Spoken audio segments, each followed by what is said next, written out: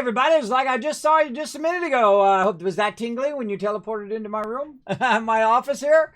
Welcome everybody. Thanks for hanging out in the stream and this different kind of stream today. Even though I do have my gamer and cartographer shirt on today, I'm going to be doing a creative stream. Now I've done some in the past, a little bit here and there.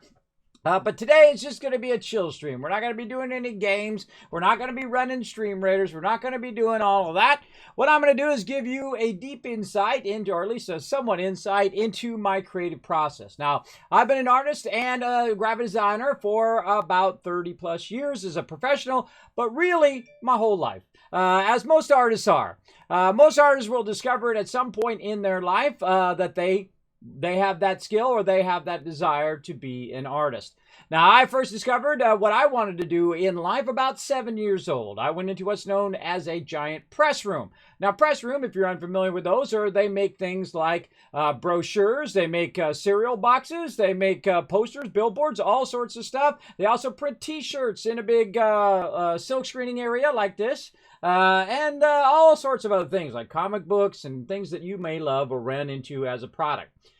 Those are what I love to make. And I've made hundreds of thousands of projects in my career. I've worked for the top companies in the world. Been very, very lucky. Made a fortune, spent a fortune. As the old story goes, sometimes, you know, you have great success and then not so much because of my health issues that I have now. But I never give up. I have what's known as creative courage. You should always have some creative courage to put yourself out there. That's the scariest thing in life, whether it's being an artist or doing whatever you love. Maybe you're a singer, you want to dance, you want to do whatever it is. You got to have that courage, and sometimes it's hard to muster. So we're going to help you a little bit today. We're going to help you muster that courage to go out there and do whatever you want to do in life, everybody. If this 51-year-old man to become a partner streamer on Twitch, you could do anything. Because you're probably younger, smarter, better looking, and great at way more things than me.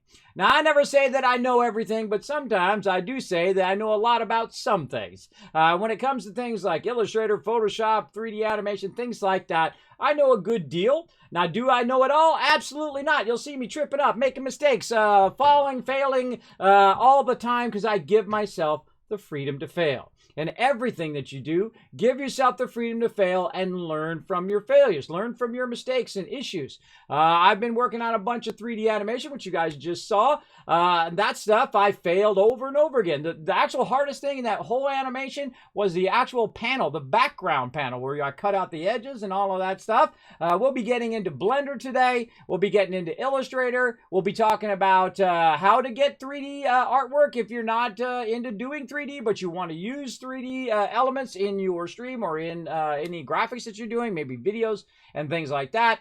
We'll talk about all of that. Now, all of these different things that I'm going to be talking about are their own disciplines in themselves. Graphic design is its own discipline. 3D is its own, and 3D is then cut up into mini ones as well. The same thing with graphic design. Like you might do just logos. You might just do packaging art. You might do websites. You might do 100 other things, stationery, letterhead, whatever it is. And I've done it all, everybody, because I wanted to be the ultimate graphic designer. I wanted to be the one that could do anything and everything, right? And I did. I went crazy. I worked about 30 years worth of work in about 10 years in my 20s. And then in my 30s and 40s and whatnot, I did do a lot of graphic design, freelance. I've owned several businesses and things like that, which I sold off. And so on and so forth. You get the general idea. So today is just a chill day. We're just going to sit and just chatting. We're going to chat it up. You got some questions about art, design, 3D. Maybe you're a super epic 3D person. You're like, Kismet, let me tell you how to do this thing. You can backseat all you want today. Go right ahead. Now, the thing about art, and we're going to take a minute to chat about art, is it's very subjective. And so if you may hate something, someone else may love it. Right? You may see something in a painting someone else doesn't see. And thus it connects with you on an emotional level or intellectual level. And that's why you have such a wide disparity in art, right? Sometimes you'll go, oh man, this design is my best design I've ever done. Then you show it to the client and there ain't nothing but a big heartbreak coming up for you. Because you should never show a client one design. you should always show them 3 designs. Why should you show them 3 designs? Because you want to give them the bad ones first and give them the good one last. Because the one you think is the best is the one you should give them last. Because they're going to look at the other 2 and say, oh, well, I got this one also, which is pretty nice. And then bam, they'll look at that one and go, oh, no, that's the one. This way, they have a choice. Right? Don't ever not give them a choice. You always want to have them a choice to shoot down some others so they can pick one so they feel like they have control. And that's a good thing, right? Because you want to steer your client not to a bad design, right? And I mean, some of them are okay designs. They're not really bad. You might do a few okay ones and then what I call good ones and then occasionally great. Hello, Raz. And occasionally great designs. And that's the way I design. I'm a good designer, and I'm occasionally great. That's how I design. Now, one of the things you're going to think of as an artist, especially here on Twitch or anywhere else you see it, you're going to think of a painter, someone who draws, someone who does all of that. I am not that type of artist. So if you want me to draw a sketch of you, I'm not going to do it. I thought I'd get around to that, but never did. And I did take drawing and life drawing, and I've, done every type of drawing you could do, the pointillist. I've done sketching and angles and learned all about tertiary and primary colors, and we could go deep into all of that stuff. We go down the rabbit's hole of that one, but we're not going to right now. Remember, now this is just a chill stream. I'm not going to be playing any games. We're just going to be popping into Blender here. We're going to be popping into Illustrator. We're going to be rebuilding some of my emotes and basically talking about my creative process. So remember, it is a subjective thing. Some people may love it and some people may hate whatever it is that you do, right? Some people may like your singing. Some people may not like it. Some people might like your dancing, not. But don't let it stop you, everybody. If there's something that you love to do, something you enjoy, there's going to be plenty of naysayers along the way. Kismet, you'll never be a partner streamer. Oh, really? Look at that purple check mark right down there, everybody. 51 years old, partially disabled, partner streamer on Twitch. I've been on the homepage a bunch of times. I find it absolutely incredible what pure determination and resilience, and also just absolutely never giving up on what it is you want to do. Because waiting for 2 years to be partnered is a long time, everybody. That's a long time. But in the meantime, I've been working on my health and doing all of that stuff. And so I'm always working on iterating here in the stream. As an artist, you should always be filled with ideas. So many ideas that you could never do them all. I have so many ideas written down and so many things that I would like to do that I physically just can't do them all. And that's the state you want to be in. You want to be in that state of so much to do that you can't do it all. Now, here's the opposite of what you want, everybody. And I get this all the time from some artists. Oh, man, I'm so busy. I hate it when I'm so busy. No, that's not when you want to be afraid. You want to be afraid when you're not busy. That's especially if you're running a business like being an artist. You want to be busy. You want to be as busy as you possibly can be, but you also want to learn the most important thing, not which projects to accept, which projects not to accept, which projects to turn down. And I've turned down many, saying, hey, I can't get this done by the deadline that you need. I can't get this done because you haven't given me all the stuff, and you want it by this time, and you don't give me the stuff, then I can't get it done, and so on. They might have original artwork that they need scanned. They might have stuff that they want to rework. Their logo, they didn't send me their logos and whatnot. Now, of course, I did a lot of this stuff before the internet, everybody. I actually read a little book back in the day and knew about the internet from just about anybody. It was a little book. It was about 80 pages. And I was sitting at work one day and I found this book in a bookstore. Remember those things? Yeah, you go in the bookstore, my wife and we'd always go in the bookstore, find a cool book and, learn it. I'd learn about technology and she'd read, various other books and whatnot. And so I got this little book and it said, the internet, before anybody knew it existed. So I was reading through it and I was like, whoa, this is pretty cool. Wow, this is like all the computers are connected together, And how did I apply that knowledge? Well, I applied that knowledge. Well, soon they can, I don't have to go pick up their stuff and they don't have to bring me their artwork and stuff like that. They can just send it over the internet one day. Of course, fast forward 20, 30 years later, everybody, and it's like you don't even think about it anymore. You don't even think about what it was like before the internet. Before we could do live video 1080p right now, and even 4K if I had the card for it. You don't even remember those days. Some of you at least don't remember what it's like not to have one of these. Not to have a phone that you could just call anybody and anything. Oh, and I got my watch. I got it charging right now. or to have like a little watch where you can, do your Dick Tracy. Hello, come in, Dick Tracy. I know some of you remember that comic book or comic strip from way back in the day. I think his comic strip still goes today. I don't know. I haven't looked at a newspaper in a long time. So that's when I fell in love with being a graphic designer. Way back in the day, I was about 7 years old. And I'm 51 now, so that's 40 plus years or whatever. But professionally, it's over 30 years as a graphic designer.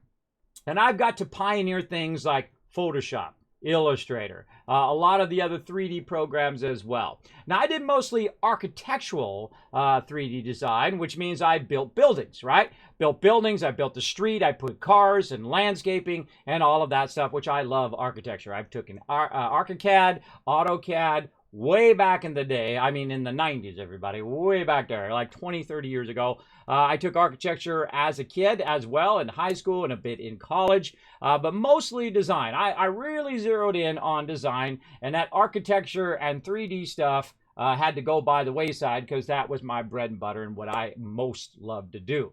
And you have to choose what you most love to do. Now, I don't do graphic design for people anymore. And the reason why is you need to choose and focus on what you want to do. Right now, I want to do streaming, videos, and 3D design. And so that's what I do. I've also done education in the past. I do have a private post-secondary, which has definitely lapsed after 20 years. And that's basically where you can teach adults things like, internet and graphic design and printing and pre-press and all of that stuff.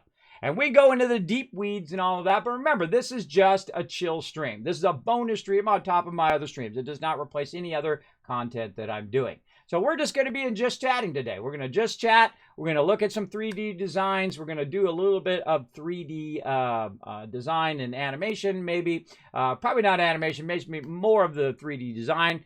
And we're going to get into that. So remember, this is very different. If this is not your thing, if you're not into art or any of that other kind of stuff, don't worry. I'll be back on Tuesday doing some more games and all of that stuff then. So let's say hello to everybody in the chat, and then we're going to get into it, all right? And again, this is an artist just chatting day today. Akia coming in. Hey, Akia, what up? Starlita said, thank you very much for the live stream. You're welcome. Notorious Kismet in chat. Hope everyone's doing today. We're doing awesome, Notorious DDK. Thanks again for those awesome gifted subs. All the peeps in the chat, we're very excited. Thank you very much for that love.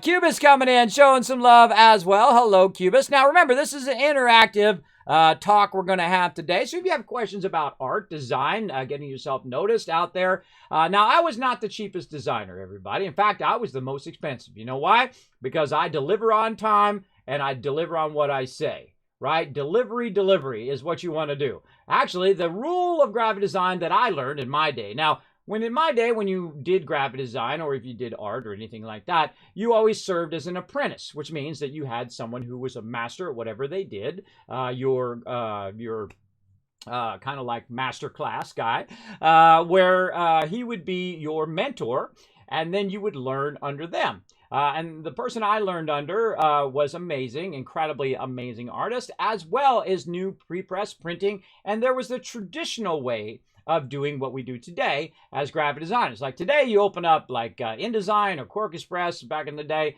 and then other programs which cost tens of thousands of dollars that I got to use. One of them was called Lightspeed way back in the day, which was like the predecessor to InDesign and QuarkXPress. Now, if you don't know what that is, those programs are page layout programs. So if you're making like a magazine, a book, something like that, you can go ahead and lay out the pages. You can put the page numbers on there. I've done thousands of those, everybody, where you lay it all out and you can flow the text in, and you're going to have your writer who's going to write it, and then you flow it in, and then you break it up in such a way that it fits nicely on the pages. So whenever you open up a book or if you read something online, there's someone like me and also a writer that work together to put that together. I'm more of a graphic designer and a layout artist. I'm not a traditional artist. I don't do that. I can do it to some degree, but that's not my forte. That's not my thing. I call that the starving artist. You want to be the rich artist, you do what I do. You want to be the starving artist, potentially, then you do the traditional art. Now, my wife is also an artist and graphic designer as well, and she's more of a traditional graphic designer where she knows how to draw, she knows how to do all of those things. But I have the ultimate power, And that is the power of the computer. Now, because I had so early an exposure to the computer, also when I was about 8 years old, in the early 70s. Also, that's when I first gaming, by the way, in the early 70s, way back in the day. My first gaming console was the first gaming console, the Magnavox Odyssey, in the very early 70s, whatnot. So I had a great background in computers, in graphic design, in architecture, and gaming, all at that same time. Very, very lucky, I consider, in my career, that I would have such success very early. Sometimes it takes a long time, just like here on Twitch. It might take you several years, 2 years, 5 years, 10 years, to become somewhat successful. Like all the streamers you see here on Twitch, they're like, took them 10 years to be that successful, right? It wasn't like this, right? Now, occasionally you might have one or two who do like this, but most of them, they've been doing it for 10, 15, 20 years, and they've been doing it, and then something clicked. Like they clicked with a certain game, and they clicked with their audience, or whatever it is, and then all of a sudden, they become super successful. In my case, I became successful because I both knew the traditional style of printing, which I wanted to know everything. How do die cuts work? How do you cut paper? How do they cut magazines? How do they cut? Because you got to think, they're cutting a bunch of them at the same time. A huge pallet of them. How do they do it? Well, they do it by pressing the... You want to keep your fingers away from that sucker, bro. You press the button, and there's a big hydraulic cutter that comes down and goes... And it cuts through about 5,000 of those things in one shot, or maybe 1,000. It comes down and cuts like razor sharp, man. It would cut your arm off. It is so incredibly, cut you in half, man. It is so incredibly sharp. And I've watched it do that, and it's mesmerizing to just watch it cut. Brochures or magazines or whatever it is it does. I've also worked with newspapers and traditional media in every degree, magazines, billboards, letterhead, logos, cards, whatever it is, anything and everything. I've been very, very lucky in my career because I had such a passion for it. You got to have a passion for what you love to do. All right. And we're going to be doing a lot of talking in this stream, so make sure that you're ready for that. There we go. You undermine my creativity. I got a lot to learn from you, and I like that, Kismet. Well, there you go. I'm 51 years old, everybody, and I go around saying I know it all, and I'm the number one, whatever it is. But you always want to come from a place of not knowing. Like in 3D design, I have spent tens of thousands of dollars over the years. But am I a professional in 3D? No. Every time I open up a 3D program, I feel like I'm a noob every time. The reason why is I don't do it every day, all day. When you're like a graphic designer like me, and you're doing it all day, every day, it's like sharpening the knife, right? Or sharpening the sword. You can cut through all the BS and get your stuff done. But when the more you step away from it, the more you get away from it, the less it does. Like sometimes now, because InDesign used to be my thing, and QuarkXpress used to be my thing, and another $10,000 program, like I said, Lightspeed used to be my thing. And that's what I'd be doing all day. I'd know all the features and everything that it does, right? Now, the number one way to learn art is not to learn a program. If you want to learn 3D design, don't open up a program and think you're going to know it. What you should know is the concepts, the whys that tool is there, right? Why is there certain tools in Photoshop, and what do they do, right? And what are they for? And sometimes they do things that it doesn't even, it's not even supposed to do. For all those creatives out there who figured out other things to do with those tools, which I have done many, many. A lot of things I've done is use like the clone tool in Photoshop. That tool actually comes from another machine called the Cmyk. The Cmyk cost over $1 million. It basically was the Photoshop of the early 70s, 80s, and 90s, right? And it basically took up an entire room. It was a raised room. It had all the cables underneath it. It looked like one of those things you see out of a movie, everybody, where you see the tapes turning and all of that stuff. You know what that tape is? Have you ever looked and wondered what those tapes do? Those big, like, magnetic tapes, they look like a movie reel, right, that you put on the side of the thing. That's like a floppy disk. That's what that is. Or like a USB drive today. Something like that. That's what those are for. That's for data transfer. So you would take it and you put it on one machine and you'd transfer the information onto the tape. You take the tape off and then you would move it to another machine and then you'd put it in that machine. That's before they had, of course, networking and all of that stuff. And I've used those tapes. I've used those tapes to transfer stuff from the what's known as the mini computers or your Windows machine or your Mac, whatever it is. And I've transferred from those up to the high-end systems that cost millions of dollars with their giant pack drives that cost $10,000 each. It's like buying a floppy disk for $10,000 or a 300 meg hard drive for $10,000 way back in the day. Now remember, this is not my money, everybody. This is someone else's money who bought all of this stuff. So yes, I've had an exciting life. I've also been with my wife for 30 years. I have 3 beautiful daughters. My oldest daughter is 16, and my 2 twin girls are 13 as well. And some of my twins, by the way, are better traditional artists than me already at 13, just so you know. Again, I don't do traditional art. I like to do 3D animation, artwork that has to do with text and graphics and combination of those things. And I know all the rules, and you got to know when to use the rules and when to throw them out the window and just do something different. That kind of inspires you to do what you love to do. Now, the thing that inspires me is 3D. I like doing 3D. Again, I've spent tens of thousands of dollars. I do own Maya, which is a $4,000 program. I bought programs that are $1,000 here and $2,000 here and $4,000 there. And just all through the years to learn architectural design and then do architectural design like AutoCAD and another one called ArchiCAD, which is really cool because it does what's known as non-destructive creation. Whenever you're doing something, everybody, especially like in a program like Photoshop, when you have an image and you want to change the colors of it, right? Maybe it's too dark and you want to lighten it up. Well, in the old days, they didn't even have layers. There weren't even layers. I know. Imagine Photoshop without layers, if you're familiar with Photoshop.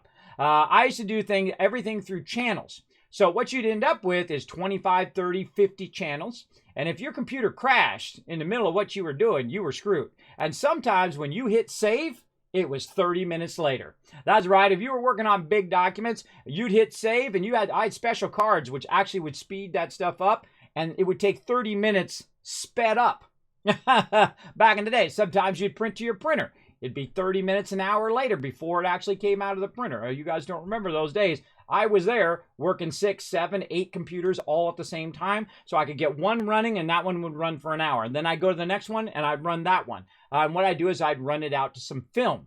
Now, film is a transfer medium between the computer and then what's known as a plate. So you'd take the film, and you would burn it onto a plate, and then the plate would act like a big rubber stamp. And it goes on the big press that I was talking about. And what it would do is it imprints onto the thing, much like a printer does, right? Like this printer that printed this out for 7 days to die. What it does is it actually prints 4 colors, right? My particular printer does. I have a brother printer. And what it does, it prints cyan, magenta, yellow, black.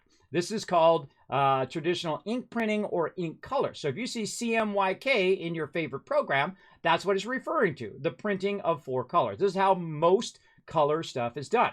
It's done through those basic colors, right? And you can combine to make thousands and thousands of combinations of colors, but you can't make them all. If you want really nice colors and really solid, beautiful colors that are not contaminated by other colors. Now, the number 1 contaminant color in any photo is going to be cyan or blue. You could use it, but it's actually not blue. Blue would be darker. It's actually a cyan. Cyan is the very first color that you want to go to try to take out some contaminant. Maybe it's looking a little cold. You want most images you want to be warm. Which means you want them to be kind of on the yellow magenta side or the kind of reddish side so they don't look super cold like the person's dead or something, like a zombie. Very, very important. That's the first thing I'll go for is cyan. So I'll go into Photoshop.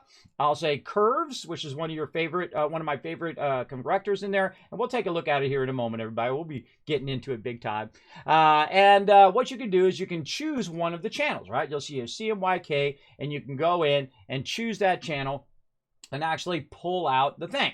And there's also some other things that we'll talk just a little bit about, and that is, of course, your grayscale, where you have your blacks, your midtones, and then your highlights, right? Or your darks, mids, and then lights. So we're going to go into all of those, and you can adjust all of those. And really, the thing to think about when you're thinking about photos is when you're thinking about cyan, magenta, yellow, black, it's really 4 black and white photos, because that's what's going to output. When you output, it's going to be black and white, black and white, black and white, black and white. And it's black and white until you take it and you put a color to it and then put it on the press. Now, you could take one color, you take this one, you say, you know what, I'm going to make this one orange.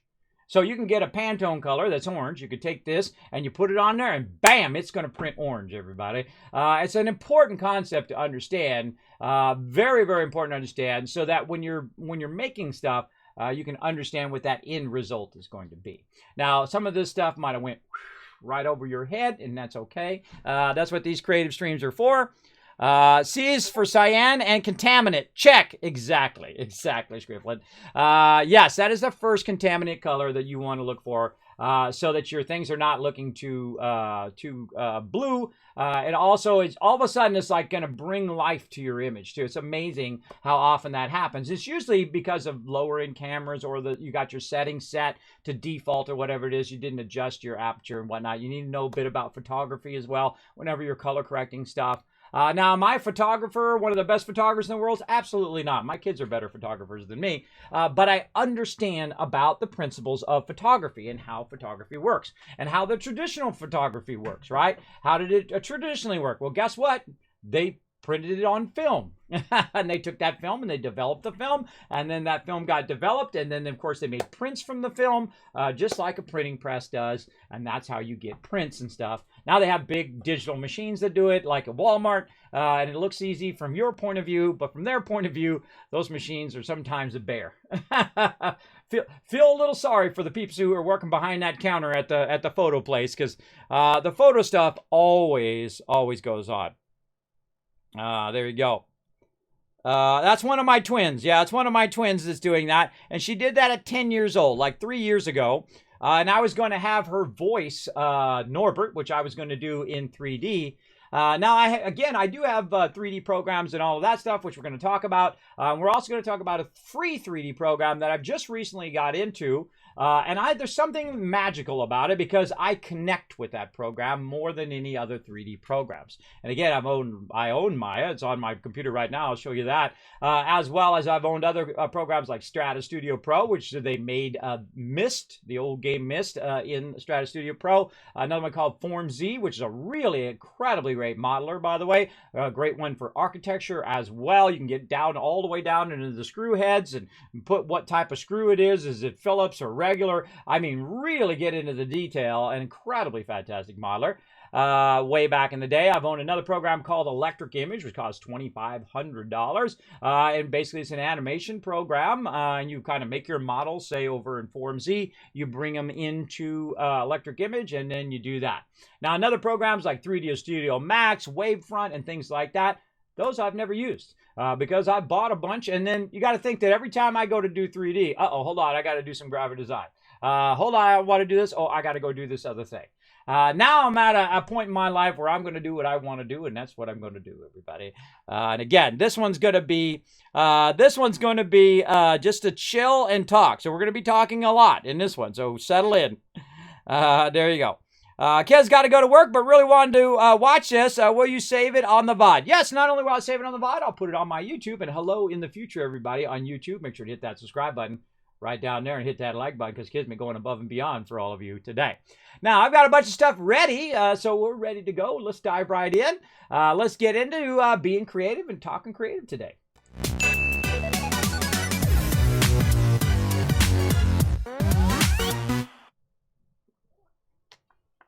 Let's get some hydration in as well.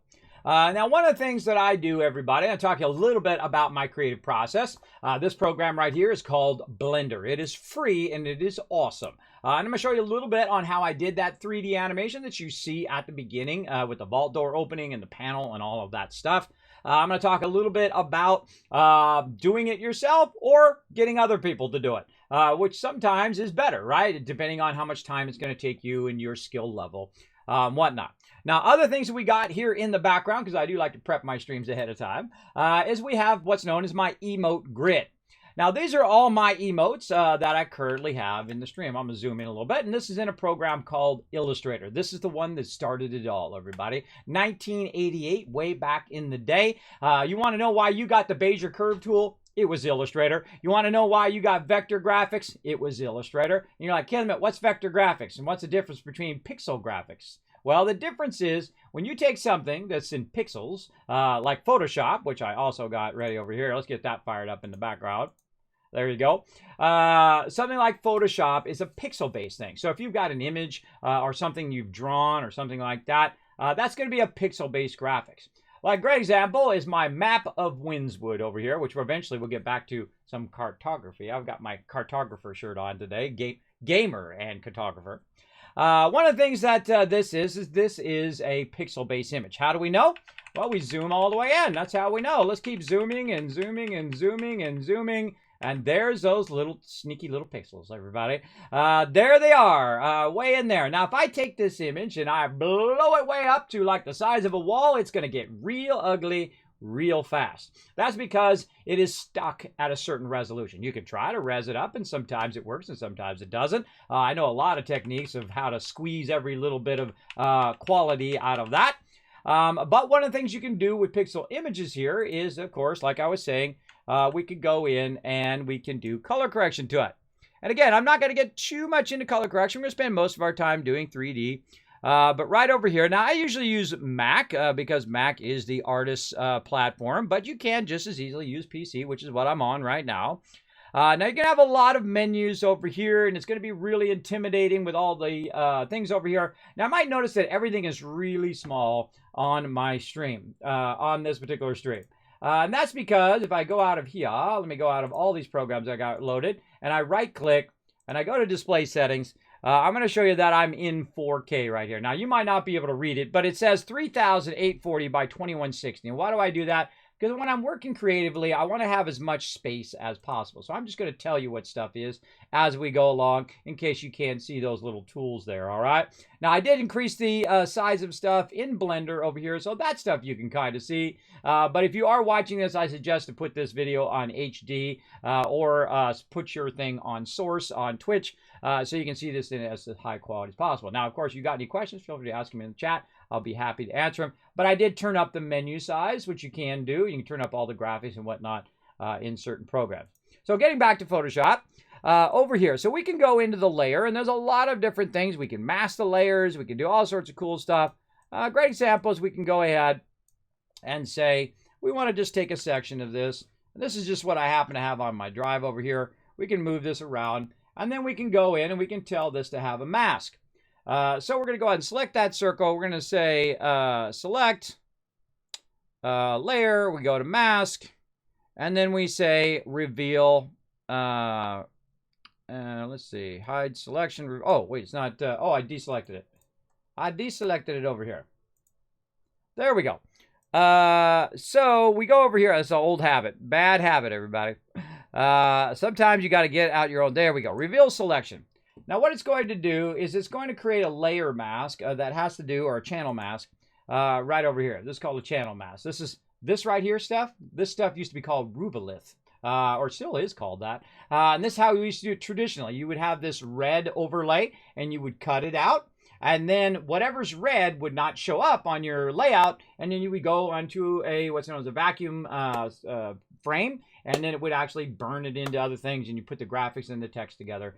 See, you got to know the whys. Why is it red? And what is this about? And where does it come from? Right? Knowing the whys is very, very important. It helps you understand the concepts of why you're using that and where it comes from. They're very, very important in the long run. Now, again, the elliptical marquee here, I can go ahead and move it. Now, over here, this is my history that I keep backing up where I start and I do the thing, and I do the selection. Let's pop over to layers. Now, I actually used to play, do games before there was layers, right? Way back in the day. So I actually got to click on the right layer. I'm clicking over there and not down there. That's where I should be clicking. There we go. All right, now layer mask, right over here, reveal selection, bam. See how I just zoomed it down to just that thing? Those are called masking, and we'll be doing a bit of that in 3D and in, this is two-dimensional right here. Two-dimensional art. We can also go Control-Z. One of the cool things about Photoshop and Illustrator is that you can undo. You can undo really far back, basically an infinite undo until you save and close and reopen. When you close and reopen it, guess what? No more undos. And you have your history palette. See, I have a very long history palette. That's because I like to back up sometimes. I go, nah, I don't like that. And I'll back up and try different things. So that's a bit of that. Now we can also go in and get this selection and we can make a color correction to it. That's what I really want to do. And man, this is tiny for even me to look at. What we want to do is we want to go in and we have a bunch of different filters and 3Ds and plugins that we can do. But we want to go into image here and we want to go adjustment. Now this is one of the things I was talking about earlier. This is curves. And again, I'll just give you a little bit of an overview of some of the stuff that we may use today. Now here in curves, you're going to have this right here, which is currently RGB. And there is called red, green, blue. That has to do with light. Light is the combination of colors. Printing is the opposite, is the absorption or the culmination of colors. So cyan, magenta, yellow, black, you put down cyan first, you put down magenta over it. They mix together, combine together. They're called transparent colors. They combine together and then they make another color. Do you know what cyan and magenta make? Anybody know? Anybody know in the chat? What does cyan and magenta make? Anybody know? No? Somebody's got to know. You didn't know there was going to be a quiz, huh? Let's go ahead and try it out. Let's go ahead and put cyan and magenta together. We can go in here. We can click this. And we can go into a nice cyan here. Now, over here on the right side, it's kind of hard to see. It's real small. But what I'm going to do is I'm going to type in the cyan field, 100% cyan. That's cyan right there. And so we can go ahead and we can mix it together. Now, before I do that, though, here's what I'm going to do. I'm going to go ahead and take a section here. Let's just grab a squared section. I'm going to grab a section here. I'm going to copy this section. Make sure I'm in the right layer. I'm going to copy that. I'm going to create a new one because here's what you don't want to do. You don't want to be doing effects on a massive image. Back in the day, we would not do it on a massive image. We'd take a section of it, we would make corrections to it, and then we would go back and we would do all those steps again in the larger image. Now, today, you can use very large images and make corrections live, but in those days, it literally would cost you hours and hours of your production time. So you just want to take a small sample and do it, so we're just going to do that in what we do. That's also going to allow us to not edit our original and go into Cmyk mode. It's going to ask me, do I want to flatten? Flatten has to do with the layers over here. I never flatten until I'm ready. I'll say don't show, okay, and there's talking a bit about color management there. And here we go. So here we go. We're going to go in here and we're going to fill in, and I can even go into the cyan channel itself over here on the right side, and I can go Alt, and I can fill it in. And you're like, the black square, Kismet. Yes, but it's 100% of that color. Now, when I go back to here, you're going to see, bam, it's actually cyan. Isn't that cool? I think that's amazing. And again, like I talked about, that each channel is actually black and white. It's actually black and white, and when it only becomes color when you see the preview, which is the Cmyk preview that you're looking at here, and it only becomes color when you output it and then you stamp it in that particular color. I can still take the cyan and stamp it in orange if I wanted to, and make Pantones and all of those other fun colors that you can use. A very specific color of that particular type. So there we go. So that's 100% cyan right there. Now, if you notice that the cyan is transparent, that it's laying over the other colors. Right? Now, I could actually make it solid if I wanted to by creating another layer and then going in and filling it in with cyan. See, now it's solid. The reason why it's transparent is because it's in the cyan channel and all the other channels are still there. I didn't delete those out, and it's 100% of cyan, but it's overlapping the other colors. Remember that Cmyk colors are transparent colors. So there we go. Now, of course, this is non-destructive because I can turn the layer off and turn it on. Now, in my day, you did like 50, 60, 100, 200 steps, and if you made a mistake, you had to start again because you would screw up the file, and then you'd have to go back and redo your layers. There was no history palette. There was no undos past just a couple of undos back. So if you discovered it 10 steps later, you're like, oh no, you're starting again, bro. So you had to remember every single step that you did. How much this you put on there, how much of this blur you put on there, what your settings were for this, that, and the other day. So it really teaches you to be Johnny on the spot. Now what I'm going to do is I'm going to go ahead and create another one here, and I'm going to fill that one in with 100% magenta. So again, I'm just going into the magenta thing here. I'm going to say 100%. And you guys can already see it there in the preview, but we're going to go ahead now and create a magenta layer. And you're like, well, Kismet, it's magenta. But if we go ahead and tell these colors to combine right over here, like I'm going to use multiply, you can see that it becomes a blue. Yellow and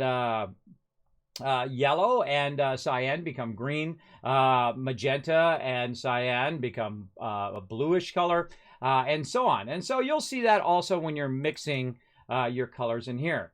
Now, Cmyk is the combination for printing, right? That's if you want to do printing. Now, if you're doing stuff on the screen, you can use colors that could not even be printed. Most of the time, unless you're using Pantone colors, which gives you bright, beautiful colors, where Cmyk gives you more kind of dark, muddy colors. That's why you see a lot of muddy colors when it comes to newspapers and things like that, because they use a lower resolution and a cheaper ink to print it, because they want to, of course, save every dollar to just get the news out to you if you like that traditional type of printing. Now you can see that one becomes green. What if we go ahead and take out cyan right here, and we go ahead and put magenta? Okay, we got it. We put magenta and yellow together. Well, guess what? It makes red. There you go. So that's a little bit about Cmyk color and whatnot. Now, nowadays, we don't use that color anymore, right? Oh, and we want to do a little bit of color correction too. Hold on. Let's go over here, back to this layer.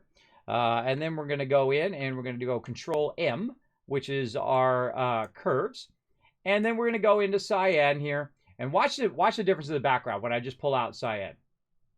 See? Oh, wait a minute. It's getting more blue. That's because I'm going the wrong direction. This is actually adding cyan. So if you see it get more cyan in there, look out. Watch the other direction, though. You want to see the difference of what it looks like now and then what it looks like before? Because I can just back up over here and show you. See how much darker and more dingy? See how much brighter and more beautiful, right? Cyan is your #1 contaminated color. If you can't see it from there, here's what we'll do. We'll go ahead and zoom in. There we go. And then you can really see the difference between that background. Look at that. So the first thing you should do is go Control M for curves. I don't know why they have as M. Don't blame me. I don't make the programs or set up the command keys. You can change all your keys if you want to. Control M. And then what this little grid here is showing you, down on this side, now you can flip it back and forth. One time it could be one way or another way. But what it's showing you is it's showing you the grayscale from 0% to 100%, right? Highlights, shadows. And these are called the midtones. Midtones are the middle area. Notice how I grabbed it and I did this. If you wanted to have more contrast, what you do is you go like this. You make what's known as an S-curve because you want to keep it pretty mellow. S-curve right there. And the more insane you make that S-curve, the more contrast you're going to get, right? You don't ever want it to kind of what's known as flatten out at the top. Otherwise, you start to lose some of your gradient colors and whatnot. Or you might lose some of your shadows or your highlights. But an S-curve is for contrast. And then just moving this is for taking out color and whatnot. Most of your color is going to be in the midtone area, right? Now, maybe you've got an image, and that image is really dark. Like, get that out of there. Like, you might go in, and it might be like this, right? That's because your shadows are too dark. And you can go ahead and try to take it and pull it and then lighten that image up, right? Now, there's a whole bunch of other tools in here for other reasons. If you are a photographer, if you've got some photos you want to fix up for your family or whatever it is, I strongly suggest exploring all of the adjustments in here, curves and levels and whatnot. Now, one of the greatest things they have in Photoshop is what's known as non-destructive corrections, where you can go in and you can go ahead and say we want to change the color balance of this particular image, right? Oh, well, we're going to try it. There we go. And then over here, what it's going to do is it's going to show me some properties. Now, again, they're going to be pretty small, but basically it's showing me cyan, magenta, yellow. So I can go in and I can adjust the image by moving the cyan. Now, again, I would move the cyan more toward the red, and then see how it feels a bit warmer. If I move it towards cyan, boo, getting very cold and whatnot. The designer is always thinking about you as the person looking at the thing of how it feels to you. Not just what it looks like, but how it feels. Does it feel warm? Does it feel cold? Does it feel hot? Does it feel happy? Does it feel sad? All of those things are a contributing factor when you're doing advertisements. And the same thing here. We can make it more green or we can make it more red. And each of those things will have a different feel to it as a person, right? As a human being, because that's what you're designing stuff for. You're designing for human beings. Well, at least that's what I do.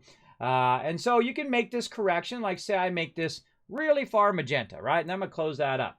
And then I decide, no, that isn't what I want. Boom, I can just turn it off like that. See how it returned back to normal?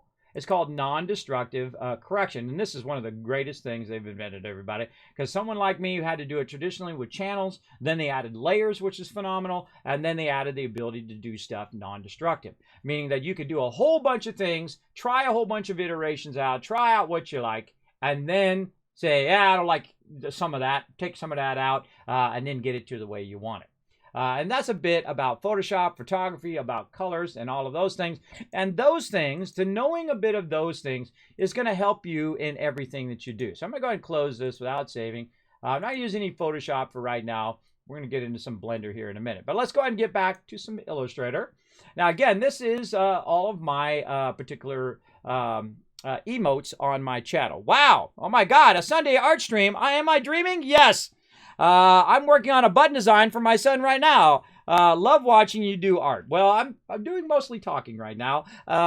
This is a just chatting stream, so we're gonna go a whole wide variety of subjects today, everybody. And sometimes I do creative streams. I've done a bunch of them in the past. Probably not as much as I do gaming, but I do like to share some knowledge and pass it on to you guys. Now, one of the things you want to do if you are doing anything is get organized, right? Now, I used to be a messy, unorganized artist when I was young, but that doesn't last too long. Because if you're unorganized, you're not going to get anything done. And you're not going to do it at the level that you could be doing it. So one of the things I do is to visualize what I want to do is I'll make a grid of my emotes, right? Now, these are my emotes that you get if you are a tier 1 subscriber. All those emotes at the top there. Isn't that nice? And if you're a tier 2 subscriber, you're going to get these emotes right over here. So one of the things I suggest you do if you are a streamer is to go in and organize what your emotes look like. And then you can actually try to create a common feel or look to your artwork across your entire brand or the brand for your customer. Or if you're doing it for your cousin or mom or whatever, have a good idea of how that stuff relates. In my case, I have the Kismet Love Train. The Kismet Love Train is probably one of my signature things that I do. And I love emotes that go together. So you can actually collect multiple emotes that go together. Here's my primary one and something we're going to work on today. We're going to work on taking our little train here and our little train cars and stuff and putting them in 3D. And then you'll see them in future animations. Also, eventually, I want to go in and make Norbert in more of a cartoon style versus the way he is now. And of course, do all of this fun stuff and animate it so you guys can do commands in the chat to create all sorts of cool animations and whatnot here in the stream. Now, if you do enjoy this, feel free to check out my new 3D bit cup I got going over there. It took me like 9 hours to get that to work. It's a true 3D bit cup. No one else has got one, everybody. Only me. So if you drop bits in there, it actually drops in the Z direction now towards you guys, as well as that, and it interacts with that cup over there. It's a true 3D object you're looking at right over there. Very cool. Through a new program I discovered called Polypop. I'm always researching and learning about new stuff. I never get complacent in what I do. I always assume I don't know what the heck I'm doing, and I need to keep pushing myself forward. Don't be afraid to change what you're doing, but don't, like this all the time. You want to have a slow pendulum swing sometimes. Sometimes you want to, yeah, okay, that stuff sucks. I want to go do this. But most of the time, you want to, make sure to stay in that middle part most of the time when you're pendulum swinging between ideas and things that you want to work on. As an artist, this is what you're doing all the time. Everybody, oh, I want to work on this, and I want to work on that. I want to do videos, and I want to do animations, and I want to do all of that. So this is the first thing you want to do, get organized. So again, these are all the emotes that you guys can use right now in the chat. Now, did you know I've got cheer emotes? They're animated cheer emotes, and they're pretty awesome. You could actually check them out right down there. Did you know if you donate 1,000 bits, you actually get a free emote for that? All the way up to 2,000. Actually, it goes all the way up to like 5 million or something crazy like that. Hopefully one day Mr. Beast comes in and drops me 5 million bits. That would be amazing. And you can see all of my holiday emotes. And see how they're very similar? Sometimes I'm using on the same thing, and they have the kind of same style, right? Where I've got Norbert, and he's in different iterations. I love this one. This is one of my favorite ones. Sparkle Dog as the Statue of Liberty. And so as you're designing, now you got to think I did, the January ones first, or the Valentine's ones first, and then I thought, okay, what do I want to do on the next one? Well, I want to do the ones that I can replace, right? So I look up here and I say, which one of these can I replace? There's the old Norbert right there. There he is. And so on. Which ones can I replace whenever it's a holiday? And so those are all my holiday emotes. Now down here, I've got my animated emotes. And what they are, right? Big love, battle mode, train love. And you can try those right in the chat. Exclamation hiya in the chat. Well, actually, I don't think it's exclamation. You just go, what is it? Kismet hiya, I think it is. Yeah, Kismet hiya if you're a subscriber. You can try those out. Look at this. Themed emotes. From New World, we got pirate emotes in here as well. And all of these, right, we can come back and we can animate. Now, I actually did start an animation on my RIP thing, which I may show you today. We'll see. I haven't got it done yet, and I didn't like it, so I never... I've probably done hundreds and hundreds of designs for the stream that never made it to the stream. And I've done it for hundreds and hundreds of designs that I've done, probably thousands of designs that I've done that never ever finished. Never finished, never were done or used for anything. And that's how it goes sometimes. Sometimes you think of a better idea, and that idea was not as great, and you say, okay, I'll put that on the shelf for now. Maybe I can develop that more now, but I'm going to use this new design because that's what the customer wants, and that's what the customer's going to pay for. That's very important. Now you can see I've also got browser extension. You can see I've got Better TTV and, of course, Frankerface. Now look at Frankerface, man. You got a lot of them over there. Now these are both free plugins. So you as a viewer can get these frees right now. You can just pop over to Frankerface Z right now. Just look it up on Google or just go to frankerfacez.com, I think it is. And you can go ahead and add that plugin. It's a free plugin for your web browser. It gives you tons and tons of emotes when you're all over Twitch or wherever you're at. And you can get all of these emotes completely for free. For nothing at all. Why? Because I love you guys. That's why. And I go above and beyond. You guys can enjoy some of my emotes there. Even got Saltbot. You got a whole bunch of other fun stuff. And, of course, all of these really fun emotes that I had all custom done. I paid someone to do that, everybody. I had someone paid to do all of these emotes for me. Now, these are my non-used emotes right now. Not doing anything with these. Wasteland Tycoon. And here is the full Kismet Love Train, which is what we're going to be working on today. We've got some reference material, and we're going to use it and make it in 3D using a program called Blender. Now, Blender is this program here in the background, and it is actually a 3D program. You can see I can move it in 3D. And I'm going to talk to you a bit about designing in 3D and working in 3D, and basically about artwork. Now, there is hundreds of years worth of stuff. Printing's been going on for a long time. Computers have been going on for 30, 40 years now. And really actually longer before even I was born. Of course, the big computers and whatnot, the big vacuum tube computers. But I've used every type of computer, from the small computers to the big mainframes and all of that stuff. Never a punch card computer. Maybe one day I'll see one in a museum and they'll let me use it or something. I seriously doubt it. But I have used supercomputers like Silicon Graphics and Cray supercomputers and things like that back in the day, as well as network machines, printing and prepress systems like scanners and printing machines and all sorts of killer stuff. Big electrostatic printers. I mean, big suckers, big, humongous ones, and big image setters and things of that nature along the way. And the things I've learned about those, I incorporate in everything that I do. Because you want to learn the concepts is always the most important.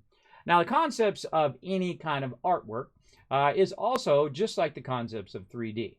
And they are based on certain shapes. When you look at my head, you should be seeing a sphere right now, because that is the shape of my head. It is a sphere. You want to see the shape of my nose? It's a triangle. Well, that's right, it sure is. The shape of my ears over here, kind of a squash cylinder, right? That's what you should be seeing as an artist. And if you don't see that yet, that's okay. One day you will. Now, one of the things I can do is I can add shapes. Now, again, you're not going to see this menu. It's going to be pretty small, unless you're watching in HD on YouTube later on, or watching my VOD back, or you're watching full screen on your TV. Then you can see it just fine.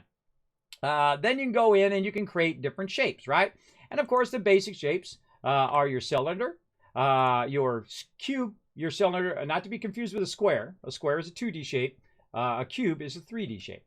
And then, of course, you have other things like your triangle, but it's really called a cone, which is like the shape of my nose somewhat. And you can, of course, shape it to be that thing, right? And so that's what we do. We start with these basic shapes. Now, there's a whole bunch of other shapes too. Like most of you will consider this to be a donut, but that's called a torus. The donut shape. Yes, and it perfectly fits over the top of that cone. There's a lot of other shapes in here too. Now, you're probably more familiar with these shapes right here. Now, I'm going to go ahead and select all this. Take all of this out. There we go. Delete all of that. And then we're probably more familiar with these kind of shapes. This is actually called a plane, but you might call it a square, right? Because it's perfectly the same distance on all sides. And then also the circle, like this. Now, if you notice that this one is gray, and this one is not. That's because this is what's known as a filled object. It's filled in with color, like something you would go in and change the color with. And I can go change the color right over here. We'll get into what all of this stuff is. We're not gonna get too deep into that, but I can go in and I can change the color. And you're like, well, Kismet, you got a purple there, but it's not showing up color here. That's because I'm not in preview mode, which is previewing the textures.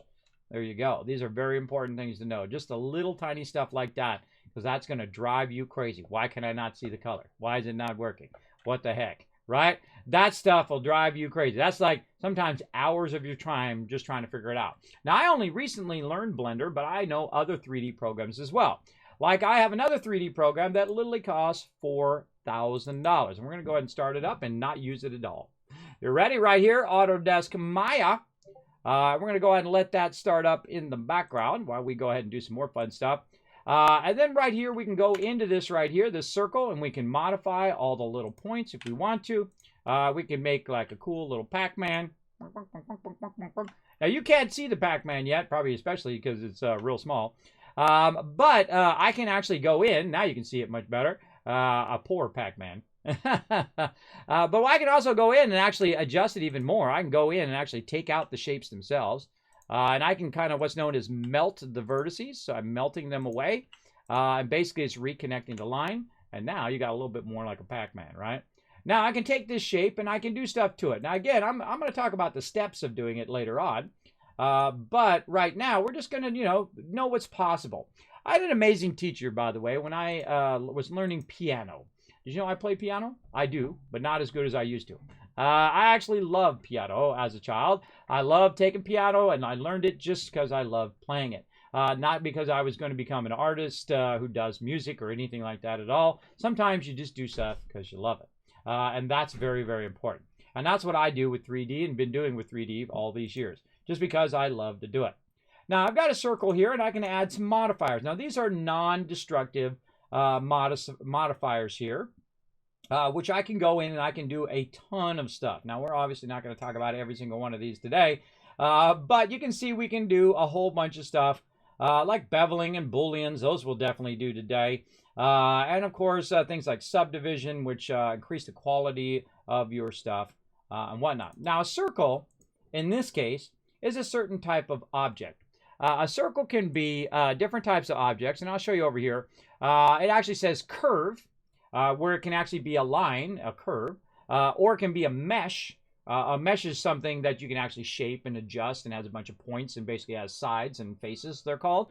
And then, of course, you can have something else called a grease pencil in this particular program, which is super cool because you can go and actually do like 2D artwork, but it's actually in 3D. So you can do all sorts of 2D, 3D combination effects. Really, really cool. If you want to check that out, check out Blender Grease Pencil or Blender 2D effects. I'm not going to be doing any of that. That's more of a traditional artist kind of thing. I'm not doing that. I'm doing more of cool stuff that I like to do. Now, this is a mesh. Now, what I can do with this mesh here is I can go into this mode. I can click on all of these points, and I can do this. What did I just do? I just made a two-dimensional object into a three-dimensional object. Now, you actually don't want to do that because if you can look, you can see that these sides are open. And those are called open object or open sides. There's a top and a bottom side. And so those are open. You don't want to do that. So I'm going to hit Control-Z to undo. I'm going to hit F for fill. It's going to fill that object in first. Now it's a solid object, right? And then when we hit Extrude, now we got ourselves a little bit of a Pac-Man going on. Right? And then we can even color it for Pac-Man if we want to. We go in, we create a new material over here, and we go ahead and tell it to be yellow. Now we got a little Pac-Man, and we got ourselves a little square over here. But we really want to go in and we want to do something more like this. So I'm going to go ahead and go out of here. I'm going to click on this. I'm going to delete this. And then I'm going to go ahead and add another circle. And then I'm going to put this circle over here. I'm going to scale it down right here. And again, we'll get into all how you scale and do all that stuff later. Same thing. Go in there, select all, hit F for face, hit E to extrude. And now we got ourselves a little Pac-Man dot, don't we? Now we can go ahead and pick up Pac-Man and we can say, wonka, wonka, wonka, wonka, wonka, wonka, wonka.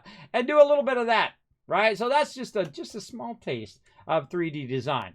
Now, and also how you actually do artwork, how people draw. People draw from those basic shapes that we're talking about because they'll try to recognize those shapes. They'll try to start with those basic shapes. You start with a circle or an oval when it comes to someone's face. Some people have, you know, more long faces. Some people have more round faces. It helps a lot. Hey, Gnarl coming in.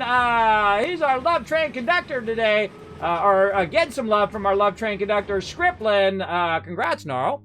On your gifted sub. Yes, I'm doing creative stuff right here. Here we go. I'm working on a button design. Talking about art is fun too. I use Clip Studio. Used to use Adobe, but after I tried Clip, I fell in love with it. Well, there you go. Never heard of Clip Studio. I'll make a note and I'll check it out. Now, one of the things that I do is I listen to ideas and feedback. One of the hardest things you can do in life is to know enough about something, and this is a quote from the mighty Neil deGrasse Tyson, so I'm just going to use his quote. I hope he doesn't mind. That you know enough about something to think you're right, but not enough to actually know that you're wrong, right? And that's from being strong-headed or thick-headed, right? And most of the time, I'm right, but not all the time. And you got to leave that option open that you may not know everything and other people may not know everything. When people become so enrooted into they think they know everything and they got the right take on stuff, then there's no room to grow. You've got to have room to grow as a human being, just like a plant needs room to grow, right? They need room to grow. They need a little bit of water and a little bit of sun. And humans are very much the same thing, but when it comes to that, it's more like knowledge. Knowledge is the greatest way to grow as a human being, and also to expand what you want to do in life. Where you want to read books, you want to watch videos, you want to do all that stuff. Now, you guys have so much more than I had when I was a graphic designer. You have the internet, and you could learn anything simply by typing youtube.com, I want to learn basket weaving today. And I can tell you, I can pull up some basket weaving videos right now and try to master the art of basket weaving, if that's your jam, right? Or maybe leather working, maybe you want to do sewing or artwork. My wife is an incredibly fantastic artist when it comes to colors, combinations, doing stuff like quilts and what do you call it? Other things of that nature. Now, one of the things that I've actually clicked in is embroidery, everybody. You're like, Kismet, you do hand embroidery? No, I like machine embroidery. I actually bought an embroidery machine, and for all of you who got them during TwitchCon, I actually did the embroidery of all those little cool Kismet loot bags that I sent out to. But that's right, I made a Kismet loot bag, and I sent it out of different sizes, and I sent it out to all my supporters who helped my mods get to TwitchCon. I did that. That was hundreds of hours worth of work, everybody. A lot of work, and then understanding and learning about embroidery programs. In fact, I believe I have the embroidery program on my desktop. Is it on this one or is it on the other one? I think it's on the other one. Oh, there's Autodesk. All right. Let's see. Is it on here? I think it's on my other machine. Oh, no, it's right down here. Here it is. A wonderful embroidery program called Embroidery Wear right here. Very, very cool. So that you can go in and you can make some embroidery stuff in. You can go in and set up patterns and all sorts of cool stuff. I wonder if it has a open recent files. Do you have open recent files? No. But you can go in and make embroidery patterns. Now, there's actually a free program that's like Photoshop. It is called Inkscape. It's actually pretty cool. Let's see if it opens. Sometimes I'm a couple things behind. It doesn't want to open. Oh, there it goes. Just takes a minute. They're very much like Photoshop and it's free. You can go in, you can do vector graphics, you can do pixel graphics, you can do all sorts of fun stuff in here. Reminds me very much of a combination of Illustrator and Photoshop into one. Now, I'm a professional. I use professional tools, everybody, just like someone who's a carpenter or whatever it is. They're open like 12 times. I use professional tools. Now, the number one tool that started it all Illustrator. All other tools are a spawn of Illustrator. I don't care what they say. I don't care what it is. I don't care if it's Microsoft Word. I don't care if it's a 3D program. Everything begins and ends with this one program, Adobe Illustrator. Now, there was some programs before, like Mac Paint and other programs like that. But this is the one that started the graphics revolution because of all the tools right over here, including the most amazing tool that's ever been made, the Bezier Curve tool. Look at it go. Isn't it a thing of beauty? Now, that should give you goosebumps, everybody, because I can make a straight line.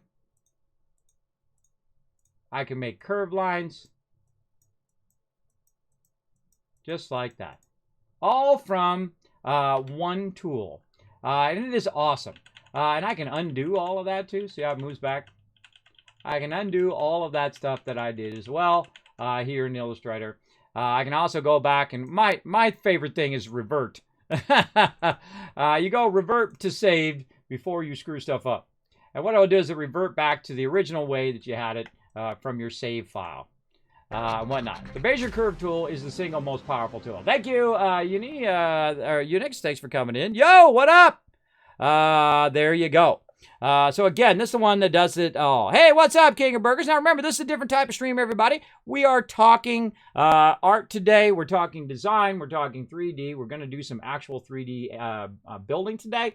And we're just going to talk. We're going to shoot the breeze. That's why we're just chatting, all right? We're just going to chat about a whole bunch of different subjects. We talked a bit about photography, Photoshop, printing, and all of that. And if you missed all of that, sorry, everybody. You can watch it on my VODs later, all right? You can watch it later over there. Or you can, even better, watch it on YouTube eventually. But that's going to be months before that rolls out. I have so many videos queued up on YouTube, by the way. It's now March, April, before they run out. So if I die right now, you still got 3 months of videos on YouTube. That's how hard I work, everybody. I tried Blender. It's very complicated. 4K, good program. I'm going to show you how to master Blender like that today. I'm going to show you how to master it. You ready? I'm going to show you. Very simple. Very simple. And actually, I'm going to give some credit where credit is due. I've watched hundreds of videos on Blender and a whole bunch of other stuff, really thousands of videos over the years on all sorts of subjects. The number one problem with videos is they're too darn long. Whether they made it long because of the algorithm. I hate making videos for algorithms. I make videos for human beings, you guys. And I keep my videos short and to the point. I don't care about algorithms. I don't care about everything. And you're like, I can't. That's why you only got 100 views. True.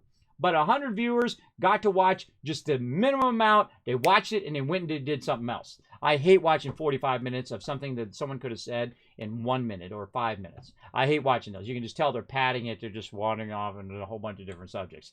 And it's not the thing that you're actually watching the video for. And so I try to, structure it, get the stuff ready ahead of time, and have a general idea of where I'm going from place to place. Now, sometimes I might meander a little bit here on the stream, but when I'm making a video, I cut it down into the most precise as it can possibly be. And I call it to-the-point videos. In fact, I started another channel called To-the-Point Videos. And we'll get into those eventually and all of that over there.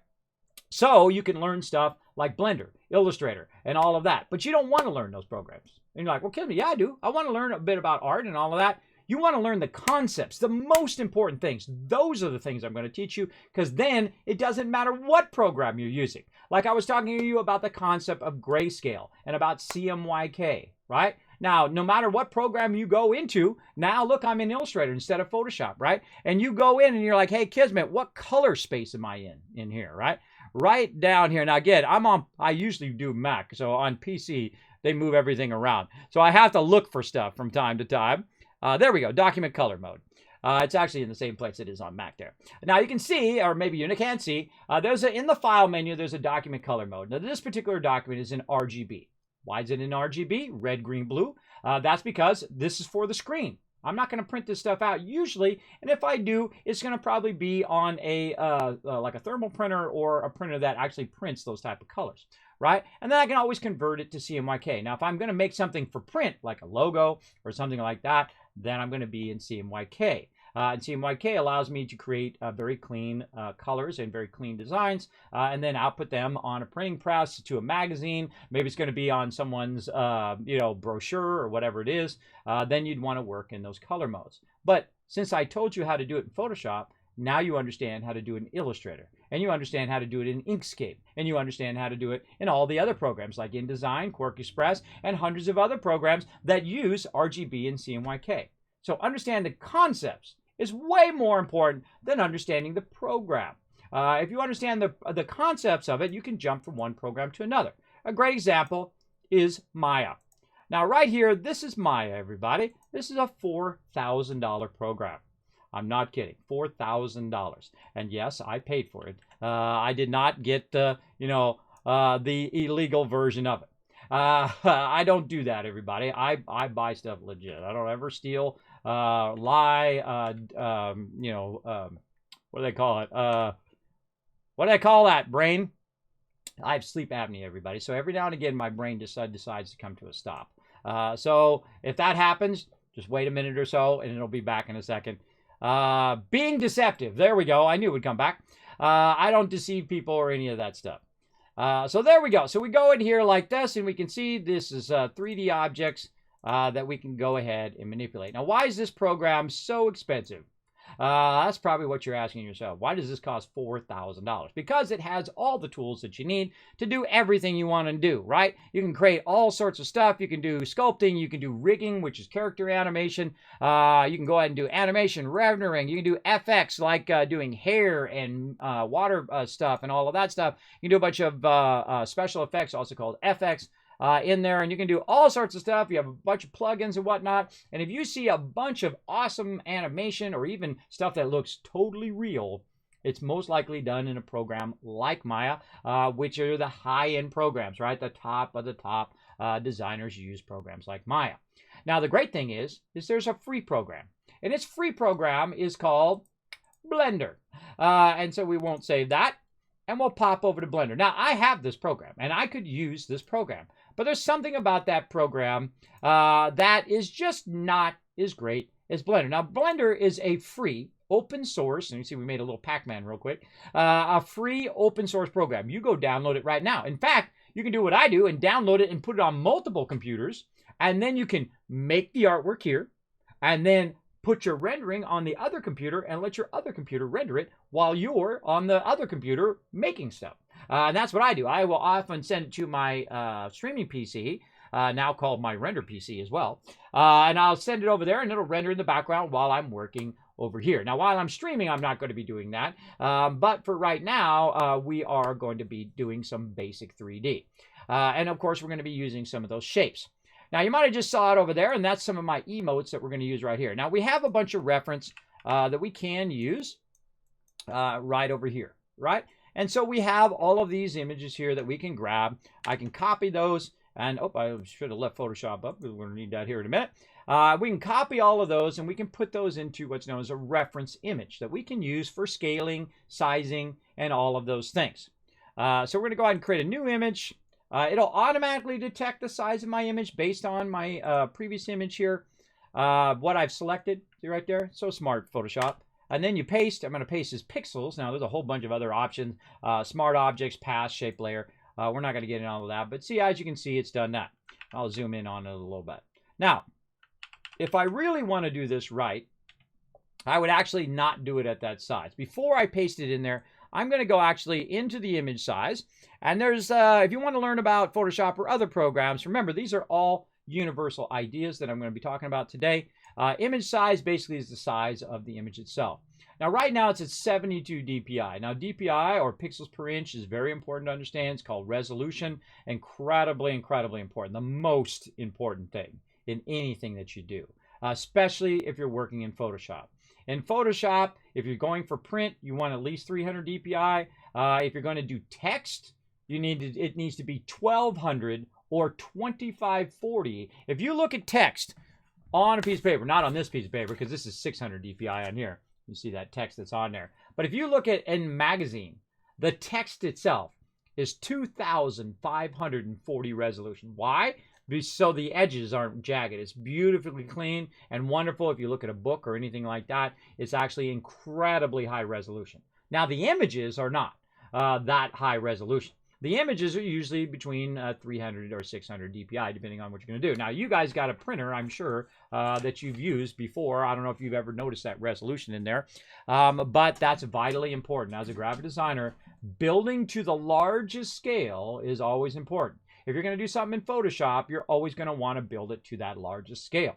So what I like to do is I like to go ahead, and I'm going to go into percent here. Now, again, if you can't see it, I know it's kind of small because I'm at 4K resolution here on my monitor. So it's very, very useful right in here. So it just gives me more desktop space for me to work as a designer. So 200% here, we're going to say, okay, we're going to paste it again as pixels, and then we're just going to scale it up. Now, one of the things you can do is not hold down Shift. And this really throws me off, everybody, when Adobe changes stuff, especially basic stuff like this. Now when you scale stuff, I got to teach myself to not hold down Shift. I can hold down Alt and scale from the center, which is cool. But I have to not hold down Shift to scale stuff proportionally now because they've changed the way that the proportional scaling does by default. You can go in, and I'm going to do it right now because it is annoying.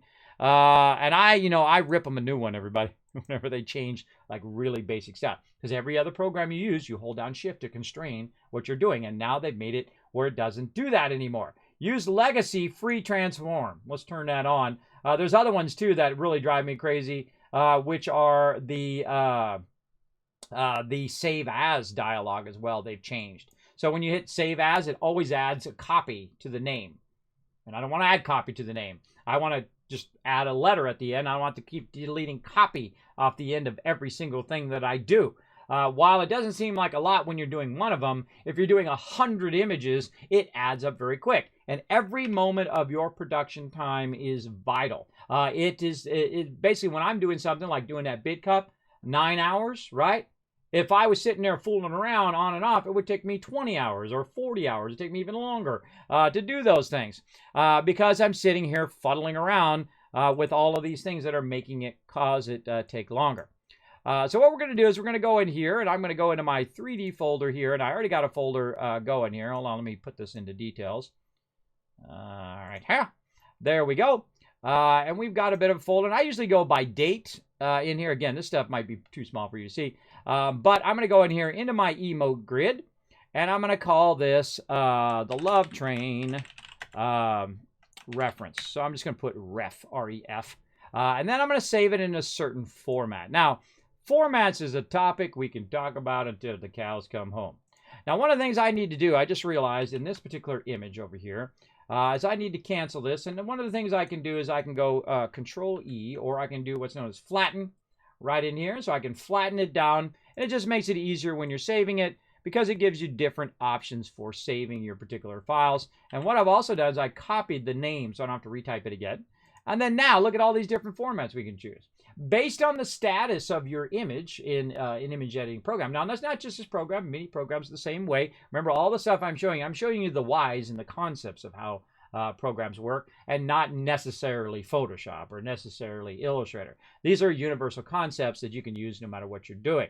Now, all of these particular formats, you need to have a general idea of what they do, especially as a graphic designer. I know what every single one of those formats is from and what they do. Great example, Targa. Targa is a file format that has to do mainly with 3D. There's other uses for it as well, but mainly with 3D. You save it as a Targa file, and then you can do what's known as an alpha channel. So if you've noticed on my panel that there is a little cutout for that window, and then it plays video behind there, right? Because I have a video behind it, and then I have a little cutout. That's the little secret of how that works. The video is actually not in the actual animation. It's actually, the panel is one animation, and put underneath the panel is the my highlights thing that runs on that panel. See, little secret behind the scenes. And so that's what you want to understand, what all of those formats are for. Now, the ones you're probably most familiar with, like GIF, JPEG, and of course PNG. PNG, an incredibly great format because you don't actually need the alpha channel anymore, which is basically like a stencil, right? Like a stencil that cuts out the image and just has just that part, and you can invert it and whatnot. But PNG does not need the alpha channel anymore. It actually, when you save it, it automatically creates a transparent area, and thus is really great. Now, do I need transparent on this? I do not, because I'm going to use it as a reference image. So I'm going to, anything that doesn't need to be transparent, I save as a JPEG. Now, the reason why I save it as a JPEG is because it's going to be smaller, take up less space in my thing. Bam, I'll save that right in there. Notice that my quality level, if you can see it, is quality level 8. Now, just moving it down from 12 to 8 causes a huge difference, almost like an 80% difference just in that small change in your actual size of your file. I mean, a huge, huge difference. Now, why would I want to put it at 12? Well, if I'm going to do something and then something's going to take it and redo it afterwards, then I put it at 12. Great example when you're designing a website, right? Like when I do my Kismet.gg, I will actually leave them at 12. I'll put them in a program that's called Muse, Adobe Muse, which is basically a web design program. And then you put it in there, and you put it in there at full quality. And then when it actually outputs the website, when you export it and then upload it, it will actually condense all of those images down to 8, back down to 8, or quality level 8, which is high quality. And basically, that's where you get your biggest return on your quality dip, because it's bringing the quality down, but it's increasing the compression so high that you get a massive boost, and most people cannot tell the difference. If I did it at 12 or I did it at 8, your eye would not be able to see the difference. Me, I've been in printing forever, I could see the difference, but barely anyway. Even someone who's a professional could barely see the difference. But I'm going to go ahead and say 8, and now we've saved it out, and now we don't need Photoshop anymore. Now over here, we don't need this anymore. This is Illustrator. We're going to pop out of there. And now what we can do is we can create a new file. Now I'm going to go ahead and do a Control-N for new, and we're just going to throw away what we did. Bye-bye, Mr. Pac-Man, and now we're back to our basic Blender. And so what we're going to do is we're going to bring in a reference material, and then we are going to basically design in 3D. Now, just to show you a little bit of fun before I get into that, let's go ahead and open up some of the recent files that I've done. Like one of the things I've been working on was my Love Train cup there, but I can actually show you the vault door. Are you ready to see it in 3D? Here we go. Let's go ahead and get it, and I'll show you all of the stuff that I did. Bootleg, yes, that's what it's called, and I don't ever do that. I don't ever do that. That's a lot of money. Yes, the $4,000 program is called Maya. Maya, yep. I bought it before I became poor. Yeah. It's called Maya, and it is a 3D animation program. It is the highest end of the 3D animation that you could do. And I was going to get into 3D animation and do some 3D animation about 8 years ago when I worked for this small little company you might have heard of. These guys. These guys. While I was over there being a senior tech, working from home, which was the most incredible brass ring job you can have in your lifetime, where you get to spend time with your wife and family, don't have to drive to work, and you work with some of the top people in the world. I had to give that job up, everybody, because of my illness. I got sleep apnea and vertigo, and then had to find something else to do in my life, and I had just bought Maya. I had just bought it. Now, here's one of the things that I'm going to talk to you about, and that is formats. When I have that program Maya on Mac, I can tell you that nearly every single time I opened that program, it did nothing but crash for years. And I don't know if there's anything that most discourages in life than when your computer or program or whatnot crashes. Because instead of doing the thing that you want to be doing, the creative, fun thing, you know what you're doing instead? You're figuring out why your programs don't load, and you're figuring out why your computer is acting weird, and you're figuring out your hard drive is full. Now you got to copy things off your hard drive, or you're figuring out why your lighting is going on and off, your microphone's not working, or whatever. Every time you have to stop your creative process to fix something in your computer costs you your creativity, I think. I think it absolutely kills your creativity. So I try to keep my stuff as pristine as possible. I don't add anything else. You won't see me browsing the web. You won't see me doing my email or any of that stuff on PC. You can do that stuff if you want, but most of that stuff is done on my Mac. Most of the graphic design that I do, all this Illustrator design that I do and whatnot, that's all done on my Mac over here because that's what I've used. That's the tool that I choose. But you could just as easily do it on your PC now. There was a time in which your PCs would just crash and nonstop. And you know what? Sometimes the Macs crash over there too. In the case of Maya, it crashed all the time. Now, I find when it comes to 3D architectural programs and whatnot, I'm going to give a shout out to PC. That's right, PC, because I feel like the developers themselves give way more love to the PC version of those particular genre of programs than they do on other versions on other platforms, including Linux and Mac and also mobile as well. But when it comes to 3D, I had the same problem with Blender. I opened Blender over on the Mac over there, and it was unstable and it would crash. Now remember, this is a free program, so you can't complain too much, everybody. Now this is my vault door. Now what I did is I went in and I took all of the different pieces and parts, and you can see it's in 3D, and you can see all the various different parts of it, and you can see a little bit of what's going on behind it back there. Very cool. And whatnot, and I can turn things on and off. In fact, we can even watch the animation I was working on right down here where we have the vault door spinning. And you can see that animation that starts, and I can go way back over here at the beginning and then watch a little bit of it as well. Now, if you notice, the playback over here is set to a certain distance, and this particular part is only the part in which the vault door comes in and goes down, right? It's just this part right here. Because what I do is I split my animations in little pieces. And so you want one part where the thing's coming down, one part when the thing's going up, one part where the stuff's raising up, and I split it into little manageable pieces. And that's what I suggest you do. Now, we're not going to dive into this file and look at all of these various different images and whatnot, because that's going to confuse the heck out of you, because it's just too much. It's overwhelming. To really understand 3D and to understand all of this. Because you got to have this background and design and texturing and lighting and all of this stuff that I suggest that you learn, especially lighting. Lighting is an incredibly amazing tool. You learn a bit of sculpting. That would be probably good. Learn that. Get a little bit of everything as your base knowledge, right? And then focus on the thing that you want to know the most.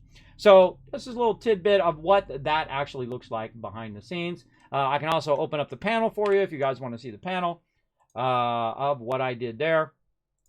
And then right over here. Now, the thing actually that started it all here on my panel, you can see this is version 38. And I actually save versions as I go along in case one of the versions I mess up and whatnot. And there we go. And you can see that that last animation was there where it actually opens. It zooms in and opens that up and goes there. And you're like, well, Kismet, it's not transparent. That's because it's actually not in rendering mode. If I click rendering mode, then you'll see it fill in with a whole bunch of pixels and actually start to render it out a lot nicer. And you get the general idea. Now remember, this is actually in 3D. So this is a 3D panel that I made from scratch. I know, pretty cool, right? Pretty cool. It did take a lot of work. I remember this is hundreds of hours. This wasn't in 5 minutes, everybody. Now, today, now that I've done it before and I've already know what I want, I could do it way faster. But that's the part of the creative courage that you got to have to invest that time and effort learning. And it's going to be like you're on skates and your first time skating and something like that, right? It's like ice skating for the first time. It's like, you know, that first time you ask somebody out and you fall in love with somebody. It's all those kind of scary emotions all in one whenever you start a new program. Whenever you start learning a new field or new idea or a new creative endeavor, you've got to have courage. And that's why we're calling this creative courage today. All right, so that's the general idea. You can see that's totally in 3D and all sorts of stuff. Also notice the fusion cores are not there. That's because the fusion cores is a separate animation that I did, and I composited together in a program called After Effects. After Effects allows you to do what's known as post-production, where you combine all the little bits of elements that you've created, and you put them all together, and then, of course, you create the sequence like you saw when you first saw my stream start up. Or, like if I go to my office right now, you can see that animation of the vault door opening. Let's go check it out.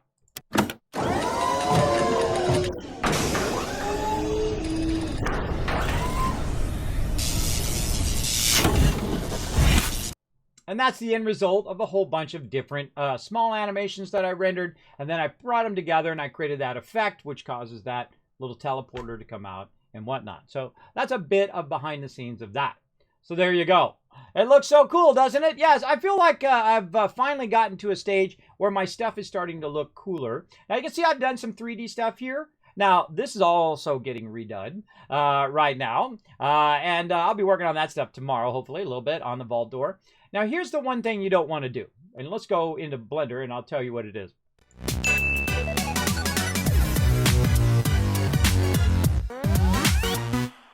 Now, here's what you don't want to do. It's very clean. Yeah, it came out really wonderful. Here's what you don't want to do. You don't want to open up Blender and start to design stuff. Nope, you don't want to do it. You know the first thing you want to do? This. Push yourself away, stand up, walk away from your computer. And then what you want to do is you want to sit and visualize using this thing, the most powerful computer in the world, right here in your brain. Well, for now anyway. Look at it go. Look at it go. Do that animation. You want to use the most powerful computer in the world, and that's your brain, your ability to visualize stuff in your head. Did you know that I can visualize stuff in 3D, in my head, in color, in my head, because I've developed that skill over the years? I actually do most of my design right here first. So I sit here and I think about, what do I want to be on my panel? Now remember, this is not just a direct copy of Fallout's panel, and that's really what it's inspired by, the Fallout vault door opening that you'll see in many of the vault door things. I love vault door opening. I love it every time, everybody. And so I wanted to make my own panel.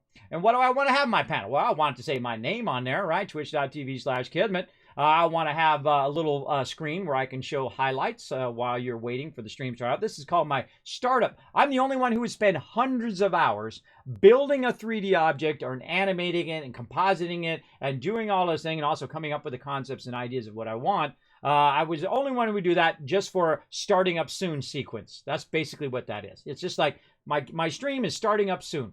Now, if you missed it, it actually is at the beginning of every one of my stream. You can actually watch it back on my VOD later if you want to see it. And it's also going to be rolling out. My Patreon supporters got to see it ahead of time. If you want to see some of the other cool stuff I'm going to be doing, if you're a Patreon supporter over there, you get an early peek at all of that. And of course, also things like this, like the creative streams and whatnot.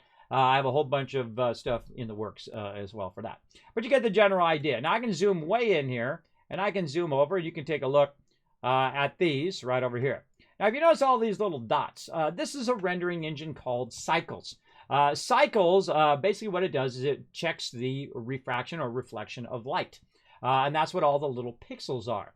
And so it's in there basically calculating how many little light is bouncing off of this, and it's bouncing off of that, and it's bouncing off that. And slowly, you'll see it become more and more looking realistic. Now, I went in and modeled all of these things. I made the little switch and the on-off and all of that. That's actually in a font called Overseer, which I'll be using here in a minute. And I've made the little light, and I took all that stuff. But I used reference materials, things that really are made in the real world. Now, of course, if you are a Spinal Tap fan, you will notice that the knob goes to 11. But it goes to 11. It's just that one little extra bit, everybody. A great reference. How long do these 3D animations usually take you? This one right here is hundreds of hours. Why? Because I was learning Blender at the same time in which I'm learning to do it, which is very tough. Because when you're learning to do something, you need to relearn how that program works. So if you want to do it, you got to put into time. Just like if you want to be a marathon runner, you got to put in that time. If you want to be a cyclist, you got to put in that time. You want to be whatever it is you want to be, you got to put in that time. Now, I'm not smart, everybody. You're like, well, Kismet, God, you're doing all these amazing things. I'm work hard smart. There's like people who are smart, like my wife and my kids. They're like natural smart, right? Like some things are easy for them. For me, not easy. For me, I'm work hard smart. If I want that cup to be in true 3D, and so when you drop a bit or something in there, watch this, everybody. It is so awesome. Watch this. I can actually simulate it right over here. See that come down? Watch this. I'm going to fill that whole thing up with a bunch of bits and watch as it falls forward, which no other bit cup does. No other bit cup is going to fall in the Z direction because it's a real 3D object using an awesome new program. It's in beta right now called Polypop. Incredibly great. If you use OBS and use other things in there, I suggest to go check it out. It is awesome. I think it has a lot of potential as well. Now, it took me 9 hours to do that. Now, what other fool in the world would spend 9 hours just to make a 3D bit cup? Only me, I think. Because it's awesome. It's amazing in the difference between the other two-dimensional bid cup where you use a wireframe to do it and a three-dimensional object in which I can manipulate and actually make fly around the screen if I want to. Fly around, or you can make it fly around. I can make interactions in which you can do a command that says like heart bursts or heart in the chat, and then boom, all the hearts explode and go flying all over the screen, right? Those are awesome effects that I love to do. And so I'm always thinking towards how to make things better and improve upon things here in my stream. Now you get the general idea of this. Now again, we're not going to go into all of this because this is very involved and which with textures and all of that stuff. We're going to start simple. And I think the best way to teach everybody is to start very simple with simple shapes and simple ideas, okay? Now, in the basic scene, you're going to start with three things in Blender, all right? Remember, this program is free. I suggest you download it, give it a try if you're interested in 3D, or if you're interested in programs like Illustrator and Photoshop, but you can't afford them. Here's what you do. Photoshop, free. Illustrator, free. Do not steal it. Don't go and scalp it from somewhere, but find a comparable program like Inkscape or another vector-based program that is free on the internet. There's plenty of them out there for you to go and try. Do not steal stuff. Do not be underhanded, because remember, a lot of hard people work to make these programs, all right? Now, of course, if you're a student, you can also get a student version of it for reduced costs while you're learning. So if you're going to college, if you're learning stuff, or you might be going to, like, say, Full Sail or something else. See, I want to go to Full Sail. I want to learn animation over there. If I had the money, I would. But, you know, I would rather send my kids because, you know, they're younger and they're going to have a longer life than me. I've only got, you know, I'm in the second half of my life. I'm hoping I live as long as some of these peeps into my hundreds, but I seriously doubt it. I consider every day a lucky day at this point. For the last 7 years, I've been struggling just to stay upright and alive, just by pure force of will.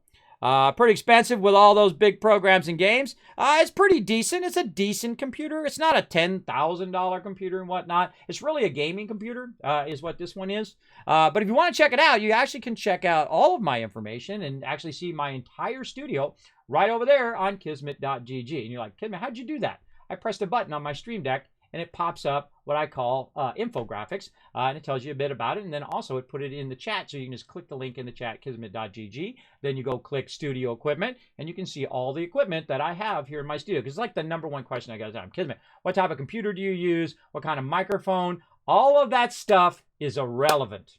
It doesn't matter. You know what matters? You and your knowledge of what you want to do. And you can do the same stuff with a $1,000 computer or a $10,000 computer. It just takes longer. It just takes longer. That's it. That's the only difference. The quality level could be just as good. If you want to render something with a $500 computer, guess what? It's going to take 20 minutes to render one frame. Where if you got a computer like mine, it's going to take 40 seconds. And if you got a $10,000 computer, well, guess what? You saved yourself 30 seconds or maybe even 45 seconds. It's going to take 5 seconds. Really? That's the difference. And you can run Blender. It's free. Go ahead and pick it up. You can run Inkscape. It's free. Go and pick it up. And the one that she mentioned, what was it called? What was it called? I thought I typed it out. I wrote clips. What the heck was that? What was the name of that program you were talking about, lady? Let's see. What was she talking about? Clip Studio. Why did I write clips? That's weird. That's my brain for you. Clip Studio program. Check it out. There we go. Now, I've probably seen it before. I probably just don't remember the name.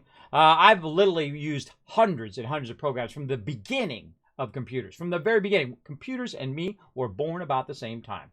Computers were, mini computers anyway, came out in the late 70s, early 80s. I was born in 1970. So I was very lucky that I was around computers and that I was around design and around artists. My parents are both artists as well, even though they didn't do art for what they did. It's like my wife. My wife doesn't do art for a living. She does other stuff for a living, and then art is like her thing that she likes to do. And a lot of people are like that. People are like artists, but, you know, you got to pay your bills, right? And your art isn't paying your bills, so you got to go do that before you get going on your art, and then you can maybe pay your bills one day, like me, maybe make 6 figures like I used to back in the day, and try not to spend it all like I did. on stupid doctors who did nothing to help you, pretty much. Pretty much waste tens of thousands of dollars on doctors who basically tell you to lay down and die. That's what my doctors told me to do, and I told them to go screw themselves, because that's the way Kismet rolls. There you go. So I'm going to show you how to do pretty much what we did, what I did there, by just starting with simple steps, everybody, okay? Now, I'm going to give a shout out if you want to learn really good solid modeling. That's what this is called, solid modeling, when you work with solid objects. Later on, you can do sculpting and whatnot, like make characters and cool stuff like that. Let me give you a starting point, and it's actually not going to be one of my videos. And you're like, what, Kismet? Not your video? Yes, because you know what? If someone has done it better or already done it and then I don't have to do it, I like that even better, right? I like that where I don't have to do it because I'm at the age where I can only do so much. So I'm going to give you a great starting point, everybody. And I think this actually, this is the type of thing that should come up when you start Blender. I think it should be the first thing that pops up, the actual tutorials that you should learn when you first start. Because all of these basic shapes that you get suck. They actually are terrible. And you'll see why. It's something called topology. There we go. Not typology. That's graphic design. Topology. Topology has to do with all of the lines and shapes.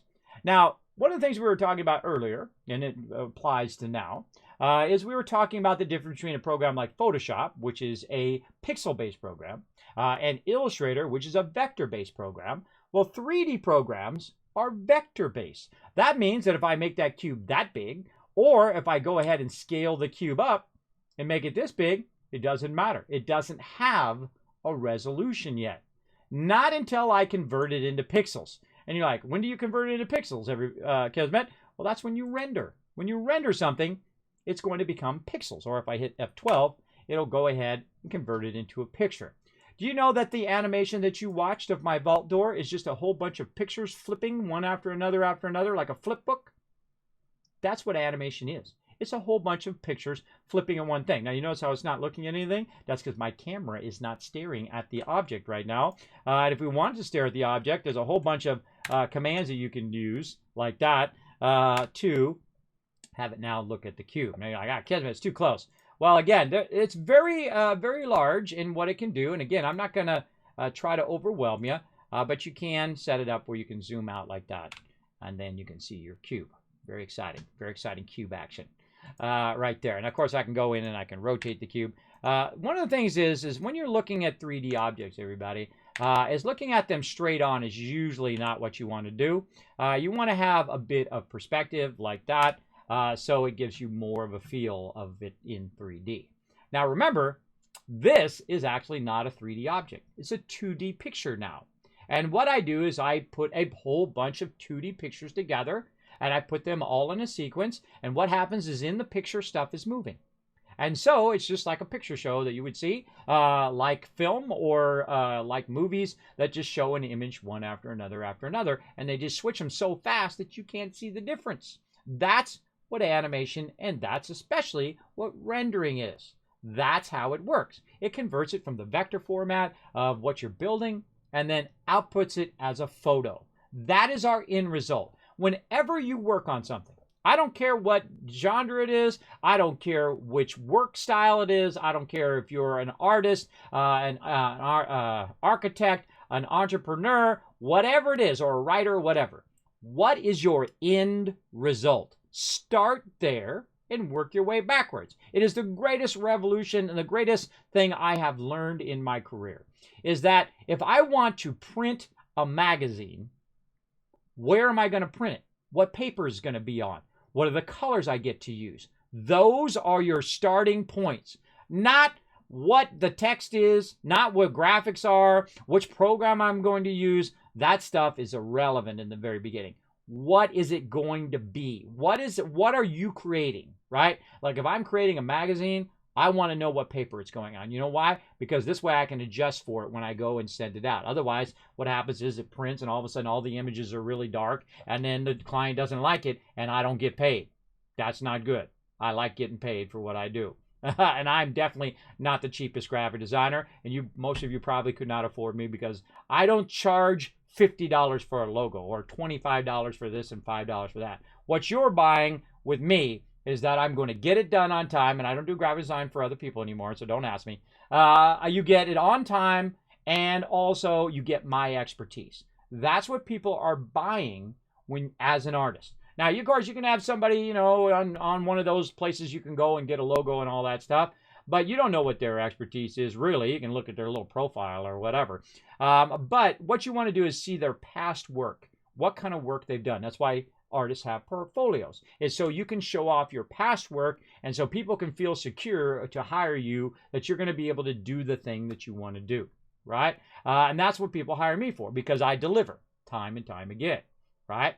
But I've kind of semi-retired from graphic design. I only do graphic design for myself now, and I do 3D animation for myself and all of that stuff. I am now a broadcaster and an entertainer. That's what I do. And so you must focus on what you want to be. Because you're going to be like this. You're going to be like, oh, I want to do painting and drawing and all that stuff. And it's good to get a good understanding of all of those things. But once I learn to focus and I learn to look from the end and work my way backwards, then we know what we're going to do. So let's start with that. Let's go ahead and back up out of here. Let me take my camera view off and whatnot. And then let's go ahead again, create a new document. Right there, don't save. And it goes back to default every time. Now, also in the scene, we've got a light over there. That's what that little thing is. That's kind of highlighted over there. That is a light. That's called a certain type of light. It's a global light right here. We can go ahead and add lights right in here. Point lights, sunlight, spotlights, an area light. That actually is a point light, which means that it radiates in all directions. There's spotlights that go in certain directions. There is a certain type of lights that are like box lights. Now, to understand lighting, you need to understand the real life lighting. Like if someone has a light, like right now, I have the key lights from Elgato. They are awesome. They're what do you call that? Darn it! They're not incandescent. They're the other ones. LED lights. There we go. Again, sleep apnea, everybody. It makes it difficult for me to think sometimes. But they're LED lights. They don't give off heat. One of the problems with lighting is that you're sitting and you're sweating because you're getting hit by such hot light all the time in there. LED lights do not do that. Now, I'm getting blasted in the face right now with lights. Now, these lights are not as bad. Now, watch if I turn the lighting off. See what happens? Watch the other one. See that? And now you can see me. But look at this. This looks not so great, right? Because it's all dark over here. Lighting is an important thing. Watch this. It takes 10 years off of me right there. Look at that. I look 10 years younger because I went in and I set up lighting. There's a key lighting and what's known as a fill light. And then there's also your backlighting, which I typically use. But in this case, my office is only so big, so I've got my green screen behind me. And you saw a little bit of my green screen because I didn't have good enough lighting, right? And what I'm doing is I'm actually pressing a button on my Stream Deck, which actually controls my lighting. It's pretty cool, right? Pretty cool. Now, if I turn this lighting off, see this right here? See, my green screen is not lit up well enough, and so it's not dropping out as well. So not only do you need to light the subject, which is me, but you also need to light the background. When you use key lights behind you, or I mean backlights, what it does, it creates a halo around you. Now, I've kind of created that effect by bouncing it off of the green screen as well, but it creates a halo, and I look much more three-dimensional to you. Lighting is a vital thing, not only in what I'm doing, which is video production and broadcasting, but also when you're actually doing a scene. So keep that real life lighting in mind when you're doing stuff in here. Now, we are going to actually take everything out of here. Now, the other thing that's in here, this is called the camera. Now, the camera is, of course, the thing we were just looking through to see the cube, right? So if we look at the camera, it's going to be that. See, now it's actually looking at the cube. See, there we go, because I've moved the cube before. So we can go ahead and look through the camera, and that's what it's going to render to create an image, and then we're going to put a bunch of images in sequence to create an animation. So we can go ahead and go back out of that. Now, one of the things you want to learn is the ability to move around in 3D. You hold down the middle mouse button, you're going to orbit. That's what that is. I'm holding the middle mouse button down.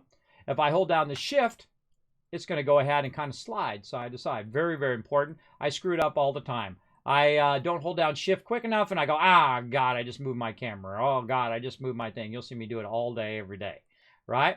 And a lot of those kind of things. So you need to know a little bit about getting around. There's move tools, there's rotate tools, there's all of those things. And first I'm going to use the tool And then I'm going to force myself, and I suggest to force yourself as quickly as possible to use command keys in everything that you do, because it's going to make you faster and make you more powerful than the next guy, all right? Or lady, depending on who you put yourself up against. Do I have an online portfolio? Now, here's something that's really funny. I always tell people to work on their portfolio, except for I've never had a portfolio. That's right. I have had hundreds of thousands of projects. I've done every type of design that you can do, and I'm one of the few people that don't have a portfolio. You know why? Because I was known in the industry. I had an awesome reputation where people would word of mouth tell everybody else, oh man, I went to this guy Kismet and he crushed it. Bam, this guy over here, he's your number one. Forget all these other people. I know they're cheaper, but go to him. He's just going to get it done and get it taken care of. So I never had to have a portfolio ever in my entire career. Isn't that amazing? That's amazing, I think, as a graphic designer. Most people cannot do that, everybody. You definitely want to develop a portfolio. But in my case, I was pioneering it all. Nobody even knew how to do this stuff. Nobody knew how to use Illustrator or Photoshop or do ads in the computer and do all of that stuff, which everybody takes for granted today. Nobody knew how to do both things. Nobody knew about printing and pre-press and just lived it and loved all about graphic design and art and all of that stuff like I did. And then also, because usually your creative side and then also your logical, technical side are very different. In my case, I have a good balance of both, right? And that's what you want in everything that you do, a good balance of both things, so you can use your technical side when you're doing computer stuff.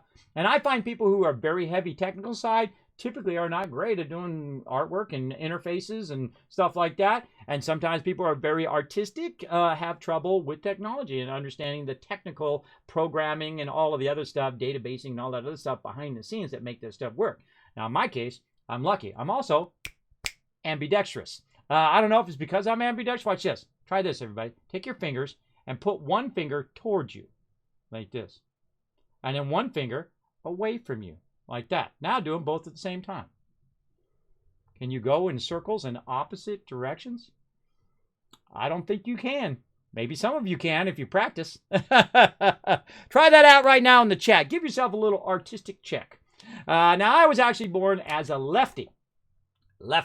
But they forced me to be right-handed. So I write equally bad now with both hands. And that's called ambidextrous. The ability to do two things at one time independently, like pat your stomach and rub your head at the same time, or do that exercise I just showed you. Now, the thing is, if you can't do it right away, and that's why I brought it up, if you can't do it right away, you could learn to do it. You could learn to do this after a while. You could force your brain to learn how to do that, right? To go different directions. Now, obviously, it's easier for me because I'm ambidextrous, but you could learn how to do that and get yourself to that point in which you do it. It's kind of like a thing I used to do where I used to take a pin and flip it around my fingers, right? And most of the time I would drop it until at some point it would just go back into my hand, back in my hand, right? I do that when I was waiting for stuff when I was young. I'm very like a fidget spinner for kids. There you go. What application is that, Kismet? Well, you got here just in time, Satari. We're about to dive into it. This is called Blender. Blender is a really awesome free 3D program. It's on the level of Maya, which is another program I just showed a minute ago that I own. It's called Maya. It is for doing like Toy Story level animation. I mean the top animation. You see all the effects and cool stuff that you'll see in movies and televisions. And again, it costs $4,000. Yes, I paid $4,000 for it. And then a year, 6 months later, I got really, really sick and couldn't use it. And then I loaded up on my Mac over there and it did nothing but crash. But that's how it goes sometimes in life, everybody. I've spent tens of thousands of dollars on 3D and never really am a 3D artist. I don't work for Pixar. I don't work for all of these people. Now, in here you can see my emotes, and that's what we're going to be working on today. We're going to be working a bit on the Kismet Love Train. So if you missed it earlier, I'll give you a quick recap. What we did is we grabbed all of these little emotes that I've had done for my stream, and these are concepts that I drew out first, and then I gave them to an emote artist, and I said, hey, I want you to go ahead and make me these things, because I like to help other artists here on stream as well. Now, I could make them myself. Am I a traditional artist? Can I draw like people and stuff like that? Absolutely not. I can do it to a low degree, but can I make realistic renderings of people's faces? No, I cannot.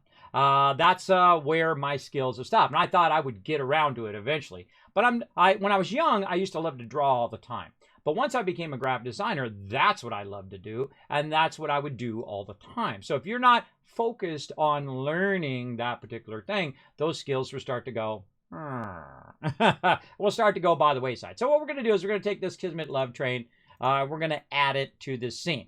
Now, the first thing I do when I get into Blender is I hit A for select all, or you can just go up to the select menu here and say all right here. Now, again, I am in 4K mode, so it makes it easier. It gives me more room to work. But I'm going to explain stuff. If you can't see it, don't worry about it. You're welcome to ask as well. So I'm going to select all, and I'm going to delete. Now, over there on the upper right-hand corner is a thing called collection. They're basically like groups or layers. And I'm going to go ahead and just take all that out, and we now have the basic scene collection there. And the reason why I'm going to take it out is I don't need any of that stuff. And if I do need it, I can always bring it back and make more of it later on. Now, what I can do is go ahead and start by bringing in a reference image. So I hit Shift A and then reference image. Now, where is this in the menu? It's right up here, Add. So Shift A, Shift Add, right? Just try to remember things like that, whatever kind of acronym that help you remember stuff. But basically, we're going to go ahead and bring in a reference. Now I'm going to go to my 3D folder here, and I'm going to go to my little emote grid that you guys just saw, and I'm going to go ahead and get that reference image that we saved earlier. I'm going to load that reference image. Now I got a reference image in 3D. Now, one of the things I want to show you is that's not good. Oh my goodness, wait a minute, kids. It's not flat. It's not to the right angle. It's going to actually put the thing in there at the angle that your camera is. So we want to undo that. And depending on which way we want to do it. Now, on the 10 key, on the you know, where you have the 1, 2, 3, 4, 5, 7, 8, 9, 10 with the plus, minuses, all that stuff, I'm going to use that on my keyboard, and that's going to allow me to press 1. 1 is the front view. Now, you might not be able to see it, but there's some lines right there that represent the 3 different axes that you use in 3D. You've got your red one, which is typically your X, or basically your left-right. Your Y, which is your forward-backwards, and then your Z, which is your up-down, right? Now, some programs have the Y as the up-down, so keep that in mind. Sometimes you might be exporting from one program into another program, and all of a sudden your thing is flipped over the wrong way or whatever. That happens quite often because some programs use the Y as the up direction and the Z as the forward-backwards. But the X is typically left-right, so there you go. That typically is in those directions. Now, your X, Y, and Z are a positive and a negative number. A positive X, negative Y, negative X, negative Z, positive Z, right? And you can see that most apparently by going over here, adding an object. Again, I'm going to do Shift A. Again, use those command keys as quick as possible, everybody. I'm going to add a cube. And that particular cube has a bunch of transform tools over here. And again, I'm just going to explain it to you as I go along. It has its location, its rotation, its scale, and one of the few places in Blender where it actually shows you its dimensions, its actual size. Right now, this is 2 meters in size. You're like, oh, Kismet, oh God, not meters. I'm born in the USA. I don't understand about meters and millimeters and picas and points and all of that stuff. You got to learn them all as a designer. But you got to learn every type of measurement system, including DPI, pixels per inch, lines per inch is another one in printing that you need to know, and how they convert with each other. Now, of course, you can just go on Google and say, I want to convert meters into inches. That'll help you, or to centimeters into inches, or whatever it is. And it'll help you a lot. Or you can use your phone if you got Siri or whatever the name of it is on Android. You can just have them convert it for you as well. But it's good to learn the conversion. Now, actually, meters and millimeters and all of those is actually a better system than inches. Why? Because it works on tens. And because it works on tens, it's very easier to figure out the multiplications of sizes and whatnot. Now, how long or how big is 2 meters? 2 meters is pretty big, everybody. That's fairly big compared to inches. Now, also over here, just to show you, in the world, you don't have to make any of this stuff in 3D if you don't want to. You know why? Because there's a bunch of 3D artists out there that you can actually buy their models from them. Now, sometimes I will. Sometimes it's $10, and it's like a cool chain gun. You know that chain gun that comes down? I bought that for $10. Why? Because I didn't want to spend 12 hours modeling it, because I've already spent hundreds of hours working on it. So I bought that thing for $10, and I can use it in my animation, right? Now, of course, I had to go in and modify it and texturize it and rotate it in the way I wanted it and animate it and do all of that part of it. But you can find incredibly cool stuff like puppy dogs right there that you can go ahead and grab. Maybe you're looking for a little cartoon doggies here, or maybe you're looking for some nice Siberian Huskies. You can look for those, or pugs right there. Now, someone has already animated these, and you could go in and actually even put a character rig on it and make your dog walk and make them all do all sorts of cool stuff. This particular one is called Turbo Squid, which is actually my favorite of the 3D ones. Now, we could also look for certain things, right? Like this is dog that's looking for right here. Maybe I'm looking for a panel, right? Like some sort of cool paneling or something for like a house or architectural thing. I can look for that, and they got pages and pages and pages of this, everybody. Maybe you're looking for planets, right? So now you go in, you search for planets. There you go, a bunch of cool, realistic planets. Now, some of these things are free, everybody. Some of these are free. You can download and see how they did it. You want to look at their mesh, right? How does their mesh look? Like if you click at this right here, and by the way, this is not sponsored in any way. I'd love if they sponsored me. That'd be awesome. But as you can see, you can click through this, and you're going to see the different things that are in 3D. But it's also going to show you the mesh. See these? This is actually what you don't want. These are called triangles, and we're going to talk about topology and why you don't like stuff to be triangulated. Now, actually, in the world, the reason why you use trigonometry and triangulation is to figure out the sizes of stuff. If your teacher's never told you, you're welcome. It actually does have a purpose. When you're surveying distances and things like that, that's what they use triangulation or trigonometry for. And they also use it for other stuff as well. But that's really a great use and a great way to understand why you would need that particular thing right there. So, and again, we can go through and we can look at the various different models and then all of the little shapes and sizes that they've used to actually make the model. There we go. This is what's called wireframe, right? So you can go in and look at their models and get an idea of how they did it. Now, I strongly suggest you might want to write these down. Turbo Squid, just like it sounds, like the squid that swims in the ocean. Turbosquid.com. You want to go ahead and check that out. Another great one that I like is CG Trader. Very, very cool. Now, sometimes I just go in here for inspiration to look at what other people are doing and get a general idea of what maybe I want to do. Do not copy or steal other people's ideas or other people's stuff. Do not do that. Now, you can always draw inspiration or use reference materials like people do in real life. All of this stuff came from real manufactured things, right? Like if you go in and you look at, say, a house over here, these actually came from a real house. Kind of looks like something out of 7 Days to Die. It came out of a real house and how houses are built, right? How the wood posts are built, how the stairs are built, and all of that stuff with the angle of the stairs and all of that stuff. It's called a lift and a landing. There's also a whole bunch of other stuff to do with stairs. Let's not get too deep into that. But you get the general idea. That's called CG Trader. So cgtrader.com. Again, I just want to show you a few of these. And then another cool one called Sketchfab, which I see a lot of 3D animators go and check out. Very, very cool for you to check out all sorts of stuff. Now, you might click on one of these and say, hey, I want to get this camera. That's 25 bucks. Now, is it worth more of your time to make it yourself? Say it's going to take you 6 hours. Is $25 worth the 6 hours of your time, right, to make that camera?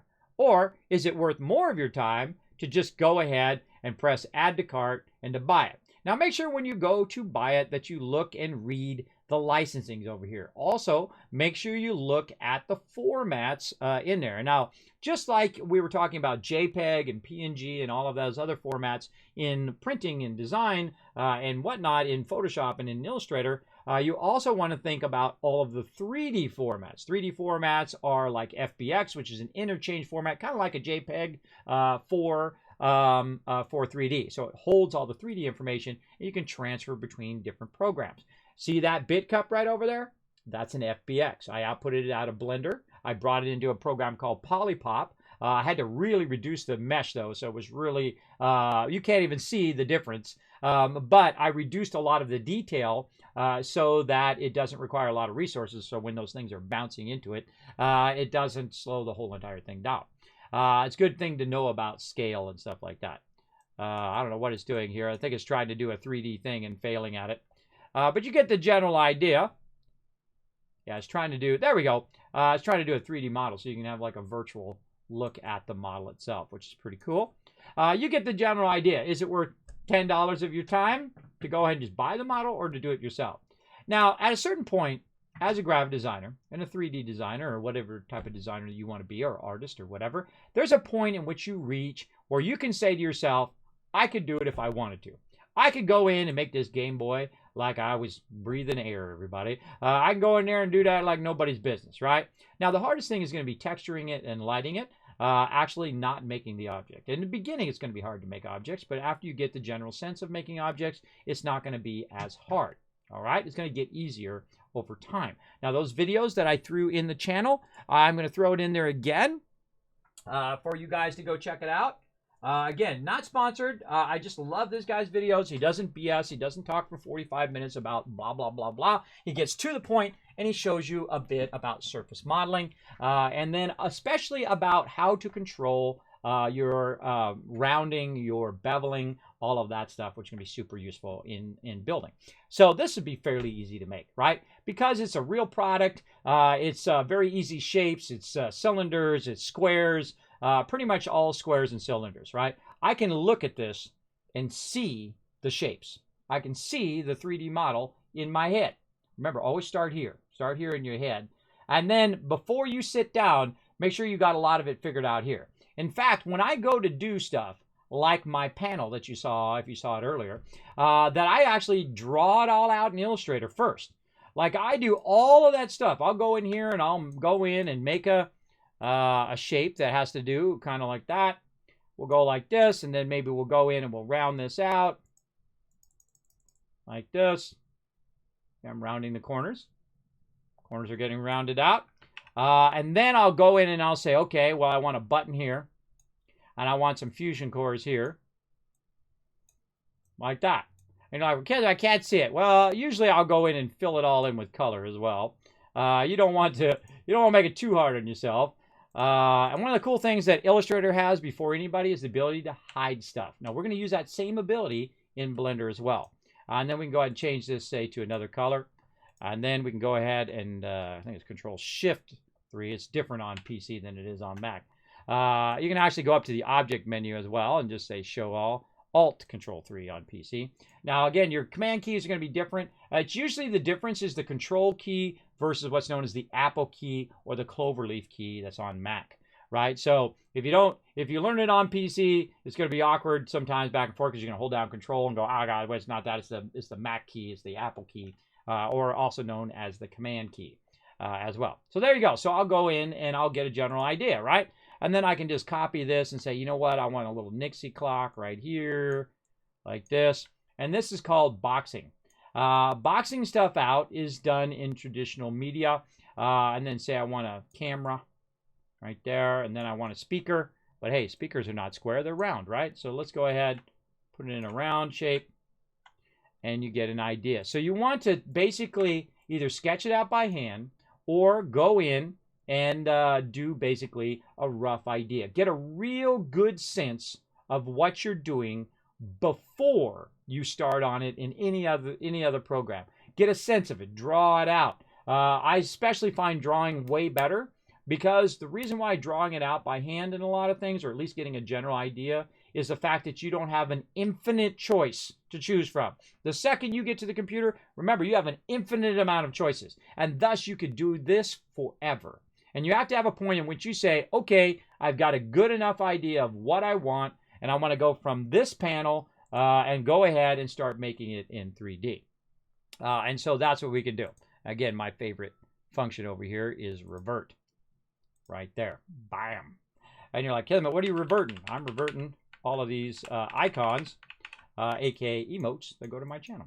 And we're going to be working on this again. So again, this is just going to be a chat and stream. We're going to be talking 3D. We're going to be talking design. I got all the stuff ready for you so we can talk a bit about that. Now, back to what we're doing, everybody. Again, select all. We're going to hit X on the keyboard here to delete that cube. And this time, we're going to try to bring in our reference, but from the front.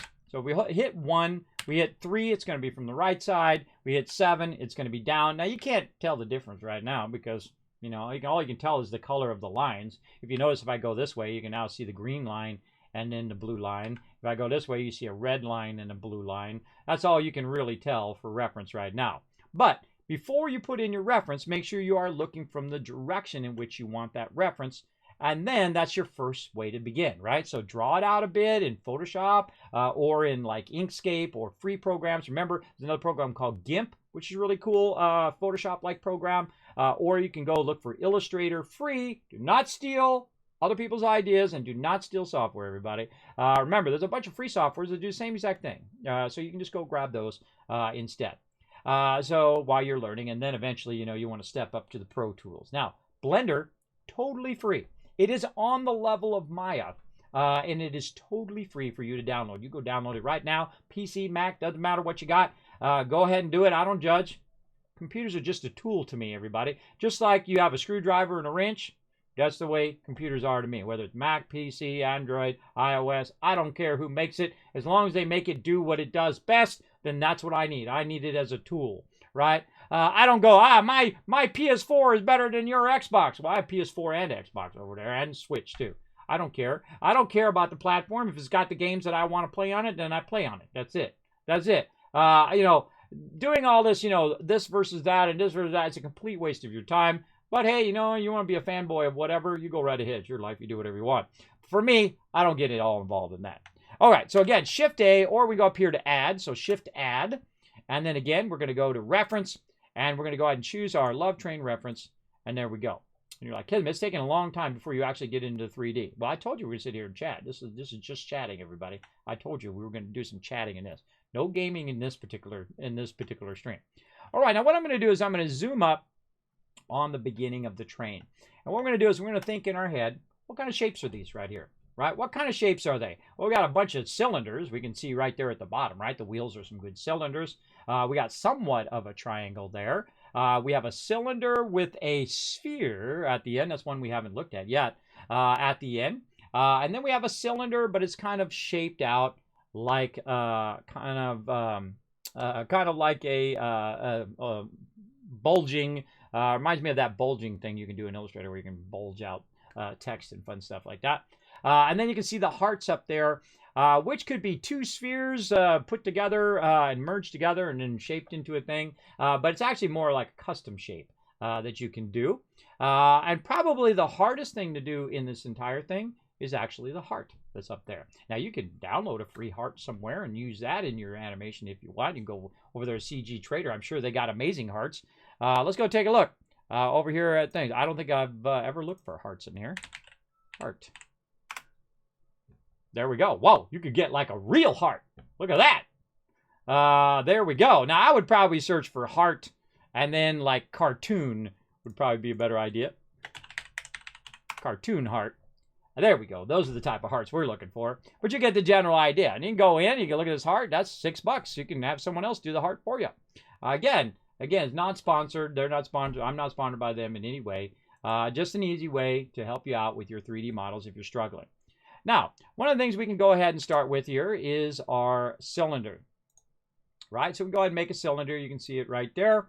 Now, one of the things I want to do also is I want to have my reference way bigger because that's way too small. So I'm going to scale it up by hitting S to scale right there.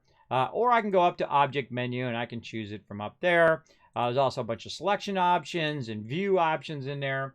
But again, try not to make it too complex for yourself, everybody. There's plenty of videos out there to learn about Blender for free and whatnot, especially those videos that I'm talking about there from Ian, I think his name is. I don't know him personally, but it is incredibly, incredibly great. It doesn't work. Oh, why is that link all screwed up? Hold on, let me find it. Oh, it cut off the end of his channel. What the heck? Sorry, my bad. It cut off the end. Let me go ahead and try it myself. Why is my link not working? Yeah, cut it off. Stupid chat. I don't make the programs, everybody. Don't blame me if they don't work. I'm trying to give you guys a solid here. Let me try that again. Bam! There we go. All right, try that one, everybody. Sorry, my bad. My bad. And for you guys telling me, you know what you get? You get 1,000 Kiz caps. See that 3D animation? Cool, right? Little particle effects there. Going on there. So there we go. We scaled it up. Now, we're going to take this, and of course, manipulating stuff in 3D is one of those things that you want to master. So you hold down G, and you go ahead and you can move stuff. Now what we want to do is want to hit escape. We don't want to move it like that. We want to move it along the 3 axis. Again, X is the red one, which goes left and right. Y is going to be the one forward and backwards. And of course, Z is up and down, right? So you have all 3 axes to work with. And so I'm going to hit G for move right there. And again, you can do all this stuff through the menu up here. Just use your move. And I'm also going to use the move tool. So I can go to the move tool, and you're going to see these little handles. Now, I don't use these handles anymore. What these handles are is for, you can kind of see if I can move my cursor up and down, but it's locked into that x-axis. It'll just go left and right just fine. I hit Control Z. I can grab here on the Z, up and down. You get the general idea. Control Z. And then in the Y direction right there. Now, I don't do that anymore. You know what I do is I don't use the tool at all. I hit G for move, and then I hit X on the keyboard, and it does the same exact thing. So much easier and so much faster. Maybe I want to move it on the Y. I changed my mind. I just hit Y, and now it moves on the Y. Maybe Z, right? Hit Z on your keyboard, up and down. There you go. You mastered that. You've mastered most of this program already. Right there, just that little thing. Maybe we want to rotate it, right? We get the rotate tool. It's got all these little rotators right here, so we could rotate it in this direction or that direction or whatever kind of direction we want to rotate it in. We can also go Control Z, Control Z, Control Z, or if we do rotate it and we say, wait a minute, oh, let's do something more obvious this way, and we don't like it, we can go right up here to this upper right-hand corner called the transform box, way up there, and I'm going to go to the Y, and I'm going to say 0, and bam, it goes right back to where it goes, right? Now, you can actually move the object and then what's known as freeze the transforms or apply it in Blender, where it actually puts the 0 back to 0, so that is its actual new origin point, right? And that's something we'll get into as we do it. That's very vital to understand about your origin points, your locations, your rotations, and your scales. So let's go ahead and do it without that by just simply hitting R for rotate, and then we're going to go ahead and go over here. So I got to click on the object first, R to rotate, and then I can start, wrong thing, click on this object, there we go, R for rotate, and notice how it's rotating weird. Now, if you look at the Y is passing through the object. So if I wanted to rotate around that axis, I just hit Y, and notice now it's snapped, and kind of, you can see the line going through it, and it's rotating around the line, almost like it had a something going through the middle of it, that it's rotating along that middle axis, right? That's what it's doing right there. I can also say X, and it will rotate on the x-axis, which is going the other direction, right? Which we saw is that red line that's behind there. I don't know if you guys can see it, but it's there. Another thing I can do also is hit H to hide stuff, or I can go up here in the scene, just like in Illustrator, you can hide. Remember, everything comes from Illustrator. But you master Illustrator, you've mastered every program ever that exists. And then right here again, we can rotate x-axis. Right now, maybe we want to rotate on the Z. Now watch what happens when you rotate on the Z, everybody. I'm going to hit rotate, and we're going to Z. Then it just rotates in place, like it has something going right through it. And you can see the Z axis going down through the middle there. Notice that the Z doesn't show up most of the time, and that's because it only shows up when you need to see it. Most of the time, you're working in that kind of 2D plane of moving things around in the X and the Y.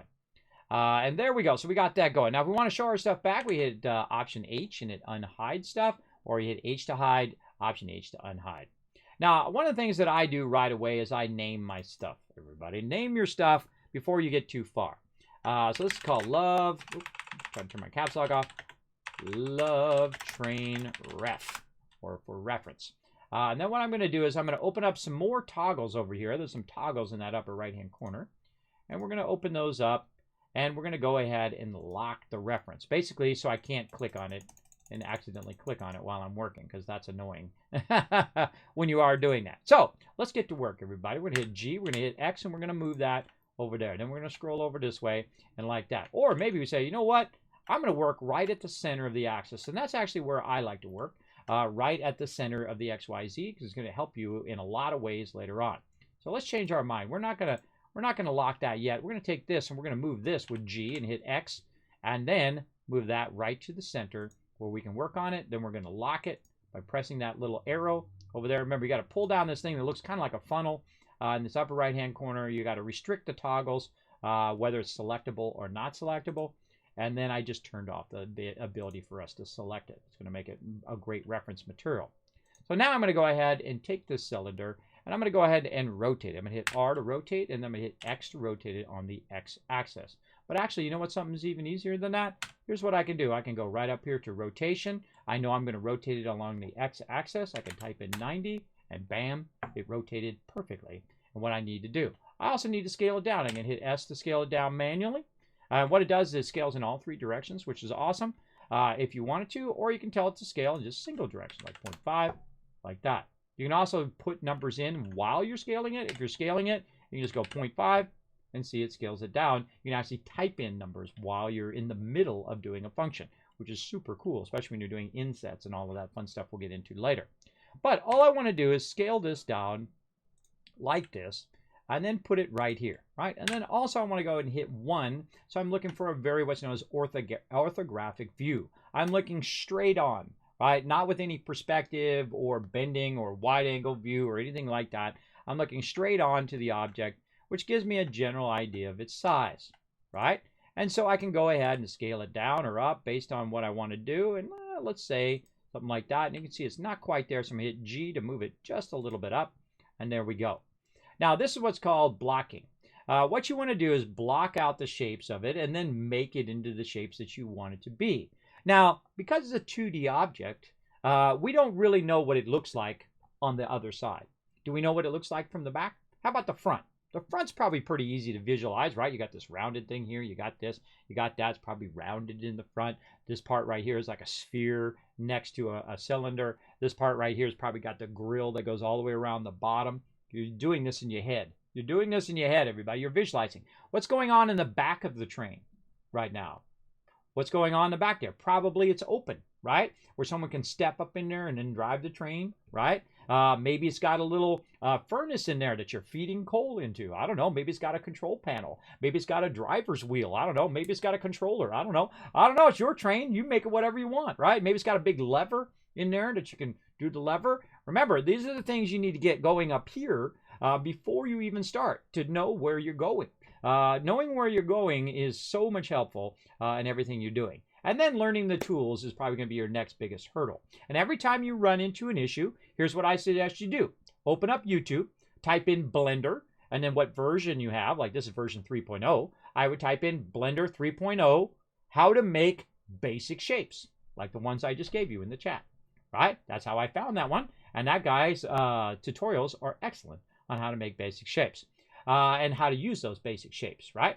Now, another thing we want to do before we get too far, save. So I'm going to go ahead and save this as the Kismet Love Train. Now, before I get too much into all of this, I'm going to go back to my 3D folder here. I'm going to go ahead, and this is my emote grid. And inside that emote grid, you can see I've got a bunch of other little models in there that we're going to fool around with maybe later. We'll see.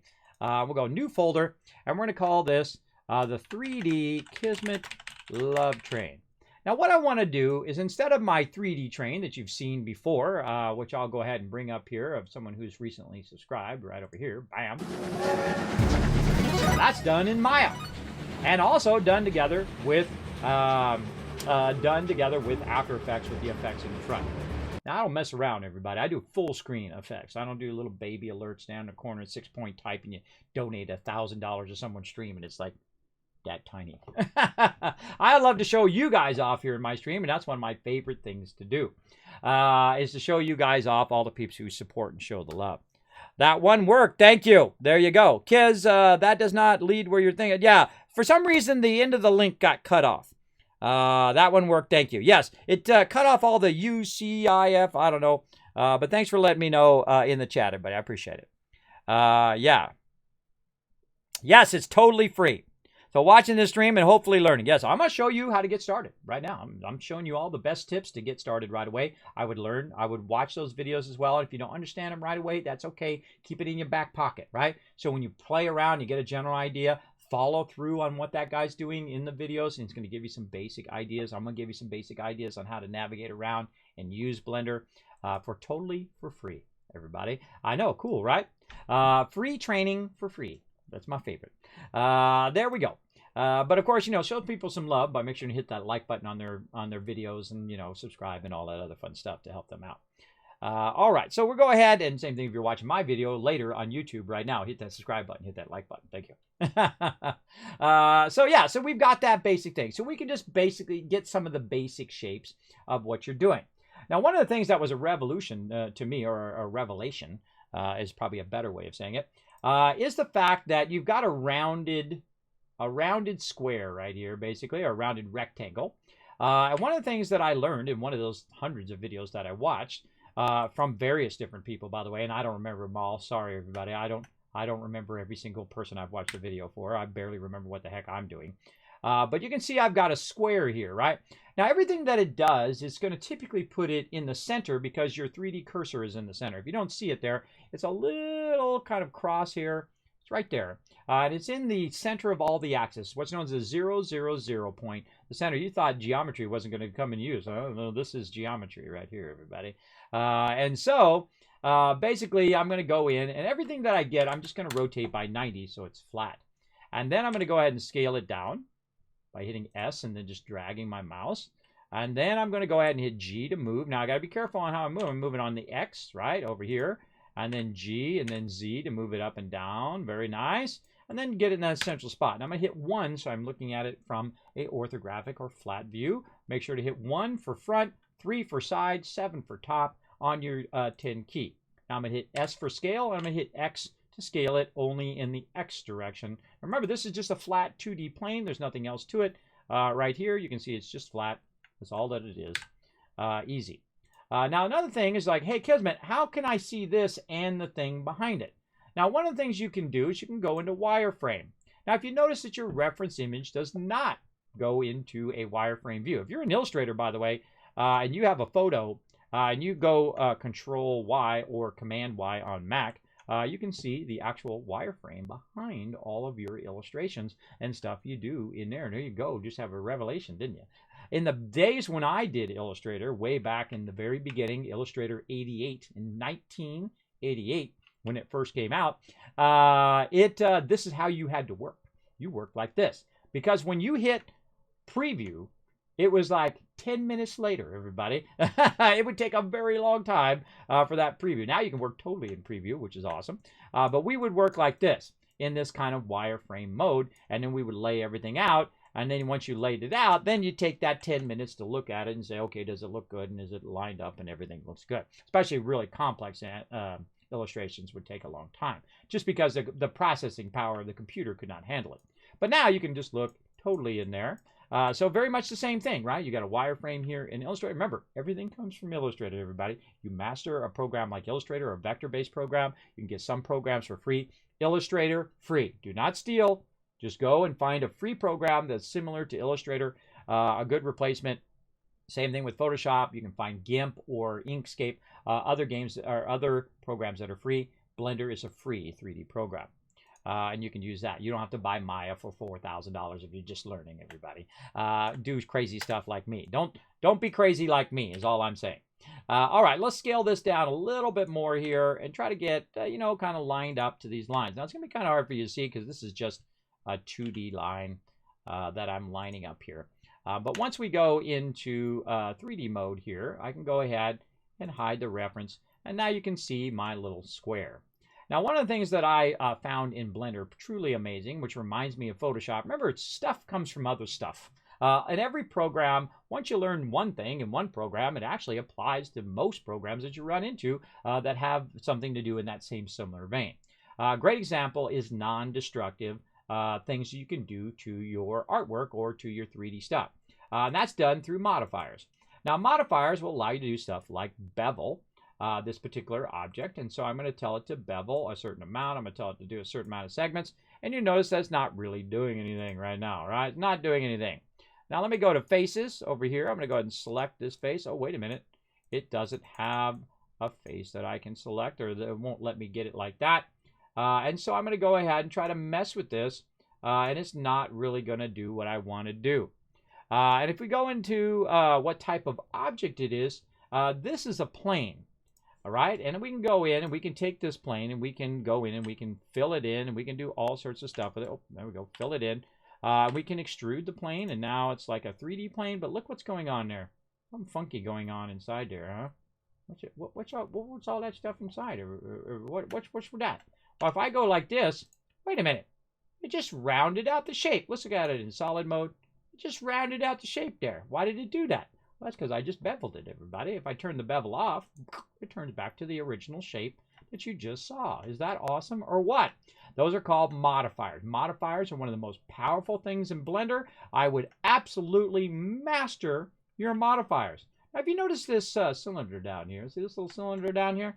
See these little hard lines that you're seeing right here? Now, if you render that, and I can tell it to, oh, I don't have a camera. But if you render it, you got to have a camera to render in here. If you render that, you're going to see those hard lines that are going along there. Now, if I go in here and I right-click on it, I can smooth shade it. And now it's going to see a lot smoother, right? There's also, if you hit Control 1, 2, or 3, which is the level of smoothing, it's going to smooth it. Uh-oh.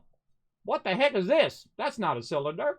Well, here's a great little trick for you, everybody, that I learned in a video, and I'm sorry, I can't remember which video it was. That was hundreds of videos ago.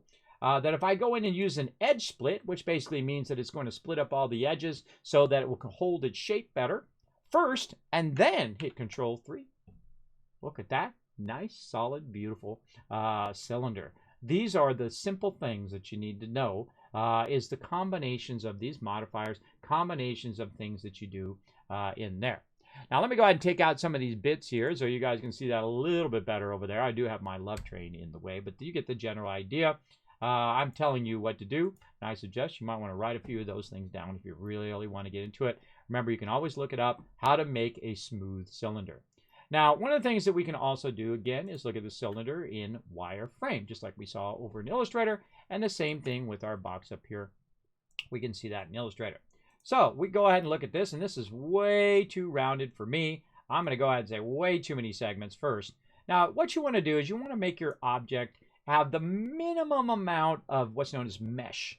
The minimum amount of mesh to look the same exact way. Watch this. If I go here, like this, and then I tell it to smooth shade, wait a minute. It's kind of like it did before, right? Especially if I go Control 3. Now it's kind of smooth. We see a little bit of a line here.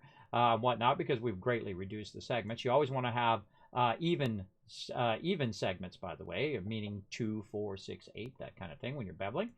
And then we can also reduce it so we'll get more of a traditional beveling. Oh, now that I understand that kind of beveling now. Beveling is the edge here, the rounding of the edges. That's called beveling.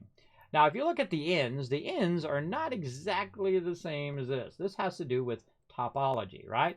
And the way that the topology is affects how many lines and points and vertices they're called has to do, or faces, have to do with how your shape looks in the end, right? And so we can go in and we can do all sorts of effects with this. We can go in and twist it and bend it and do all sorts of really neat stuff. We can go in and actually sculpt it. Did you know there's a huge sculpting section that you can go into right over here? And we can go in, and we can actually start to push and pull all the vertices. Now, this particular object does not have many vertices, see? It's only got a few lines and whatnot, and you really need to have like a mesh, and then you push the mesh in and out, and you shape it like you're molding it with clay. And I'm not going to get into sculpting today. We're going to just do some what's known as hard modeling. I'm going to go back to layout mode. There's a bunch of modes up there at the top, and I'll go across them real quick. There is a menu. That's File, Edit, Render, Window, Help. Those are your menus, just like you have menus in Photoshop or something like that. And then you have your different modes, which are your layout mode, modeling, sculpting, UV editing, which is your textures. UV has to do with kind of like XY, where it has to do how it fits on the shape. And then texture painting, where you can actually paint if you have a tab, one of those pads where you can paint on, or you can use your iPad. Use that as well. They have a program that allows you to do that as well. And of course, you have animation, rendering, compositing, which is like editing, video editing, where you can composite stuff together. And then geometry nodes and scripting. So you can do all sorts of cool scripts and stuff too. We're not going to get into that. That's some deep programming right there. But you get the general idea. Now, it's non-destructive, so I can say, you know what? I changed my mind. I don't want my my cube to be beveled. I want it to just to be a cube. Awesome. And then we can go in and we can apply different things to it, right? Like we can go in and apply what's known as textures. So we're going to go in and we're going to apply texture here. We're going to go and we're going to make it blue. And you're like, Kismet, it doesn't. It's not blue. Why is it not blue? This stuff will drive you crazy, everybody. Way up here in this upper right-hand corner, there's a bunch of different modes. And those modes are wireframe. They are smooth shading. They are texture shading, which shows you your textures and your texture colors. And then there's also your actual rendering.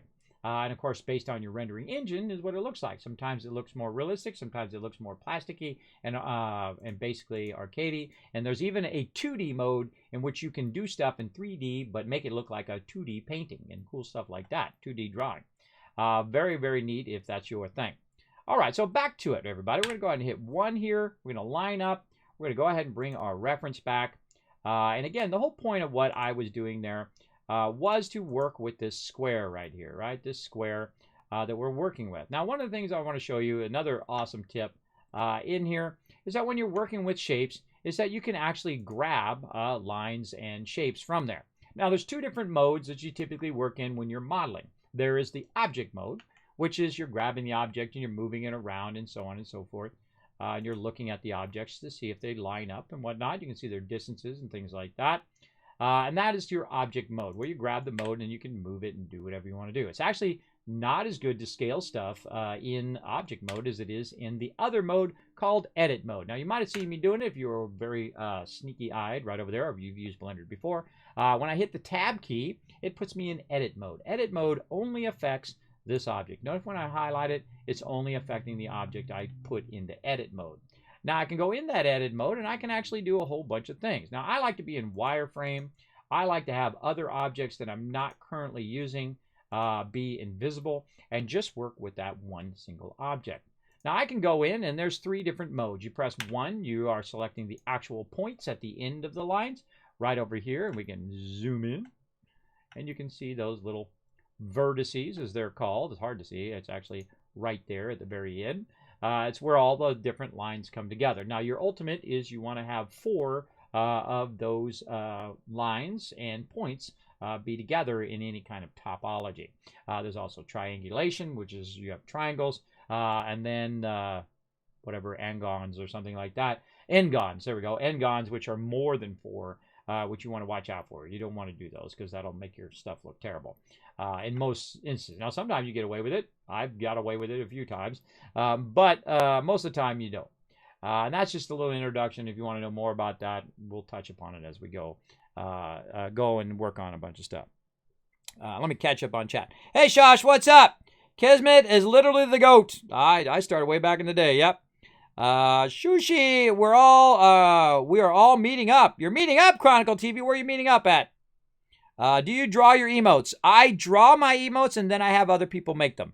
Why? Because I love to support other artists who are emote artists and friends of mine here on Twitch. I feel like artists do not get enough love here on Twitch, and I did not get partnered under artists. I got partnered under gaming for Fallout and 7 Days to Die. I am a gamer just as much as I am an artist. In fact, I'm wearing my gamer, which is kind of a combination of gamer and artist, cartographer. My gamer cartographer shirt today, because I love doing cartography as well, which is the act of writing stuff down on maps and making maps. I love maps. They're very, very fun. Now, let's go in and let's adjust a bit of the topology of this particular object. Now, it is in 3D, but what I'm going to do is I'm going to look at it from the side. And what I'm going to do is I'm going to select the top points here, and I'm going to delete them. I'm going to hit X to delete, or again, you can go up to the menu here. I can go to Mesh, and you can go ahead and find it here in the thing. I'm sure it's in here somewhere. There it is at the bottom. Delete, and then it says delete. So I'm just going to hit X anyway, because it's way faster to do it. Now, I got to have it selected. Now, if you notice that I'm selecting both the front ones and the back ones, and I'm actually selecting this top face at the same time, and I'm in, if you look up here, you can barely see it, but I'm in what's known as vertice mode. Vertice, and I press 2, it's line mode, where I can select specific lines, or if I press 3, I can select certain faces. Now, in the mode that I'm in right now, you can see through the actual shape, right? You can see the line in the background, and I can go in there and I can select that line. That's called X-ray mode here in, there's a lot of different names for that mode, by the way, in different programs, but here in Blender it's called X-ray mode. Now, it's right up here in the upper right-hand corner. If I click that, now you don't see the lines. It's called hide back faces. So it's not showing those back faces. Now, if I hit X-ray mode, which I'm typically in, so I can see if I'm selecting the back faces. So let's do that again.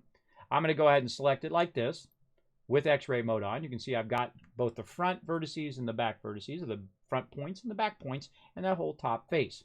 But if I go in and I turn that mode off, it's very important, because now when I select, if you notice, I only selected the front line and the front points. Very vital to understand the difference, because sometimes you'll be thinking you're selecting it all, and you're not. You're only selecting the front, and then you do all your stuff, and then you rotate it. You go, ah, God, what the heck happened, right? That is very, very important. I suggest you understand the difference between straight wireframe and, of course, the ability to do X-ray mode. I highly recommend X-ray mode most of the time, unless you're trying to see your shape. So I'm going to go ahead and do that. I'm going to hit X, and we have different options. We can delete the vertices, which are the points. We can delete the edges, which are the lines that connect them, and or the faces, which is the interior kind of filled part of all of those points and lines, which is in the middle part, right? Face would be like this top part right here, in which we can go 3. I like to turn this off. It makes it way easier to select faces. Turn your X-ray remote off, and then you can select a face there, and I can select a face here. Watch this cool stuff. Whoa, what am I doing? Whoa, whoa, super cool, bro. And now I'm extruding and doing all sorts of neat stuff. We'll get into that in a minute. Tease you guys a little bit. And there we go. So let's go ahead again, back in X-ray mode. Let's go ahead and select all this. Let's hit X, and I'm going to say delete, not dissolve. Dissolve is something else we'll get into, but delete vertices. And now you can see all we have is this shape down here. Now, why do I just want this shape down here? Well, I'll show you here in a moment. We're going to select this object, and again, we're going to go in, and we're going to go to our modifier over here. And again, this is something I was shown on a video, and it is awesome, where you can go in now, and I'm going to go into shape mode here, and we can affect our beveling of our shapes here, right? And again, you notice that it's not really doing anything. It's not really showing you any beveling of that particular object. Now, I can also take this object, and I can convert it into different types of objects, either a curve, a mesh, or grease pencil, which I'm not going to use. I'm going to say convert it into a curve. Now it's a curve, and notice that your modifiers disappeared. And watch this. We take the curve and we put it as a bevel, and we go ahead and adjust the bevel here. Now, whenever we're in edit mode or object mode, some of this stuff has trouble, right? Some of it you're not going to see the actual offset or angles or any of that stuff or anything that happens. When you're in edit mode, it actually turns those off. A great example is if I go in and I take this object, and actually I don't even need a modifier to do it. I can go right in here into geometry, and I can go ahead and extrude that geometry outwards like that, which is going to be weird because it's going to invert it like that, and get that going on. And it really has to do with the actual plane itself of what you're actually extruding. But I can go into the object itself and then try to extrude it, but notice it's not extruding. That's because it's a curve. Being in different types of shape, whether it's a mesh or curve, is very important. It actually shows you right up here in that upper right-hand corner there in your scene collection, whether it's a curve or whether it's a mesh. A mesh looks like a triangle, and a curve obviously looks like a curve, all right? So I'm going to Control Z to back up, just showing you the difference between those two different types of shapes. And back up, there we go. Now we're back to our mesh. Now our mesh is a bit easier because I can just go in here, I can edit it, I can highlight it, I can hit E, and now you can start to see the rounding, right? Start to see the rounding of the object, which is super useful for what's known as beveling. Now again, because I'm in edit mode, I can go out of edit mode and whatnot. But when I go into edit mode, notice it still shows me the square. It still shows me the square, and that tells me that I can go in and I can grab certain points if I want to, like this, and I can move those points and adjust and do it. Now, you don't want to do too much of this. See what's going on right there? That's called tearing. You don't want to do that. That's going to mess up your textures later on. And it's all about the textures, everybody. All about the textures of what you're doing. So I really want to get into an introduction of basically what I'm doing so you have a general idea of what I'm doing. Now, am I going to sit here and explain every little bit of Blender? Certainly not today. But I'll explain stuff as I go along. Now, let's go ahead and get to work. Now, the first thing we're going to do is take this plane and delete it. And the cylinder that we have, we're going to delete that. And you're like, well, you're not going to use that cylinder, Kismet? I could use it. But here's the thing. I gave you a great thing. And for those who just popped in, I'm going to give you another shot at it right there. I gave you a great starting point on how to learn how to make shapes. Now, what I've done, and this is what you really want to do eventually, when you get an idea what you want. First, I'm going to go ahead and save this back into here. Nope, back over here. There we go. And we're going to save this as... I could have sworn I already saved it, but you know what? Let's save it again. Oh, 3D Love Train right there. Thought I saved it. Oh, I don't think I actually saved the document. All right. Well, now we're going to do it. Kismet 3D Love Train V1, version 1. Now, there's a little button right here to up your version each time or to automatically do it if you want to. But me, I always start with V1, which is version 1. Now, we have nothing else other than a reference. All of that time, everybody, we spent almost 3 hours just talking about concepts. Why? Because those are the most important thing you want to do. I just hit 1, so it goes back to the front view. Now, one of the things I want to do is create templates. And I suggest you watch those videos and you create some templates of objects that are going to help you in the long run. If I use this cylinder and I use that cylinder in here, it's going to be not that great. Why? Because it doesn't have any topology on the top of the cylinder. The top of the cylinder sucks. Sorry, that's just the default thing that sucks, and that's just how it's going to go. But there is ways around it. Again, you can go in, you can use your edge split, then hit Control 3. Let me get out of edit mode. And then hit Control 3 to add a subdivision, or you can just go in here and say add modifier subdivision if you want. Control 3 is the level of subdivision. Now, for some reason, when I say Control 3, it does the viewport as 3, but then when it renders it 2, which is weird. I think it would want to render higher than the actual viewport, and see, I can change it back down again. See, now it's at 1, now it's at 2, and then now it's at 3, which looks very much nicer. Basically, what it's doing is it's subdividing all of the sides to make more shapes to basically make it smoother. That's what it's doing.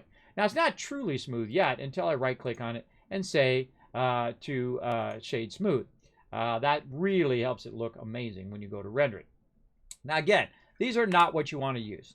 What I do is I use templates. So we save this. Again, we'll save that because it's going to ask me to save. And then I'm going to open up one of my previous files here, and then I'm going to grab those things, and we're going to use them as templates. Let's see. Let's go back to the vault door here, and I'll show you a bit for those who missed it earlier. My vault door. And we'll go up to my office just so you can see as a reference while it's loading. Let's go.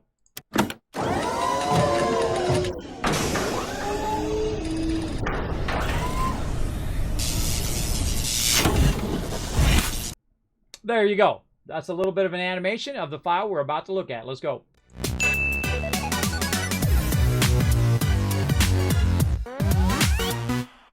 All right, so this is that animation right here in 3D that I did in Blender. There you go.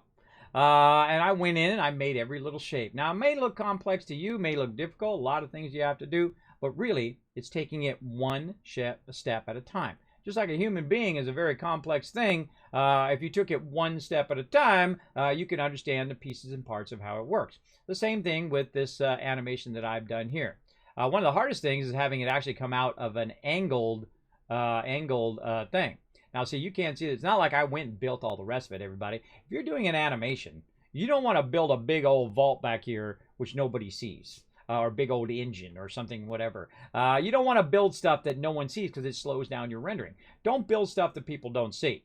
Now, this vortex, the door comes out of there, and then they'll see the all of the vortex there.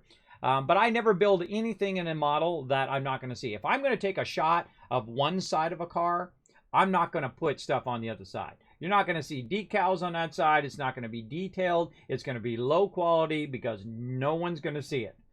Don't spend 1,000 hours on something only for it never to be seen. That's something in 3D I learned very early, and really in anything that you do. Don't worry about the stuff that no one can see. Worry about build to the final product, which is your final image. In this particular one, the final image is this one, right, where the gates come up and you saw it come up and it pulled the vault door. I have the only vault door that opens outwards, by the way, and then it goes down in there and fits in there perfectly, lining all that stuff and animating all of that stuff. That's what I did in Blender. Now, Blender is a free program. Also, another program for $1,000, Maya, which does the same kind of thing. And if you notice that this already has the vault door, but it doesn't go all the way down there because it already has the vault door on it. Because I don't really start the animation until right there. Because it's looked like it's taking out the door. That's because it had the door already attached to it. And I'm just starting at that point. And then I have another animation that starts earlier with a different door. And you can actually see it here in the side panel here. I have two separate doors. I don't know, it'd be hard to read. It's real small. But you get the general idea. I have one animation which has it going up and going to the door. And then I have another animation, which is this one, of it grabbing the door and putting it down into the thing, right? And again, there's a lot of technical stuff that happens along the way. But one of the things I want to show you in here, in this particular one, is that I have a bunch of template items right over here. Right now I can turn all of this off by a simple press right there, and then also we can turn off the back of it here. And I'm going to turn on my template objects. And then we're going to go ahead and rotate this view a little bit here. And let's get out of animation here, which is what I'm in. Go back into layout view, and then zoom out a bit. And there's all of our basic little shapes hiding over here in the corner. And that's from those tutorials, everybody, from these shapes right here. And once I've learned these kind of basic mastering of how to make your stuff look smooth. Now look at this right here, right? This doesn't look smooth, does it? No, it's totally not smooth. But watch this. Smooth cylinder now. Wait a minute. How'd you do that, Kismet? Wait a minute. Hold on. Back up. Back up.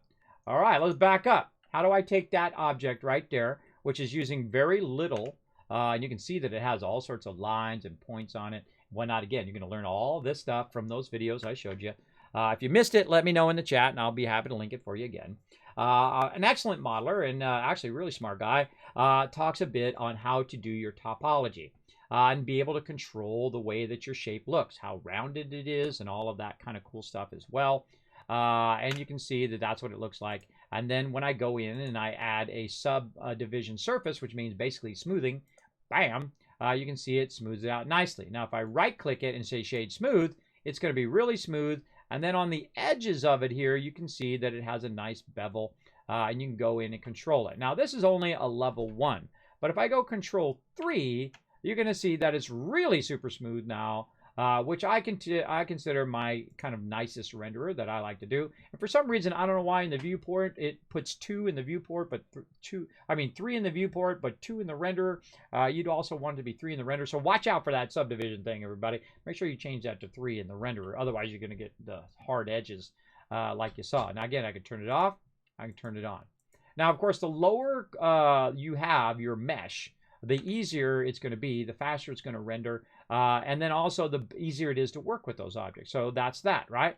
Now this right here, you won't believe it until you watch that video, but this right here is actually a cube.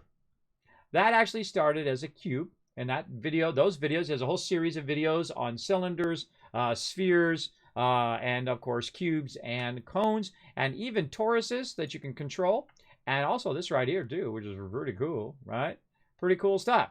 So I don't mind admitting I don't know everything, everybody. I don't mind admitting it. And I don't mind finding people who are amazing and giving them a shout out. So one of the things that you want to do is have control over that topology. And again, look at that cube.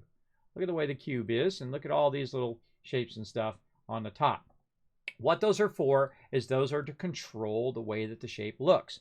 Like if I go in and I tell it to go ahead and smooth that shape, look how beautifully smooth it is.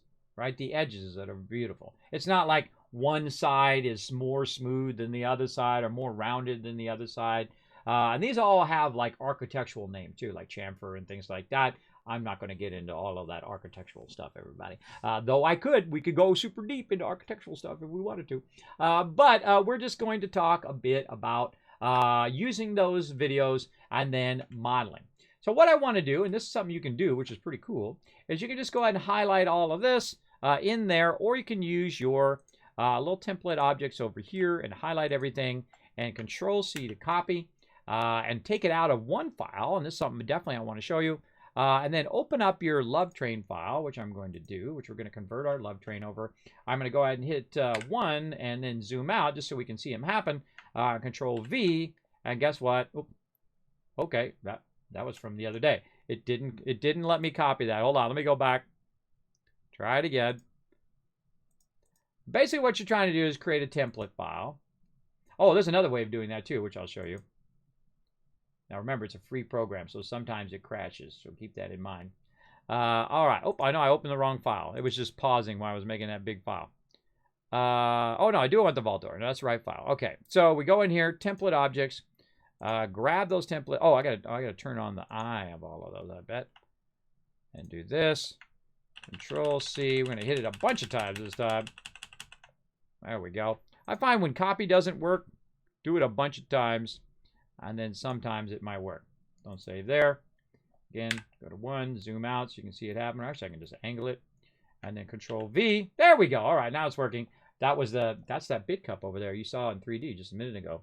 I made that in 3D. That's a 3D bid cup. It's a true 3D bid cup, not like anybody else's bid cup. It's the only one that's in true 3D here in the stream. It's from an awesome beta program that's out right now, very much like an OBS-like program called Polypop. I go check it out, everybody. It's amazing and what you can do with that program. It actually replaces a bunch of other websites and programs that I'm using to do a bunch of the interactions here in my stream. So definitely check it out. I am pioneering it right now. Now you can see we've got these basic shapes. So instead of me going through and using the base cylinder, what I'm going to do is go ahead and go Shift D. And that's going to duplicate that cylinder that's right here. And I'm going to move that over instead. This way, I'm going to have more of a control over my 3D object or my 3D cylinder. I'm going to hit Control 3. You can see it's going to be a cylinder eventually. And I can have it rounded, and I can do all sorts of stuff with it as well down the road. Because I have all these control points, which you can see if you go into the wireframe. Right? So I have all these control points to use. Now, you can also just use a regular cylinder if you're just starting off and you want to practice using your stuff. Now, me, I like to keep my modifiers off when I'm working, like that. It just makes it easier to use the object. All right, so the first thing I'm going to do is grab this object, and I'm going to move it to the 0, 0, 0. And it's going to put it right there. Using the transform function, I'm going to rotate it 90, which you do with 90% of your stuff, which is funny. I think I'm going to go ahead and go to front view by hitting 1 on the keypad. I should get that program that actually shows you what keys I'm hitting. So now we're going to use this instead. You're like, Kismet, this takes a long time just to get started. Well, when you're explaining stuff, it takes a long time. When you're doing, it still takes a long time. Sorry, I'm not gonna pretend like it doesn't. It still does. It still takes a long time, no matter what you're doing. So there we go. So now we got a nice cylinder, a good cylinder that we can control versus the default cylinder. But you could use the default cylinder in practice. But I definitely would learn those ones that I showed you in the chat. Now I'm gonna hit Shift D to duplicate. I'm gonna hit X, and now I'm actually gonna go to work, everybody. Shift D. And I'm going to go over here and I'm going to hit S to scale. And I'm going to start blocking out all of the smaller shapes. Shift D. I hit Shift D. Shift D. There we go. X to constrain along the X. Notice I'm working at the inside first, and then we'll work with the outside later on. Again, we need our rounded objects here. Now, here's another great idea if you do want to do objects as well. You can just go ahead and go Shift A. Tell it to make a curve. I'm going to say Bezier. Curve. Then I'm going to hit a tab for edit. I'm going to hit A for all, and I'm going to delete everything in there. And you're like, Kevin, why are you deleting everything in there? That's because I want to make my own shapes while I'm in that edit mode. Now, there is different shapes that you can do. You can do circles and whatnot. And there's also other tools that you can add that are actually built into Blender. Let's get out of that edit mode. You can go into your preferences right over here. Like a great one, you can see I'm using my NVIDIA 1080 as my render engine. You definitely want to turn that on, everybody. You want to go into your system preferences, go to optics, turn on your graphics card, and then when you go to render, turn on your GPU rendering. That's getting a little ahead of time for you Blender experts. Turn that on. It makes it go 5 to 10 times faster when you're using your GPU versus your CPU. GPU is your graphics card. CPU is your little processor, like your brain of your computer on your logic board. So that is very, very useful. But we can go ahead and go to add-ons. A really great one that he talks about in that one is loop tools. And you can see I've got mine on right here, so we can actually do a bunch of shapes and whatnot in there. But what I'm going to do is I'm going to go ahead and choose some other shapes, right? I'm going to go ahead and choose a plane again, like this. Oh, actually, no, I want to go into edit like this, not a plane. edit. Come on. Oh, won't let me go into it. Hold on, let's try that again. Let's see. We want to do a curve. And it doesn't matter what we really start with. I'm just going to say Bezier. That's what I like to do. We're going to hit edit mode. We're going to hit A to select all. We're going to hit X to delete everything. And then what we're going to try to do is we're going to try to do it. You know what? I don't have the rest of my shapes in here. See, now what happens is right about now you go, oh my gosh, how did I get those shapes in there in the first place? I don't remember. I don't remember. So we're not going to worry about it. What we're going to do is we can go ahead. Oh, I should show you a little bit of Illustrator to Blender as well. What we can do is we can use shapes, basically 2D shapes, and we can draw 2D shapes in here. So what we can do is we can hold down Control. Now I'm in the edit mode of my Bezier curve. I've deleted all of this original stuff that it drops in there, and I'm going to manually do it. Now Bezier curve is basically the ability to control stuff with handles. And this comes from Illustrator. I know there's that Illustrator reference again. So I'm going to Control click, and it's going to create like a weird kind of shape here. And you're like, well, Kismet, that doesn't line up. Well, that's okay. You can adjust it afterwards. Now I just happen to know where all the points are, and I can go in and I can adjust this and do it. Now, one of the things that I saw is the ability to put a square in and then bevel that particular square as well. And that is super useful as well as a 2D object. But you can actually go in and manually do this. Now, this is the most awkward part of doing it here in Blender, is that you got to click the handle at the end and hit G. Now, one of the things that Blender doesn't do that it should do, like it does in Illustrator, and I'm going to show you the difference. See, I have to kind of like go back and readjust all of these little handles and do all of this awkward stuff, right? And try to get that, little mouse jump there, and try to get that so it's perfectly along the shape. Now watch me do the same thing in Illustrator. You ready? I can go and I can draw with the pen tool, aka the Bezier curve tool, and I can go in and zoom in. Here we go. And I can draw, but when I'm drawing, I can hold down Shift to lock. I can hold down Shift again. It's got guides, and I can make a perfect corner while I'm drawing. Not come back later and fix it, but while I'm drawing it, I can actually align it. Now, also another thing it does, see, is a line up across there. These are called smart guides. It is amazing. And then you can drag down. Now, watch this. If I grab this point here, I can go over here and use my tools to grab this point, and then I'll just move it out.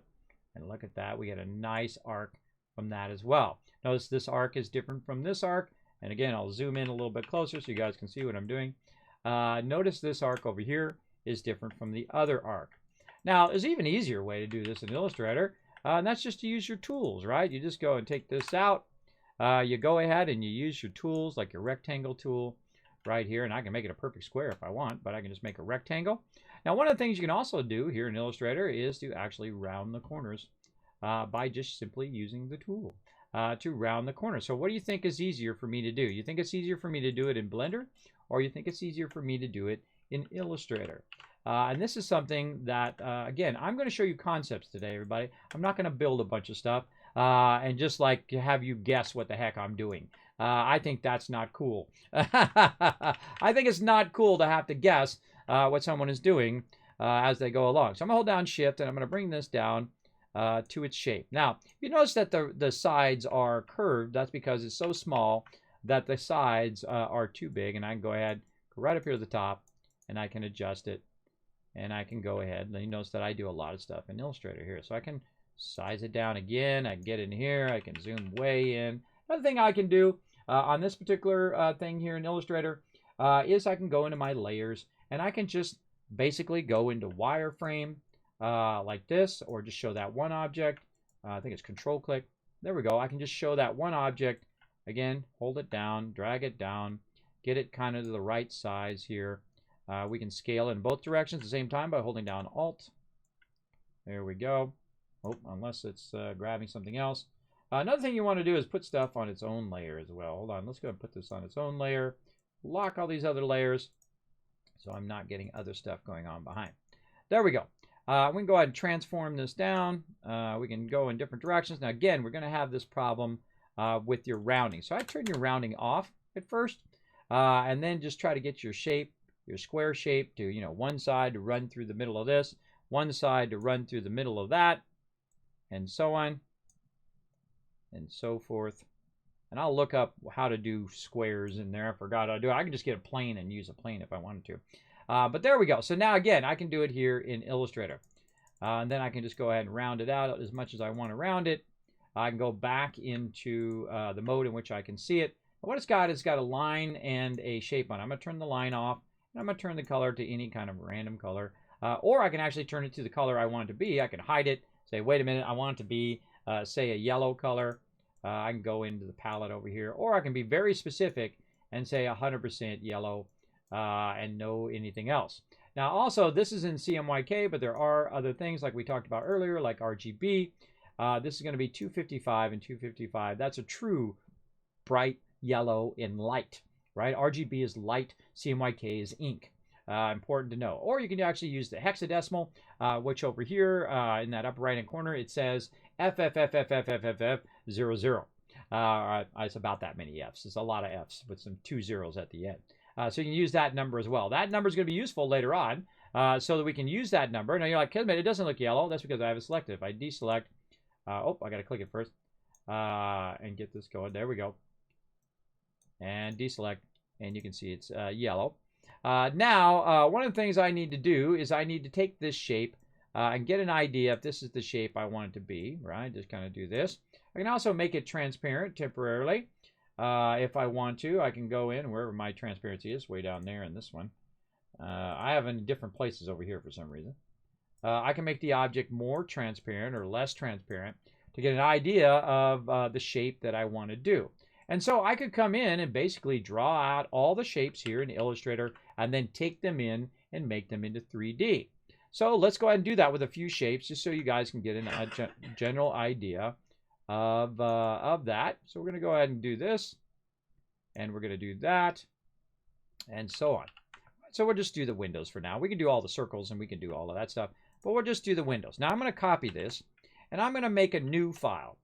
Now that file is going to be absolutely huge. And the reason why I want to make it humongous is because if you go 99999, it's going to tell you what the maximum size, in this case in pixels, but let's go inches so you get a general idea, is 2,275.4167. You just go 999. Oh, sorry, you just go 9999999, and then we'll just say, oh, the maximum you can do is this big.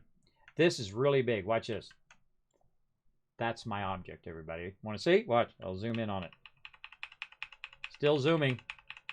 Still zooming. It's a very, very large thing.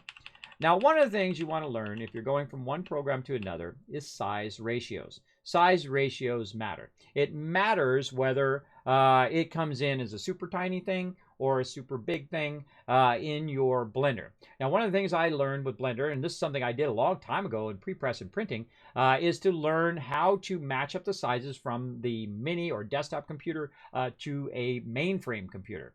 Because what would happen is we would send something over and it would be the wrong size, which is not good when you're doing a layout. You want it to be the exact right size it's going to come out. So what we did is we sent a bunch of different files at different resolutions, and I figured out, and you're welcome, by the way, all you printers and publishers out there, it's 304.8.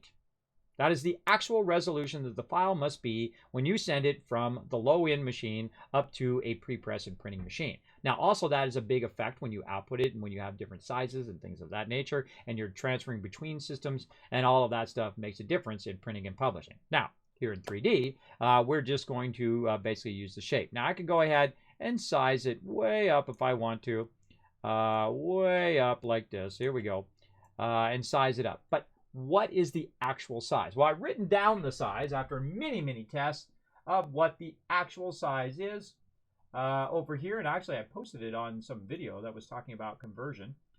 Let me go ahead and get the size for you guys over here. Let's see. Where is it? Oh, I made a, that's right, I made a spreadsheet for it as well. So the actual size of this object, if we want it to be 2 meters in size in Blender, and usually you want to work in that 2 meter range, everybody. If you work too small, then your stuff when you're shading it and blending it and when you're doing your bevels and all that stuff is too small. If you're working a really large size, then you're working with really large numbers. So you want to work with kind of its default size level most of the time. You can try to do stuff at scale because in a 3D program, you can do it at a really large scale. But I typically don't. Is 3 the highest? I think actually 5 is the highest. I would just do 3 though, because there you go. Is this how they make TV shows like Arcane? This is how they do some effects. Most things are done in really high-end programs like 3D Studio Max, Lightwave, and of course Maya, and all of those type of programs. And there are a combination of other programs they use with it, right? Like 3D Painter and a whole bunch of other things that they use for actually drawing in all of the textures and stuff that they use. But let's go ahead and check this out. So if I can give you one tip, write this down, everybody. Write this down if you're going to use Blender. What you want to do is you want to go in and you want to make sure that you can create an object at the correct size. Now this particular one here on PC has only let me doing 22,000 in size, but in pixels it's 16,383. So we're going to do it in pixels because that's the easiest way to work most of the time. So 7088.2796. Now, how did I figure that number out? Well, what I did is I kept sending a whole bunch of stuff over and over and over again until I got it going. Oh, and that did not take my number. Let's do it again. 7088.2795. Let's copy it so just in case it does that again, I don't have to type that in. Boom. There we go. And then what I'm going to do is I was going to change the other one, but I hit return. I can go here into document setup. Oh, not document setup anymore. It's the thing over here. There we go. This is your artboard that I'm going to change. And so you really want to type it in both. I don't know why it was acting funny there. It's PC. What do you expect? So this is an actual size of an object in 2 meters. Now, the actual 2 meter conversion from 2 meters to inches does not work. It actually does not work. If you go in and say, I want to convert 2 meters into pixels, it actually does not work when you're in Blender. And so it's actually in between the 2 sizes. There's actually 2 sizes if you do it in inches or if you do it in pixels. There'll actually be 2 separate sizes, kind of like 2 boxes. And then I figured out that the actual in-between size is this exact size. This is like hours of work right here by just sending files to Blender. Okay, why is this file so dang small? Because most of the stuff you're going to make in Illustrator and in other programs like Ink and all that other stuff, it's going to be really, really small. And so what I do is I send individual shapes at the size I want them to go instead of sending the whole thing. So that's what we're going to do here. We're going to take these off of this file and we're going to get rid of that. And again, this is just going to help you out so you don't have to scale everything up all the time when you're working in Blender. This artwork exceeds the canvas to be scaled properly. Okay, that's okay. That's okay because we're going to zoom out. We're going to take all of this and we're going to scale it way back down again. There we go, proportionally down like that. Now what I'm going to do is actually take the individual objects here and put them down here in the corner. And then I'm going to scale them up by holding down Shift to keep it proportional and scale them up and maybe center it like this. All right? Now I've got these shapes at that thing. Now one of the things that's going to happen when you're doing that is notice my rounding is like really small now. My rounding of my edge is still the original rounding that was in the original file over here, but you can see that this looks nice, much more rounded, or maybe you can't see. Let me zoom in. This is way more rounded than this is rounded now. And these are the problems you're going to run into when you're working on stuff. See that tiny little rounding? You can barely see the rounding there. If I go ahead and change it to black, maybe you can see a little bit. But watch out for that kind of stuff as well. So your rounding is going to change. So it's not going to be the right thing for the right stuff. And so what you can do is you can go ahead and turn this kind of rounding off by going in and working with your object. And you can go ahead and offset path or outline stroke and try to lock this in. Great examples. You can go ahead and do your stroke here like this. You can do the stroke. You can control the stroke direction, whether it's outside, inside, or outside, middle, or inside. I'm going to go inside. I'm going to go ahead and make this stroke a little bit smaller, like that. And then what I'm going to do is I'm going to go into path, and I'm going to say outline stroke. Now what that did is that removed the actual rounding of my particular thing. Now also what it did is it created two shapes here. Get my stuff back. There we go. It created two lines. And so this inner line, I'm just going to click on it, delete, delete. Got rid of that. Now I've got the outer side, and it no longer has an actual rounding side. And then I would do the same thing down here on this one. And I hit Control Y and get my right tool. There we go. And then see they're together, but if I use this tool, which is called the Direct Select tool, I can get just that line. Now see, this Direct Select tool is hiding in this thing here. You got a whole bunch of tools that are hiding in there. So there we go. So we got that. We look up here, see if it's rounding. Now we take the objects that we want to use. We go ahead and copy those. We go over here, we select all, we delete those. Again, these are a lot of steps that I'm doing, everybody, but they're necessary in learning to master what you want to do. And you're like, okay, that's a lot of stuff. It is a lot of stuff, and you're going to have to learn a lot of stuff, and you need to go into it knowing that that's what you need to do. Now, do you need to know as much as I know? Not really. You can just learn it a little bit at a time. If you get stuck, watch a video, Blender 3.0, how do you make smooth shapes? How do you make characters? How do you make character animation? There's tons and tons of great videos, and there's tons of videos that take forever to get to the point. I try to, kind of walk you down the road of all the things you're going to know to lead up to what I'm doing. So, all right, there we go. So if you notice now, the rounding at the end has remained, even though I've scaled it up. A vital tip there, so your stuff comes out the right shape in the end. All right, so there we go. We got that done. Now, here's what we're going to do. We're going to do another format. Again, that's why I was talking about formats. Save to my computer. And then over here, what we're going to do is we're going to pop up a whole bunch of formats, and they're going to be hard for you guys to see. Again, I'm in a 4K mode here. I cannot stream in 4K. You guys are seeing it 1920 by 1080. But if you are watching this on YouTube, make sure to crank it up later on. Or watch it back on the VOD, or you can watch it now live through choosing source and choosing 1080 because I'm a partner, so I can stream in 1080. You're welcome. It's a lot of hard work doing that. We're going to choose a function called SVG, right? So we're going to go SVG, and then we're going to go ahead and save that out. Now, there is actually an advanced mode of SVG. I don't see it here on this, but let's go ahead and save this out. Now, an SVG is basically like a JPEG for 3D. It allows you to save the file out to bring into other programs. And you can even do like 3D printing and cool stuff like that as well. So we'll call this train windows. Just call it train windows. That's good enough. And then we'll save that into our Love Train folder. Now, there it is. There's our options here. Now, the first thing you want to do is click this More Options right here. The reason why is if you go in here and you choose Presentation Attributes, it will actually keep the colors of what you're sending. So let's go ahead and hit Cancel real quick. Let's go ahead and highlight these. Let's put them to like blue. And I can save them both ways, but you can just take my word for it on your computer. Right here, again, we're going to call it Train Windows.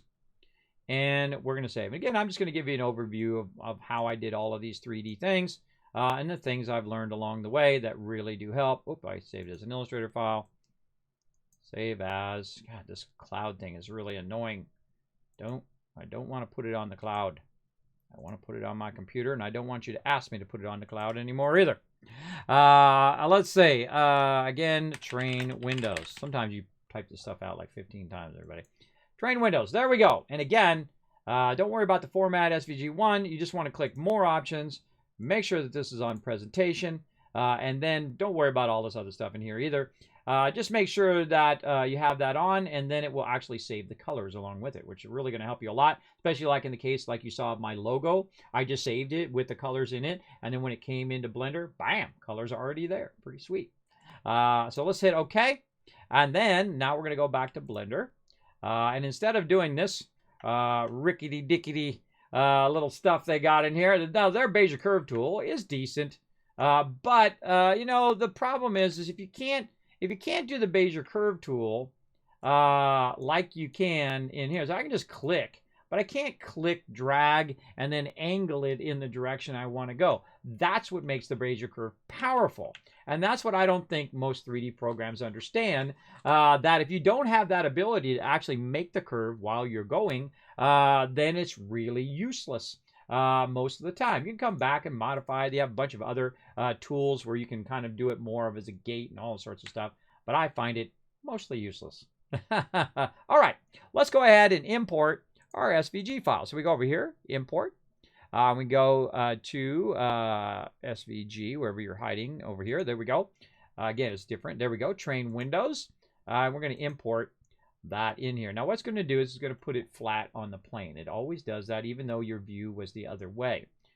So now I can go ahead and use these objects, right?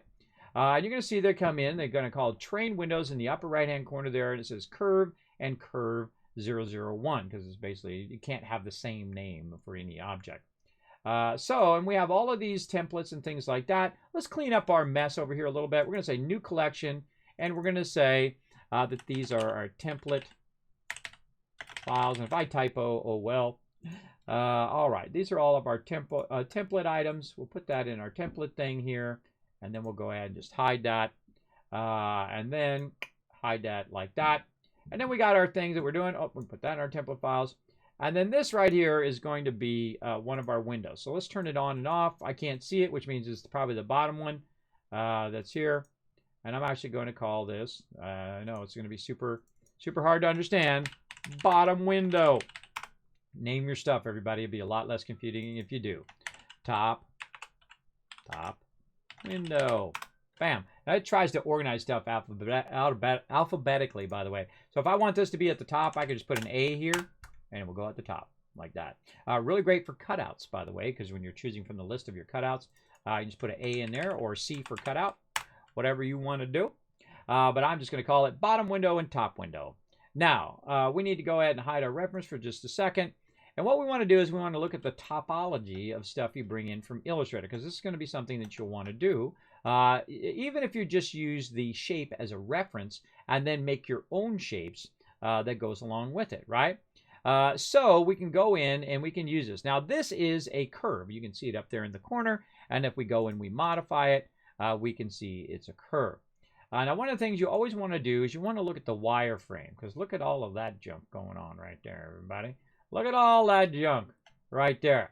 Now, what I can do is I can select all of this, and I can say dissolve or delete. And I can dissolve vertices, segments, or vertices, and I'll say segments. Uh-oh, the whole thing has disappeared, right? That's not going to work. Now, I can go in and automatically extrude this object, make it into a 3D object right away. And there we go. Notice we've got the rounded corners on it, right? Very nice, rounded corners. They look sharp and whatnot. Probably not your best topology, because if you go and you look at it, it's got all these weird lines on the top and on the bottom. On the sides, it's okay. On the sides, looks good. But the top and the bottom are ugly topology. You don't want to do that. You want to go ahead and Control Z it if it's going to let me. Oh, it's doing a whole bunch of stuff in here. Hold on, it's changing all my stuff out in object mode. Let me get all that back in there. And then back to edit mode. Edit mode, can I Control Z this? There we go. You got to go into edit mode to undo the stuff in edit mode. You'd be in object mode to undo the stuff that you had done in object mode. You get the general idea. Now, here's the smarter thing to do, everybody. Whenever you make an object in Illustrator, you bring it in here and it creates all these weird faces. What you can do is you can spend your time going in edit mode here. If it, it's like weirdly, there we go. Weirdly not letting me select stuff. Yeah, there we go. All right, so I can go ahead and select stuff. It's like selected or it's duplicated or something weird is going on. There we go. Okay, so what we can do is we can go ahead and we can try to fix this typology. So what I suggest to do is to go in and select your lines. Now, again, it's not acting like I can actually adjust it because it's not giving me the ability to select faces and all of that stuff because I'm in this mode. Now, another way of doing this, everybody, yeah, because we want to go to mesh mode. That's why. So we want to select this, and we can convert this object into a mesh. Now, eventually, we got to convert it into a mesh anyway. But here, when we go to mesh, now when we go to do it, we're going to have our different modes up here on the left, which is going to be our topology mode. We can go ahead and say go to segments. We can option click and see it collected. It got that edge. And we can go in and we can select the actual edge here, holding down shift, getting the edge all the way around like this. Let's see if it's already got that outside edge, I believe. Let's rotate around. It does. Okay, great. We'll go to 7, which is our top view. What you can do is you can select the actual outer lines and you can duplicate them. An incredible, powerful tool, everybody.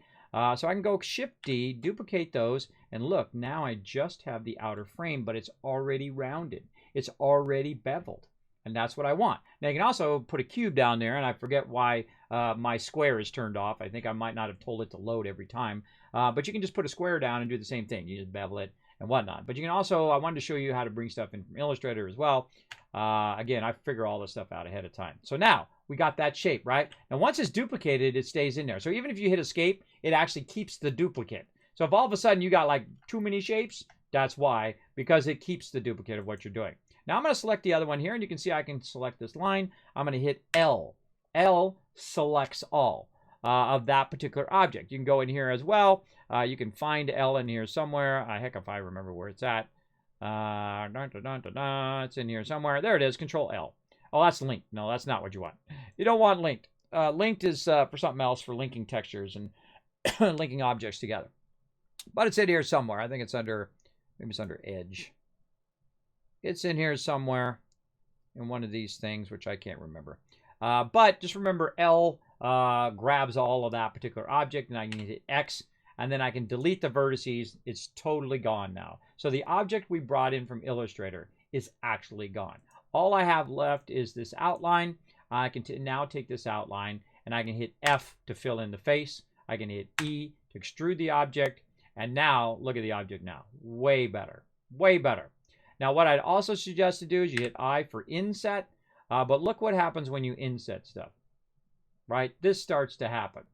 Now what I'm trying to show you is that while Illustrator and other programs like Illustrator might seem simpler to start and make stuff in there, and that's how I usually do modeling, is do it that way. It actually isn't. It actually makes it harder for you to do what you want to do because it is going to start you at a bad point. It's going to start you at bad typology. It's going to start you at a bad point when you bring those things in.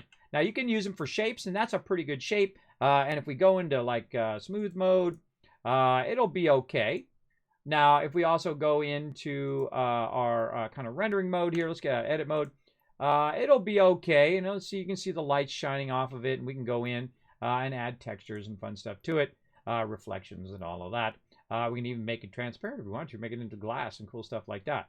But that'll be a decent object, right? And even if you did bring it in and you use the extrude function as a bevel curve or as a curve and do it that way, you might be okay most of the time. But you really should master the topology of what you're working on and what you're doing. And so, again, one of the things that we want to do is try to recreate this shape. Instead of using the Illustrator file, and you saw it actually brought in the colors too, by the way, and you can use those colors because now they're part of your material library when you bring them in. So even if you just use it as a reference for colors and for shape and for size, you can do that, right? So I can go over here to the top, and I can use this as a reference. So I'm going to go ahead and again add a plane. Grab that plane, put it up here, scale it down. Over here, scale in the X direction. Remember, it's only a 2D plane. Scale it in the Y direction. Scale. There we go. Y direction. And we'll get it roughly about the same size. One of the things I find all the time is that when you're scaling, you're really never right in there. Now remember, this ain't precision work here. It's not like I'm making something that's going to be tooled or created into something else, right? I'm doing something that's kind of creative, and I'm kind of making it up as I go along, and I'm going to make it the size and shape and style that I want to do. Now, if you're doing exact modeling, then you want to do it by the numbers, everybody. Be doing using this number thing up there in the corner for sure. So we want to do X here so we can scale it. And again, same thing. We're going to move it by X, scale it by X. Yeah, close enough. All right, now we got that object. Now we go over here again, bevel in there.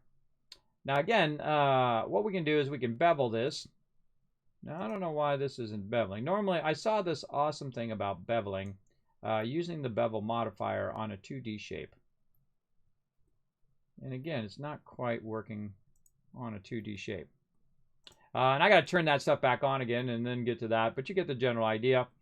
So what you can do is you can actually do the beveling after you extrude it. So I'm going to go take this object. I'm going to actually tell it, I'm going to leave it as a plane, by the way. I'm not going to actually extrude it in the edit mode, for those who know what that is. And then you can go in and you can go ahead and tell it to skin the object, solidify. That's what it is, solidify. And then you can see I can extrude it in different directions. And so I can extrude the object like that. I can increase the bevel or reduce the bevel of the object. But here's the thing. You need to do these in order. I need to make it bigger, and then I need to round the object like that, right? And so it's better to make the object in the 3D program. If you only learn one thing in all of this talking we've been doing about 3D for the last 3.5 hours, make it in the 3D program.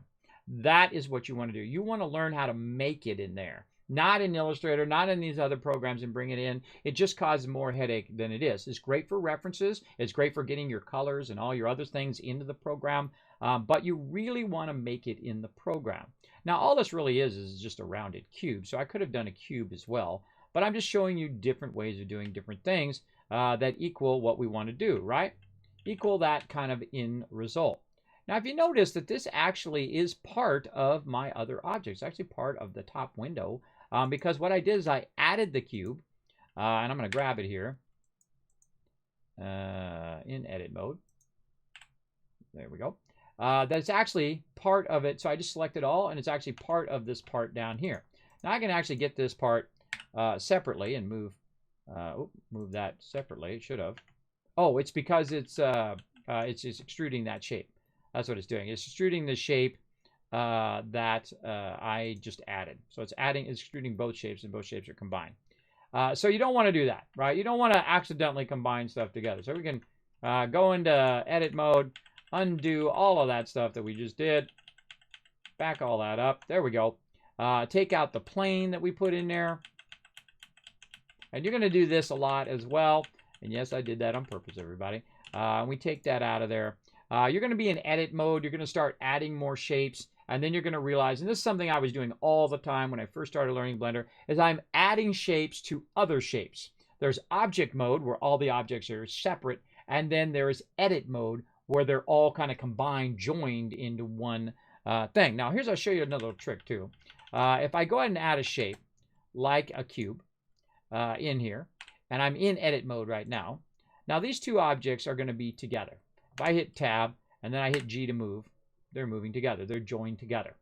If you have an object that's in there, say you brought in a bunch of stuff from Illustrator and you want to separate it, or another program, and you want to separate it, you can just go ahead and click on this object, go up to object, and actually there's a function, not object.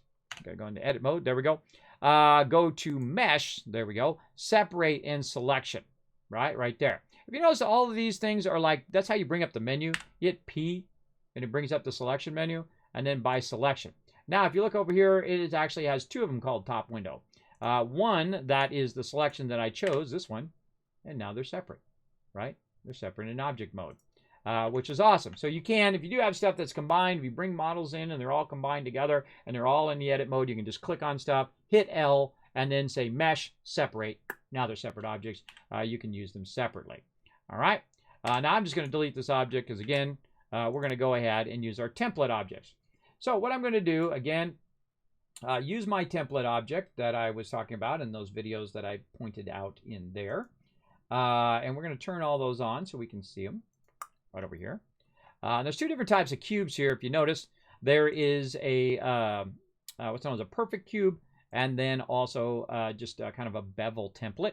Now I'm going to use the bevel template, so I'm going to go ahead and hit Shift D. I'm going to hit X to slide along the X. Oops. I do that all the time where I'm holding down Shift, and I just don't hold it down fast enough. And let's go like this. And G, X, move it all the way over here. And so what we're going to do is we're going to do all of this that we just did, but we're just going to use this square. And I'm not even going to bother to use the stuff that I brought in from Illustrator. I'm just going to delete that stuff. And we're going to go ahead and use our cube right here. Now what we need to do is we need to take this cube and pull it out of here. And make sure you don't accidentally use your template file. You make a duplicate of it. And then we're going to call this bottom, BTM for bottom, window. Right there. We're going to bring up our reference, and now we're actually going to start making stuff, everybody. I'm sorry if that took a long time, but I told you this was going to be a talking stream, and we were going to talk about all the principles, which is more important than the actual, hey, Kismet, do the thing in Blender. Just do the thing, Kismet. No, I'm not going to just do the thing. I'm going to show you how to do the thing so you can do the thing too. That's what's more important, is understanding the concepts. So let's go ahead and also scale this in the X direction. And so now you see I've got a super sexy cube. And you're like, Kismet, you're right back to where you were before with a super sexy cube. Yes, but the thing is that this cube is not your average cube. This cube has all of the nice shapes on the side. Oh, you can get it to stop bouncing back. One thing that Blender does is it does that bouncing back thing. Like I'm in a zoomed in view and it bounces back and whatnot. Let's see if we can go ahead and hide the reference again. Reference. There we go. You can see that it's got some topology to it. It's got shapes and things like that. I can also hit Control Plus and it will zoom in on it for me. That helps as well. Or Control, not plus, Control period on your 10 key, which helps you a lot. And I got my animation running because I hit the space bar all too much. But you can see is that we've got control edges on the edges, right? These are called control loops, and they keep the square square until we want it to be rounded. And when we want it to be rounded, we can go in and use our booleans and our bevels, which you can see I've got some running over here on the side. So when we do look at it in its kind of final stage, where we go in and we go ahead and say, you know what? All right, we got our bevel. It's looking pretty sharp, looking pretty nice.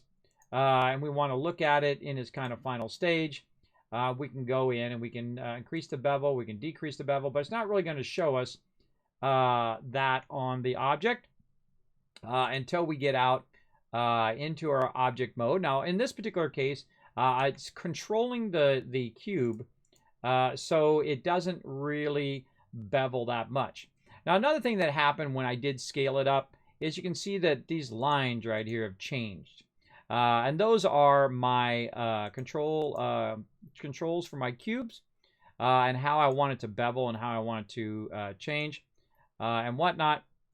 And so what we want to do is we want to select one of these lines here by holding down Alt and clicking on it. If I can get out of X-ray mode here. There we go. I want to try to click on these control lines right here. But I can't click on those control lines because it's actually part of the bevel. That's going to drive you crazy, everybody. You're going to try to click on stuff and realize that it ain't your thing doing it. It's the bevel doing it. Now, if we look at it again, hold on, wait a minute. All that is doing is using the bevel modifier to show the bevel, right? That's actually just a cube with a bevel on it.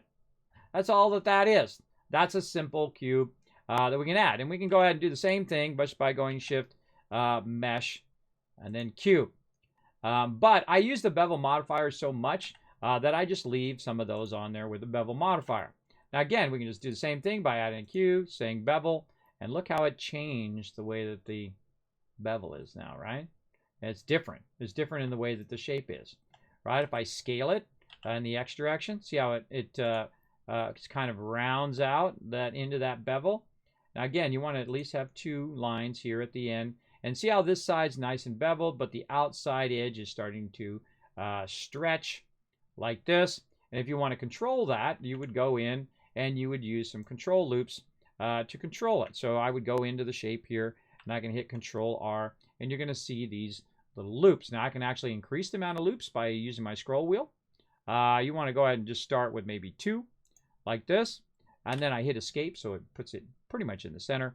And then I want to go ahead and grab those control loops by holding down Alt and clicking. Hit G to move it along that direction, and then hit X to constrain it. And then look what happens to the edges. You see what happens? Hold on, let's zoom in even closer. Let's zoom in the close edges right over here. And let's go into shaded mode so you can see it happen like this. Watch as I move away. And watch as I move in. I'm showing you the most powerful thing in 3D right now. This is the most powerful thing to make things do what you want it to do. And they are called edge loops. If you learn, again, only one thing on how to make that bevel be the way you want it to be, there you go. Congratulations. Now you're like, well, Kismet, how do I make it smooth? Well, you can go out of this mode and you can right click and you can say shade smooth. Now it's nice and smooth. You're going to Control 3 to try to make it really nice and smooth. Now you need to know that while you're working on it, this square is eventually going to be this rounded object, right? You need to be able to visualize that while you're working on it. And leaving it a square is awesome, because then you can go in, add edge loops, and work with the object and try to fine-tune those edges as much as you want. Now, we can also do it the other way, where we go in and we go ahead and control not only the top edge of it, we can also control the edges around the area by adding edge loops there. Now, I'm going to turn off the bevel here so it's not confusing us in what we're doing, and I'm also going to not confuse us by turning on the smooth shading. And so now we can see we've got an edge loop here, and then over here, same thing. Now we can go ahead down here to the bottom, to the edge, and then hit Control R. It's going to let me. All right, acting funny. Acting funny, mouse. Hit Control R. There we go. Sometimes my mouse sticks. And then we click there, and again, we can go ahead and we can Control Z that, Control R. Scroll wheel it. There we go. And then we can go ahead and add this. And again, that video that you're going to see is the same kind of thing. He's going to show you a bit on how to do these edge loops. Now, I knew a bit of this, but understanding the concepts of having your edge loops control your beveling is incredibly, incredibly powerful, everybody. This is really a powerful thing. Holding down Alt, clicking, getting that full edge loop, hitting G, like it's got to go down. It's got to move. If that helps you remember, then there you go. Now, we've controlled a bit on how that's going to bevel. We'll turn our bevel back on. And again, if we go in here, we can control the beveling by grabbing these control loops and moving them in the appropriate directions, right? So you can control that edge. You can make it a really nice hard corner if you want. You can make it a small bevel, or you can make it really bevel wide. And whatnot, or if you want it to be kind of a little bit more hard edge there, you can adjust that like that. All right, so this is how you have control over your shapes, and this is the most important thing I learned in Blender, is this right here, the ability to control and make your shapes look really, really nice in the long run. Now, actually, I moved that in the Z direction. Watch out for that. Now you can actually go in and move this stuff and bend it. Now you made another shape, didn't you? And so, yes, now you have control over the angles of the shapes and the objects and which way you want them to go and all of that through your control loops, right? Maybe you want to take this control loop right here. You want to move it to the center by hitting G and then X so it's dead on, and then G and Z so it moves perfectly down or perfectly up. Now, notice the rounding is affecting this bottom part here. So you're getting that rounding edge like that. But it's still squared off over here because our edge loop over here is helping us control those shapes. And you get the general idea, everybody. I think you get the general idea of that. So doing this rounding basically at the end is a better idea than doing it at the beginning. So instead of doing it in Illustrator and already have the rounding in there and it's got a bunch of vertices and points, and if you go in and you extrude the object like this, it's got all of these control lines, all of these lines here to make that same object that you can make with your rounding here. Now, another thing you can do is actually not use the smooth shading at all and just turn that off. And you're still going to have some shading there, and you can shade smooth or you can shade flat if you want for whatever effect you want to do when you're outputting. And then also while you're working, it helps a lot as well. I'm going to go ahead and turn that bevel off. And let's just turn a basic bevel on again. And we'll turn that to 2. Now, actually, I can bevel certain edges. Did you know that? You can go ahead and change this to weight. And notice the bevel disappears. Well, you can actually go into edit mode. You can select certain lines right here. And you can tell it to bevel just that edge. That's called a bevel weight. So maybe I just want to do that edge. Maybe the edge down the side here, right? I want to do a little bit of that. And what I'm doing is I'm changing the bevel weight. Now you're going to watch out what happens there, see? It starts doing what's known as tearing. And tearing is not good. It'll start messing up your whole thing. Now if you are going to bevel that, I suggest that you grab all of your edges here and then do them all at the same time. Oh, if it's going to let me, because I deselected it. Right over here. And right here. And you do them all at the same time. Now you just bevel that edge wonderfully. Did you know there's actually a bevel tool that you can use as well? Let's go explore the bevel tool a little bit, all right? Let's go ahead and take these things out. Let's get out of edit mode. We'll hit X. We'll delete that. We'll go ahead and delete these. We don't need these anymore. We'll take those out of there. And so on. And again, we've got our cylinders all ready to go. You're like, Kismet, you could have had this whole thing done by now. I could have, or I can explain how I'm doing it ahead of time. How about that? How about that instead? How about I explain what I'm doing instead of just doing it? All right. And so we can go in and we can do other beveling. Now, remember I was talking about rounding planes and all of that kind of stuff? What we can do is we can go ahead and put a plane in, and then we're going to go 7 so we can see it from the top here. And we can actually go into mesh mode. Now there's actually a bevel tool right over here where you can actually bevel objects. Now notice how it's not doing anything, at least as far as you can tell, right? It's not really beveling anything. Now if you go over down here to your bevel, right when you do beveling, there's actually right when in the middle of doing it, you can actually control the way that it does beveling right down here. You can tell it the material, which kind of side it's doing, how it's going to meter. The outside's going to be an arc, it's going to be sharp, it's going to be whatever. And then you can also talk about how it's going to fill the shape and all of that stuff right in there. Now, again, because we can select different objects, and we're going to go again to wireframe. We're going to go ahead and hide our reference. I do a lot of hiding my reference material. And then we can go ahead and select it by things like this, and then try to bevel it by the segments, but we're not going to do that. What we're going to do is back up, and we're going to go ahead and we're going to use our actual points here in the corner. So we're going to grab all the points over here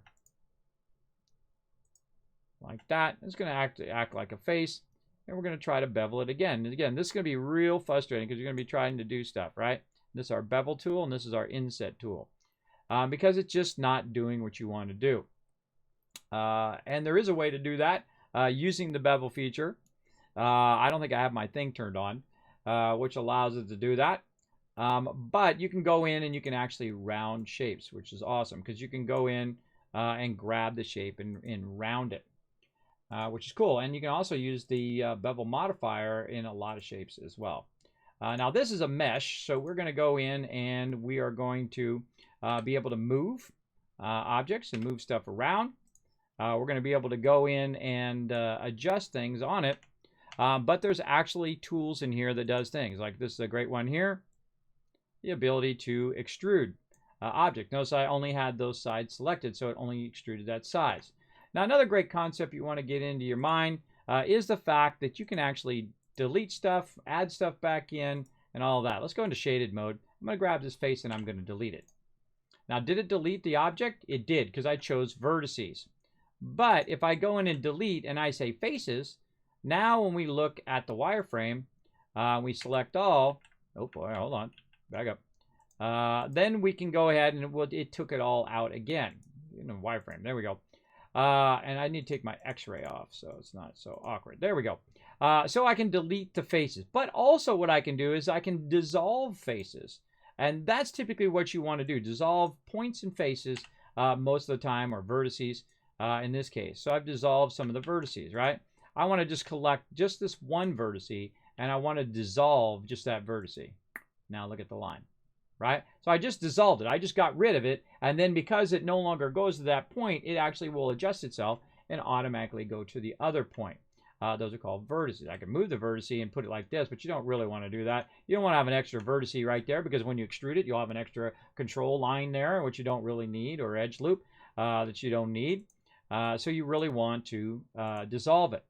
Same thing when you have extra points along the edge here. If you have extra points along the edge, you want to select them, hit X, dissolve vertices. And that took me a while to find that feature, everybody. It took me a long while to find it. Now, let's say I go in here and I select this edge. I'm changing the edge types and how I can select in that top there by pressing 1, 2, or 3. 1 vertices, 2 line, 3 faces. So I'm going to select this line right here, and I'm going to delete that edge right there. Now, notice how it automatically disappeared. But if you look, the other 3 sides are still there. I can go ahead and select this point up here, like this, and I can select this point down here, and I can hit Fill. And it actually connects those back together. Then I can select all the points, and I can hit Fill again, and it would fill back in the face again that we lost. It automatically gets rid of the face, because all we had were edges and points. There were no faces, and faces is what you see in an object. You don't see the vertices and the lines typically. You see the faces, and those faces make up objects. So it's important to understand that. Now, you might have heard this other program I talked about over here called Illustrator. And let's see where 3D programs get that from. So if we go in and we make a click right there, and we make a click right there, well, guess what? We've got a bunch of points, don't we? We got a bunch of points that like that, but it's only in 2D. Now you can see we have a bunch of points and lines. Now, of course, these are called points and lines in Illustrator and not vertices. Vertices are typically a 3D thing. I hate it. They added this function when you zoom in, it zooms in toward the thing you have selected. I hate it. It's annoying. Now, of course, we could do that way easier and perfectly where it's not like that by simply making that. All right, and then, of course, we have our points and line in the edge. So we can go in and we can actually select by using our direct select tool here, and we can take certain lines out. And we take that line out. But look, we still got the point over there, right? And especially we go into what's known as artwork mode. I can click this point here, which is called an anchor, and then click that point there and get Control J, and now the line is joined. Same thing here. I can go in, select this, and select that. Control, I'm holding on Shift key, by the way, and Control J, and now that's connected. Now, it's a filled object. We fill it with a color. If it wants to select, there we go. We fill it with a color, say, I don't know, blue. Watch what happens when we take out the line again. Nothing. Well, wait a minute. Why didn't it get rid of the face? Well, in Illustrator, it still colors it in. And I see this all the time as a graphic designer. People send files in, and they will not have one side of it. Output systems do not like that. They like that line to be there, everybody. It still looks like a shape, but part of it is missing. And the same thing could happen when you're drawing something, is that you didn't close the shape, which is what that's called, closing the shape, and then you send it over, and then it gets all messed up. So watch out for that. But if I delete this point, then you can see that same action that happens in a 3D program. But this is still not a closed shape. It's still not closed. So I have to go in, click this, and do Control J for join. And then you can't see it, but there's a real thin line where it's showing it that there is, now you can see it if I really zoom in and see it right there. There's a thin line showing that that is actually closed. Before, no line. Now, line. Also, by the way, if you notice, there's this inset now. That's the border. There's a white border on the outside. I can go in and change it to another color so it's more visible. But now you can see there's a line. If I do Control Z, and then I add a color, notice there's no border, right? So it does affect your borders as well. Watch if I zoom out, way out, and I look at the border, but hey, wait, there's no border to this thing. Know why? Because it's not joined together and the border is not showing. So we can go ahead and turn the border way up. You get the general idea. So again, if you do take out, say, an edge, and you delete that, it actually takes out the border edge. This is what you're doing in 3D. When you take that edge out, you're taking out your edge information, so you can't bevel, you can't extrude, you can't do all this stuff, because there's actually not a physical line there. And of course, all of that comes from Illustrator. Again, Illustrator, you mastered every program there is, especially 3D programs. So there you go. Did you go to college for graphic design? I did, and I got to rush a bunch of my classes because I was so far ahead of my classes when I went to graphic design, so I got to just skip level 1 and go right to level 2. Did you know you can do that? That you can actually take the test? Well, in my day you can. I don't know if you still do it nowadays. But you can actually take the test of the current one you're in and prove to them that you already know that stuff. And you can just skip that class and go to the next level class. That's what I did in a bunch of classes. Now, did I finish graphic design? Do I have a bachelor's degree or a master's degree in graphic design? Absolutely not. Like a lot of people who went to go to college to learn those basic stuffs, you might have been way ahead of where your professors are, right? Like I was doing all of this stuff on computers when I went to college, and not one person in there ever heard of a computer. That's what's really scary, right? When you're so far ahead, you say, oh, I'm doing this on my computer. And they're like, oh, computer, what's that? And you're like, like today you wouldn't understand it. People don't. There's still people who don't know what computers are, everybody. Still to this day. A lot more people know about it now. But in those days, nobody knew what it was. Nobody knew what it was. Nobody did what it is. I'm sitting there bringing in my artwork on what's known as a chromalin, which costs $250 each one to print out. Because they're actually layers of film that are put together in Cmyk and then imaged together in a big machine that costs, $250,000 and all of that. And I'm bringing that as an example of my artwork that I'm doing, and people are doing, hand sketches. And so I was so far ahead of that class that I'm like, nope, not spending money on this class. I'm going to skip to the next one. And so that's what I did. And I was so far ahead of everybody since I've been doing computers and graphic design since I was like 7 years old. I've been studying it like I was taking my SATs, kind of studying it, right? You're studying it and trying to master it by learning from listening to others and watching programs. In my day, read the encyclopedia and all that other fun stuff.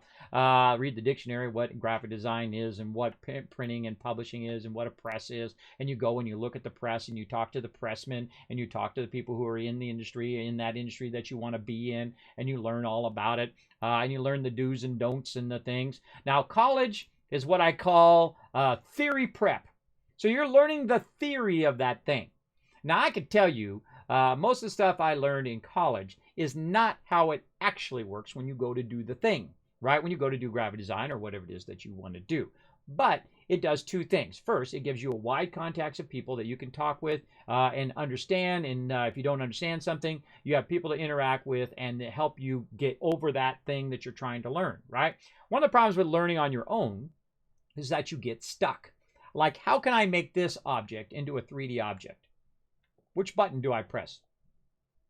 Do you know? Were you listening? All you got to do is hit E. Now, that seems easy. E for extrude. It seems easy, but if you don't know that it's E, and you don't know what extrude means, and you never heard of that before, that's extremely difficult. And whenever I'm telling that to somebody, I always keep that in mind. That 1 + 1 = 2, right? That's easy. You know that now. I'm sure everybody in the chat knows that 1 + 1 is 2. But when you were 3 years old or 2 years old, that's probably not a concept you understood. And my kids did because they're super smart. But not me. I had trouble with math. I had trouble with algebra, trigonometry. I had trouble with all that because I don't know what it's for. I don't know why I'm doing it. I don't care why I'm doing it, right? Because it never was explained me the uses. Now, later on, when I learned what the uses are of it, you can use algebra for databases and cool stuff like that, if and then statements, which I use all the time, in spreadsheets and other cool stuff like that. If this is this number, then do this and color it in red. If it's this number, then do this. Or if it says yes, then I want it in green. But if it says no, I want it in red, right? Those are called if statements, very useful, algebraic stuff. Trigonometry, of course, for doing stuff. And of course, the thing you probably learned but never knew what it was for, geometry. Geometry is great for if you're going to do woodworking, right? So you're going to make tables and chairs and all that kind of stuff. Maybe you're going to do some 3D stuff. Maybe you're going to do drawing, right? Geometry is the basis of drawing, right? Spheres, cylinders, all of those things, those are the basis of art and doing, drawing portraits and all of those things. You got to master those shapes. And that's what we also do in 3D. So yes, that is good. Didn't know you can do that. Impressive. Seems like college was below you at the time. Getting stuck is the worst, especially when you can't find the answers online even. Yes, in my day, there was no online. You had to figure it out yourself, or you had to go and find someone who was smarter than you, or who had already figured it out. And that's what college is for, and was for, is so that you can be around peers that are like you on the same kind of journey that you're on, and that journey of trying to figure out what you want to do, right? Figure out what you want to do. Like you go take chemical engineering. I'm not knocking anybody in chemical engineering, by the way. And you go in there and you figure out, this ain't for me. Right? Or maybe you go take graphic design. You go, this ain't for me. That's what you're trying to discover in your life if you don't know what you want to do. Now, me, I lucked out. I'm very young. I knew what I wanted to be. I wanted to be a graphic designer. And so that's what I did and enjoyed every second of it. Absolutely. Had a lot of fun doing that.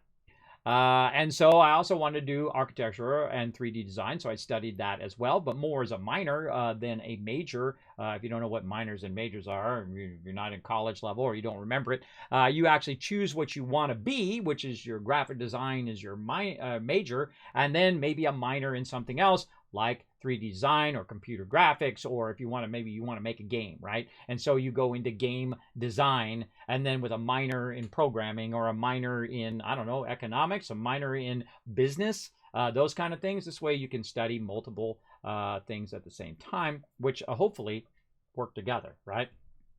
Work together. Geometry is essential in craftswork. Exactly. And most people never think of that. Never think of the reason why they make tables and shapes and why this microphone has all these little shapes and sizes and all of that stuff. That's all geometry, everybody. And don't you wish your teachers would have told you that when you were a kid, when you were actually learning that crap? Yeah, I wish it would have been amazingly clear to me that someone would have told me that's what it's for. Right now, I'm trying to figure out what I want to do. Started pre-med now. I'm considering law, psychology, programming. It's a lot to figure out. Yes, it is. And it's going to cost you a lot to figure that out, too. To which way to go and what to do in your life. But you got to have a passion for it. If you're doing it for money, it doesn't matter how much money you're making. Eventually, it's going to drain your soul. I don't do stuff for money. In fact, doing what I'm doing right now pays me exactly zero. I get $0. In fact, I'm in the hole by about, I don't know, 5-10 grand here in the stream. And why? Why would I do it if I'm not going to make money at it, right? Why would you do something that you don't make money at? Because you like it. It's a hobby. Maybe you paint, like, what do they call that? Not Warframe. What do they call those figures that everybody paints? It's like a tabletop game. The Superman guy does it. What do they call that? I forget. Somebody in the chat tell me. I forget what they call that stuff. They call it something. Man, we've been talking for like 4 hours. It's not Warcraft. It's not Warframe. It's War something. What are that? It's painted figures. I'm gonna have to look it up now. Painted tabletop figures. They paint little figures. God, I can't remember the name of it. Dang, what is the name of that thing? Anybody in the chat yet? Warhammer. There we go. I knew it was War something. That's my sleep apnea not helping me out there. Now, there was a time, everybody, in which I was Johnny on the spot, which I was sharp, I could think, I could understand, I could do all this stuff. Obviously, I'm explaining all this stuff from long ago. I can remember all that stuff, but new information and my ability to impart that stuff anymore is greatly impeded by my disabilities. So, what can you do? You can sit around, lay in the bed and cry about it, or you can get out of the bed and just do the best you can do. And if people start bringing you down because, Kismet, why do you stop all the time? Why can't you just talk like a normal person? Hey, screw you. I'm going to do the best I can do, and if people don't like it, too bad, because I don't answer to no one, and neither do you, everybody. You don't answer to no one if they're trying to bring you down or complain or whatever. You know what? You do your thing and live your life. All right. Man, I don't know why my beveling isn't working here. And it's going to drive me crazy later because I'm going to think of it later. So you can actually bevel the edges of this. And I can't remember how to do it. Let me go over here and look. Now, what I do also, everybody, is I write notes. When I find something cool, and you may never need those notes, but one of the things I do is I make what I call a reference. over here, rounding, and I can search that thing for rounding. Let's see. So I can search for rounding in there. And I can see if I wrote it down. Now, sometimes I write it down, and sometimes I foolishly don't. And that's what's really going to get me later on. Like I can search for beveling, rounded corners is another good one. Let's see. Yeah, that's what I thought. Huh. And for some reason, it's not working. Because you go Control-Shift-B when you're in edit mode. Oh, this might not... let me put my plane back. There we go. Control-Shift-B to bevel. There it goes. Okay, my bad, everybody. I knew it did it. See, the most powerful thing that you can master in life is knowing that something is possible. I know that's possible. I know I could do that, right? I know there was a way to round it, right? And I went and got my bevel tool, and I went and tried to round it, and it wasn't rounded, and it was driving me crazy. Because I know that it does it, right? And those are other shapes underneath there, by the way. But if I use this thing right here, it's not working. Because that's a little bevel thing, and it's not working on that particular plane. But if I go Control-Shift-B, then what it's doing is it's working on the actual axis of the object. And then I can use my scroll wheel to round out the edges. And by the way, this is pretty much going to be like the thing that we brought in from Illustrator, as you can see. But here's the difference. Look at the topology of it, right? We don't have all this stuff going all over here and over there. Again, Control-Shift-B. Make a plane. Control-Shift-B. Write that down, everybody, if you are going to use Blender. Because later on, you're going to be like me, and you got to go reference it because you forgot that you can't use the tool, and you have to use Control-Shift-B to make it work. I knew it did it. I just couldn't remember exactly how. And one of the things in life is you've got to be able to admit when you don't know. The worst question that you ask is the one you don't ask, right? That is going to be your worst question. Maybe you ask a dumb question, and then someone's a smart aleck, and then they give you a smart aleck answer. Well, screw that person, number one, for being a smart aleck. I don't do that. That's called making people feel small, right? Like people make grammar errors, and you got your grammar police that come in and like, hey, Kismet, you made a grammar error, spelling error. There's some people who are like that, and then some people like, hey, Kismet, you made a mistake there, bro. I got you back. That's different. That's respect, having someone's back. Or you try to feel like you're better than other people. That's when you've gone wrong, right? You don't want to make people feel stupid. It's not fun for them. You're not going to make yourself feel any better because guess what? If you've got that emptiness inside, and this is where we're talking about life a little bit, everybody, along with 3D and all of that. When you have that emptiness inside, you can't fill it with nothing. Making other people feel bad is taking nothing from someone else and putting nothing inside. What fills you up in there is little moments of joy. When you help someone else, kindly, respectfully, and they say, oh, thank you so much, I appreciate that help. That should be that little moment of joy that you grab hold of and you put it in here.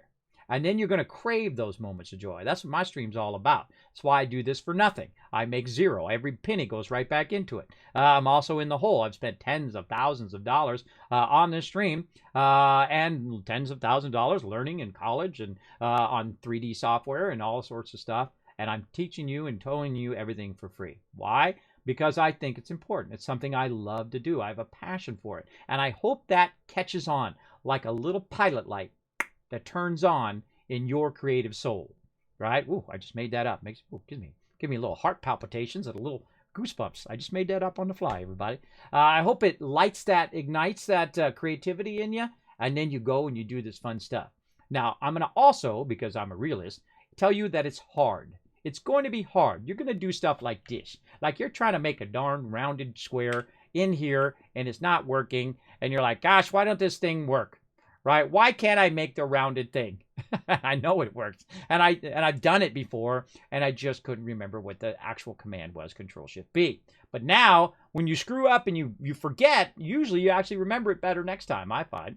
And now we can go ahead and take this object, this plane, and we can go ahead and use our solidify over here, and we can go ahead and add to its thickness. And you're going to see it looks very much like the shape that we did. So we could use the Illustrator shape, get those rounded edges, and do all that stuff. It's still the same result.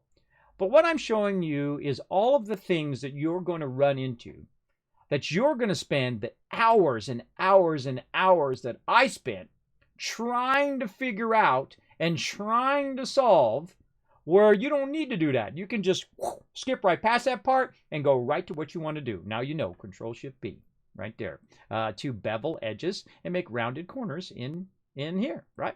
And so what do we want to use that for? Well, the typology is not great at this because we do need to make insets and make the topology a little bit better, and edge rings like we were talking about earlier. But that is a usable shape now. So we basically have taken, I don't know, 3 hours to make some windows. I know it's taken a while, but again, I want to show you the problems and the issues that you're going to run into along the way. And that's most important to me. I love saving people time. Your time is your most valuable thing that you have, other than your actual body, is your other most valuable thing, the thing that cannot be easily replaced. Believe me, I know. Of anybody who knows about problems with their health, it is certainly me. And there's no one else to blame but me also. I lived a good life. I did a lot of crazy stuff. I danced on the rooftops and all that kind of fun stuff as well. Now, notice also what I was talking about earlier, that we did that with this. And this right here, the bevel of it now doesn't look so hot. Let's turn off this. The bevel of it doesn't look so hot. See how it's elongated, the bevel?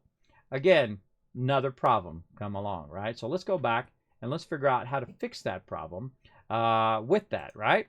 And again, these are the things that I've come across while I was modeling that I just have to start over and over and over and over and over until I got it down.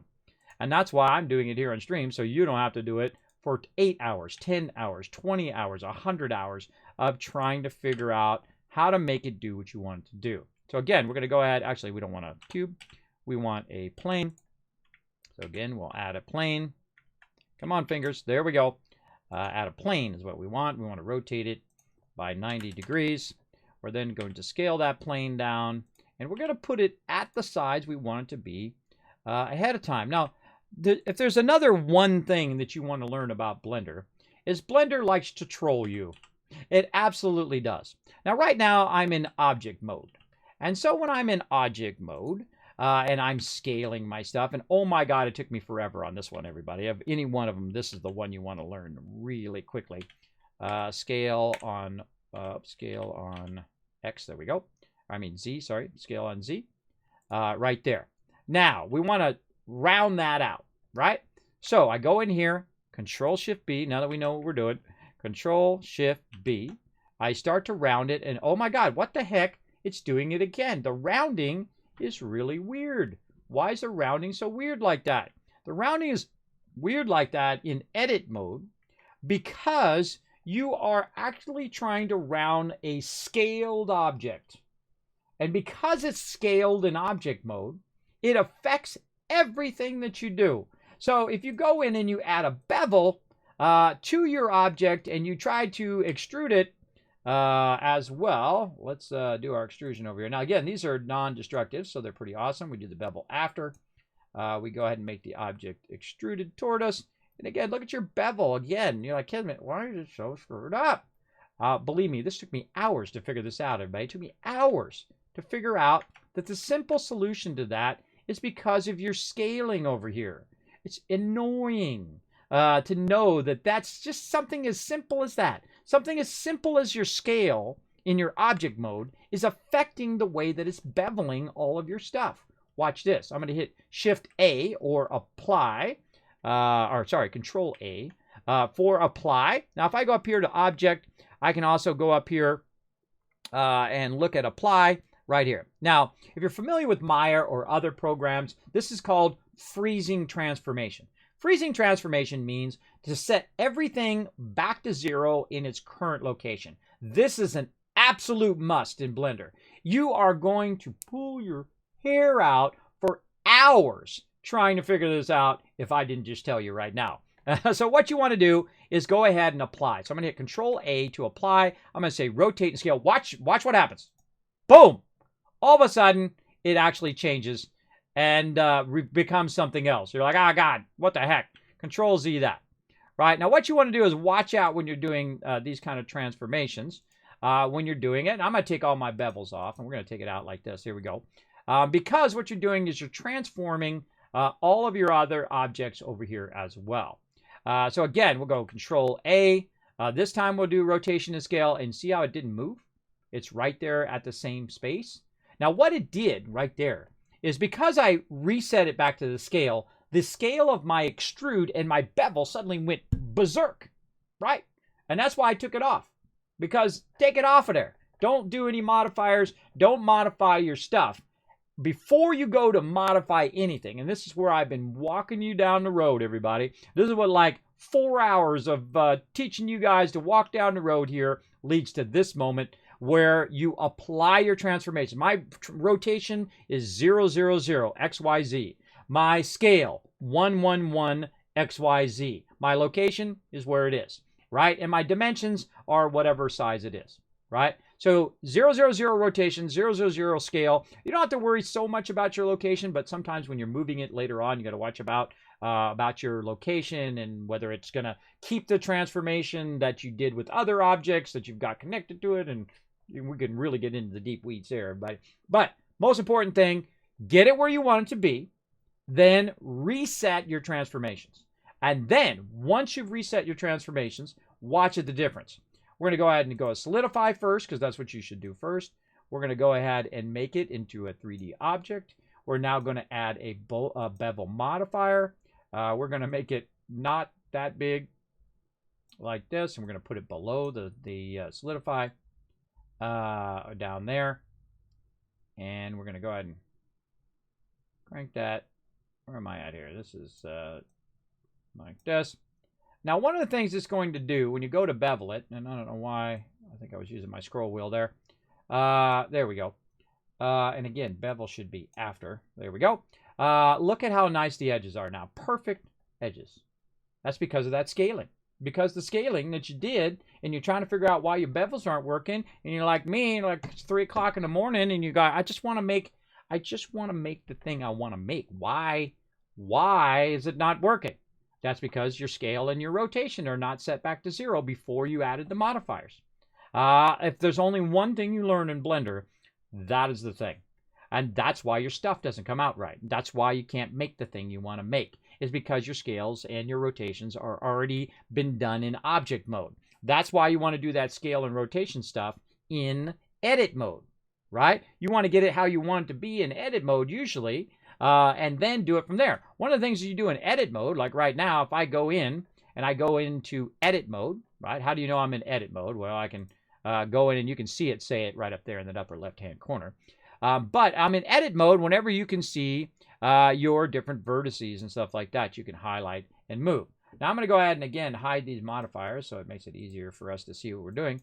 But I can actually grab these 2 points. It's kind of hard for you guys to see, but I'm just grabbing the 2 vertices at the end. I'm going to hit G and I'm going to hit X to move it along the G and the X. Now watch this as I make it smaller. I'm going to cut it in half right to there.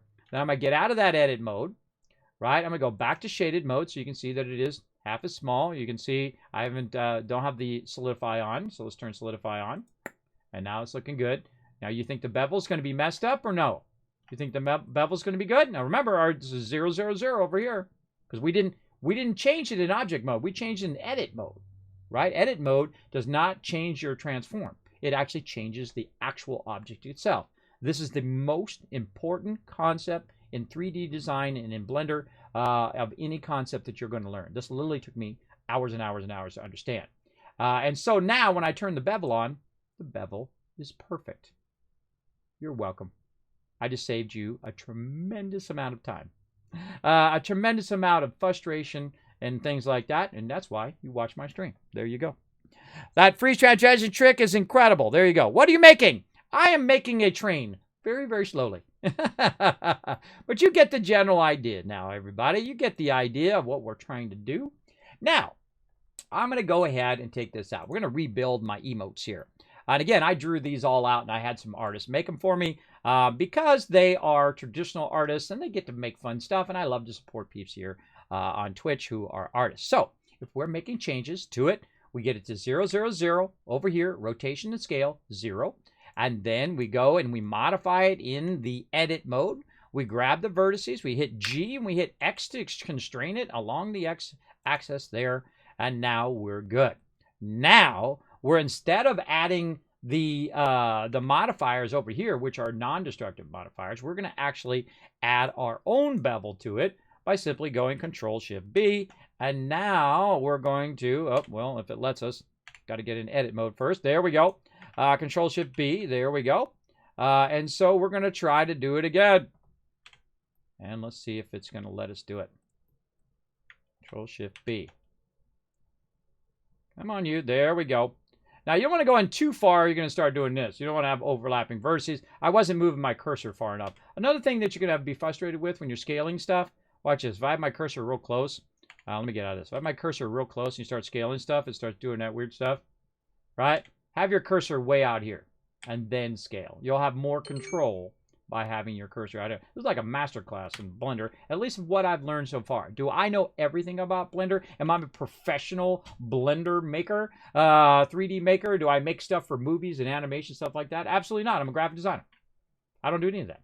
I do it for me. I do 3D animation for me and for my stream and for cool effects that you see here in the stream. Now, normally I do it in Maya, which is about a $4,000 program, but in this case, Blender is actually on par with Maya. If you can get past the hurdles that are things like this, that literally took me hundreds of hours to learn because I just went to it. I just said, that's it. I'm learning this sucker no matter what.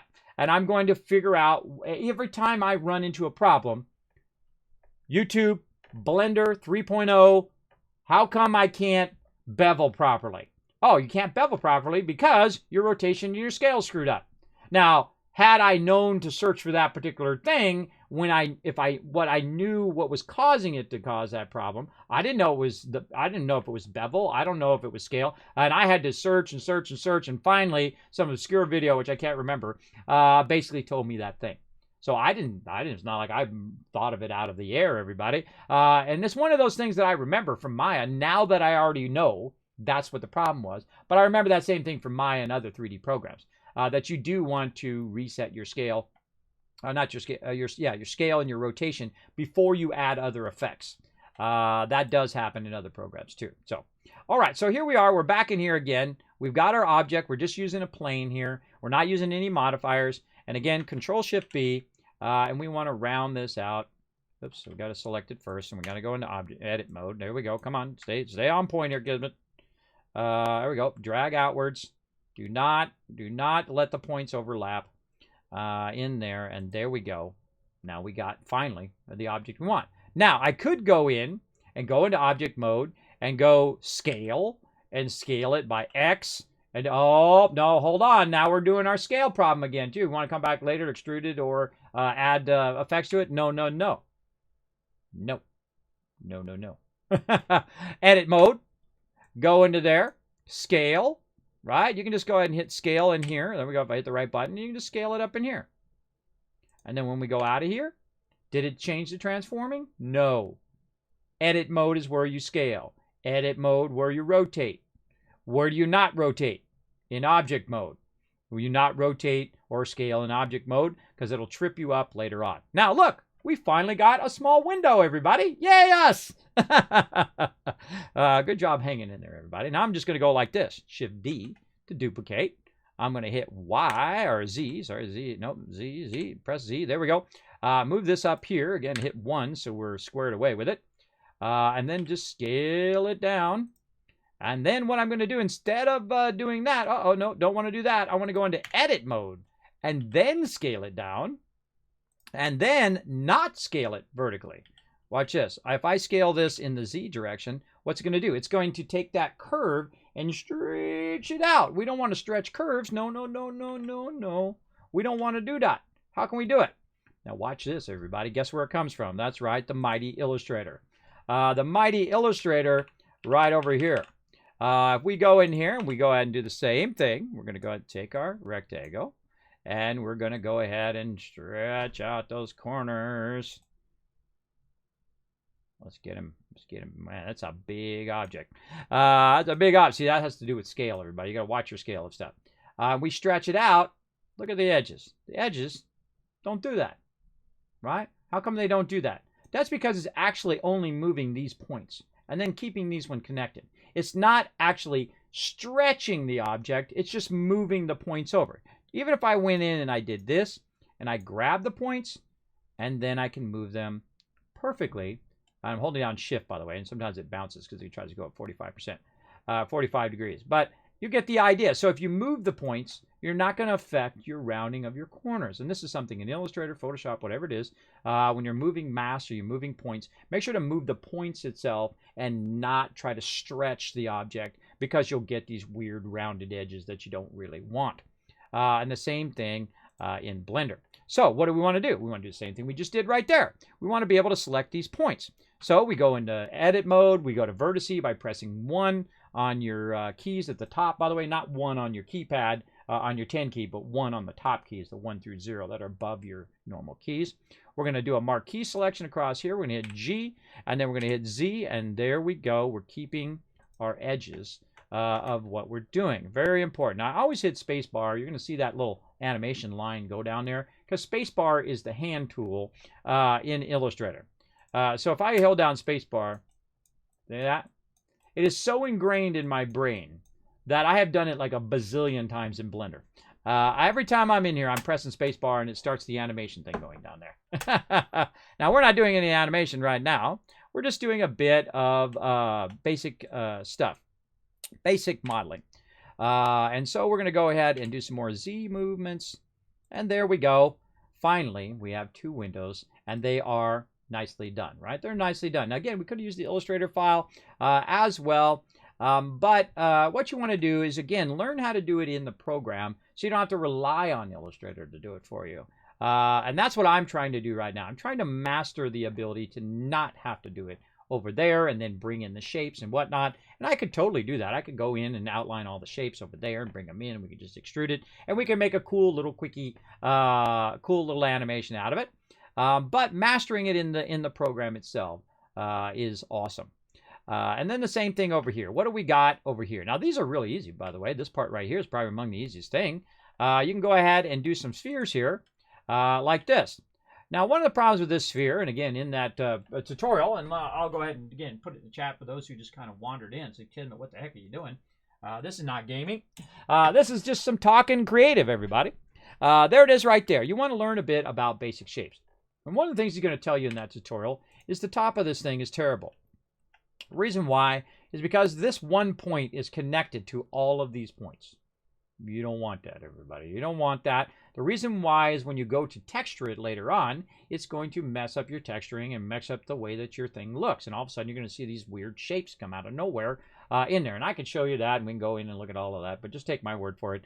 That's going to look weird. So we want to go ahead and actually take that one out. And we're going to go ahead and grab another one of our little references over here. We'll get out of edit mode there. There we go. And I'm going to grab one way over here. And it looks like a sphere, but it's actually a cube. So we're going to Shift D that, X that right over here. If we're on this security on the X plane. And there you go. That actually was a cube, everybody. Look at that. Isn't that cool? So cool. Now it's like a perfect sphere that we can use. And so I suggest that you go in and you learn everything from those things. Again, I'm not sponsored or anything like that. I feel like he's totally not got enough views over there for the awesome information that he's given to people for free on YouTube. But he's got a whole bunch of more videos coming out, so you can check those out. So there we go. So look, that's just a sphere right there, right? And then also maybe we want to go ahead and grab some more of our cylinders here. And again, we'll unrotate that. Remember, I'm rotating stuff in object mode. I want to fix those transformations later on and do that. Now I can go into edit mode here. I can grab this top edge here and I can move that up. But look what's happening to my center edge loop. It's not moving with it, right? It's not moving with it. Now, if I grab the object and I get out of object mode and then I go ahead and scale that, say just in the Z direction, like this. I move that. Look what happened. Our edge loops are nice and scaled. So sometimes it's okay to scale in object mode. Just make sure to freeze your transformations before you do anything else, right? Before you go in and really go to town on your particular object. And I kind of feel like this could scale a little bit more in the Z direction. There we go. Now remember, we're working with a 2D object, and we're trying to make it into a 3D object. Now we're really just trying to do this train right here, everybody. We're just trying to do this train here in the front. And so we're just taking our various different objects and utilizing them. Now, as we go through and we need different stuff, I suggest to hit 1. And you want to look at where the shape becomes one shape and becomes another shape. In this case, we can see that right down here, right through this middle area, that this shape here is then going to transition into a cylinder. So again, we take our cylinder, Shift D, down here, we rotate it along the Y, which is the one that's going forward and backwards, and we can rotate it like this, but I like to go over here and make sure it's perfect, and say 90. There we go. And I usually always use positive numbers versus negative numbers. It's really not that big a deal in the beginning, but later on it could be troublesome. So we're just going to kind of line this up. Now you're going to see it's going to start doing an interconnection there. Now I don't know if the shape is truly a cylinder that has a rounded front to it. I don't know if it's the exact same size because guess what? It's a 2D object and nobody knows. Nobody knows because I'm the one that drew it and had it done. So I'm the one that's going to know. Now, one of the problems with using shapes that are not actually their shape and you can't see the shape is that you can't see the scaling. So I'm going to go ahead and turn this on so we can better understand the scaling of those objects. Now, one of the problems with me just doing it visually like this is that I'm just guessing the size and shape of that object. But I can actually click on the object and it tells me what its dimensions are over here, which is all of those numbers. And every one of those numbers matter, by the way. You know, decimals matter, everybody. So I can go in and I can go ahead and tell this to be the same dimension on the X and on the Y and on the Z. Right there. Now, I can go ahead and just hit G, move this along the X, and guess what? It's, in theory, the same size. See? Just like that. Very nice. Now, if you see on the sideways here, I've got this a little bit forward. So again, trying to align stuff is also very difficult when you're trying to align things to each other. But here's what we can do. We can use this thing called the 3D cursor. And so what I'm going to do is I'm going to click on the sphere here, and I'm going to say, snap the 3D cursor to this object. Cursor to selected. Bam. Now it's right in the center of that object, right? Now I can go ahead and grab this object, and I can say, snap.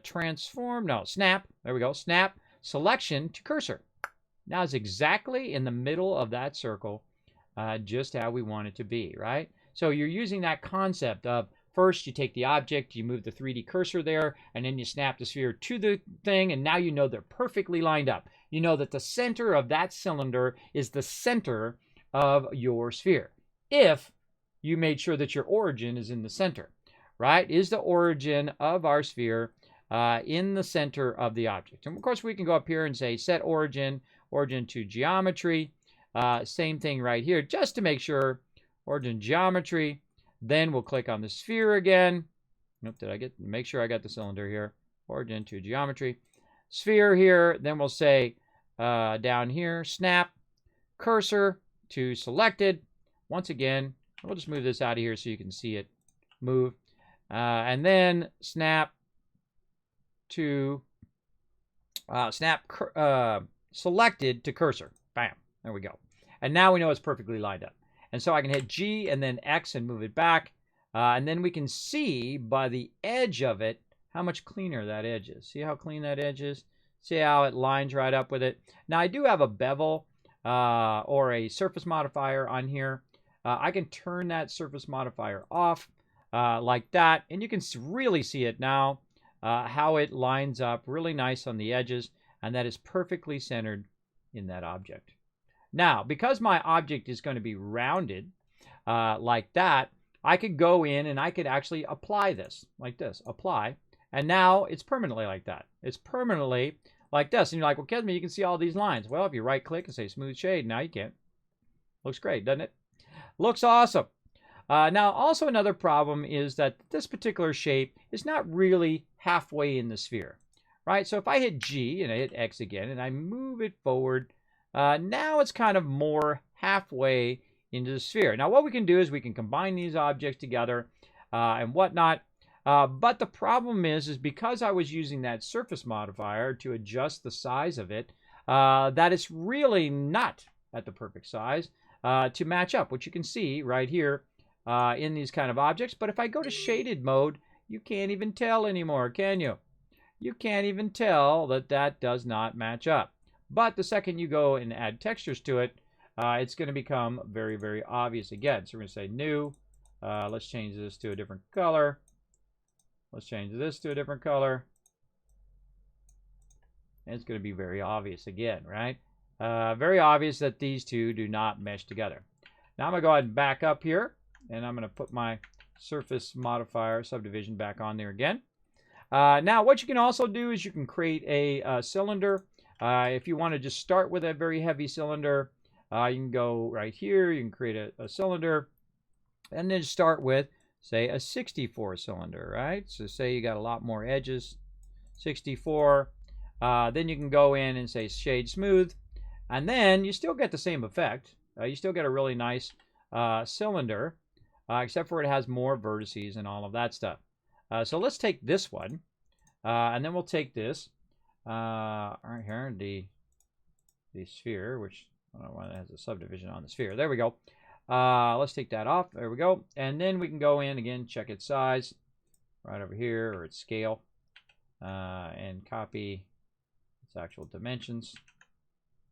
Preview. There we go. And then again over here. Again, I'm just showing you some of the things that I've learned here in Blender that may help you in the long run. And then this is going to rotate along the Y, so we're going to say 90Y. And then again, we're going to take this object and we're going to say set snap object selection to cursor. Snap that right in the center. We're going to take this out and just hide that. And then we're going to take this G and X. And now you're seeing a bit of a different pattern, right? A bit of a different pattern on it lining up. Right? And you can see that it's much closer to the object. But the thing I'm always looking at when I'm looking at objects, does it align perfectly? Is it lined up to what we're trying to do, right? That's always a good one to try to wonder. Now, another thing you can do to transition from one object to another is you can do what's known as Booleans. Now, Booleans are pretty cool if you are good at them. Now, I'm going to actually scale this down just an ever little bit because we are looking at it from a flat perspective, and that should match up. So I got to scale it down just a little bit. And then what I can do is I can take this object, right, and I can combine it with the front of this object. Now, I'm going to show you a way of doing this way easier, everybody. This is the hard way I'm showing you right now, okay? Something called sweeping or revolving that you might have heard of if you're a 3D animator or if you used 3D programs before. It is way easier than what we are doing. But we are actually going to use shapes from this to make that shape. I'm going to show you how to do that, which is pretty cool. So we can take this and we can do Booleans. So we can go over here and we can say this is going to be your first thing you want to do, Boolean. And then you're going to say Boolean. You want to union those, which means combine them together. Guess where that comes from, everybody? Watch this. You ready? I tell you, it's the be-all, end-all of every program that you've ever used in your whole entire life. It's the origin of them all. Illustrator, born in 1988. Or actually a little bit earlier than that. They had to dev it first, but you know that's when it first came to everybody else. But watch this. I can take these two objects, go over here to my Pathfinder, and I can go ahead and say, just get the intersection of those two objects. Now, it just got where those two overlap, right? Or maybe I want to cut the circle out of the square. Basically, the object in the front out of the object in the back. There you go. I just did it. Maybe I want to do the other thing. Maybe I want to do the square out of the circle. Now, here's the thing. If I tell it to cut that out, it's still going to do the circle because the circle's on the top. But if I take the circle and I tell it to paste it into the back, and then I get it, and then I say take out front, now we just made a Pac-Man a little easier, right? We could make a real good Pac-Man. Watch this. Just like this. And then, there we go. Pac-Man.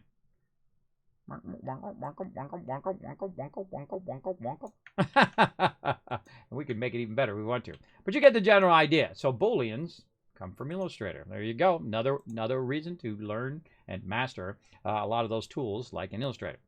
So what I can do is I can go say union, and I can go, okay, union these two objects together. Now you're going to start seeing this weird pattern right here. This weird pattern represents the fact that you have two objects that are overlapping each other. When you have two overlapping objects, what you can do is you can go ahead and choose to click one and, not delete, and say hide. And so now that object is hidden. Now really what you want to do is hide this one, and you want the actual other object to be shown. And there you go. Look at that. Merged together, right? Yeah, look at this. Look at this. No, no, no, no, no, no, no, no, no. No, no, no, and more no. If you go look at that topology, everybody, look at that thing. Look at it. Oh, my God, make a grown man cry. Why you make me cry, everybody? Why you make me cry? Why you do that? Now, let's do this the right way. You ready? You ready to do this the right way? Now, there's about 10 different ways. We can do it sweeping, which I'll show you that as well. But one of the ways I'm going to show you is you don't even need the cylinder. You don't even need it, everybody. You know why? Because you can modify the sphere. So you go ahead and take your sphere right here that you've spent lots of time fooling around with now. I'm going to hit number 1 so I can see it from the front. I'm going to make sure I'm in wireframe with my X-ray on. And then I'm going to select all of the vertices right here. Oh, wait, it didn't do it. You know why? Because I'm in object mode. Object mode doesn't work with vertices. You hit tab, go into edit mode, and then you can go ahead and highlight all the vertices and say, bye-bye vertices, boop, and then go ahead and delete them. You're like, well, what the hell you just did? I just used the front of that circle. And some of you go, oh, I know what you're doing, Kismet. And if you were thinking ahead of me and you already thought of it, then I'm impressed.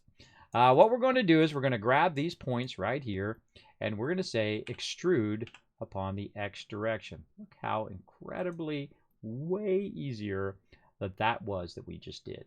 See that? That's something you're going to be doing in a 3D program, and you're going to be like, oh, it's not working. It's doing all that weird stuff. I don't want I just want it to have a rounded face, and I want it to have a cylinder back in. Or I want it to have a square and a round and a triangle, whatever it is.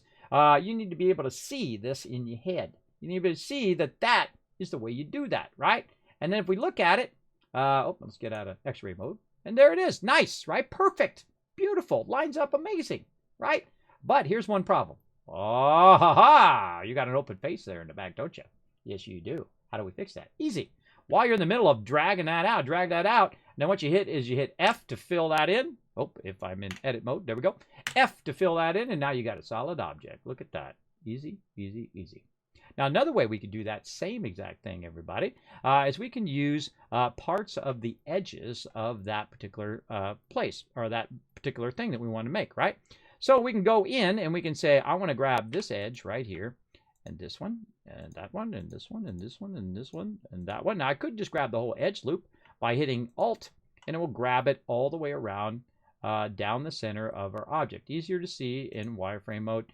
You can see it's grabbed the object all the way down and all the way around the bottom, but notice it didn't grab it down this way. And the reason why is there is no edge loop there. This is a flat surface over here, and you don't want that, everybody. You definitely want that edge loop to continue on. You're like, Kismet, how can I make that edge loop continue on? I'm going to tell you right now. Here's what you do. You go ahead and look at how you have your edge loop. Say you want it to go down the center, right? Down that center piece that we're doing right now. You can just go in, go into your edit mode, select your vertice right here by hitting 1, get your vertice, go down here, hold down Shift, and then say F to fill that vertice. And now, guess what you got? You got yourself an edge loop. You're welcome. Oh my God, I just saved you crazy tons of time. You're welcome. By the way, you can master this whole entire program by just mastering the ability to connect vertices together, fill in your different faces, and all of that, right? Remember, you're trying to do it in groups of 4, like a square, right? So whether it's like this or like that or like this, or your points are all weirdly in 3 dimensions or whatever it is, try to keep those 4 points so they connect together. Well, it's a terrible square. Oh, God. Come on, square. There we go. Keep your square like that. It's hard to do with thumbs. When you're meeting your thumb, maybe like this would be better. Yeah, there we go. That way would be better. But you get the general idea. Now, do I really need that edge loop? Well, actually, I am. I'm going to need it here in a minute, and you'll see why. Because I want to cut it across the middle. And we're going to do something called sweeping, which is really fun. And we got to actually have an axis to sweep along. And we're going to deal with all of that here in a moment. But what we can do is, here's another concept that you really need to understand, is we can grab shapes out of other shapes. So what I can do is I can go Shift D, and I can go to the X direction. And I didn't delete it. I didn't take it out of there. I duplicated this shape from that shape. And that's one of the most other powerful things that I've learned, everybody, is that you can take shapes from other shapes and make shapes out of them. Maybe I don't want it to be rounded. Maybe I want it to be flat on one side. And so I could just go ahead and grab this shape. I can go ahead and fill it in, extrude it, and bam, now it's flat. Maybe it's like an edge on the front, right? Maybe I don't want it to be flat. Maybe I want it to be weirdly beveled, so it like renders really horribly. You don't want to do that, everybody. You don't want to bevel a rounded object. Look at all the maybe you can't see it, but it's adding an obscene amount of tiny little points. Ship, not spacebar. Right here, it's going to add an obscene amount of tiny little points. Don't do that. Don't do that. It's called tearing. You don't want to have overlapping points because it'll just cause your stuff. And then what's happening is the lines are going like this behind each other. It's still connected, but the lines are overlapping each other like that. This is going to be one of your #1 problems when you're beveling or when you're making stuff. It's really awkward. Try to keep your points as minimal as possible and have enough room so that if you want to come back and change the shape of it, you can. And then also you can smooth it later, so it'll be nice and smooth along that edge. Okay. Case in point, we take that and extrude that, go out of there, look at it in shaded mode. You're going to see these hard edges, but I can right click, shade smooth, and boom, you don't see no edges, do you? Now, so you can see how this kind of weird light hits here. That's going to be a problem later, but you get the general idea. Now I can also right click and say, oh, get out of there, object mode, and shade flat. Remember, shade smooth is in object mode. You don't do it in edit mode. In edit mode, you right click, and then it's really awkwardly all this other menu now when you right click instead of the other one you were doing. Come on, spacebar, stop that. It's a habit that's hard to break. Everybody had to hard break. Okay. Now back in edit mode, Control Z, Control Z, Control Z, back over here, and we got our shape. Now what we want to do is we want to take this shape away from this shape over here. And let's get our thing out of there too. We want to take this shape out of this shape. And again, if you saw me do it earlier, awesome. But if you didn't, let me go ahead and tell you again. You take this object, separate selection. Bam. Or you can separate by loose object. Maybe you made about 15 of these little cutouts, and you want to take them and put them in other shapes. And well, I'll make them all into separate shapes. You can also join shapes together, and you can separate shapes. Once you Boolean them together, though, then they are together. And I find that a lot of models that I do, especially models that I'm fixing up that I've done in the past, or models that maybe I'll download either for free just to see how they're done, or that I purchase, I'll go in and take it and make it better. Because sometimes you need to. Sometimes you need to make it better. A great example is that Love Train cup right over there. The Love Train car that I use for my bits. And I've been testing out my new bit dropper thingy. Check it out. It's awesome. And it drops in 3D. That is a true 3D cup. Not like these other 2D imposters. This is a real. Watch it go in the Z direction. Watch it. It's going to fall towards you. Do you see that? See how it fell towards you in the 3D? This is called Polypop, by the way. And I spent 9 hours doing that. Yeah, because I'm hardcore, everybody. Just like I've spent 5 hours straight talking about, and I could talk about this stuff all day, everybody. I love talking about 3D. Now, it doesn't get our production done, but it does give you guys kind of an insight on what I do behind the scenes. And I love do creative stuff. And I don't know if I'm going to do this every single time. I think I'm actually going to try to get some work done in the future. But yeah, we know, give you a general idea. Now let's see what sweeping's all about. Now what we can do is we can take this shape right here. Now that it's separate, and we'll get out of edit mode here.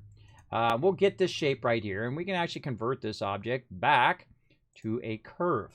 Now as a curve, you can do a lot of cool things with it here in the program. Now what I'm going to do is actually delete these vertices here at the bottom. So I'm going to say delete vertices, and now we're just going to have these vertices up here. Right? Now, one of the things I do want to do is I want to create another vertice that's a straight across from here. Now, one of the things that I can do, make sure that you're in a flat edge like that. So you hit 1, so you're looking at it flat, or 3, depending on which way you have it rotated. Or from the top view, you hit 7 for the top view. And then you can go ahead and try to line this up by where it is. Now, you can actually use grids, and you can use all stuff like that. You can also just hit Control and then right-click, and it makes a point, right? Now, in this case, it's making a Bezier curve, which I don't want it to do. I want it to be free. A free line is going to be where I can actually change the angle of it each time. Also, we got a line, you got vector line like this. And again, we can just click those. You see one is rounded, and then I can change it back to free. And then that means that when I go in and I adjust these, see the one side changes? Now let's go back over here and get this one. There we go. See it? It changes. And what it does, it comes to a stop. And, oh, actually, you can't see it. It's so small for you guys. Let me zoom in. Let me zoom in a little bit on it. Maybe you can see it. I don't know. It's hard to see on that black background. But the basic idea of it is like here in Illustrator. In Illustrator, what you can do when you're drawing is you can draw a straight line or you can draw a curved line like this. It's a wonderful thing, everybody. It's one of the most powerful tools in any program. It's also in Photoshop, Illustrator, 3D programs, and all of that. But it's best in Illustrator. Illustrator is the one that started it all. Now, I can do the same thing over here. Look at this. See how that shape is now, instead of a soft, rounded shape, it has a hard turn to it. Let's zoom in on it. See how it has a hard edge to it now? Like that. Instead of it being curved. Now, I can actually go back in with all these awesome tools called the Anchor Point tool. Let's just pull that out like this. You can have great floating palettes in here, and I can just grab it and fix it back so both the handles are controlling and extruding and causing the curve to be a perfect curve.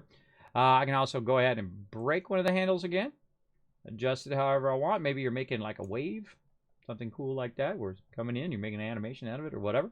Or just maybe some sort of print product or whatever, making a website for a wave company, Ocean Pacific maybe, I don't know. Whatever you may do in the future. But there you go. Now, also if I click on it, just like this, right on the point, if I can get it, there we go. Notice that the two sides are now perfectly straight. They're coming at it perfectly straight like that. And what that is basically means that the point is a straight point now instead of having curves. Notice it doesn't have the handles any longer. And if I want the handles back, I just go right here with this tool right here. Now, if you know it does that, then you have the power, right? Knowing stuff is actually the power. The power is not using Photoshop or Illustrator or whatever the program is.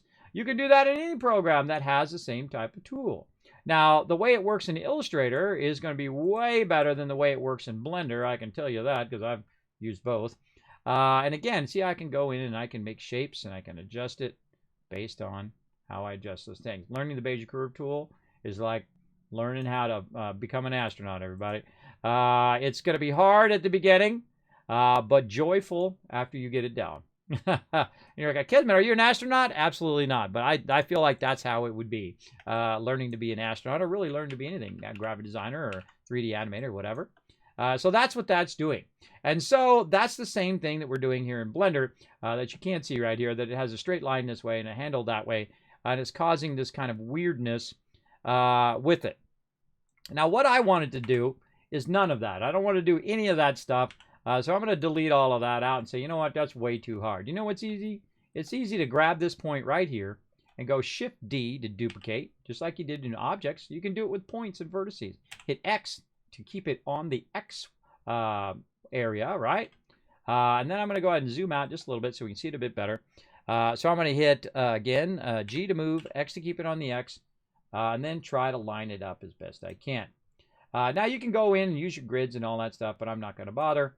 Because I'm just going to show you this example, but I'm going to actually end up using that other one that you just saw. So I'm going to hit F to fill, or if it's not going to do it, edit mode, vertice, Oh, because it's the Bezier curve. Oh, wait, that's not going to let me do that. Oh, aren't you a little sneaky? Yeah, the Bezier curve tool is not letting me do that. Oh, interesting. So let's grab it and hit E for extrude. Ah, that's what it is. E for extrude, everybody. And then X to go along the X line. That's the way it is in the Bezier curve tool. The way I just did it is the way it does it when it's a mesh. So yes, so there we go. And look, we can kind of look and see, get it lined up. And then we can say to fill, oops, now we can say to fill those last lines, but it already is filled in there. And then we've got a basic shape. Now, one of the things you might have noticed in my panel, let's move this out here. One of the things and it automatically tries to close the line. One of the things you might notice in my panel is that I have these kind of bars that go along, right? If you've seen it in there, I'm not going to pull it up, but you get the general idea. Basically, I have these bars, and what they do is they're like little hold bars, right? So you hold the panel from the side. I don't know why you would want to do that. I don't know if you're lifting the panel or attaching the panel. I don't know. Whatever the reason is, maybe it's an earthquake, holding onto the panel. But they have these bars on the side there. And what you can do is some really cool stuff with shapes like this. You can go in here to your little panel here, which is your object data properties. And you can do something called bevel. And it doesn't do what you think it's going to do. It's going to do something totally different than what you think it's going to do. It's going to do this. That's right. It's going to actually make it into a shape. And it's going to take a shape and run it around there. Now, you can see the different shape that it is. We can also try to round it like that. It's going to get real awkward because we got to put in our control points to try to keep a hold of it and try to smooth it. Very awkward. Shave smooth. But hey, if that's the shape you're looking for, bam, there it is, done, easy mode. But very, very funny in the way that that subdivision works. But you get the general idea. So now, by the way, this is a non-destructive thing we just did right here. So we can adjust the way that we do it just by making a simple line. Now see how this object closes here and it also closes over here. We can control how these points are working by going into edit mode. And say we don't want this one to be like that. We want it to be free, and we want to move it. We can actually move it and adjust the mesh. Isn't that neat? I think that's pretty amazing. And so on. Now, are these the best topological objects? Probably not. Because the way that some of these things get generated and the way their mesh is sometimes is not that great because it makes a lot of topological lines. But that's pretty decent. If you're trying to do some 3D and you're not going to see it up close, you'll probably be fine. But you definitely need to learn and master why this is looking weird at the end and not shaped properly and not rounded. So again, we can come in here and we'll say aligned, and we'll go ahead and try to extrude something else out, and you can see that it's actually extended that as well. But that's not a good thing because this point is actually 2 points now. Am I blowing your mind or what? That's because there's actually a hidden point in there. The way I know that is because the second I extruded that out like this, and I went back and grabbed this point right here and moved it, I know that it leaves a point there when it goes and it extrudes. And the same thing here. Okay, now it's the 1 point. And when I extrude it, it will go to 2. You get the general idea. So again, good to know that as well. And when you're extruding out, you get the general idea. Now this shape comes from your shape here of your object. You can actually use another object as a shape. So if we want to go ahead and go out of here, we'll go ahead and make, say, a cube. And then we'll tell this object right here, and we're going to say object is going to be this one over here. And then we'll go ahead and tell it to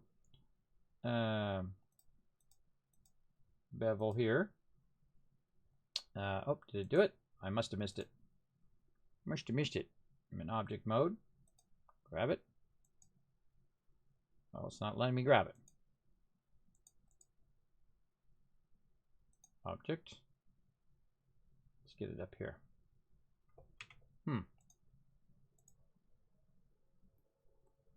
Which one is this object? Plane 2.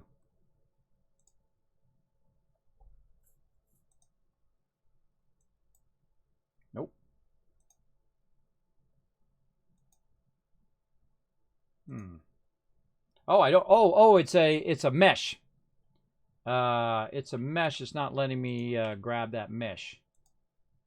That's interesting. Let's put a circle down like this, and then let's tell this. See, look, I'm learning something too. That it does not like that mesh. It doesn't like that circle.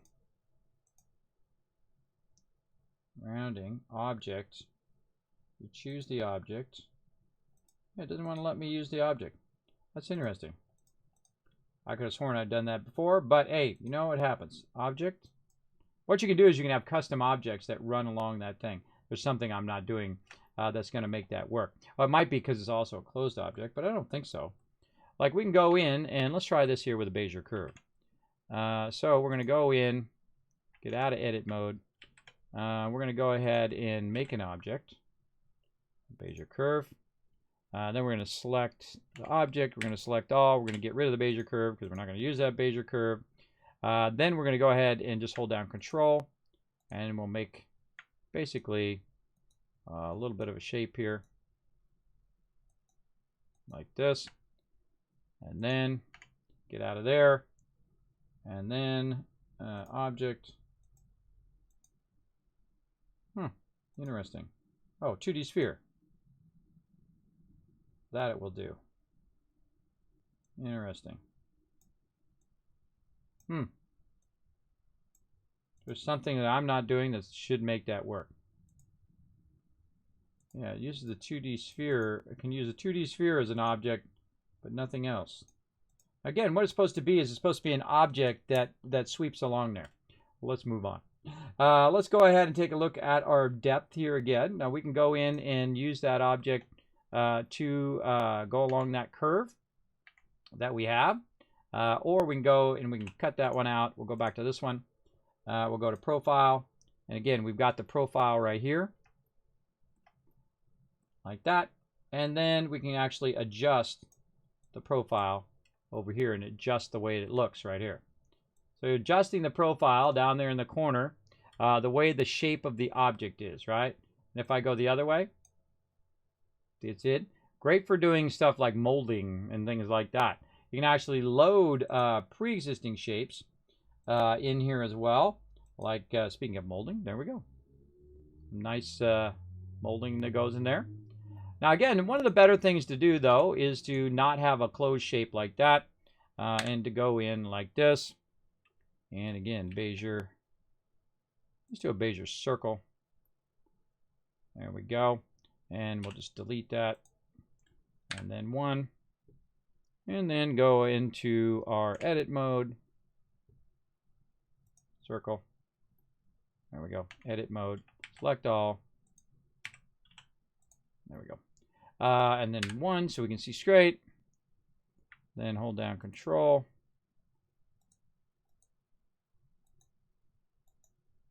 We're just trying to create a shape that's really in a two-dimensional shape, right? But I can actually move this two-dimensional shape in 3 dimensions. And that's what I'm trying to show here, is that I can move this direction, and I can move that in the Y direction and whatnot. If it lets me grab it. There we go, in the Y direction. And so on. You get the general idea that you can actually move it in that awesome direction like that. So now it's a 3D line, basically. Now, again, we can go in. We can take that object right here and convert it to a curve. There we go. And then bevel. Cool, right? Very, very cool. Now, the ends are not capped. You can tell it to cap the ends. There we go. And you get the general idea. Now, I could have sworn I could have done a shape, done it along an object. There's some steps I'm leaving out. And that's what happens when you do this for 5 hours straight.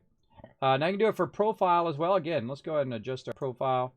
And you can see now it's more rounded. Or I could have it rounded, have a dip, have it rounded out again. And now you're getting into some cool shapes, right? you can really get in there real easily and adjust all of these cool, add more points, really get in there and make it into something, right? Make it into something cool. Now, one of the things that you don't know is that you can animate all of that stuff as well. You can animate the shapes and all of this stuff and how far the depth of bevel is and all of that stuff. You can really master all that stuff. Now, you can also do things that you don't want to do, which is like extruding, because it's going to be really weird. Now, also watch out for your rotation and your scales, because that can also screw you up when you're doing this as well. Well, that generally gets the idea of sweeping, or in this case, beveling is what it calls. That's really called sweeping in most other programs that do that. Now you get the general idea of that. Let's go back in and take out any other planes that we have laying around and so on. What is this? Your template here. Oh, that was our inner object there. We want to delete that. We want to go ahead and take this one and delete that one. There we go. Now we have just our object that you saw there. Oh, and there's also the other type of sweeping. That's what I was going to do. The other type of sweeping is this. It's called sweeping in other programs, but in this program it's not called sweeping. It's called skinning, I believe it's called. Let's go in and again, let's go circle. And then we'll take the circle, we'll look at it from the top. There we go. Then we'll go into edit mode. Then we're going to select all, and then we're going to rotate it. Or actually, let's just do it in object mode, and then we'll reset it. We'll do it here, 90. Then we can see it from the front. Then we can go ahead and Control A to apply all of our rotations and scales. And then we'll go ahead and move. Don't use spacebar. Move this over here. Then we'll go into edit mode. Now you can see it has multiple points. And again, I can go in and I can delete the vertices. Now, one of the things that it does when you're using circles, you can see it just tries to close it like our other object there, right? So what you really want to do is you want to create your own objects that are not closed on the end if you want to do this kind of thing, which is sweeping. So I'm going to go ahead and just use the points that are already there. Control point. There we go. Oh, wait, you can't, you got to get out of there. There we go. Otherwise, it's going to just add points. There we go. Had it selected. Had it selected. So we're going to go ahead and go here. And then I'm going to go up here. And then I'm going to go down here. And that's going to look wild. Why is it doing that? Let's just delete it all. Let's go ahead and control here. Control there. And control down here. There we go. And so I can go in and I can grab these individual points. I can rotate them over here. And it doesn't really matter what shape we have. We're just going to show you what sweeping is or skinning. I'll move that out just a bit. Grab this over here. That a bit. And you can go by the grid here. But you can take an object, it's a 2D object like that. And I would take this, make sure you got all just 3 vertices there. And you can sweep it along the axis. Or it's also called revolve. Sweeping is more like a extrude along a path. Revolving is you're revolving around a center point. So in here, this has basically just some 2D tools. So if we want to revolve this particular object around a path, we need to actually go and make it into a mesh. Again, this is a lot of stuff, so hopefully it's not overwhelming you too much. But we're going to go ahead and take this object. Notice it added all the points automatically. And then we're going to go down here, and this is actually called spin. And so we can go ahead and tell it, well, wait, we don't want to go along the z-axis. We want to go along the x-axis, not the z. So we want to go in and transform it. Oh, not transform it. We want to rotate it. Like that. Let's just do it along the z here. You get a general idea. So what it's doing is it's taking that object and it's basically revolving it around or spinning it around in that thing. Now, depending on where this thing is here and what direction it's going, and I should be able to change it to X, Y, and Z. I can't remember how to change that now. I can't remember. See, this is what happens. I go too long. But you get the general idea that you can sweep it in that direction. Man, how do I move that point? There's a way of doing it. G. Yes, there it is. G, I can move the actual object. And there's a way to switch this. Let's look it up. I made some notes. Let's go look. Again, you're not going to remember everything, everybody. Spinning is what it's called. The spin tool.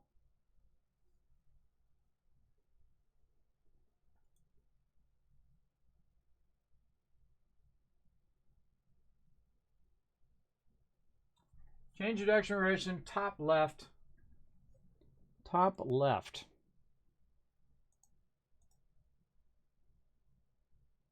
Oh, right here. There it is. I knew it was in there somewhere. All right, let's move that back. Control Z, all of that. Control Z again, so it's on the roughly on the x-axis. It's right up here in the top. Now, so we can do it on the Y, which we don't want to do. We don't want to do it on the Z like we just did. Well, maybe we do. Maybe you want to do it on the Z. But me, I want to do it on the X. And so I can go ahead and rotate it to a certain degree, like that. And now we got like a shell. Maybe it's a basket chair that you're trying to make, and whatnot. Now, the things you can do, by the way, is you can actually go in and select these individual points. You can join those points. Oops, sorry, not join, but fill those points. Connect them together. And actually go in and affect the actual topology of this is. And you're like, well, Kismet, why are you doing that? Well, because I can then go in and select these different edges. It's going to let me here. Go into dish. There we go. I can select the edge. Now, notice how it selects the edges up like that. And what we really want is we want these edges. Holding down just shift, clicking too many buttons. Shift, shift, and shift. There we go. And we can fill that shape in. That's what you need to learn, is that you can actually modify the shapes and make them solid however you want.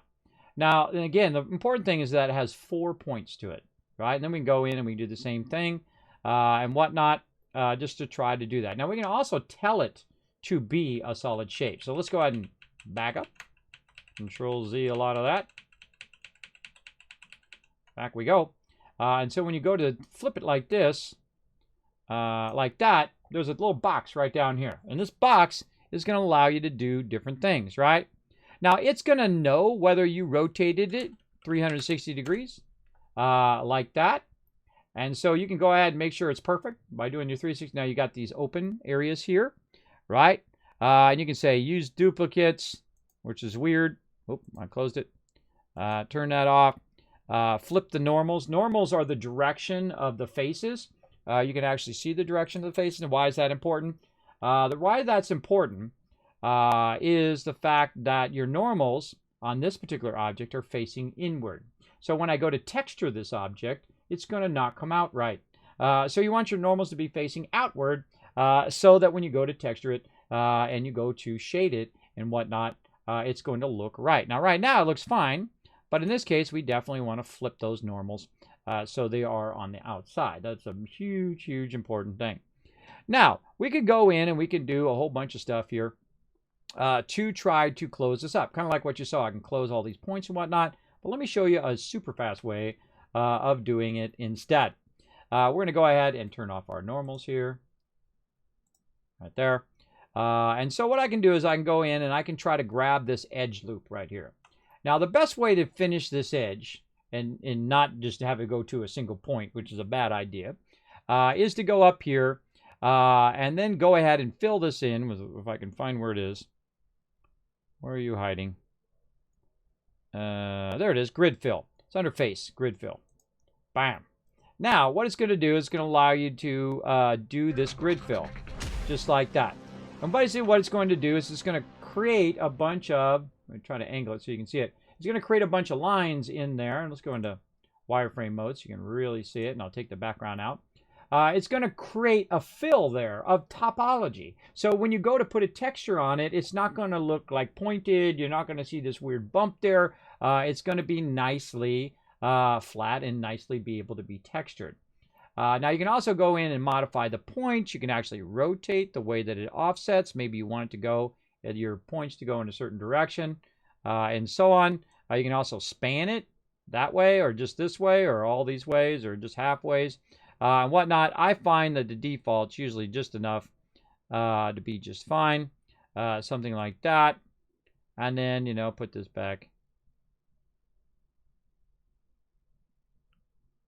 Sometimes it's very touchy. Very touchy. There we go. Back to 0. So that's just fine. What it's doing is doing this. But the problem is, in this particular case, see this other point here?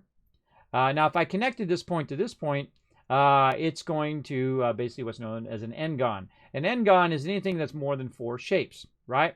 If I start to connect this, you're going to get triangles. You're going to get all this stuff. This one does not connect up to the middle. But n-gons are more than 4 points. They're 5 points. And this one, if you count them, 1, 2, 3, 4. That's actually only 4 points, right? So you don't want to have 5 or more points. You want to have 4 points exactly.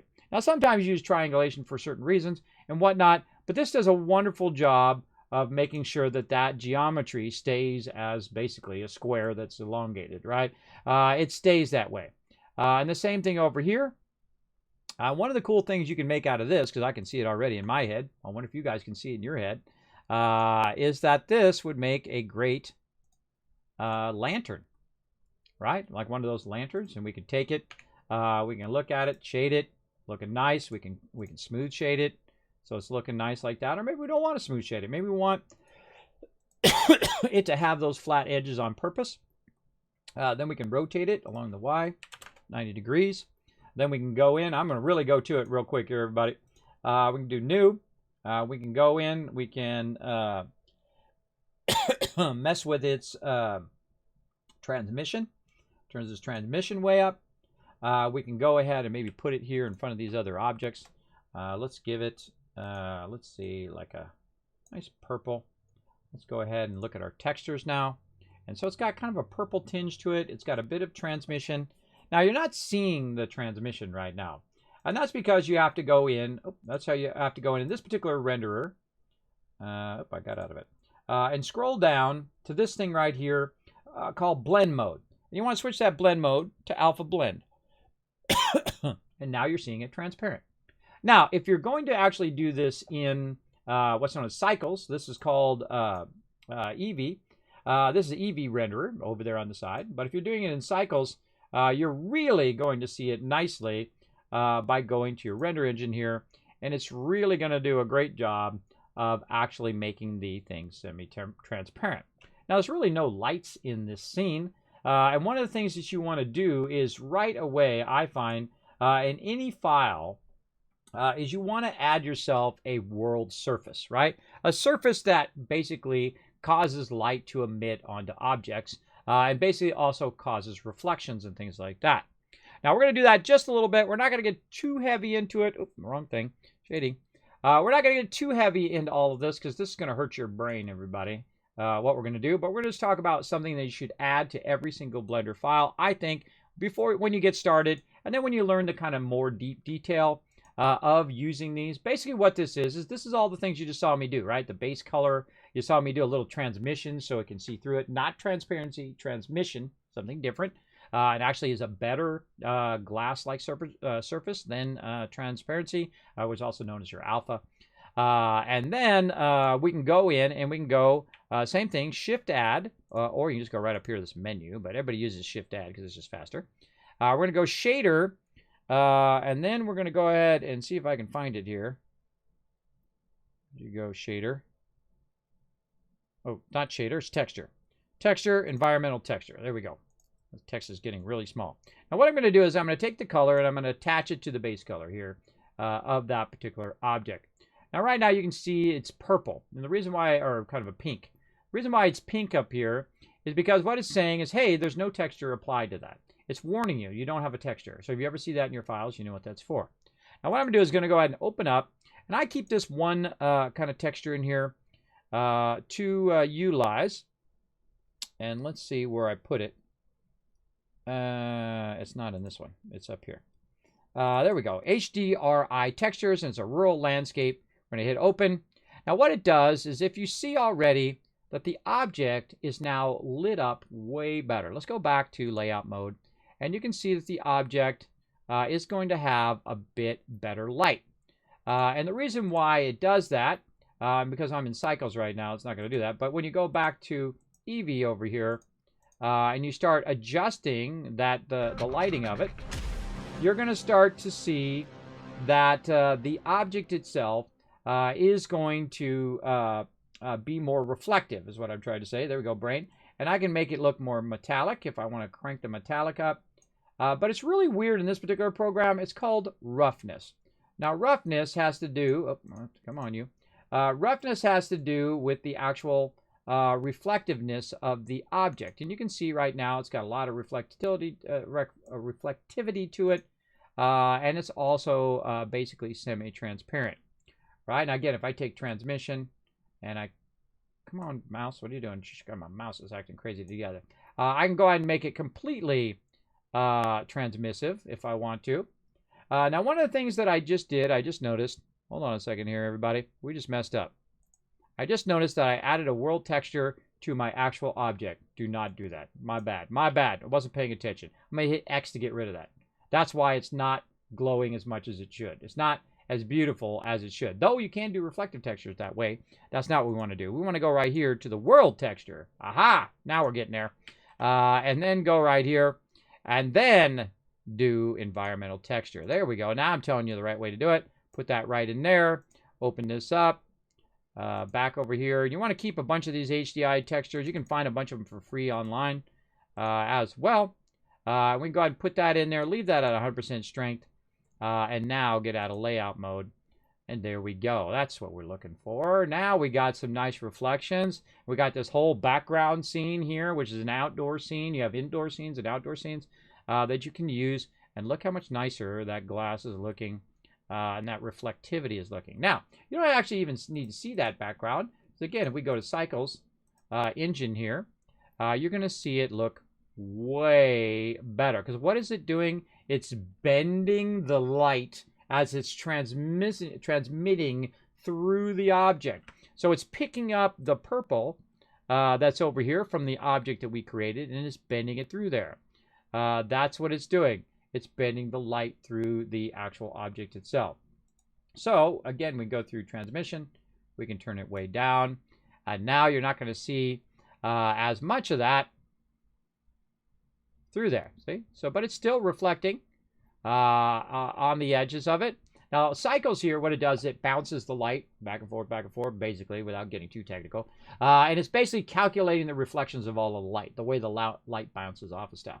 And you see that all of a sudden, our stuff is much more lit up than before. You definitely want to add that world texture to your stuff. If you're wondering why all your stuff is dark and why your stuff isn't working, a great way to help with your lighting as well. Now, what I do is I use a world texture like that. And then what I'll do is I'll actually crank this world texture down. Really low down like that. Watch the difference if I crank it down. See, now it's like nighttime, right? And I crank it down, and I'll actually add lights if I want to have mood lighting, if I want to have styles of lighting. Maybe you want to have a nice blue light behind to give it a nice cool look in the back, and then a warm light in the front to warm it up in the front. There's a lot of tutorials on how to do that kind of lighting, 3-point lighting. You get the general idea, but you can see this actually affecting the lighting. So this is the kind of thing, though, I do at the end. Now, I'm actually going to be making myself a template file where it has all of this stuff already done right at the very beginning and save it as 3D template. So when you open it, it'll already have your world texture in there. It'll already have your template circles and spheres and all of that stuff in there as well that you can use. So that's basically a little bit of texturing. We're not going to, that's a whole subject in itself. There's people who just do that. They just do texturing and that's it. All day, every day. And that's actually called shading in this program. And there's world shading, there's object shading, and then there's also line style, which has to do with some other stuff, which we're not going to get into. But you can do really cool stuff in here in this shader. Basically what it is you're like, it's like combination of colors, right? It's like when you take a yellow Crayola camera. My brain stopped. Hold on. Yellow Crayola crayon, there it is, yellow crayon, and you take a blue yellow crayon, Blue crayon and yellow crayon. There we go. Let's just do that. And then put them together, and you mix them together. What do you get? You get green, right? That's basically what this does. It's a mixer. It mixes stuff together. Not just colors, but all sorts of things together as well. So maybe you want to go ahead and do it another way, right? Instead of using transmissive there, you turn that all the way back up again.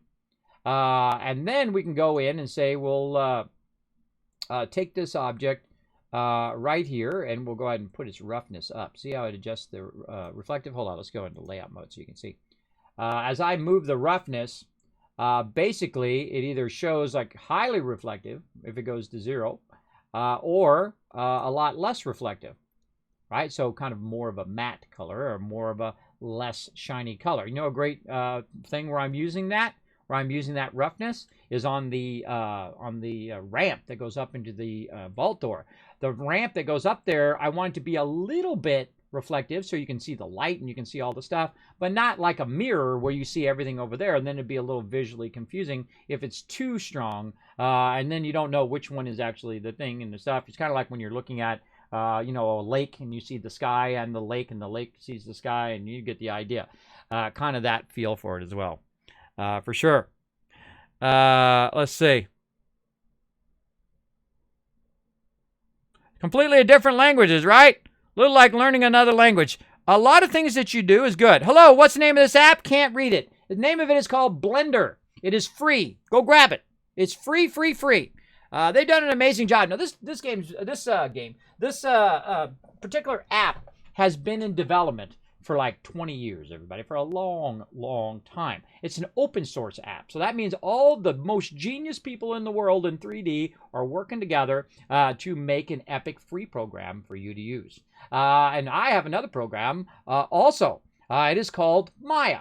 Maya costs $4,000. I'm not kidding. It absolutely does. And I've spent $4,000, $2,000, $1,000 here and there all over the place, and spent tens of thousands of dollars on 3D programs that I don't even do professionally. Why? Because it's something I love to do, and it's like a side thing that I do. Graphic design is my primary thing that I do, and so I'm using more things like Illustrator and Photoshop and fun things like that, and doing those kind of things, right? And let's go back into here.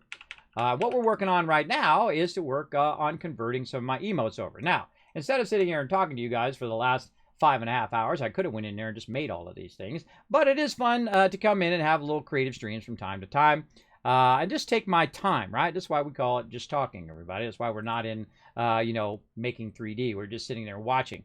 I find that understanding the concepts of something much more important than the doing of the thing. The doing of the thing, if you understand the concepts, then you understand the doing.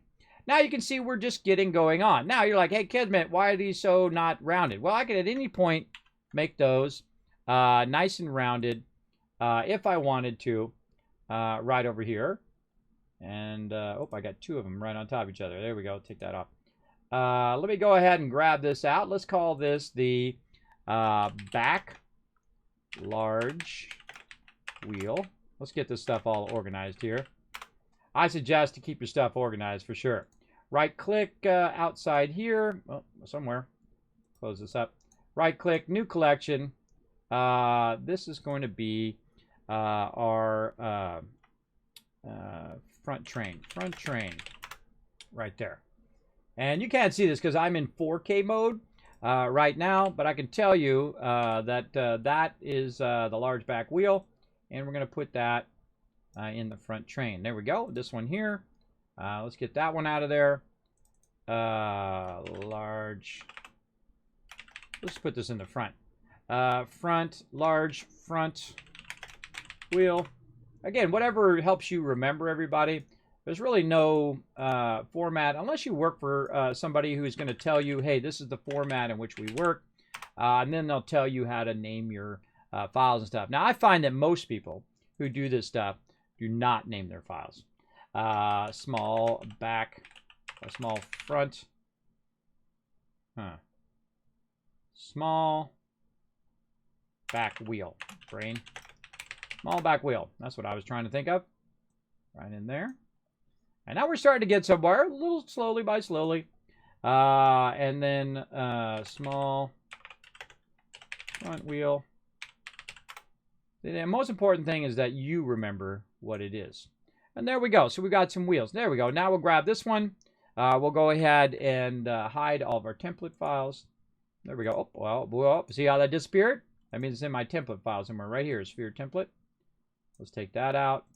Let's name it train front. Right there. And so on. Now, there's many different ways to model, everybody. The way I'm doing it is not the only way to do it. You can also go in, put a square in, put a bunch of subsurfaces on it, and shape it into a train if you want to. This is more what's called solid modeling and whatnot. And I like to learn to master your vertices, lines, and faces. That is what you should be learning. Not, I went in here and I know what this tool does and I know what that tool does. That does not help you that much. If you know why you're using the tool, that's more important. And that's the same thing in Illustrator, Photoshop, anything that you do. If you have to understand the whys before you can understand the easy ways of doing individual things. So, again, let's go ahead now and hide all of our templates. Oh, another one over here. To see which ones we need to get, right here. I'm going to call this the smokestack. And do that. So we've taught you a lot of stuff today. I hope it hasn't hurt your brain too much. And we're going to go over here and we're going to pull this down a little bit so we have more space. Now, one of the things that I like to do, everybody, is I like to go in this particular program, you go in the upper left-hand corner. You're going to see a little crosshair there. You can't see it in the screen, but I'm going to do this. I'm going to drag this out, which is going to give me another view. Right? You can also go to the edge and just right-click, and then you can vertical or horizontal split the views. But I like to drag it out from the corner. And then what I'm going to do is I'm going to tell it to be this thing over here. Now, you can actually see a little icon of what it is, so that's going to help you a lot when you're trying to find it. Oh, my God, what is it? Where is it? Where is it? Oh, it's right here, the outliner. I'm going to go ahead and put the outliner over here. I'm going to go ahead and right-click this over here, and I'm going to say Join Areas. Boom. Did you know you could do that? Did you know you could just have that like that and have your layers on the left side? That's the way I like them. I like them on the left side. In fact, this whole thing here at the bottom, see this timeline down here? I don't even need that timeline. I got to stop hitting that space bar, too. I don't even need that timeline right now. I'm not doing any animation. Join areas. Bam. Give me some more room here. Same thing over here. Join areas. Boom. And so what I do is I hit join area. I highlight the area in which it's going to merge to, and then it drops down. And now I got lots of space. Now, actually, this is where I shouldn't be doing this. I should actually be doing this over here in modeling. And I'm going to go through and adjust all of my spaces and make me a template file eventually. But what we want to do now is go ahead and add that Control 3. And now what Control 3 does is as a subdivision to the element. And then we can go ahead and shade smooth. And then you can see we have a nice shaded cylinder. Now you see it looks like this and it looks like that. Now you got to know that that is a possible thing, right? And I leave it like this because, hey, it's just faster and easier for me to work with when I'm working on it and whatnot. And then over here, you see we've got our rounded things. Guess what? We're going to add a modifier to that. We're going to go solidify. We're going to tell it to go this way like this. Because you know what we're going to do later? We're going to do some cutouts of our actual train itself and so on. Again, we want to go in and get these shapes and whatnot and so on. So what is the thing of this? The thickness. Let's go minus 2.5 for later. And then we can click this one. Same thing. I wonder if you can copy these. I don't think I've ever tried. Can you copy these? Can you click on this one? Control C to copy. Click on this and Control V. Nope. That would be awesome. That would be awesome to grab a modifier. If you guys know how to do that, you let me know in the chat. I don't think I've ever tried to do that. If you can drag it onto another. It'd be great if you could drag it onto another thing, or you can copy it and paste it. So you didn't have to do it over again. But what I'm just going to do is just copy the value, the thickness. Click this over here. Solidify. Go like this. Now, there is an actual way to do it. There's a linking way of doing it where you can take this object, and again, watch over here as it highlights the objects. And then I can go Control L to link. And let's see if it has copy modifiers. Oh, okay. See, I did it in the wrong direction. See, it copied the wrong modifier there. Right? That's because this is plane number 1. So I need to select plane 0. By the way, if you hold down Control, it'll actually switch which one is the primary one. So when you're doing actions like that, it will actually help you. So Control L for linking. I want to link the modifiers. I want to grab the modifiers from one and put them in the other. Just like that. You're welcome again, everybody. I'm showing you the best stuff right now, bro. I'm showing you the stuff that took me hours, endless hours. I'm showing you like 100 hours worth of stuff in the last 5 hours. That's right. I'm gonna cut another 95 hours off of your time when you go to do 3D and animation and all this other stuff that we're doing in here. You're welcome. You're welcome yet again. Now, this top part here is basically a cube, right? If this square, this is a square part here.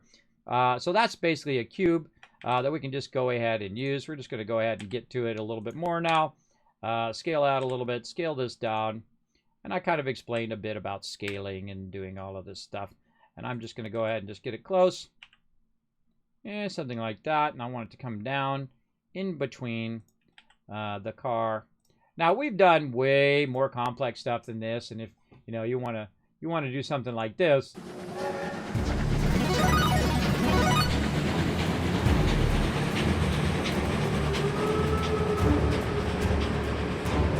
that takes a lot of time and effort. Just like this does. But all right, let's keep going, everybody. We're going to go ahead and try to keep going. We're going to go up here just a bit. Keep that going. Now, the hardest part when you're doing 3D, everybody, is a lot of times it doesn't look like the thing that you want to make it, right? It doesn't look like the rounded thing that you want to make it down here.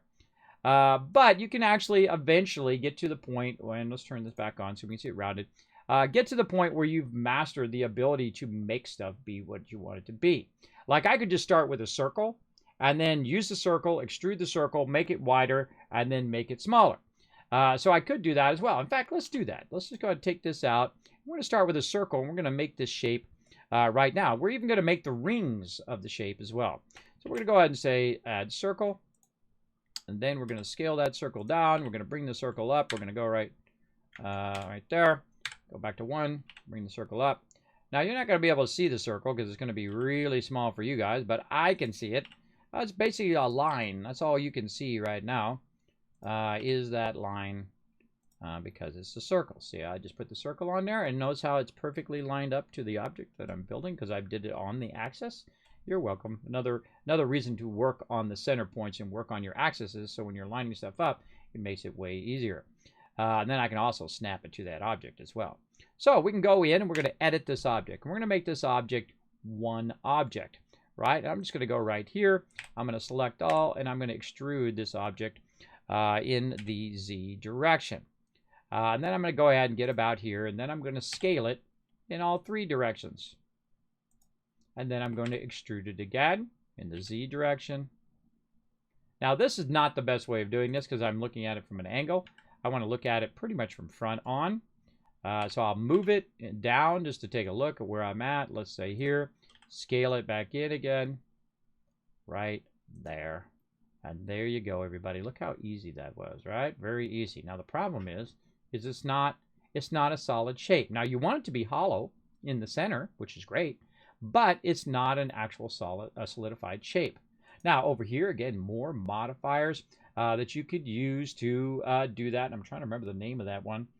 What is the name of that modifier that does that? My brain is starting to give up. So much downloading of my brain to you guys that it's starting to give up on me. There is a function in there in which you can do it. I know I did it on the Fusion Core. What is the name of that function, and why is my brain not giving it to me?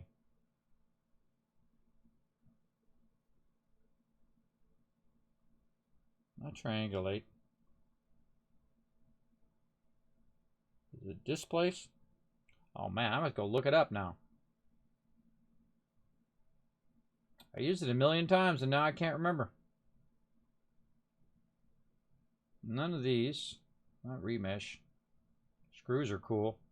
You can actually make instant screws, by the way. I figured that out. I figured out they have a screw tool in here after I made the screws. I was like, oh, I just already made it because I made the screws from scratch. So I went in, made the screw, and I just made the screw head because you can't see the rest of the screw, everybody. Don't make the rest of the screw. Just make the screw head. put the screw head in there, nobody will know if there's a screw down there or not. There's actually the threads of the screw.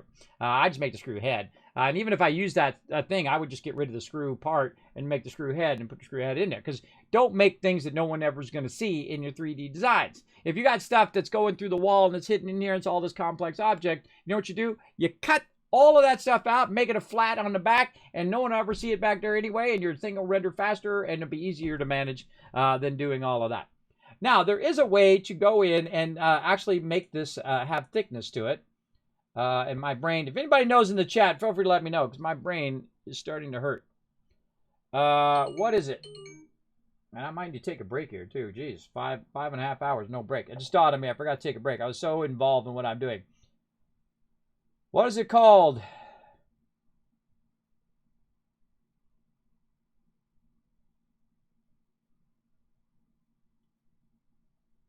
Not array. It's not Boolean.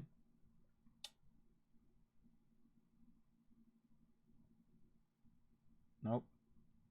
Nope. That's reducing mesh volumes. Geometry nodes. Mask mirror. Multi-resolution. No. Remesh. No.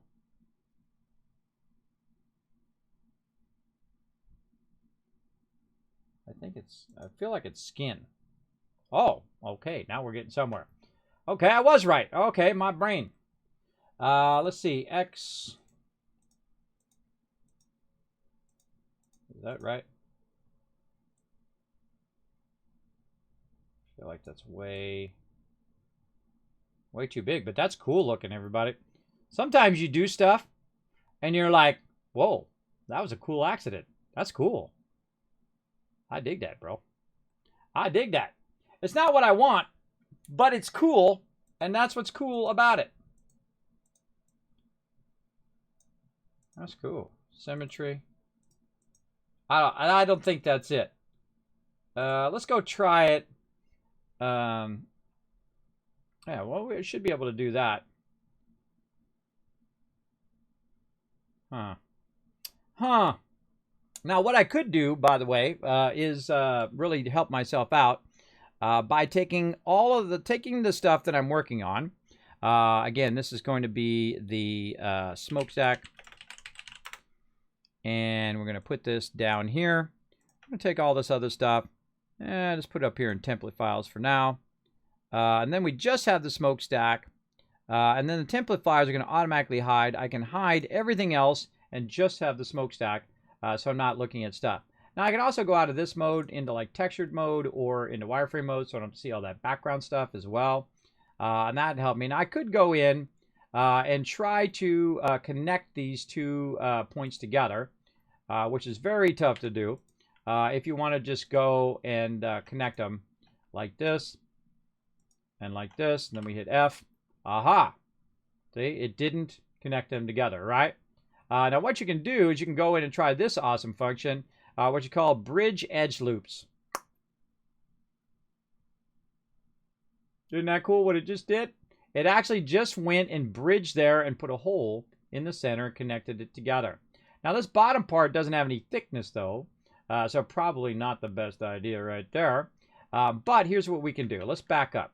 Let's grab just the bottom edge, like this. There we go. By grabbing the edge loop, by holding down the Alt key. That's what I'm doing. I'm in edges up there. I'm in edit mode, holding down the Alt, clicking on the edges. And so what I'm going to do is I'm going to go and look at it, let's say, from the top. And then I'm going to hit I to inset it. It's going to let me... oh, no, not inset it. I'm going to extrude it. Sorry, my bad. Extrude it. And then scale it. There we go. I hit E to extrude. I made a copy of it. And then I hit scale. So I'm scaling it down like this. And let's get an idea of where we think that that's going to come through. Maybe something like this. There we go. Now, what we did is we took basically the edge. We extruded it, but we left it at the same spot. And then we just scaled down the points so they're at a lower part. And so now what we can do is we can control that it has a bit of thickness between the top part and this. Now, there's actually a function in here, and I can't remember what it is. If someone remembers in the chat, you let me know. There's actually a function that adds thickness to your objects. And I have to remember it here in a second, because otherwise it's going to drive me crazy. We'll grab that. We'll say fill. We'll go to edge, and then we'll say bridge edge loops. There we go. Now we got a better stack. See how it doesn't just go to the edge points? It's actually got a little beefy solid in there for it to work. And then we'll look at it from the side. That's looking pretty nice. And so you can do it that way too. There's about 50 ways of doing that thing. I could have just made a cylinder and then made an edge loop and bring the edge loop up and then widen the edge loop. There are like 5,000 things you can do that could do that same thing. In fact, let's do it. Ready? Watch this. Cylinder. I'm going to go way faster though. Way faster. Cylinder. Move it over here. Let's line it up by the thing. Z. Scale it down. Oops. Scale you down. G. Get it over here, just about the same size there. Now the problem is the if you try to scale it X and Y right now, it'll squish it. You don't want to do that. You want to scale it way down like this, and then scale it by Z to make it longer, like this. And we'll move it over just a little bit. Scale by Z, G down just a little bit, and general. Okay. Now we want to build the same exact thing, but with a cylinder. So, move it over here, like this. And actually, we could move it in 3 dimensions. G, we can move it by Y out to here. We can move it by G and X to move it over here. And then we can use that as a template of what we're doing. Or G, a little X again. And we can use it as a template of how far you want to grab it out. So, we go into, we're in edit. Oh, we added that in edit mode. Hold on, we got to get that as a separate object. Let's go ahead. And go to mesh, separate, selection. All right, now it's a separate object. There we go. Smokestack number 1. All right, like that. There we go. And then we're back into edit mode just for this one object. Notice we can't select that other object anymore, just this one. We're going to hit R for an edge loop. We're just going to get the one edge loop. We're just going to put it in there, and we're going to move it up like this. Then we can take that edge loop. Let's zoom out so you guys can get a general idea of what it is. I think you guys can see that. Let's go a little shaded mode so you can see. Now it's got an edge loop. And then we can look at it, say, from the top, scale it. And guess what? We just did the same exact thing, only way faster. Now, what's the next thing we need to do? Well, we can go in. We want to create this same kind of shape here. Well, remember, you got complete control over what you're doing. So you can go in and you can take out that face right there. Right, and then you can go back to edges. I'm pressing 3 for the faces, 2 for the edges, and then I'm going to hit extrude. Now, when I extrude, I'm going to hit escape to cancel. Now, it actually did extrude the thing. So if you ever use the extrude function, remember, it's going to make a copy of it no matter what you do. Even if you escape, it'll still be there. Watch, if I move it, it's still there. Keep that in mind. Very important. Now, I'm going to scale it because I want to use that to my advantage. So maybe a little bit wider on this one. Right there. Very nice. Very nice. And then we're going to go ahead, fill that in. And then this one here, we're going to go ahead and grab, come on you, grab that edge loop. Hold down shift and grab that edge loop. And then again, up here, face, and where is it? Nope, edge. Where is it? Yeah, edge, bridge edge loops. And there we go, same thing. But you can see that this one has more edges on it. But it doesn't really matter because in the end, you're going to do one of these, right? You're going to go out of here. You're going to do a little smooth shading on it. And you made yourself a cool little rounded thing that goes on the top, right? Pretty cool. And then you smooth shade it. Look at that. Look at that. Neato, right? And you can control the level at which you're shading this as well. And if you want to control how much that is doing that, you can go ahead and put in another edge loop right up here. Watch this as I can control the angle of it. Let's go in the Z direction of how much it actually bends and rounds that particular area. So I can control much easier by putting in those edge loops, and I can scale the edge loops down, and I can control the shading of it. Edge loops is the king. Same thing down here, right? Another edge loop. I can move it down, and now it's going to control that bottom edge a little bit more. What about in here? Like, ah, God, this is too much, right? Too much edge loop. Well, here's something else you can do. You can grab this, and you can try to do an inset, but that doesn't work because that's going to mess you up. So you want to undo that, that's for sure. And then put an edge loop in there, and then scale it. There we go.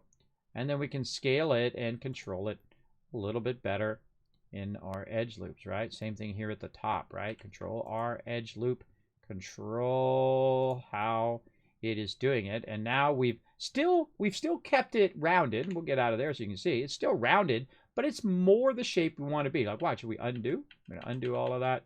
Actually, should have made a shape before I went and did all that, but you get the idea. Now it looks like a funnel instead of looking like, you know, something that's like this. Now we can do the same thing with this one. We could round that out. We can go in. We can do the same thing because it's really the same thing in the end. But now we got ourselves a nice little funnel for our train, and it's looking more like the end result of what we're looking for.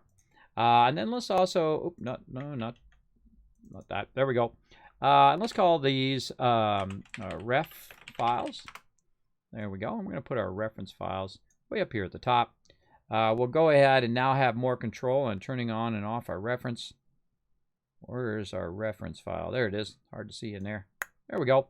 Now we can turn our reference on and off, or any other reference that we're using, all off in one shot by putting it in a collection. Same thing with our template files. And then, of course, the front of our train, which we got going. Now look at that one. That one looks pretty close. Now you're like, yeah, it's not perfect. I want it to be perfectly the same size as this. Well, you can move it, kind of center it a little bit more. And then, of course, at any given time, you can go back in to the points, scale them up a little bit. Scale them up a little bit. There we go. Scale them up. You want it to be a real fat one, we could do that.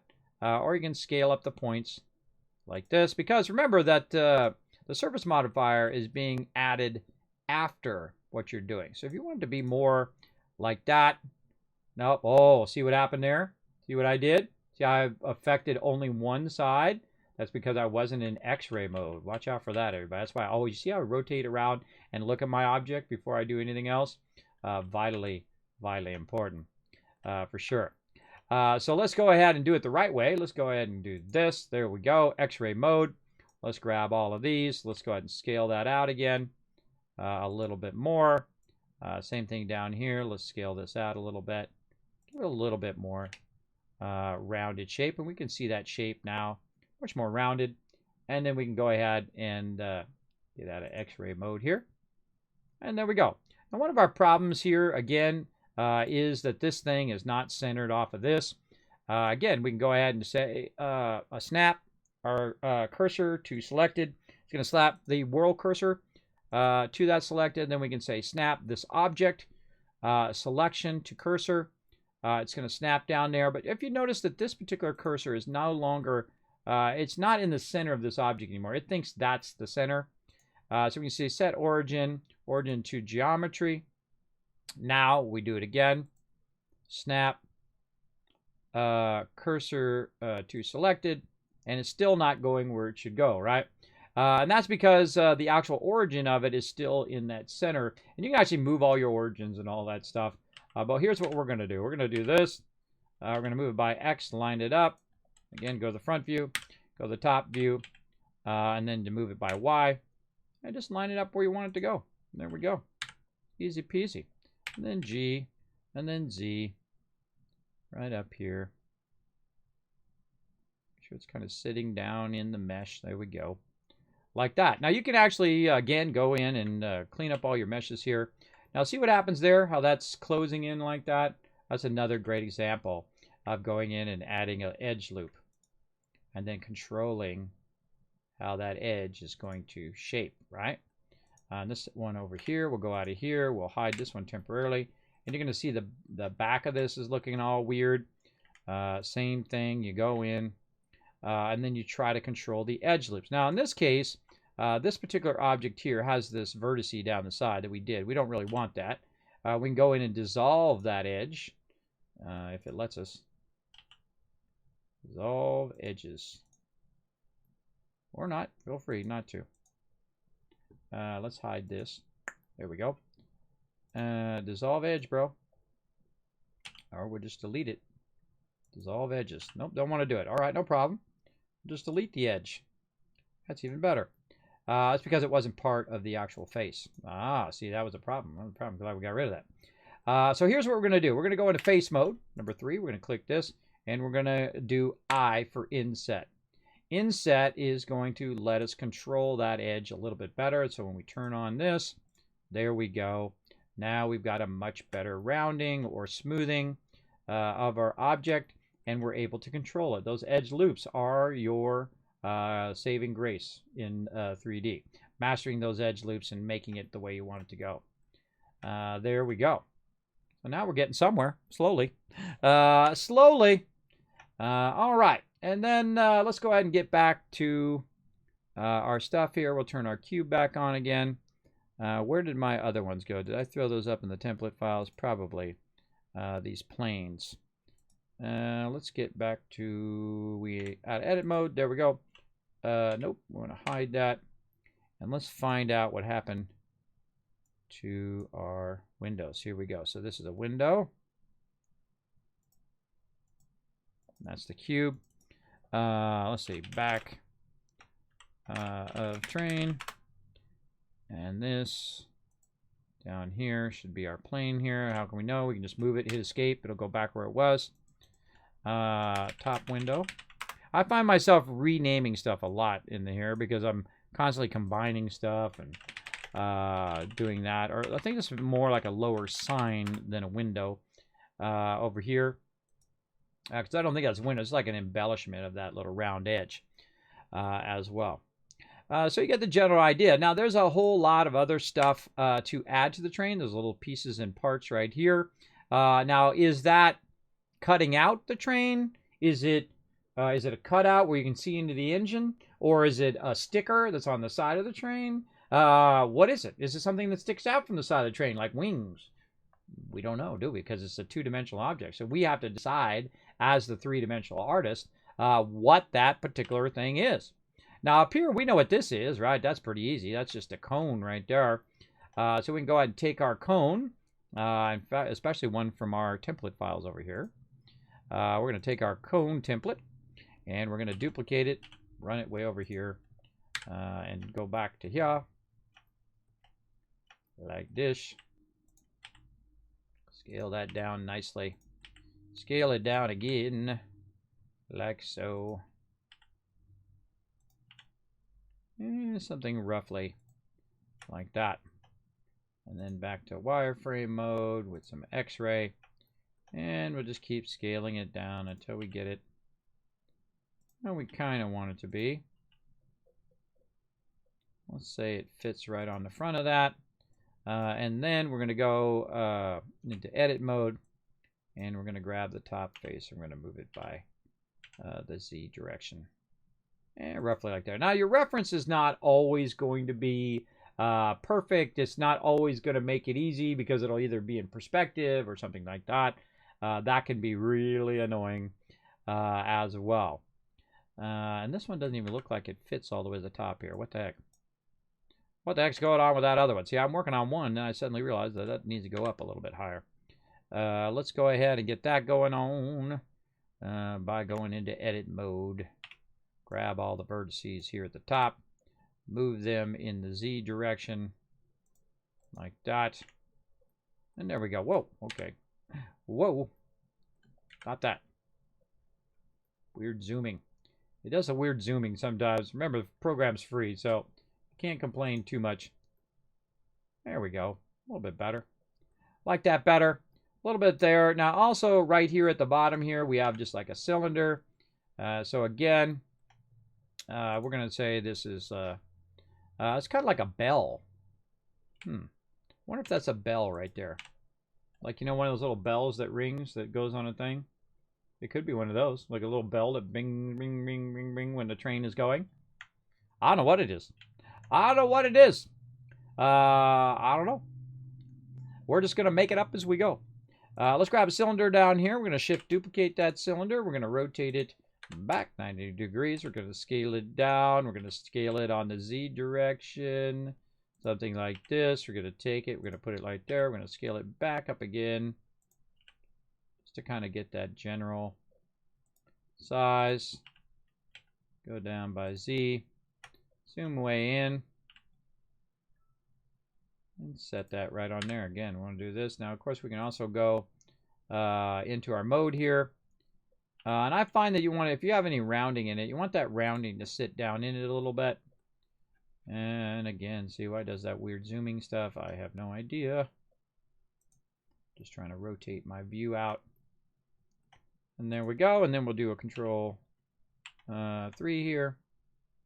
Oh, I got turned off for that one. That's why. There we go. And then we want to see it when it's rounded so we can get a better idea. Smooth shade that of how big that's going to really be. Something like that. Oh, you're welcome, King Bourbons. Hey, Reed, what's up? Thanks, everyone, for hanging out. Looks like an armrest. It kind of does, right? Yeah, this is called Blender that we're in, but we're actually talking about a wide variety of stuff, everybody. We're not getting much work done, but we are explaining some fun stuff along the way. But that's the fun part, right? Is trying to understand how to do all this cool stuff. Now again, always start with I find the most simple shapes, right? The shapes that are simple are the ones that get you motivated to keep going. And sometimes you might want to tackle the hard stuff first. I'd say the front of this is probably going to be among the hardest thing you want to do, especially if you have like cutouts like this and we don't know what the front of it looks like because again, it's a 2D illustration. So we have to basically interpret it how we want it. I still feel like this is not wide enough. And it also needs to go back by the X direction. I still feel like, see, as an artist, I just keep going, I want that to be a little bit bigger, a little bit bigger. Right? Then maybe. And this is what you do for hours. You just kind of fine-tune stuff until you get it just how you want it, right? Hours and hours and hours of doing that kind of stuff. Okay, what else we got? We just got wheels. We've got the connector back here to do. Because that's weird zooming. Over zooming. Okay, so we want to go ahead and do these connectors back here. Now this just looks like a square with a half a circle again. And we know something that's kind of like that, don't we? Let's go ahead and bring up the lower sign. We'll bring up the back of the train. We'll go up, bring up the train front. Now, the train front is actually like that. So if we go Shift D and duplicate that, we scale that way down here. What we can do is we can go in and we can mess around with its shape by scaling it in a single direction. So it's going to kind of round out the end like that, like this, and then you can scale it up. And remember, we're just kind of artistically, giving ourselves what we want to do. And I think that probably worked pretty fine. And then, of course, you want to make it rotated on the Y direction. Of course, we could just go over here, Y minus 180, like that. Or actually, I can just go positive 180. It doesn't really matter which way you go. It's going to end up like that. And then Z back like this. And we'll do that like that. Looks good. Now, one of the problems is that we're going to need to cover some of this stuff up by the wheels. And then this right here seems like it should be longer, so it actually attaches to that thing. And we'll go ahead and do something more like that. Maybe a little not as high there now. Let's go like this, and then we're going to go into wireframe mode. And we're going to go ahead and scale this in the Z direction. Now remember, whenever you're doing any of this stuff, all right, you finicky little mouse you. This is my mouse being finicky. There we go. G and then Z. There we go. And then go right up there. And I don't know what it is about my Razer Nagas lately. They've been very finicky. I got a new Corsair mouse over there that's not finicky. It's awesome. I don't know why they've been so finicky lately, but maybe it's because I've been using them for hundreds of hours. So that could probably be it. All right. And then, of course, another thing is we obviously don't want it to be this thick. So what I'm doing is I'm just looking at the thicknesses and the sizes and the scaling of stuff that I'm doing. So I want to scale this in the Y direction, but look how close my cursor is. See, that's like out of control. Move your cursor away from when you're scaling. and then scale, and then limit it by hitting Y in a certain direction. So let's say we want it to be about that wide, right? And we want to look at the front of this and say, how wide is this really going to be? And again, this is where your artistic freedom comes in to go ahead and do that. Now, obviously, I'd put a window in the front of there as well because, you know, dude needs to see where he's driving. But then again, you know, a lot of conductors, that's why they lean their head out the window to see where they're going because they don't even know where they're going, everybody. You ever think about that on trains? Good, let's bring my train up. Watch this.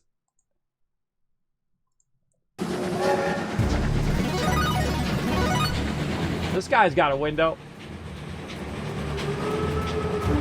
He's got a window. He can see where he's going. I kind of feel like that's why they lean their head out the window. They can't see where they're driving, which is really scary if you think about it. Trains are traveling 200 miles an hour, and they cannot stop on a dime. So do not get in front of a train, everybody. You're gonna get owned. Kind of feel like that's also a little too big. We're gonna shrink that down a little bit. Again, you want to just kind of get a kind of a proportional scale of that kind of connector. Do I really want that kind of connector? That's really it. I can actually change the connector, make it look different. I mean, I want it to look like my emotes, but it's not set in stone. I can make it into whatever I want, right? And then also we've got a little bit of a chassis down here, so we're going to scale this down. We're going to scale it in the X direction. We got all of this stuff down here we can do. Again, I just look for interesting shapes that I want to work on as I'm working away. And you can make it perfect. You can make it all the things. Like if you saw that train, there's a whole bunch of details on there and stuff like that, that you can make it perfect if you want. It's really how much time you want to spend on it, really. Like this. Now, again, when we get all of these done, we'll try to freeze the transformations or apply the transformations is what it is here in Blender. Now, if you have any questions or comment, feel free to throw them in the chat. I used to walk down to the tracks back in the day when I heard the train, and no, they can't stop on a dime, and it takes them at least 3 blocks to fully come to a complete stop, by the way. Kids in chat. Well, I've seen it. I've seen it happen. It's pretty scary stuff. All right, so what we want to do is let's go ahead and actually make this particular thing in edit mode. So we're going to go into edit mode here, and I'm going to go ahead and grab all of the points, and I'm going to hit G, and then I'm going to hit Z to move these down. Because there's a little thing that goes up like this, and then it goes out along that little edge. I can see it right there, right? So it's like a little edge that goes out, which is like holding the chassis, and the bottom part's a little bit thinner than that outer edge. And we can do that. We can actually do that particular thing. Oh, zooming. We can actually do that particular thing as we're going up in that direction. Now, one of the things I would do, though, is I would definitely check your side view. Now, look at all this weird stuff we got going over here. Cool stuff. Hide them template files. You want to see what the actual width of the object is that we're working with right now, which is the back of the train. What is the width of that object? Well, the width of that object needs to be about the same width of that's holding the train that everything else. So if we go to the front here and we do the shading so you guys can see, this looks like this, right? And it looks about the same shape. But I find that if you look at it from the side, especially in wireframe, it's going to suddenly give you a general idea of how big your stuff is. Because remember, you're working in 3 dimensions, so it's going to be really awkward if all of your stuff is like really small or it's not shaped in the right way. So I'm going to make this a little smaller. So when I go to do the top part here, it's going to be a little smaller than the actual back part. Now I've got the wheels right here, but eventually I'll move the wheels out and whatnot. I kind of feel like this box shape is a little much. Let's scale that in by the Y.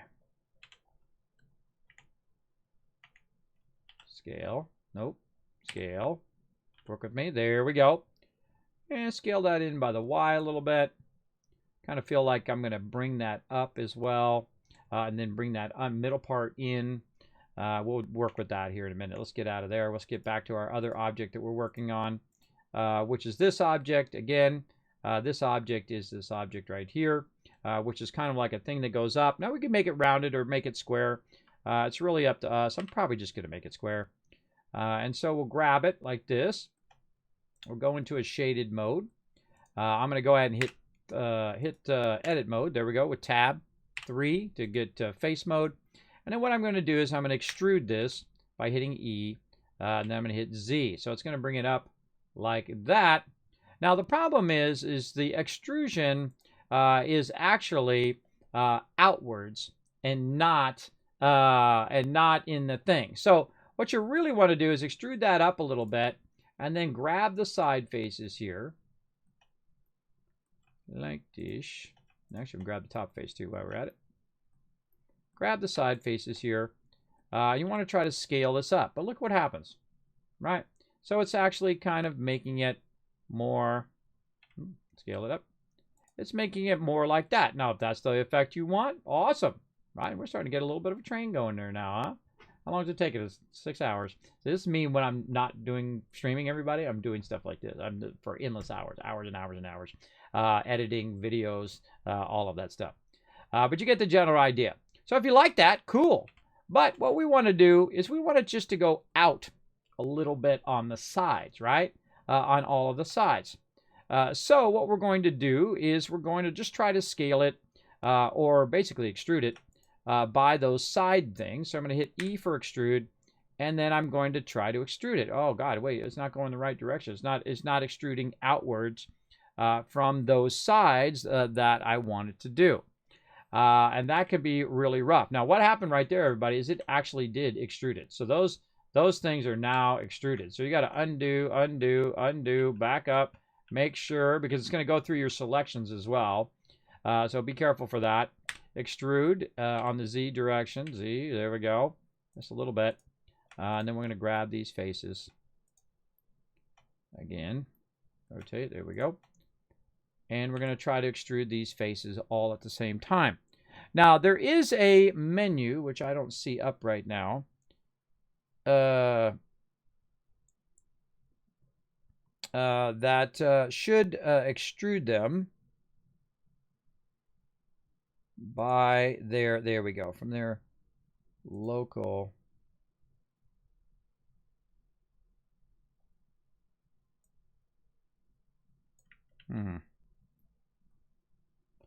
Typically from their local in all directions. Let's back up, make sure we're doing this properly. Extrude, Z. I remember how to do that now. Now remember, I'm learning just like you guys are, and I can't remember everything. I absolutely cannot. I can barely remember anything at this point. Now there's supposed to be a menu down here that's telling me stuff. When I go to extrude, it should have some options. There it is. Oh, I hit S. S to scale the extrude as well. That's what it is. To scale that extrude outwards. And right there, I just took a guess it was S. There we go. Now we want a bit of a platform like that. Now me, because I am the person that I am, would go in and also grab this face, scale that face down, just to give it a little bit of something. Now, again, you can, there they are. They're all showing down there right there. So I can go Shift.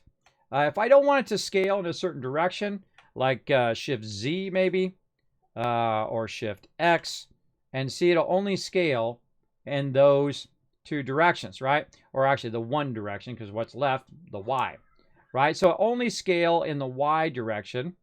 And now we can see it down there at the bottom. And there we go. So it's only scaling. It's kind of like giving it a taper on the sides. Again, maybe that's what I want in my train. Maybe I don't. Maybe I want to come back and fix it later or change it later. Maybe I want to bevel the edges. Maybe I want it to be round. Maybe I want it to be triangular. Whatnot. We can do a whole bunch of stuff to make that go. All right, back to it. Now, where'd our little... this is a cylinder that we don't need. Let's get rid of that now. This is our smokestack. We'll put that in our train. And what happened to our little thing here that was up here at the top? There it is right there, our cone template. I'm going to put this as Bell with a question mark. Maybe I want to add a bell to that. So now, again, we want to go in and do this. Now, by the way, there's a little navigation over here that we can click on to rotate this around. And actually, we should probably take a break. Oh, my God, it's 7:40. Take a break and get some food. There you go. Nobody's buzzed me about food, though. Apparently, it's every person for themselves. All right.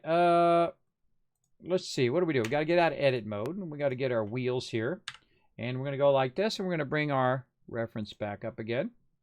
Again, we'll get pretty far here, but I'm probably going to finish this off stream, but you get the general idea. And so let's go ahead and now duplicate these. Now these actually I want to be more rounded. So really what I want to do is I want to take these are like the caps inside the thing, right? So we'll have these rounded caps at the end of the wheel. But the actual wheel itself is kind of like a tire, right? So it's rounded more like a sphere than a cylinder in that way that it kind of bulges in the center of the wheel. So we need to keep that in mind when we're making the wheel. So let's go ahead and duplicate this. We're going to move it, hit escape. It's going to put another one right there in the same position. We'll line up by hitting 1. So we hit from the front, and then we'll make it a bit bigger like this. And of course, these wheels are way too close to each other, and they would run into each other. So I have to make them more three-dimensional, one in the front and one on the outside, or whatever I want to do. If I wanted to have them at the side, or I can size them down, whatever I feel like doing in the long run. But this one is actually perfectly centered now because I duplicated it and just scaled it like this. It's perfectly centered into the other one. So I can go GY, and then now we've kind of got that overlap like that very nicely. And then we can go ahead and bring this forward. Now, the scale of this is not good, and the location of all of these are not good. So I'm going to grab all of these ones here, and I'm now going to go G and then Y, and then bring them way out over here, which is where our wheels actually are going to be, because when we come back and we bring our thing back, we want this all to line up eventually. So we're going to go ahead and get all of these going, and we'll control click our box here. It's going to let us, where's our box? Doesn't want to. No worries, we'll just re-click it again. And G, Y, bring it out. And so we get a general idea of what we want that. Now, this particular shape right here, we're working on that one, right? So we're going to call this the outer large black wheel. There we go. Well, this is actually going to be the wheel itself, but you get the general idea. Oops. Just trying to get rid of that period. There we go. Now, this is a larger wheel, and we can go ahead and hit Control-3 to get a general idea of that. Now, we want the center of this wheel to be kind of bulging, right? So it's rounding in that direction. Now, the thing we can do is just go here, and we can just go into edit mode. This is a way easier way of doing everything, and just grab all of this stuff and all of the points. There we go. Grab all the points and then move them in. But, especially if you're not in wireframe here, and then you got your X-ray on. Grab all the points and move them. But again, we got a thing in the way there. So in this case, it's actually better to scale it this way, so you don't have to adjust your edge loops and all of that. And actually, that edge loop is going to do us a huge favor here in a minute.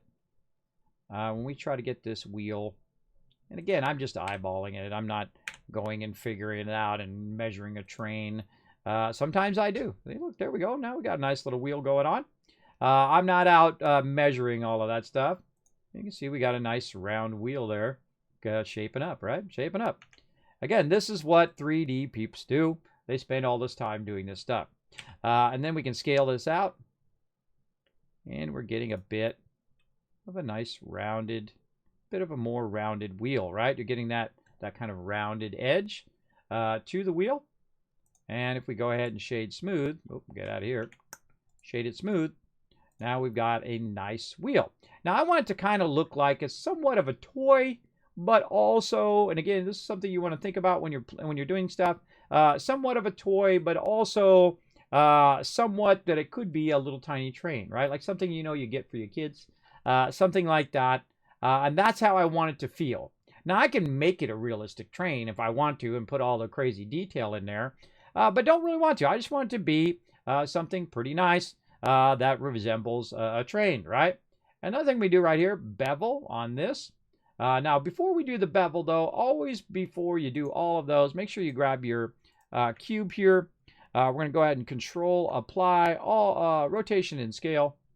Now we're going to do the bevel, and then we'll see that our bevels, and let's go to 2 or 4, whatever you feel like doing, that our bevel is going to be more uniform, like that. So there's we go. We got a nice little bevel looking very much like a toy, right? Again, you're like, wow, this is starting to shape up finally, Kismet. Amazing. Now, at this point, when you're starting to see some progress, everybody, save, number 1. And then what I do is I go ahead and save as. I feel like, okay, now I'm starting to get somewhere. And then I'm going to hit this plus right here. And what it's going to do is it's going to add a V2 of what I'm doing. Now, if you look at that panel, I think that's like version 38. I've done versions 197 before, everybody, or even higher, because I just keep iterating and iterating and iterating on that thing. Now, again, I could have just came in here and did it, but that's usually when I'm off stream. I'm Johnny on the spot doing that stuff.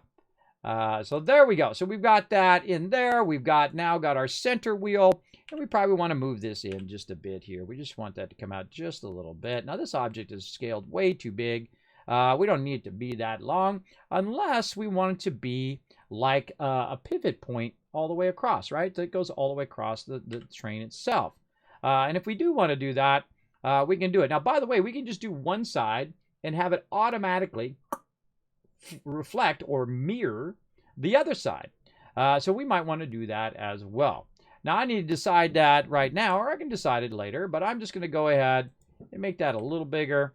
And then I'm going to move it along the Y, and I'm going to just put it right there on that center line and see how it looks.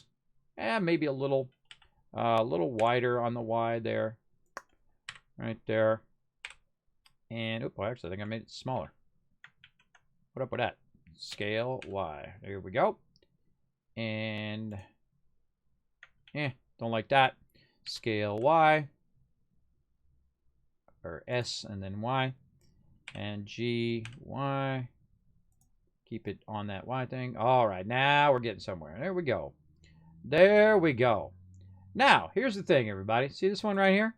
I don't need to do that one again. I just grab these right here. I look at from straight on. I Control Shift Control Shift D to duplicate, and then X right over here, and then line it up how the other one was, and then take this other one and get rid of it. Now you see that my wheels bump into each other, so that's not going to be good. So again, we're working on 3 dimensions. In 2 dimensions, you can let that stuff happen. But in 3 dimensions, it's going to look funny. So we're going to take that same thing, and we're going to go G, and then we're going to go Y, and we're going to bring this back one out. And we're going to see if we like the back one out, or maybe we like the front one to be out, right? Again, this is where your creativity comes in, like that. What do you guys think? Back one out or front one out first? Which one do you like better? Let me know in the chat. Let me know in the chat. See how it goes. All right, now while you guys are deciding on which one is better, I'm going to go ahead and do the same thing to the one down here. But I don't need to make another circle and do all of that. I already got the shapes right here, right? I can just grab these shapes again, duplicate those, and scale them down. Because that's all this is down here. It's just the scaling of that bigger one. And so right here. Now this one I'm going to put back just a little bit, so it kind of fits underneath there. And then again, duplicate, X direction. I'm going to push this forward just a little bit so those don't touch. Like that. And there we go. And then these ones here, I can just go ahead and delete. Like this. And again, now we're in 3 dimensions. We can see that this stuff should go in a little bit, right? So this should go in up against that edge a little bit more. Maybe if we look at it from 3, we go into wireframe. We can see where the edge of that is, so it's not hitting the edge of it. Now, most people are not going to see if it's hitting the edge, everybody. Only people with eagle eyes like me are going to see it. But it's really up to you what you want to do. Me, I like to make sure it actually doesn't hit the thing. I'm just that way. Like a great example is when you see that thing opening before it pushes the button. I want to make sure that that thing does not hit the back. It doesn't hit the edges. I don't want it to hit anything on the way. I don't want it to clip through anything. I'm that guy. I'm that guy, everybody. Look at that. We got a train. We got a train coming in. Look at it. Look at it go. Did you know, fun fact, the modders use Blender to fix vehicles and then import them into Unity to rig up the vehicles in 7 days to die. Front out, back in. There you go, Unforgiven. I did not know that. I did not know that, but awesome. Blender does a great job of fixing stuff. Does a great job of what it does, right? I kind of feel like I want this shape to be cut out of this shape like it's actually sitting in there. And then maybe that middle shape a little bit, not as wide. Scale in the Y direction. So it's doing something more like that. Again. So which one you want? More front? Oh, you guys didn't put anything in the chat. Come on, this is an interactive stream, everybody. This is an interactive stream. Get involved. Let's go ahead and do this. Let's just go ahead and put it in the Y. There is no wrong answer, everybody, because it's your model. You do whatever you want. Whatever feels right to you, that is the correct answer. Right there. So I actually like it better with the back one in the front. That's just me. That's my jam. G and Y. I like this one out a little bit more. Something a little bit like that. There we go. I kind of feel like that's how it would be. Now look at this one is hitting this. So I'm glad I moved that in. Let's go ahead again. Go into wireframe. Look at it from the back. If this makes it really hard for you to see, everybody, you definitely need to practice visualization. Being able to visualize stuff, even if there's a whole bunch of other stuff in your way. This is just the cylinder, the center part, and the wheels. And then what we're looking at is we're looking at this shape right here that's going along here. It might be hard for you to see again because it's, you know, like a black line on a gray background. I think I can actually change the background too. I don't think I've ever tried, but I think you could. Now we can bring these wheels way in like this very nicely, like that. And let's take a look at it. There we go. Very nice. And again, we can make it go to the other side. But really, all you want to do is do one side of anything when you're working on it. Now, of course, things like the train thing and the top part here, that's different. Oh, forgot to do the center of the thing there. Hold on, let's do that real fast too. That'll be fun. That'll be fun as well. Let's go into wireframe. Let's go ahead and grab this. Now, what we're going to do is we're going to create this little embellishment here, and I'm going to say that it's something that's going to go out from the center, right? So it's going to go out from the center a bit. And so what I'm going to do is I'm going to grab this object here. We're going to go ahead and grab this edge loop. I got to be in the right mode. There we go. Grab this edge loop that goes around the whole entire middle part here. And then what we're going to do is, again, I feel like that's not quite in the center. We're going to move it by Z. We're going to move it up a bit. And we're going to line it up. But I kind of feel like what we'll do is we'll do this at the top side. And again, because the picture is kind of a little sideways and whatnot, it's not quite perfect. Also, you got to think that it's kind of drawn at perspective. So it might be a little awkward. But we're going to go ahead and put another edge loop in here like this. And then we're going to control that edge loop along that edge. And we're going to put it right there like that. So now we're kind of controlling the roundness of that top part right there. And that's looking much better. And then what we can do, if I can turn this subdivider off, there we go.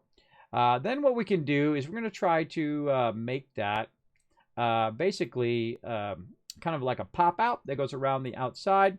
And that's going to be pretty tough because you have a lot of faces in there now, right? There's a lot of these faces that go around.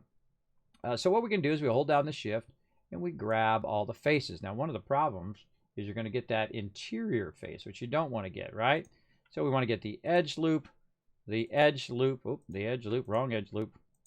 No, no, no. This one. There we go. Try to click it where it's not going to get something else. And then what we can do is we can go ahead and go out of this X-ray mode.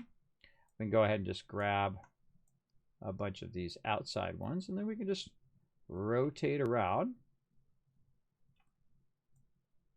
grab some more. Again, I'm just using the selection tool here. You know, also there's a lasso tool and all of that. But this makes it way easier for you to go ahead and grab all this stuff.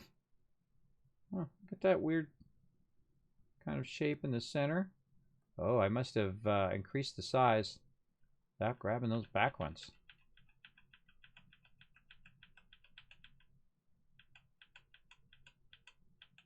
Oh, I must have did it previously too. Uh-oh. Now we're in trouble. I'll show you another great trick. I can fix that. Watch this. You go in and you go into edit mode. You get your segment tool. We grab the segment. I hold down Control, and it's going to start grabbing along the segment. That's a really great tip there. Along the segment here, and then we can scale. And it's going to scale it outwards, but the problem is it's going to scale into that other part there. Oh, that is a bummer. See, that's what happens when you're not paying attention. That is a bummer-rooney. Oops, let's put all this other stuff back. That is a bummer-rooney. But that's okay. We can go in and try to fix it now with our topology. Let's turn our template file off. And you're going to run into these problems all the time.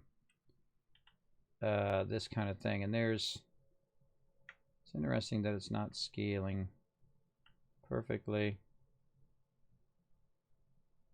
along that middle edge.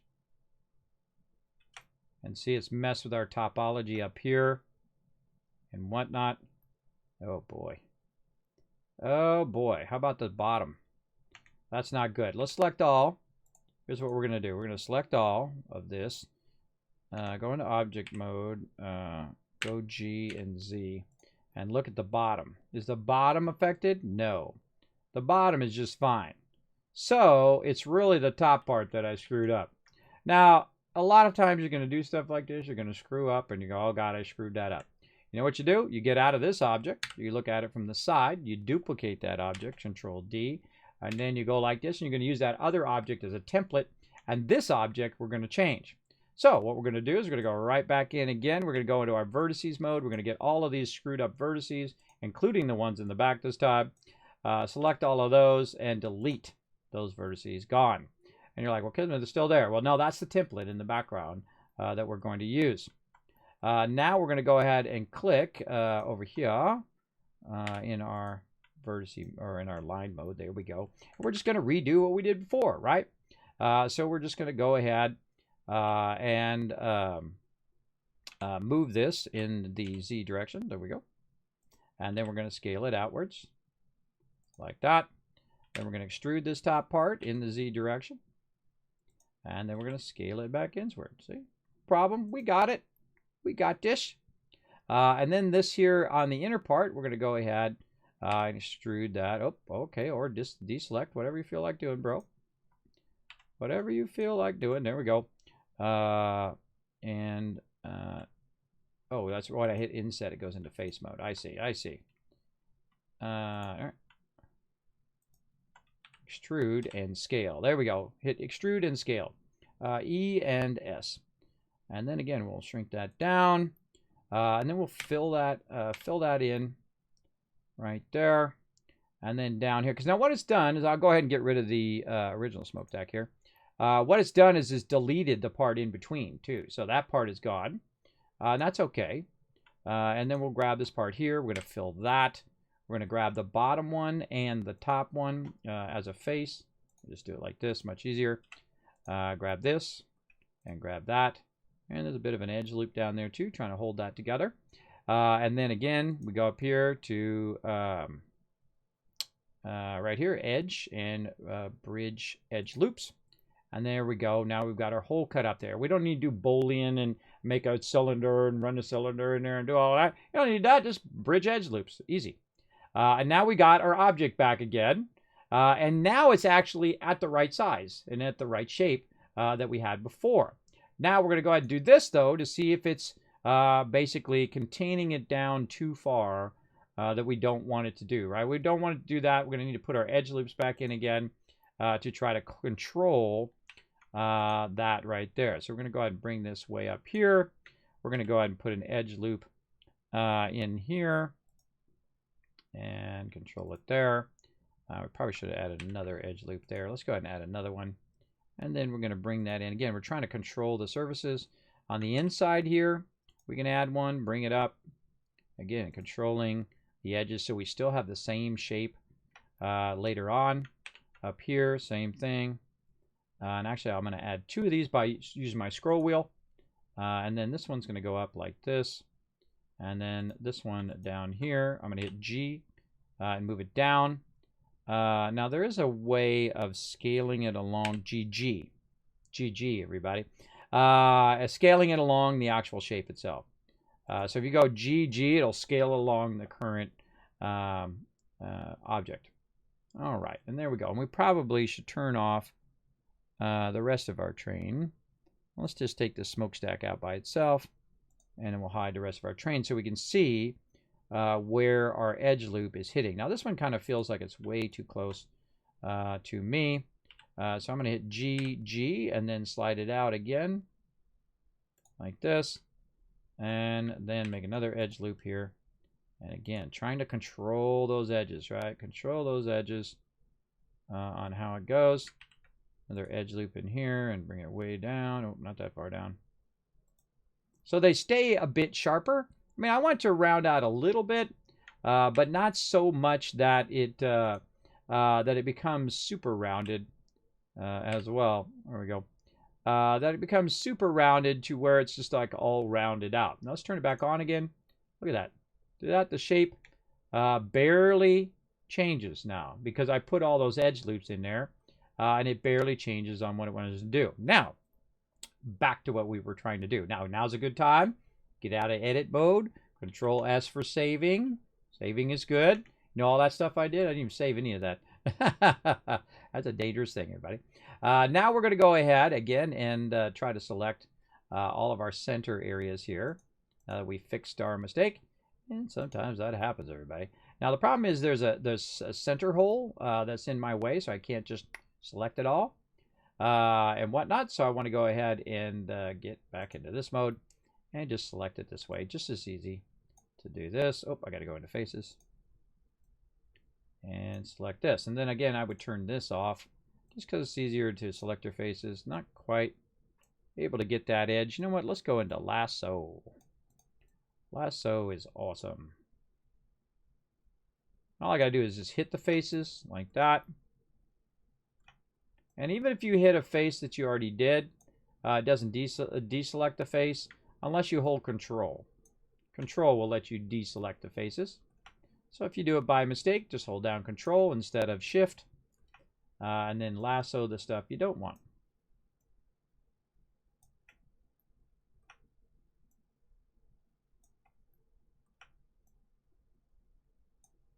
And there we go. All right. And now we got that object again. E for extrude, S to scale, and then we're going to put a little bit of a ring around there like that. That looks pretty cool. Yeah, I like that. What do you guys think? You like that? Pretty cool. Oh, it gives it that smokestack kind of feel to it. Maybe a little more. Maybe a little. I'm going to undo and then scale it outwards. Uh-oh, hold on. That's not doing it. You got to hit E to do it, S to scale, and whatnot. Give it a bit of a ring. Now, we got to watch out for our topology because our topology might get messed up. G, yeah, it's all together. And again, nope. Extrude and scale. And we got to watch out. Oh, I see what it's doing. I think that because it's copying that topology there, it's going to mess that up. So here's the thing you can do. Start moving your topology along. And if you think there's still more topology left there, which it kind of feels like there is, let's turn this off. And then turn our X-ray on. Making sure that when it extruded that it actually undid the extrusion. And it did. So, all right. Then back over here. Okay, so I don't know. I kind of like that, but I don't like it enough. For some reason, it doesn't look how I want it to look. So let's give this another Another shot. Let's do it a little faster this time.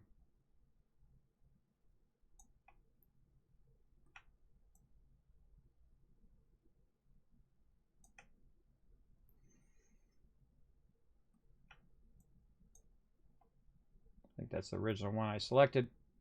All right, let's try this again. Extrude and scale. There we go. Now it's working properly. That's what it should be doing.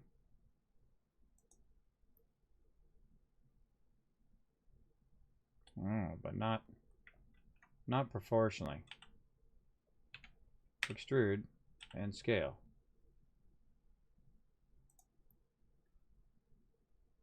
Okay, you always got to be watching it, everybody. Sometimes, as you can see there, it was acting a little funny. I'm just hitting E and scale. I did it 3 times in a row, and the 3rd time was a charm. So I want to put that kind of little ring in there so it gives it that smokestack feel as well. Now, there we go. We've got our ring in there. Again, Control S for a save. And I kind of like that. There we go. Let's give it a different texture. What is the texture?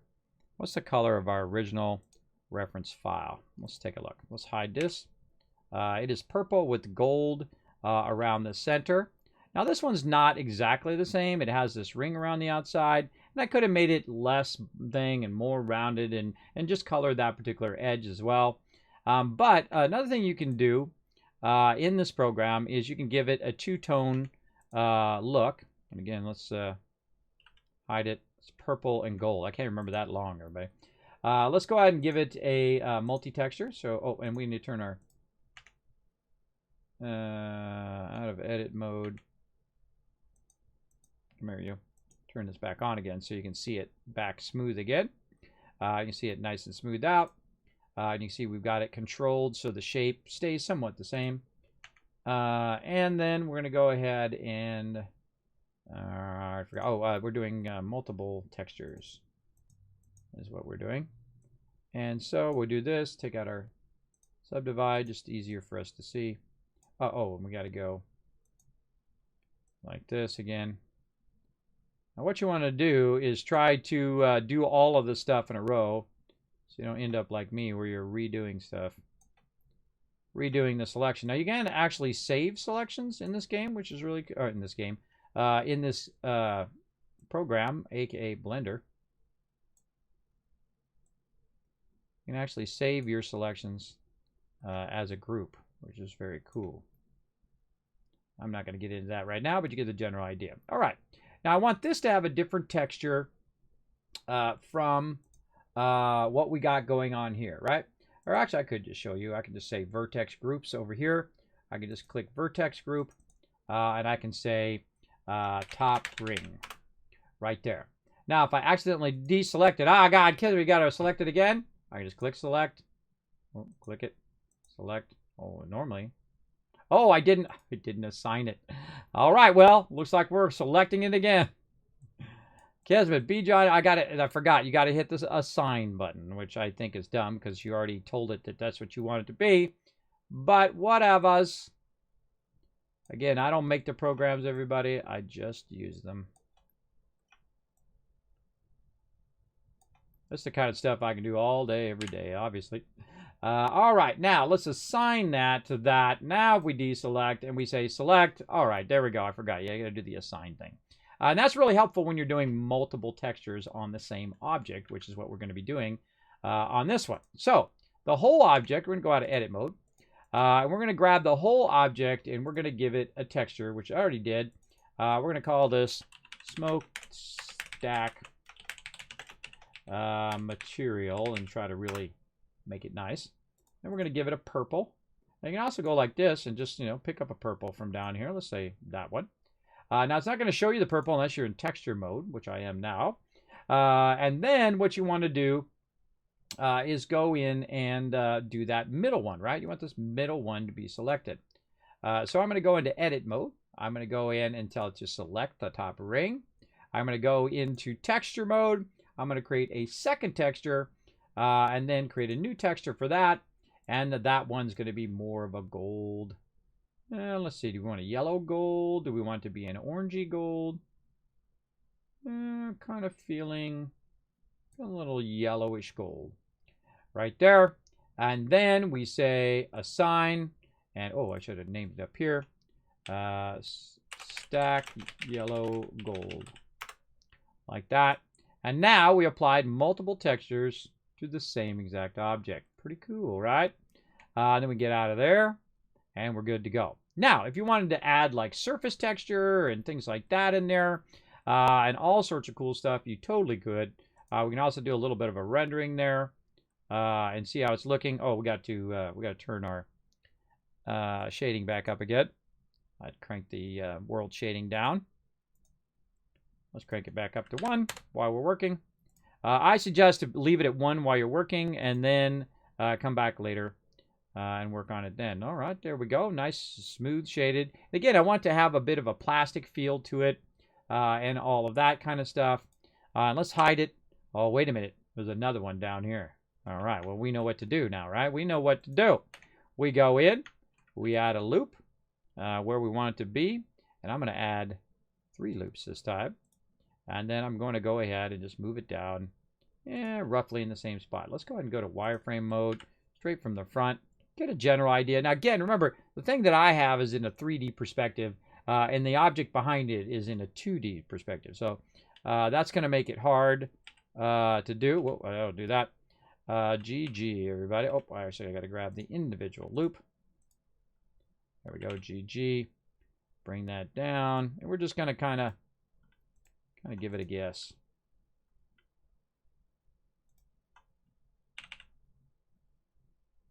Give it a little guess based on that one at the top. And this one looks about the same size.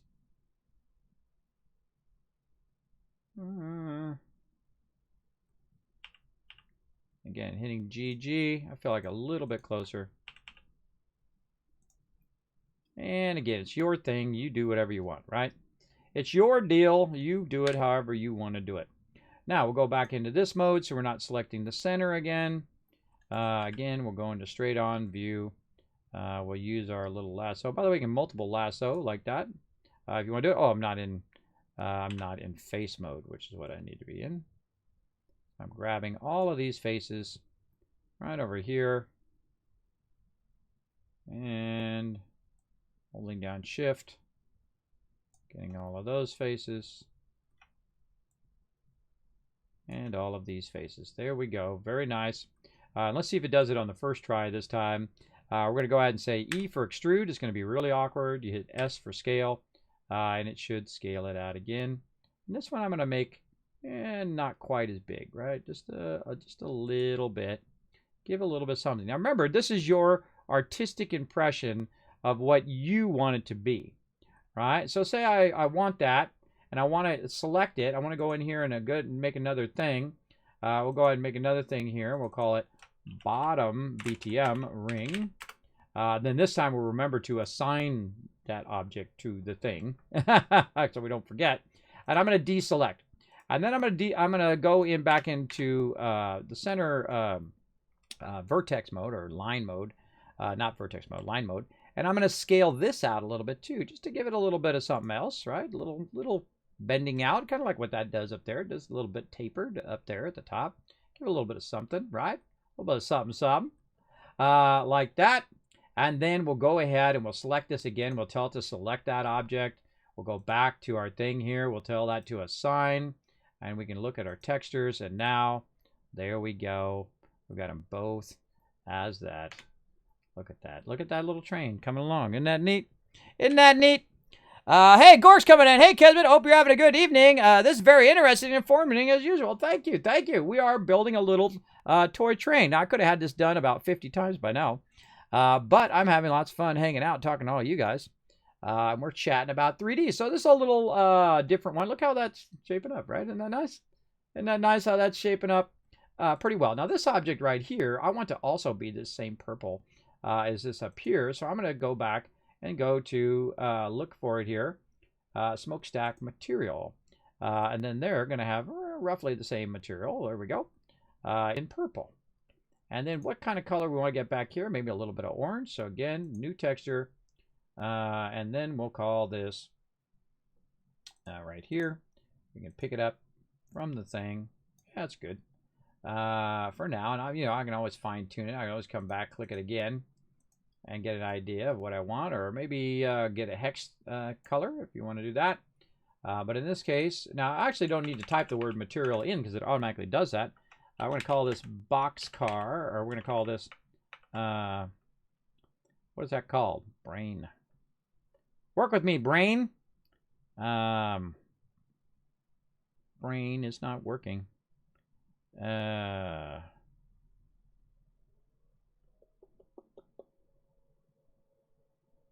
Engineer car. Let's just call it ENG car material. There we go. Engineer car. The engineer that drives it. All right, so now we're getting somewhere. Now I need to decide about this block here and all of that stuff, how I want to do all of this. Now, one of the things you can do is just start a bit with your textures. If you get to a point where you're like, oh God, I don't know what I want to do next, just start with your textures. That's what I suggest to do. So I'm going to go in like this. We're going to grab this thing here. We're going to do some basic texturing. But most people, by the way, a lot of peeps, they have people that just do blocking of objects. They go in and they'll block out the objects, and then the modelers will take all the blocking and actually shape it into the object, and then they take the texturers who texture the objects. Then you got the people who do the lighting, and then you got the people who do the animation, and then you got the people who run the render farms. And again, you have a bunch of people who do this, and really I'm the everything person on this one. I'm the person who does it all.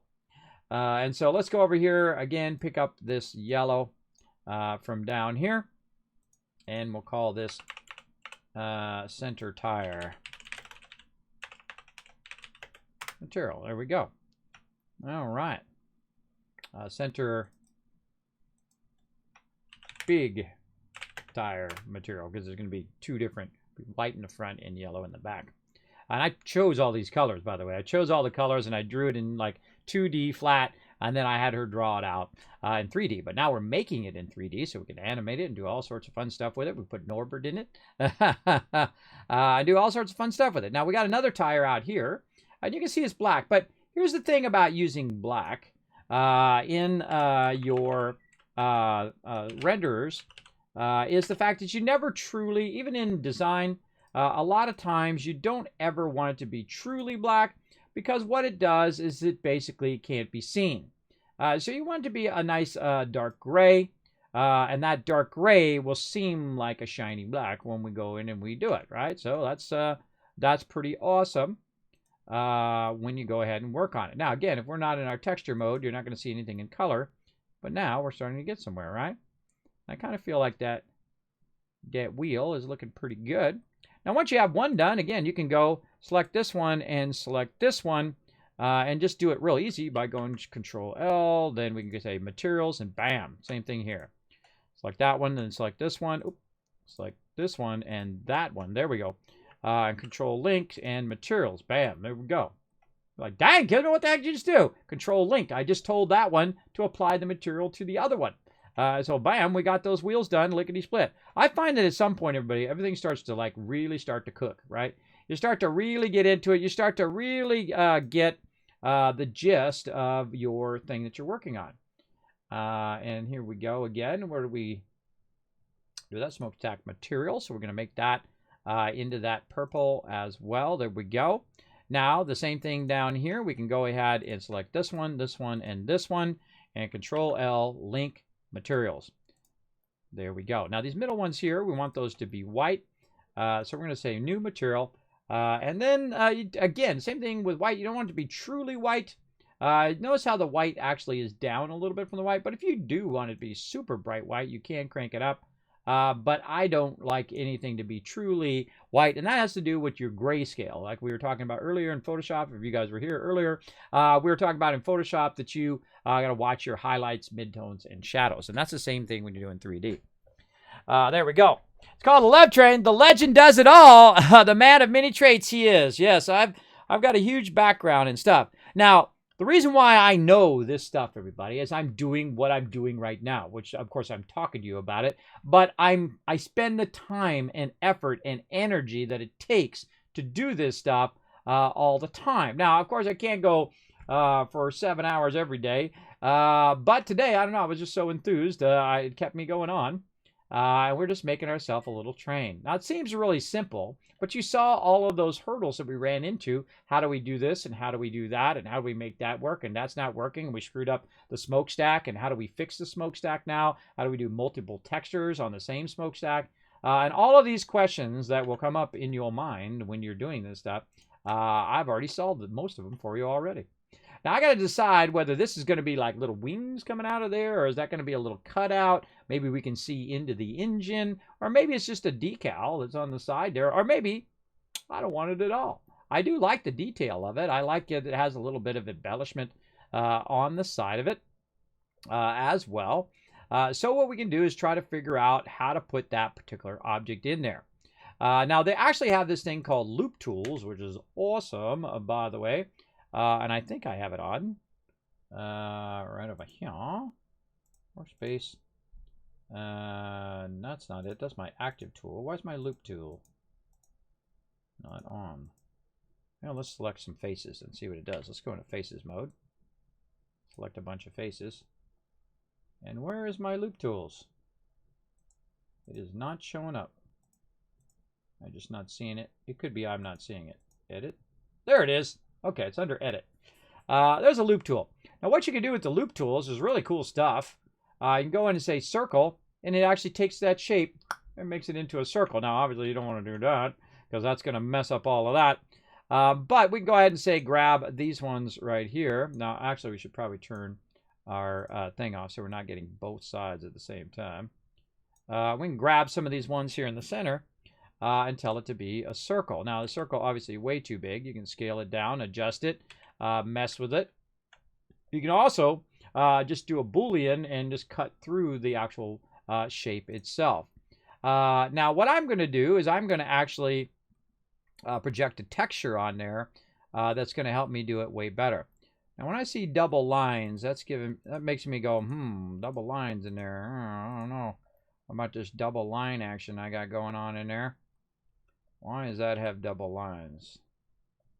Oh, that's because it's being rounded.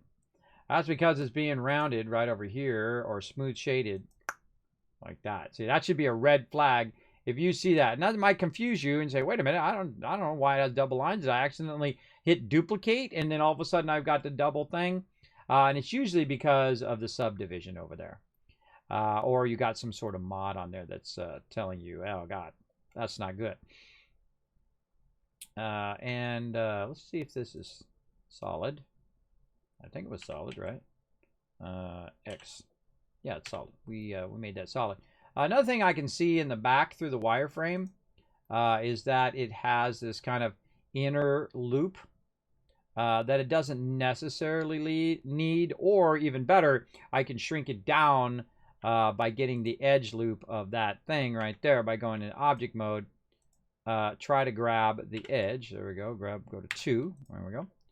And grab the edge and then scale it down, which is going to make that basically texture a bit better. And then go into the actual object itself and try to grab that face if I can see it. There we go. And then go into face mode, which is 3. Deselect, hit this face here. There we go. Delete faces. And then I'm going to go back to line mode, select this area, and tell it to do what we did before. Where did it go? Brain, work with me. Grid fill. There it is. Grid fill that. Grid fill that in so that it doesn't look weird when it goes to render. But you're really not going to see that edge. But I saw that and thought, you know what? Going to fix it anyway. Screw it. Let's fix it. Let's make it right. All right. We got ourselves a little bit of a train going on here. Very, very fun. Now, we got some windows to cut out and all sorts of fun stuff like that. So let's do a little bit of that fun called Booleans. Booleans. And I think that's looking nice all the way across. Okay. What are we in? We are in edit mode. Now, whenever I feel like the tools aren't working or my ability to select stuff is weird, I always look in that upper left-hand corner for the mode. Now, I know this might seem overwhelming to a lot of you. You're like, Kismet, this is just so insanely overwhelming. But again, you do what I do. Just take it one thing at a time.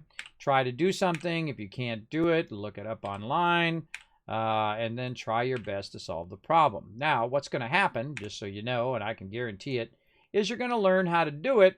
You're going to do it one way and then suddenly realize that there was a way easier way of doing it that you can do next time in what you do, right? And I've done that countless amount of times as well. Okay, so now before we go and we cut stuff out of here, we do a little booleans to have a little bit of fun. We want to go ahead and do this kind of top shape up here.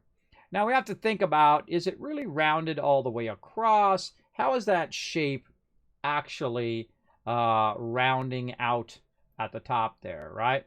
How is it going to go to the end? Now, one of the things I'm going to do is immediately turn off the bevel so I can see my square here and how it's going to shape out along this outer edge. Now, what we might want to do is just do the same shape as what it has. But one of the things that's going to be a problem is you're just going to have a flat edge at the end there. But that's okay. We could make it a flat edge, and then we could make a loop, and then we could pull it out, and it's going to round that edge a little bit. We can put several edge loops in there and then pull them out and then round it out so that we have this kind of piece like we have over there on the rest of them as well. And so let's go ahead and figure out what we want to do on that. And we can also just draw the profile of that in here or in Illustrator. And again, you want to decide what you want to do, right? Decide what you want to do. You know what I'm going to do? I'm going to extrude it. That's what I'm going to do. Let's do it. So we're going to go to this box right here. We're going to go ahead and go to edit mode. We're going to go ahead and go into face mode by pressing 3, E for, or tab for edit mode. And then number 3 on the top keys above your keyboard. Not if you hit 3 over here, it's going to do that. It's going to change your view on the 10 key. And all right, we're going to go ahead and extrude this upwards like this. And we'll go ahead and look at it from the front. Maybe a little Control Z on that one. Extrude it Z direction. Something like that. All right. I like that. Again, remember, it's up to your creative interpretation of what you want to do. Now I'm going to go ahead and go back into wireframe. There we go. And then I'm going to go ahead and go in Control R. And I'm going to add an edge loop. Now you're going to see me do this quite often. Oh, I forgot to use my scroll. There we go. We're going to go ahead and put 3 edge loops in there like that. And we'll put it right in the center. That might be hard for you to see until I go into this mode. You can see that there's 3 edge loops in there like that. Now again, these edge loops eventually hit GG and move it up. And then GG and move it down. These 3 edge loops right here are going to be that piece that goes around the outside. Now one of the problems is on the other side, you can see that these are angling up. Maybe you can't. Maybe zoom in.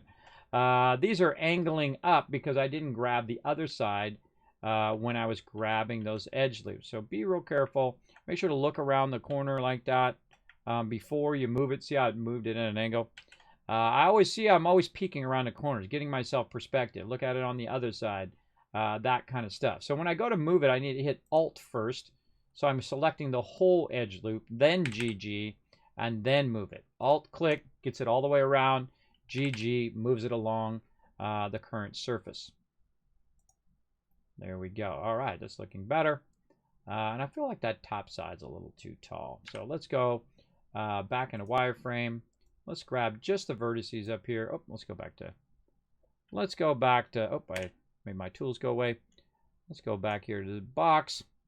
And then we'll go to vertices, and we're just going to grab these top vertices. G, Y,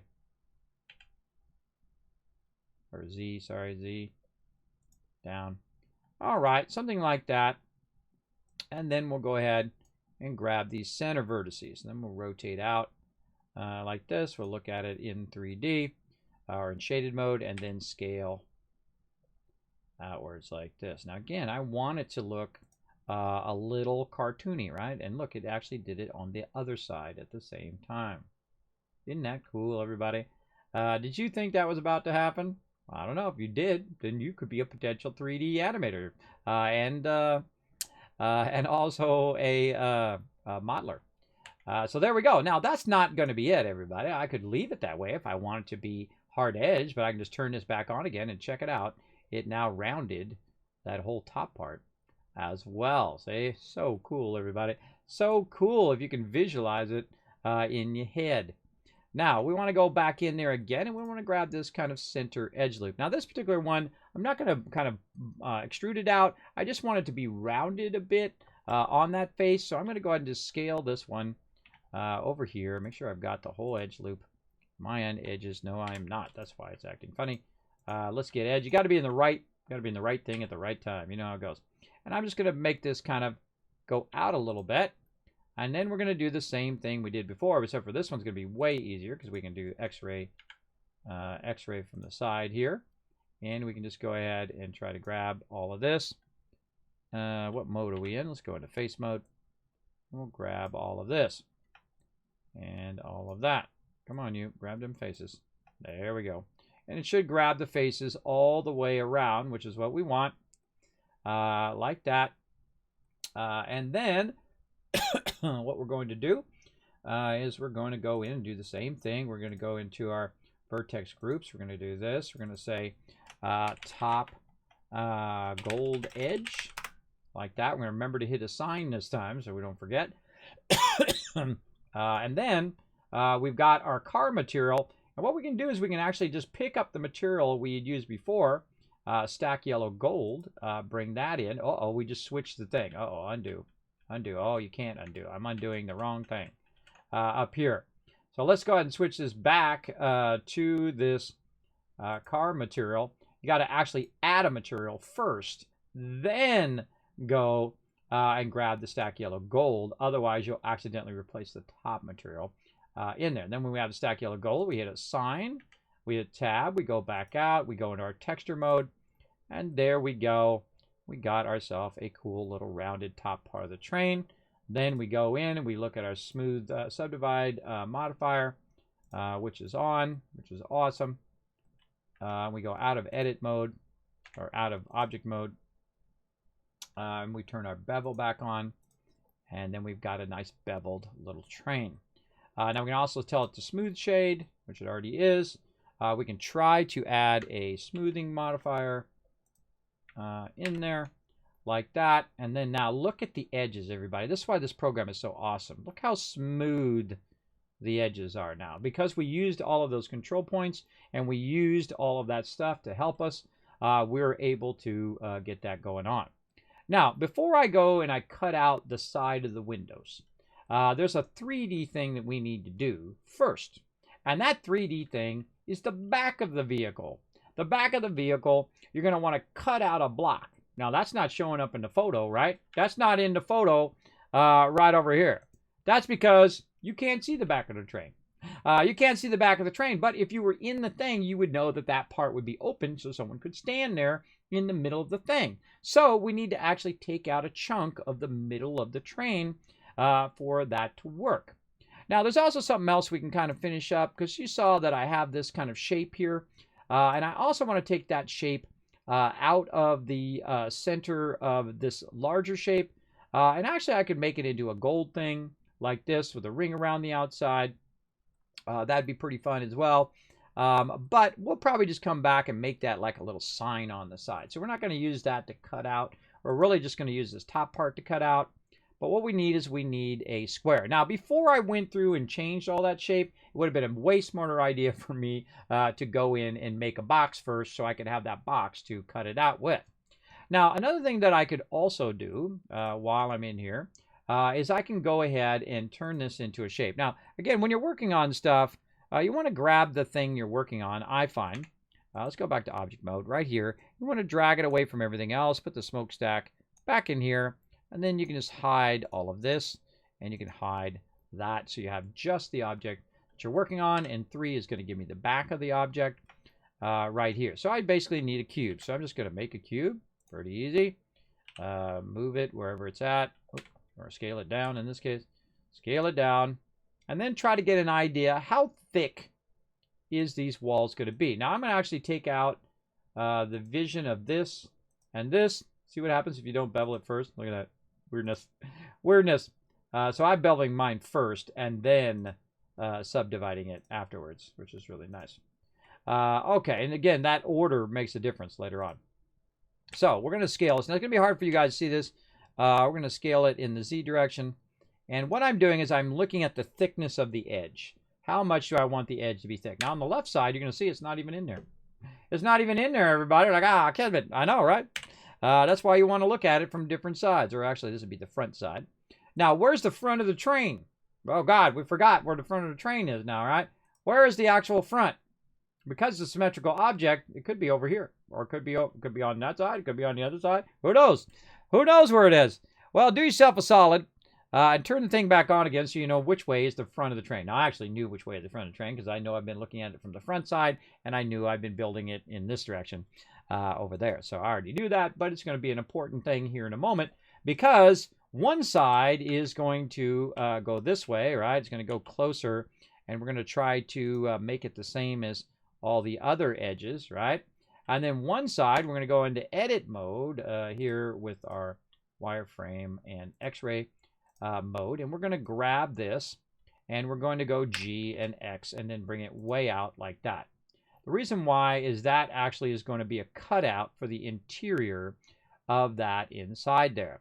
Now here's another way of doing this same exact thing, everybody. I'm going to show you a much easier way than using booleans. Now booleans, it's going to work. It's going to be awesome. You're going to be like, oh, that's awesome, Kismet. I love booleans. Let's do it.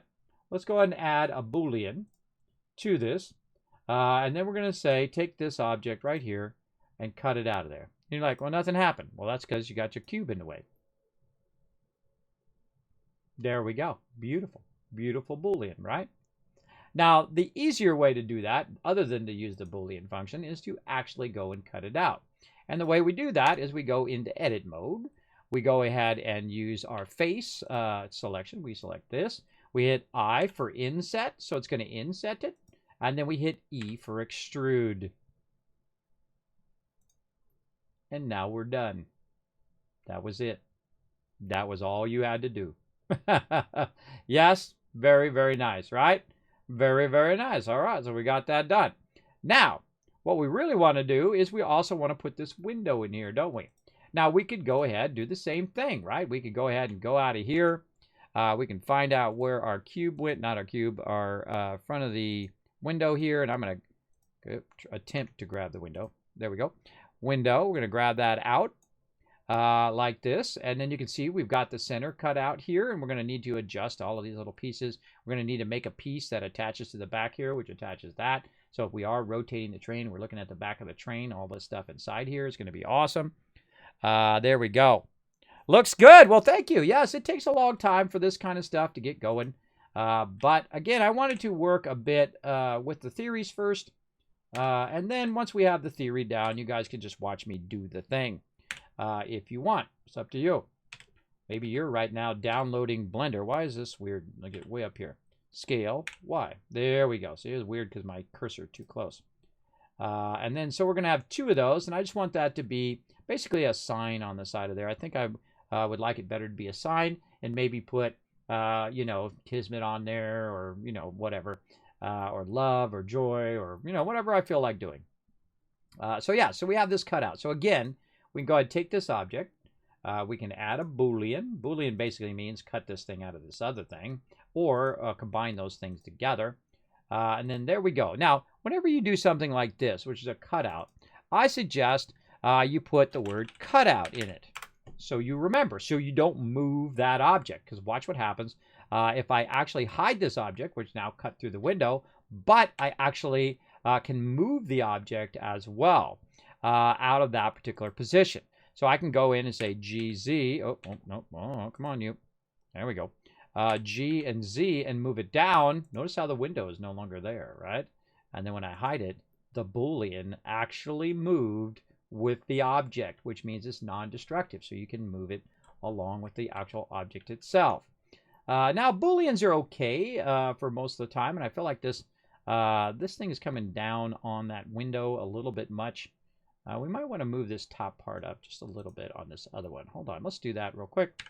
Let's move that up so it's not so close to the train edge there. Let's go into our wireframe, and then we're going to go to our points. Now, the great thing about being in the edit mode also is you're not going to select other stuff. You're just going to select the one you got. So G, and then Y, or Z, sorry, Z, and we're just going to go ahead and taper that up a little bit. Give our window a little bit more space. So it's not going to be perfectly symmetrical with the top. And that's okay. Everything doesn't have to be symmetrical in life, everybody. In fact, it's quite boring when every single thing you do is perfectly symmetrical.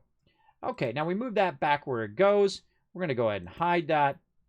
And you can see now we've got ourselves a good beginnings of a nice little car, right? And you're like, well, Kismet, the whole other side, bro. We're going to do that easy mode. You ready?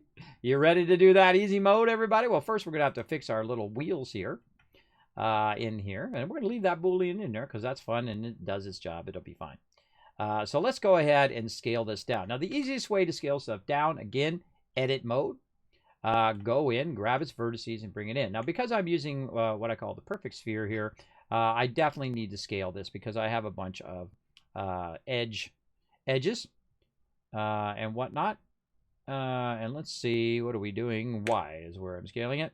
And so I'm just going to scale it down like this and basically just move it G and Y. There we go. Pop that out just a little bit more. No, we need that to be a little bit wider. And let's say somewhere there. And again, remember, it's your thing. You do it however you want to do it. Now, look, I already got one that's correct that I like. I have both about the same distance. But I'm going to do this one separate because it's going to be much smaller than the other one in the way that it works. Now, you don't really need to see the inside wheel of this one because it's so close to the edge of it. In fact, I probably should move it away from it just so that it actually wouldn't be rubbing up against it, because that's exactly what it would be doing if it was actually there. So just being the person that I am, I'm going to move it just ever so slightly away from that edge so it's not touching that edge. And I also going to move this one ever so slightly so it's not touching that wheel as well.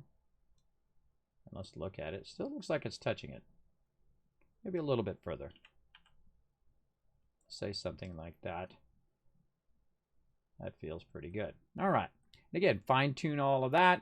You can't see that on the inside. That's looking good there. This one needs to be moved maybe a little bit more out. Scaled a little bit more on the Y. And again, just fine tune it till you get it.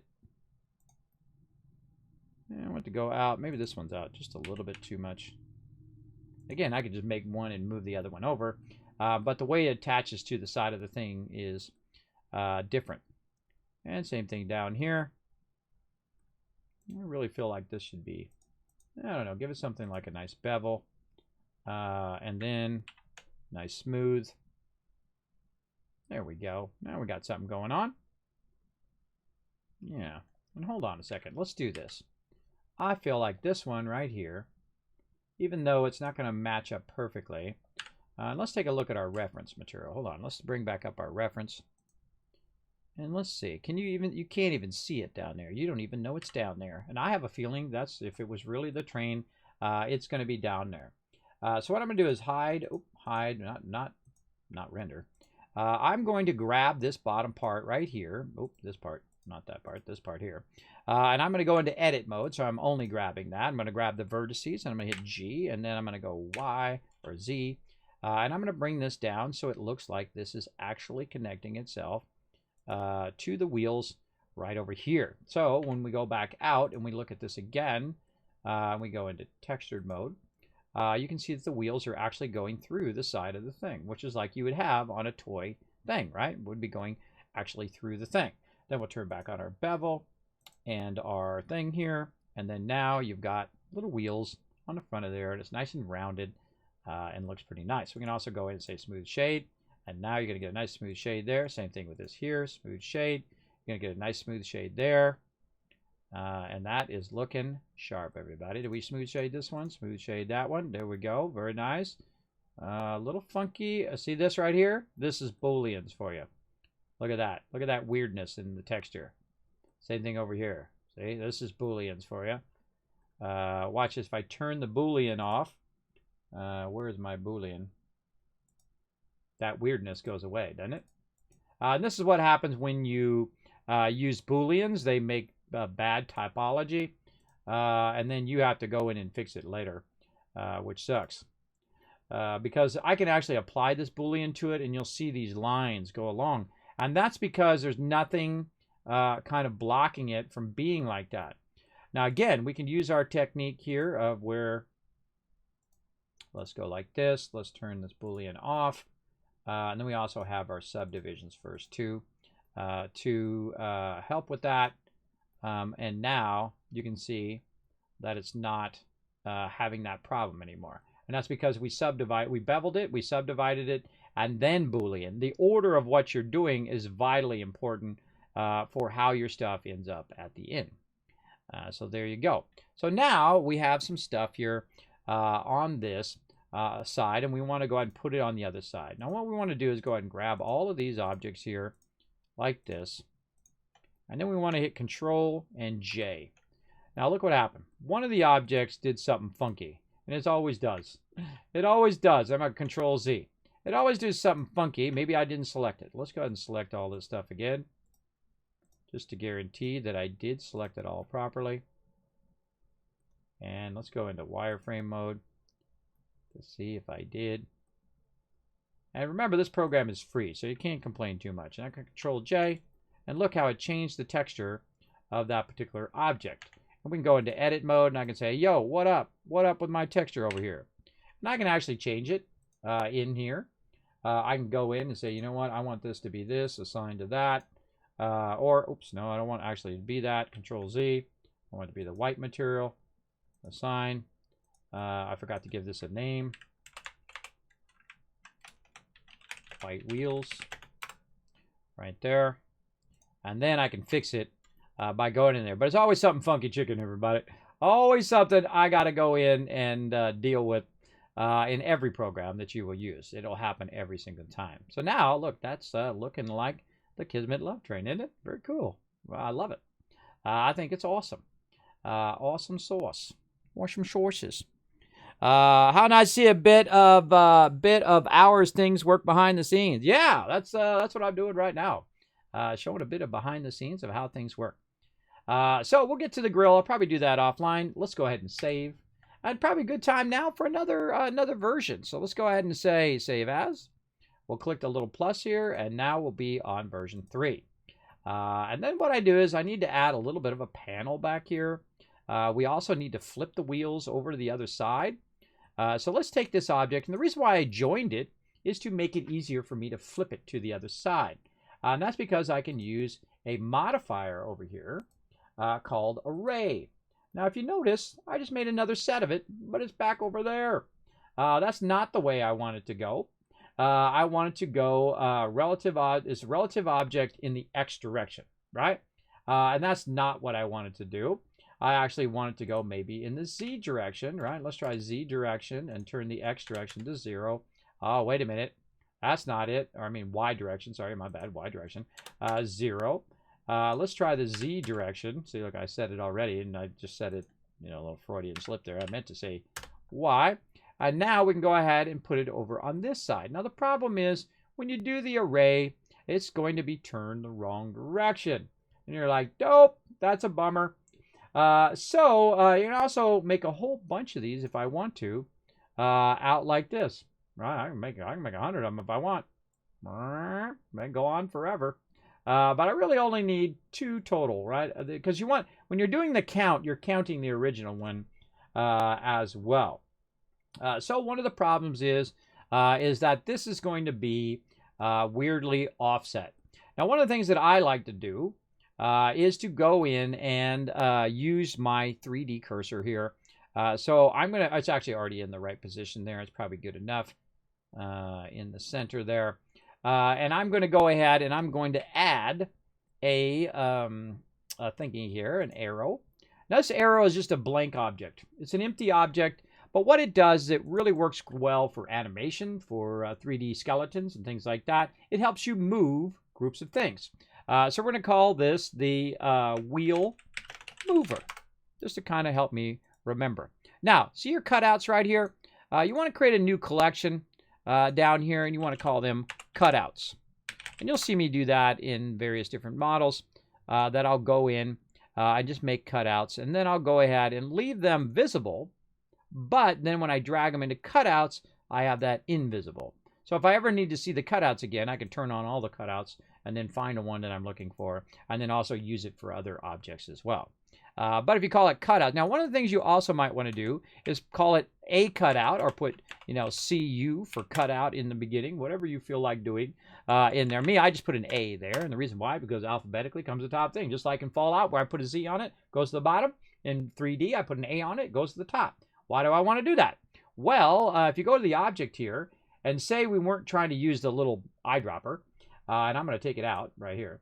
When you go to click here, you're going to see that it actually comes way up to the top of the list, or maybe you can't see it because it's behind the love train. But what it does, it becomes alphabetically at the top. Now, of course, the thing that's above alphabetics, the alphanumeric ones is, well, alpha. And then the numeric ones are higher than that. There we go. You know what I'm talking about. So anything that's 1, 2, 3, 4, 5 is going to be ahead of that. Exclamation point, things like that are going to be above your A's. So it does make it where I can then reselect it over here and say, boom, put that Boolean right back in there again. Yeah, nice. Nice. So let's go ahead and try to use this shape right here, this wheel mover, to get it to the other side. Now it's going to be in the same exact position that this one is. And we're going to go back to our array here. And this time, instead of using the relative offset or a constant offset, which you can do, we can use an object offset like this. And so we can tell it to be the wheel mover. Now, the wheel mover offset here, we need to tell it how many of the we're going to do.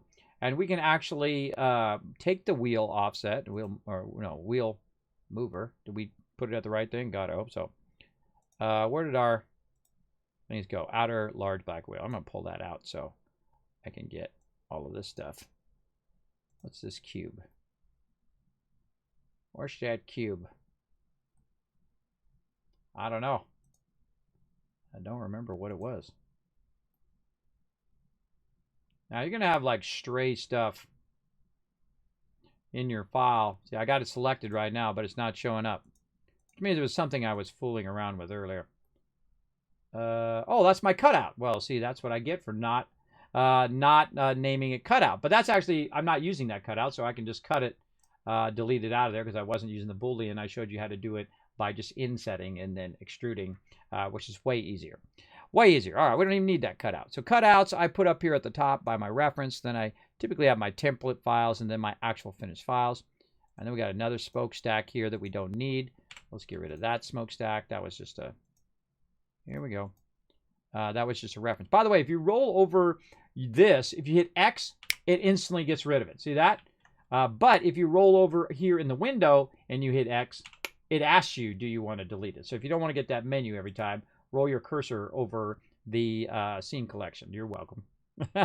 I still am not in the habit of doing that, but I'm trying to get in the habit of that.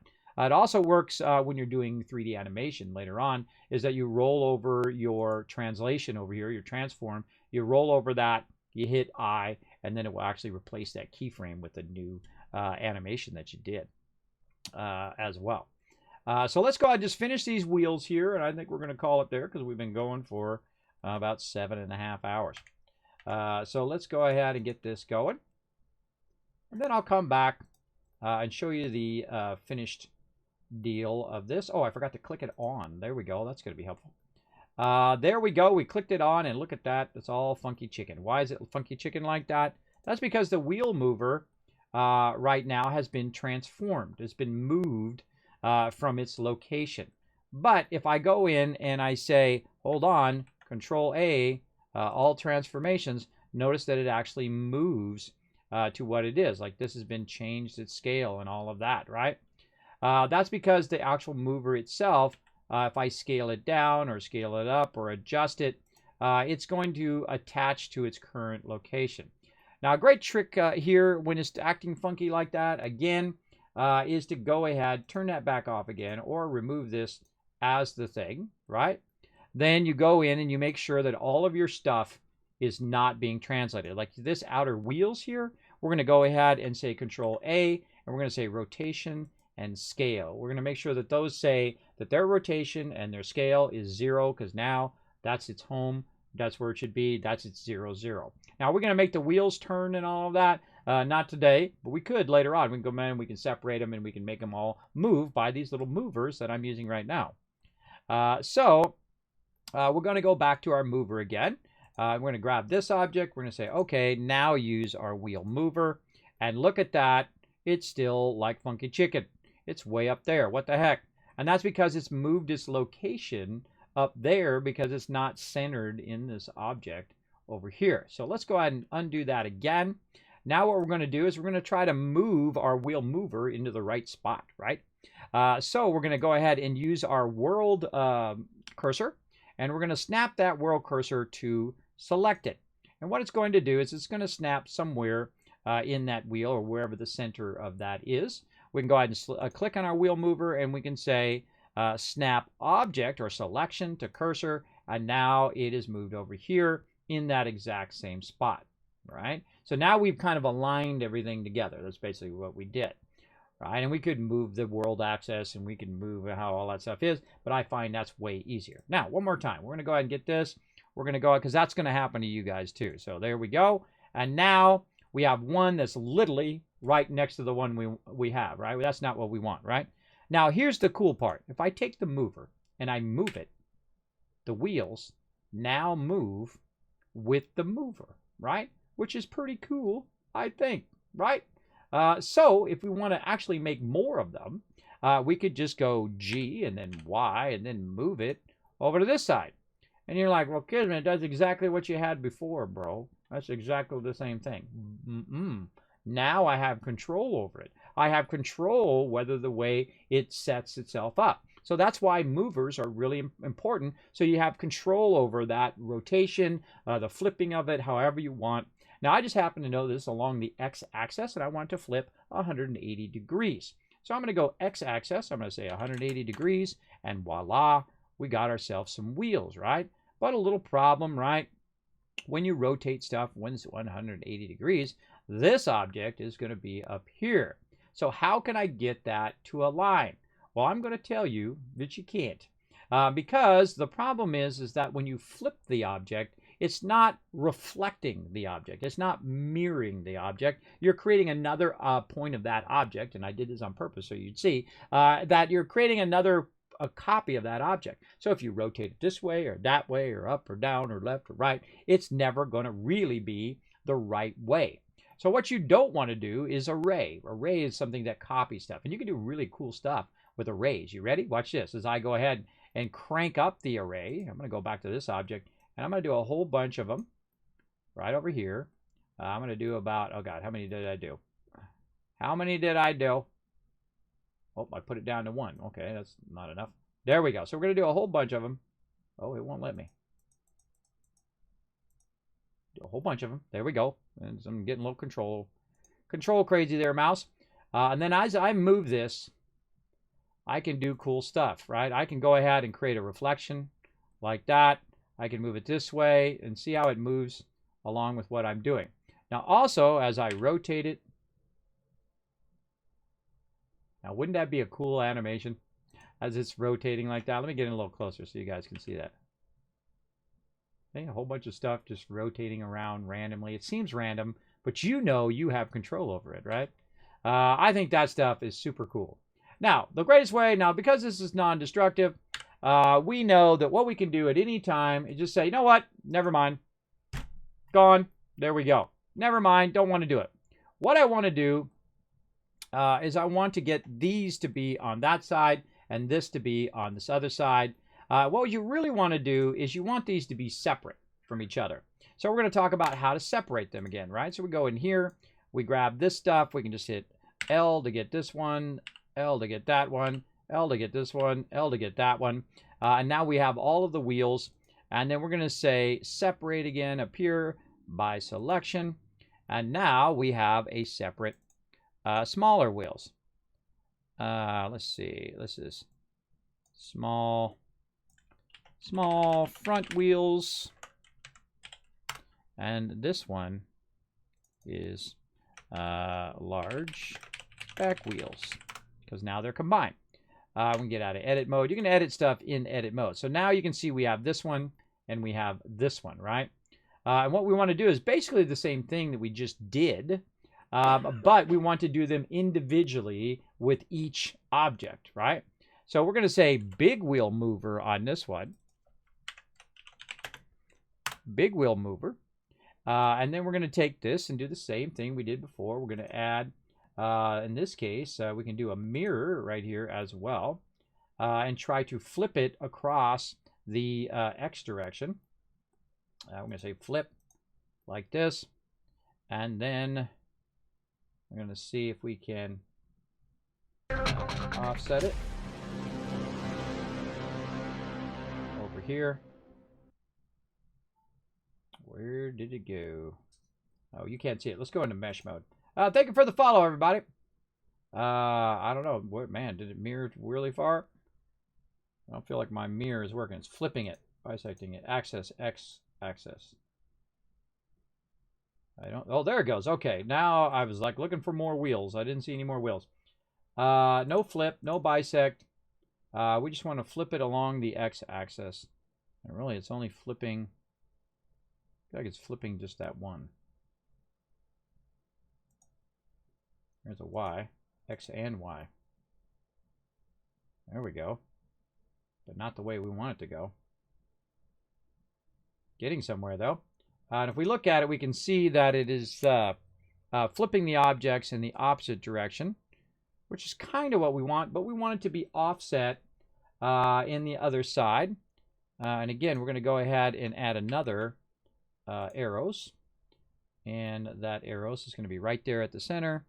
And we're going to call this, oh, I already made one. I'll just make another one. Big wheel mover. Number 2. Or actually, I think it renamed that other one. And then we can go ahead and try this.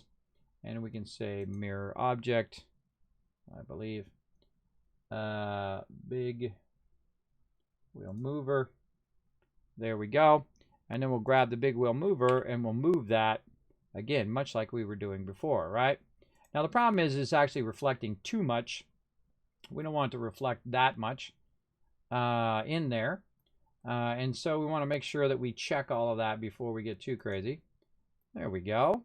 Yeah, now it's mirroring in the Y direction. We're controlling it through our empty movers. And then again, see, we can just move it here along the Y direction, right over here. And you have, whoa, way too far. GY, bring it back. And then see, you have complete control over mirroring it to the other side. And I could figure out, you know, the distance and the coordinations and all of that stuff, but I'm just going to look at it and just take some textures. And there we go. Looking good, I think.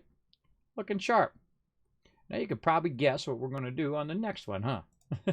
Actually, I'll just take this other one out here. This one's not being used now. All right, and then we're going to go ahead and do this one.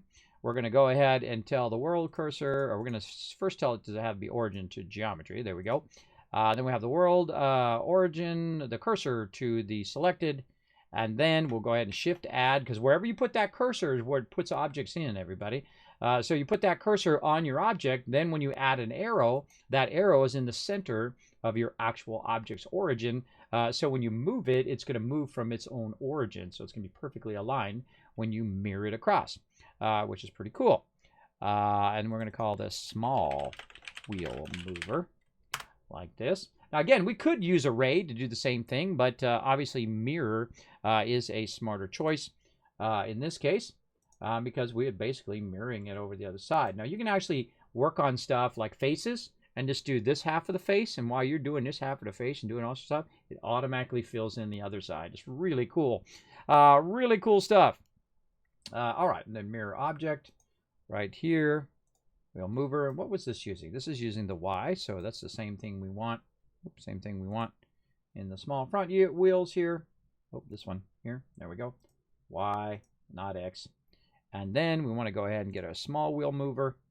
and then same thing. Now, here's a great little trick, everybody, is what you can do is just look at where you move the other one, right? The other one moved to a certain position, right? Y, X, Y, Z. Now, it's important the order in which you put in the X, Y, Z, especially in rotation and stuff. If you put them in different, or say you have the same exact coordinates, the same exact rotations, and you put them in different orders, it's going to rotate one way before it rotates the other way. So it can really trip you up big time in there. But instead of doing that, I'm just going to eyeball it just to kind of slide it over, and you get the general idea. And then we can kind of look at it. We can also do this, then go into wireframe to get an idea of our small wheels here.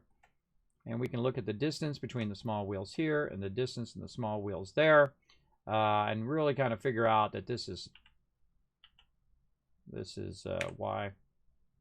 This is, I want to go out just a little bit. Actually, that's coming through there just a little bit. And I can just eyeball it. But you could do it mathematically exactly the same if you want. You can even align the cursor based on X, Y, Z. You can say, you know, hey, this object matches that. Put the world cursor to where that object is, then tell it to match that object or where the world cursor is, and then you can just move it back, or just tell it to only move in one direction by holding down Shift and Z, Shift X or Shift Y, which basically Shift means don't do that direction, right? If I'm scaling something, like if I put a cube in, let's actually save because that was a lot of work there. Let's go ahead and put a cube in. If I have a cube and I put it out here, and we give it some shading so you can see, and put it at an angle you can see. If I tell it to scale, it's going to scale in 3 directions. If I say Shift Y, now it's not scaling in the Y direction anymore. See that? Oh, it snapped back to its original size. It's not that it's pushing it back together, it's that that was its original size, so it's only going in that direction. Now, of course, you don't really want to go Shift Z at this point, because you know what's going to happen is now it's not going to do Z, it's going to do X and Y. If you do C and Y at the same time, see, it's just limiting in that one or in that those 2 directions. So if you got what I mean. And then the same thing here. Shift Z, do not, did I do Z? Shift Z, yes. And then you can just do in Z or hit X for X and then Y for Y if you missed that earlier. And you get the idea. Let's get rid of that. And we got, look at that. We got the beginnings of our love train firing up here. And again, I'm changing all of my icons here into this. Now, one of the cool things about repetition and about doing things like this is that once we do this train car here, these are just repetitions of each other. Really, this train car here. These are just repetitions. I went in and made this car in Illustrator. I drew it out. This is the actual illustration that I drew. And then I went in and then duplicated and just changed the colors of it. As you see, so once you make one, you've made them all. And I could just make an array too if I want to. But I'm going to have each icon individual or each one individual. Now the tough stuff, turrets. Making turrets, making this, probably not that tough. Bags are fairly tough, but yeah, it's just a sphere. And then you've gone in and changed the shape of the top up there. By the way, when you're doing stuff like this, what you're doing is you're using those loops, right, to just control the way the shape goes, right? And then you can go ahead and, you know, flange out the end and do all of that stuff.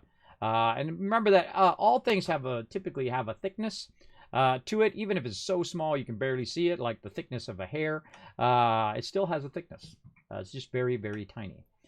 So basically, all this stuff will have a certain thickness to it. I actually already have the bottle cap. So all I got to do is put the bottle cap in that thing, and that one's done.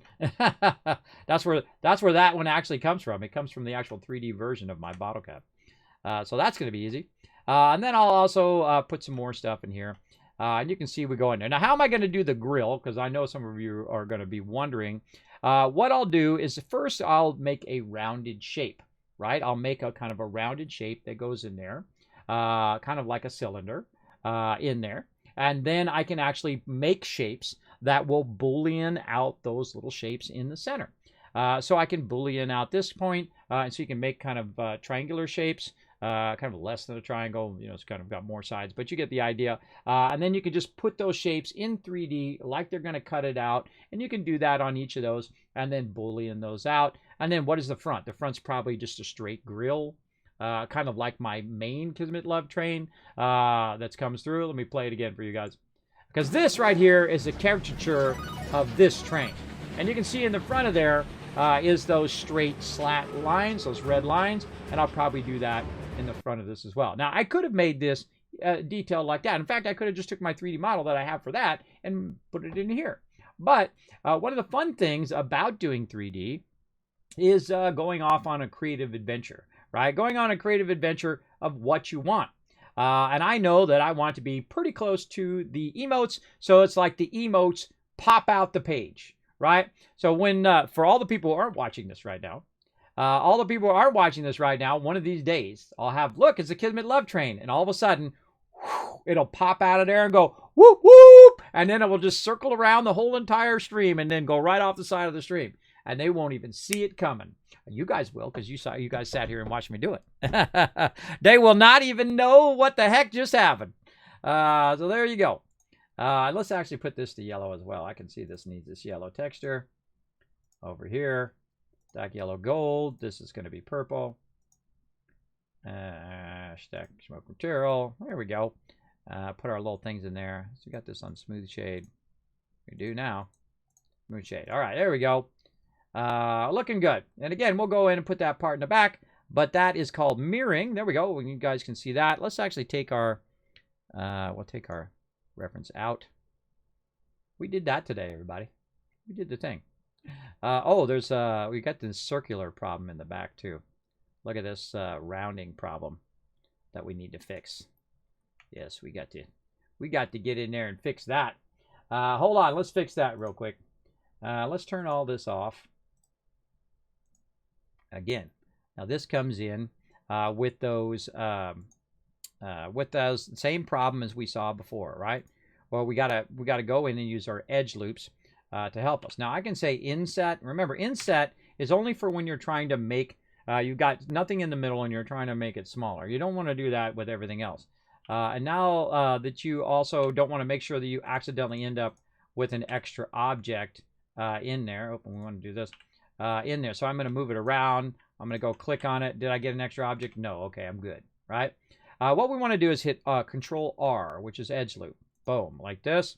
And that's going to let us bring it down and control that edge a little bit more. Now we also want to edge loop inside. So we're going to Control R on that inside. And we're going to bring it right up here. And then like, Kismet, what are you doing? See, I'm just making a little edge loop on that edge so it doesn't cause that weirdness that we saw with the thing there going down. So let's go ahead and turn that back on again and see if we fixed it. Uh-oh, still got the problem. What is causing this problem? Well, it could be what we're doing here. Maybe we want to do the Boolean first, right? Oh, hold on. Uh-oh, Boolean not working. Let's go down here. Oh, Boolean still not working. What happened? The top window cut down. Still there. It's still there, but my Boolean isn't working now. So yeah, it's always something. Do I have it turned off? Display this in edit mode. I've got it turned off. That's why it's not working. Whoa, look at that. Again, with the order in which you do Booleans, that's actually kind of cool. I kind of like that. It looks like a heart. The order you do stuff is vitally important. See? Like that. The order you do beveling. Maybe you want to do subdivision first. Oh, I kind of like that. Look at that. What do you guys think? I kind of like that. See, sometimes when you're doing stuff, you just go, that's nice. I didn't intend it to be that way. But I kind of dig it. I'm going to leave it. I'm going to leave it like that. It's not big enough now, though. I'm going to have to scale it. I have to scale it on the Y direction. Something like this. And we're going to definitely have to do something with those wheels now. Maybe make the wheels go all the way through and then make a square down there. Bring that up so it's squared off. Yeah. So there we go. Smooth shade. Subdivision first and then bevel. Well, maybe bevel first and then subdivision. Look at the difference. Right? Isn't that amazing? Now there's something going on with this shape right here that's causing it to do something weird there.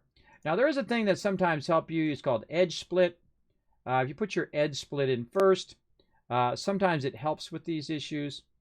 I'm going to turn the Boolean off, and we're going to look and see what's causing that. See, it's a subdivider. Very easy to find out what it is. Now, do I even need the subdivider?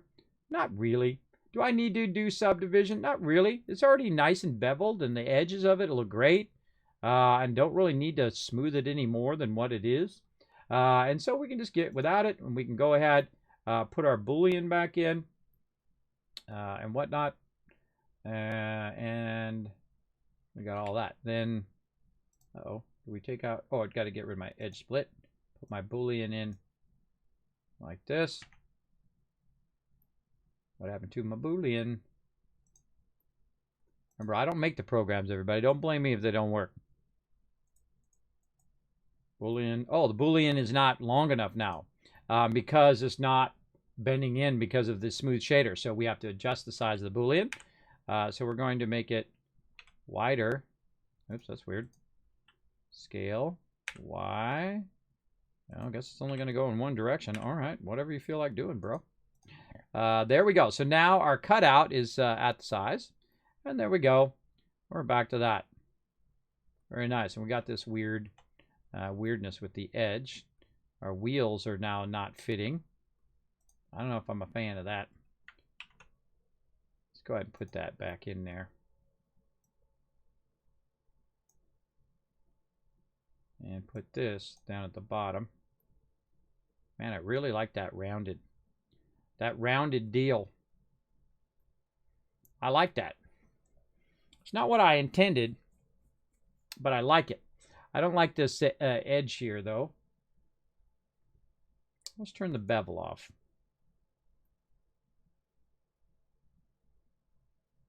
Now, sometimes what happens is you do stuff, and it gives you ideas for stuff. Right? That's pretty cool. I find that pretty cool with it rounded like that. The only problem is this bottom part here. And we could make the things go all the way through like this. Now, here's a cool thing. Because we're using the mirror function, if I go in and I edit this one over here, like say I go in and edit this right here, and I scale it on Y, it's going to scale it on both sides at the same time. Cool, right? And then G, Y, and then we combine it together. And then you're not going to see that right there. Pretty cool. Right through there. Again, makes me want to go in and modify this object to be not so far down. Okay, let's go into wireframe. Let's hide everything else except for the back of the train. Let's put all these things back in here. All right, back of the train. We can turn these off. Whoop, turn that back on. And then we can go ahead and look at the back of the train. So let's turn this off again.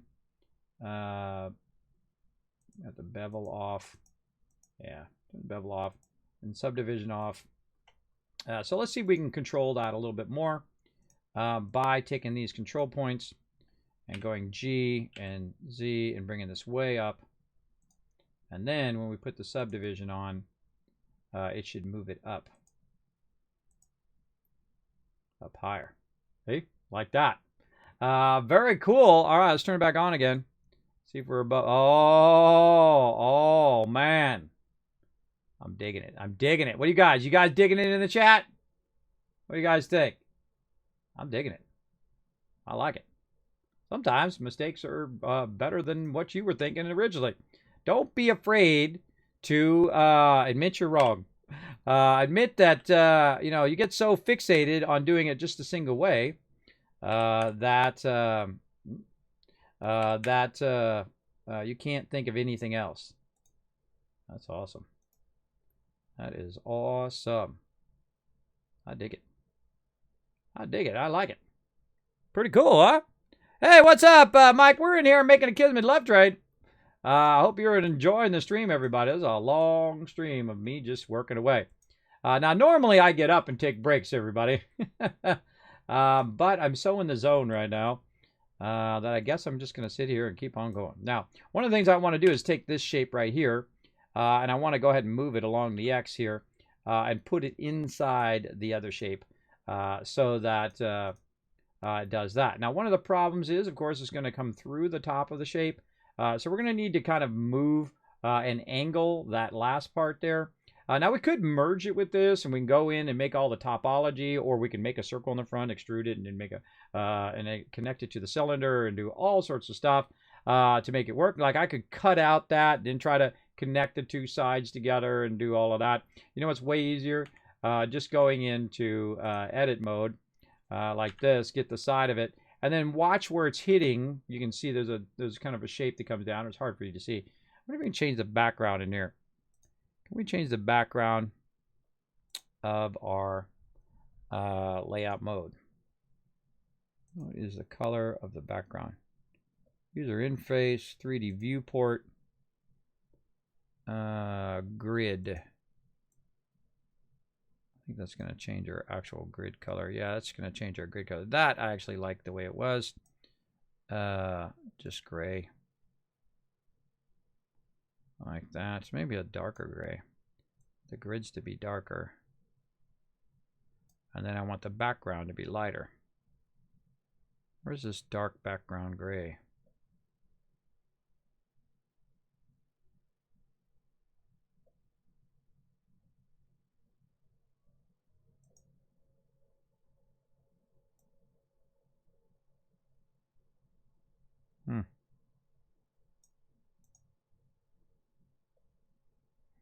I don't see it. Edge UV face select. I mean, it's literally the background. Literally the background. Well, it's way in there somewhere. It's weird. It should be right there. It should be right there. But you know what? Let's just go with it. And we'll get rid of our preferences. There we go.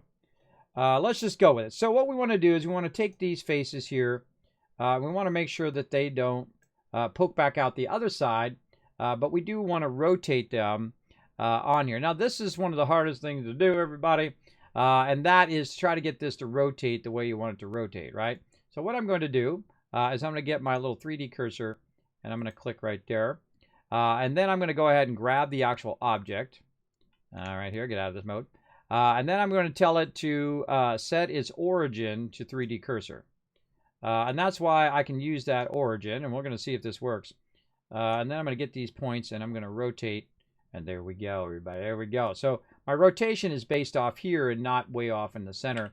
And then I'm just going to move this in just like this a bit, just so you can't see it. You'll never know that that was modified, and that's sitting inside there. Because you know what you're going to see? You're going to see this, and that's it. That's all you'll see in the Kismet Love Trade.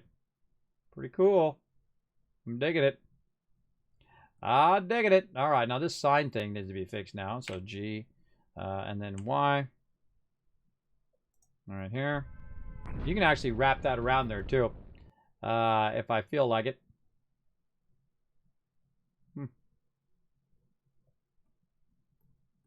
Still going back and forth on it. Now, the great thing at any time, if you change your mind, you can just have it right back to the square. I like that. Have it back to your bevel. I mean, hey, it resembles the thing, but I really like the rounded feel of it like that. It's amazing what a huge difference that is, right? What a huge difference that is. And that's because I don't have the edges being controlled. I'm not controlling the edges, so it's making it a perfect square. And I'm letting it do it. And I kind of like it like that. And I think you could crawl up in there and, you know, Norbert get up in there and drive the Kismet Love Trade. All right, we got our wheels, oversized wheels, little thing there. And maybe don't even want to put this in here. Maybe we do want to put the little gold embellishment on the side here. Let's go ahead and do that.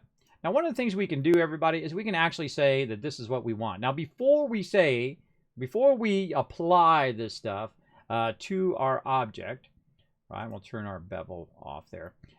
Before we apply this to our objects, it's going to create some weird topology there too, right here and all of this. And we can go in and try to fix it and whatnot and try to straighten it out. Before we apply it, we want to make sure that we have a backup. So I suggest Shift D, make a backup of it, and then I just call it, you guessed it, BU for backup. Now, usually backups I go ahead and put in a backup folder, so let's make one of those. Our backup collection, backup files, and then we'll put the backup in there, and then we'll never see them, and they'll never render. Very important that you go ahead and go to your reference files, make sure they never render. Go to your template files, make sure they never render. That's what this little camera is. You got your cutouts, they'll never render, and that's why I put them in a separate thing so that they never end up accidentally rendering those particular objects, which I don't want to render, right? That whole entire folder of objects are not going to render. All right, so this is the back of the train. So now what we're going to do is we're going to apply the Boolean first over here. Now we're going to go in reverse order, and I'm going to see what happens when I apply it first. See? So you want to make sure that you are going in order that you see. So we're going to apply the subdivision. We're going to apply the Boolean. And then we'll just get rid of the bevel, I think. Or do we need it? Yeah, you know what? The bevel kind of cleans it up a little nice. I like it. See, look, it fixed some of the topology for me. That was nice of it. And then the bevel's going to clean it up a little bit. And bam, we'll do the bevel at the end. And that's pretty nice. And again, we can go ahead and shoot smooth shade and whatnot. And I kind of like it like that. That's awesome, I think. And now we have an actual object. We have mesh. And so you can go in and look at your mesh to make sure your mesh is pretty good. Right? That mesh isn't too bad. Again, see this kind of folding that's going on over here on the side? It's kind of weird folding. I can tell you there's going to be lines right there. You ready? Oh, hard to see. There's going to be weird. Oh, it's because there is no lines. There's a whole bunch of points right here, but there's no connection to those particular points. Let's actually hide our back faces. See, there's a whole bunch of points that are coming to the edge here, and there's nothing kind of holding that edge from doing weird stuff on the side. But again, remember, it's a little kid's trade. Ain't nobody going to be looking at that little thing right over there. You guys know it's there. I know it's there. But ain't nobody going to be looking on that side anyway because they're looking on this side. Remember, don't worry about things that nobody sees. Of course, on this side, we're going to go in and have a little bit of fun here. I think we're just going to take these little blocks right here. Oh, I'm in the wrong thing. There we go. Take these little faces here. We might extrude those faces outwards like this. Maybe another Boolean. But what we can do with the Boolean on this one is we can actually control it. Well, not Boolean. Wrong thing. Bevel. We can go in and we can control the bevel to just bevel these edges down here. So let's take a look at that. Let's go ahead and go in here, profile. We're going to say by weight. And then we're going to go in and we're going to tell it to be edges. And then edge, edge. Just get this whole edge there. This one here. Try to get that edge all the way around. There we go. And then we're going to increase this to 4. And then turn this up a little bit. It doesn't really matter what that's going to be because it's actually controlled. It's got what's known as a limiter on it. So it doesn't bevel too much. And let's go ahead and go into shaded mode so we can kind of see it a little bit better. This is with the bevel. This is without the bevel. With it, without, and get out. There's with the bevel, without the bevel. See how it just makes a world of difference. A world of difference there. And it really, again, you see these weird shadows and whatnot like this. This is your topology trying to tell you something. And it's actually looking okay. It's also the shading from our lights. Our lights also, I can tell you right here, this is because my shadows are pretty iffy. Oh, ambient inclusion. We got to turn on our bloom and screen space reflections. These things are all really good things to have on. Just take my word for it. And I can go into all of that, but I'm not going to. Where is our shadows? I thought they were up here. Where's our shadows? Here they are. We want to go ahead and up our shadows here.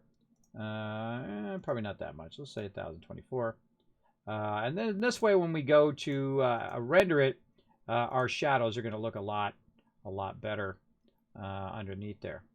All right, that's later on. But right now, we got that done. And what we really want to do is we want to do the same thing, though. We want to undo, actually get out of here, and undo this whole thing.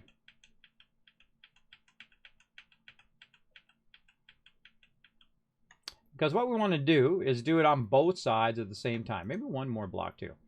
Do it on both sides at the same time. So you want to rotate over here and go, oh, God, how many do I need, right? Well, it's 2 from the front. 1, 2, 3, 4, 5, 6. So 2 from the front and then 6 back. Notice these blocks over here are different than the ones over there. So 1, 2, 3, 4, 5, 6. So, you know, again, not too many people are going to see that, so no big deal. And again, we'll go ahead and extrude and then scale outwards in both directions. And that's looking pretty good. I dig it. All right, I'm digging it. And again, over here, we'll come back to our bevel modifier. Actually, we'll probably use our bevel modifier right now, since we have them both still selected. So we're going to say bevel. We're going to say weight.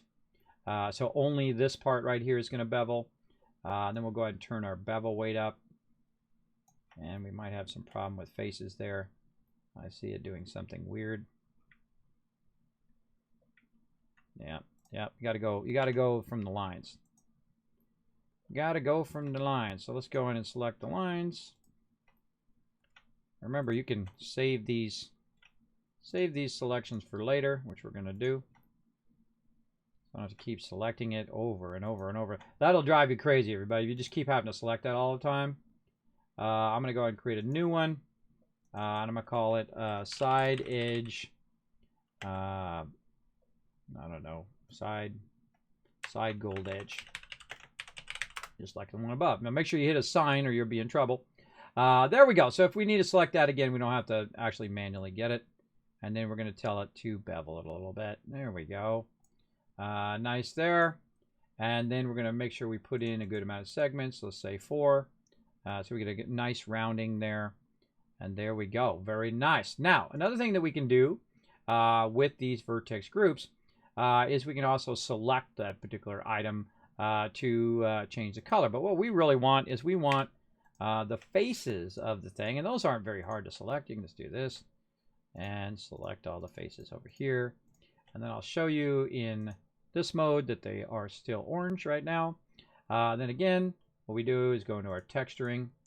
We've got a stack yellow gold. We're going to do that. We're going to hit assign. And there we go. We now created a little embellishment on the side for that. And there we go. Now we can look at our reference again. Let's go ahead and pull that back up like this. And then we'll turn the train off. Let's put this back in with the train. And then again, remember, it's your interpretation of what you're doing, right? It's your interpretation of that particular thing. And that was kind of my interpretation of it. Do I want to go back and adjust it? Maybe. I don't know. We'll see. I don't know if I really like that thing like that. I like it when you rotate it more. But from straight on, I don't know if I like it. But it's a little embellishment in there.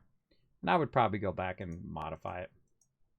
But you see it's curving along the edge, which is what makes it cool. And whatnot. I'd probably get the ends and tuck the ends back a little bit. But you get the general idea. That's our original reference. And this is what we made today. So pretty cool. And now, we don't have to build the thing in the back now because it now attaches to the back of the thing. And this right here has a texture that's not working. So we want to give this... Oh, and there's a gray in the back of that too. So we want to select the end of that in a gray. We're going to say this dark... oh, wait, actually, I think we already have a texture that's dark. Let's reuse our black material. There we go. And then what we can do on this one...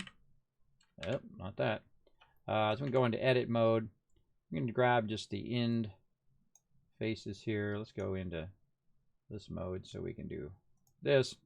And then we make sure to get the front and the back version of it like this. We create a new material right here.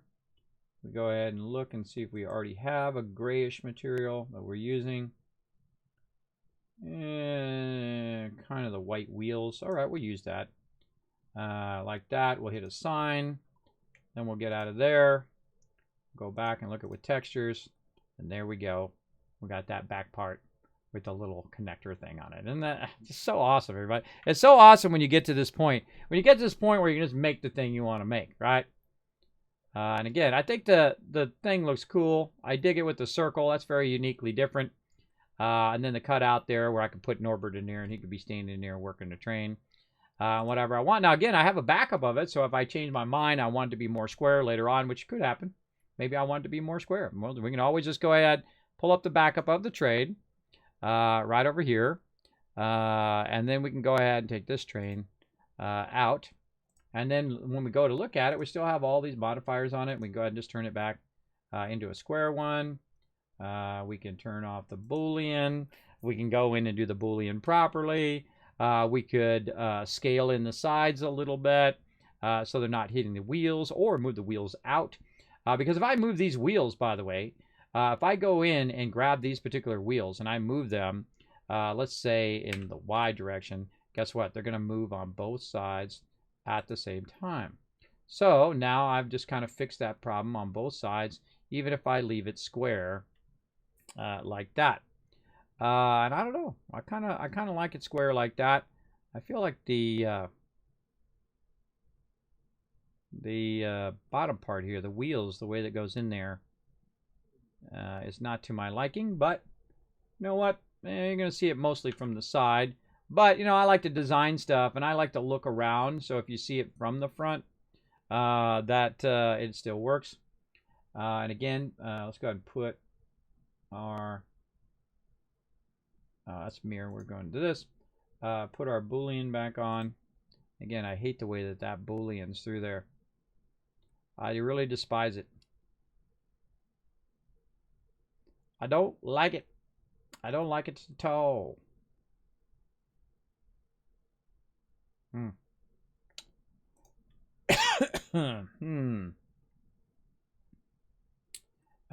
Let's fix that too.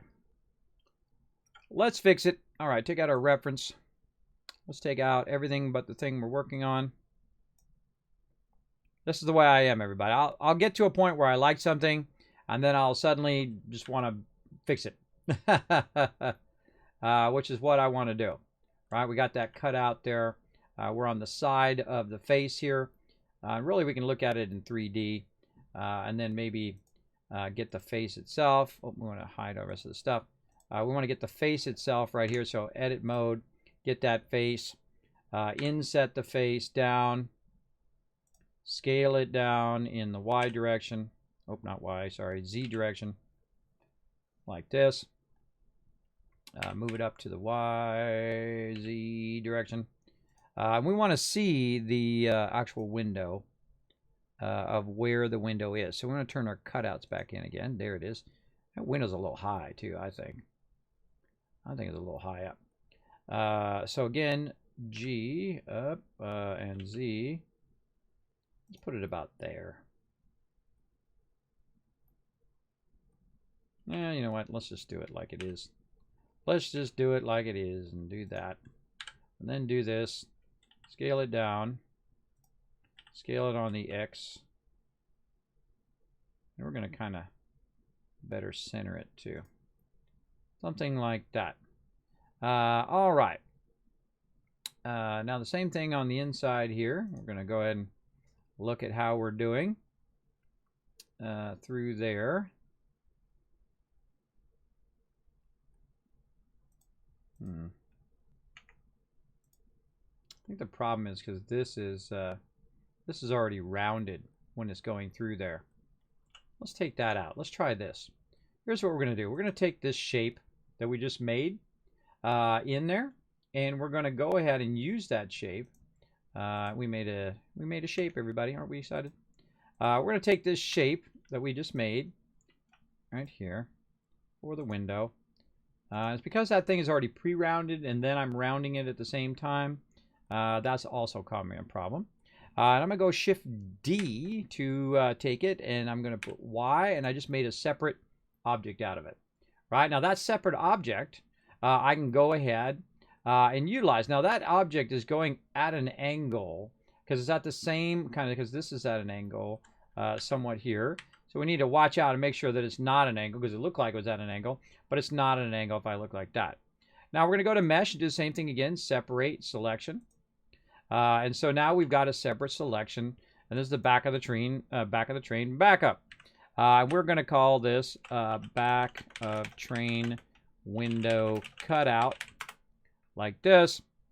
And then we're going to go back out of there. We're going to double click out of here. We're going to click on that. Oh, wait, that's the wrong one. This is the cutout. I got it backwards. Right here. This is the cutout. This one is back of the train.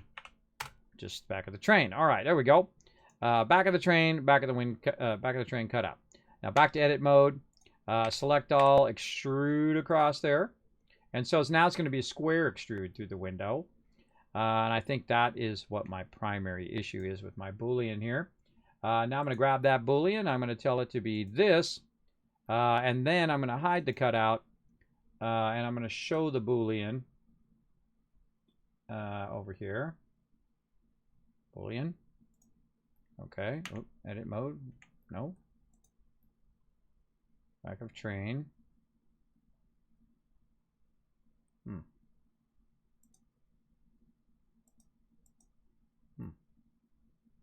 It does not want to do that. Okay.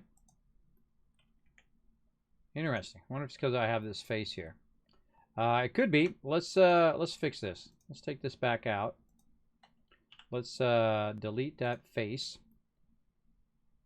Oh, see, there's something going on there. Uh-oh, something going on, brother. Actually, I want to delete the vertices. That's what I want to delete, vertices. There we go. The reason why I want to delete the vertices, oh, there's something still in there. How am I seeing? Oh, these cutout is throwing me off. Why am I seeing that object? I can't click it. Oh, it's part of the train.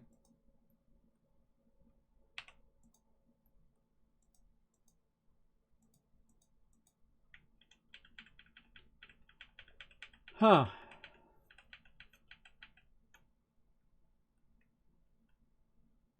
Oh, it's because I have the Boolean on. That's why. It was throwing me off. Okay. I was trying to Boolean through an object that I took out the face on. Alright, let's try that again. Man, that stuff trips you up all the time. Okay, so take out vertices. There we go. Alright, that's what we're looking for. And then we're going to go ahead and grab this whole side and tell it to fill. And fill that side back in again so it doesn't have that cutout in the center. And then turn on our Boolean again. And there it is. It should be cutting right through there. Nothing else going on. Turn that off. And it doesn't seem to be wanting to do it. We tell it to be fast. Okay. Let's turn all these back on again. Now, subdivision, let's just turn that off and just go with this with a nice beveling.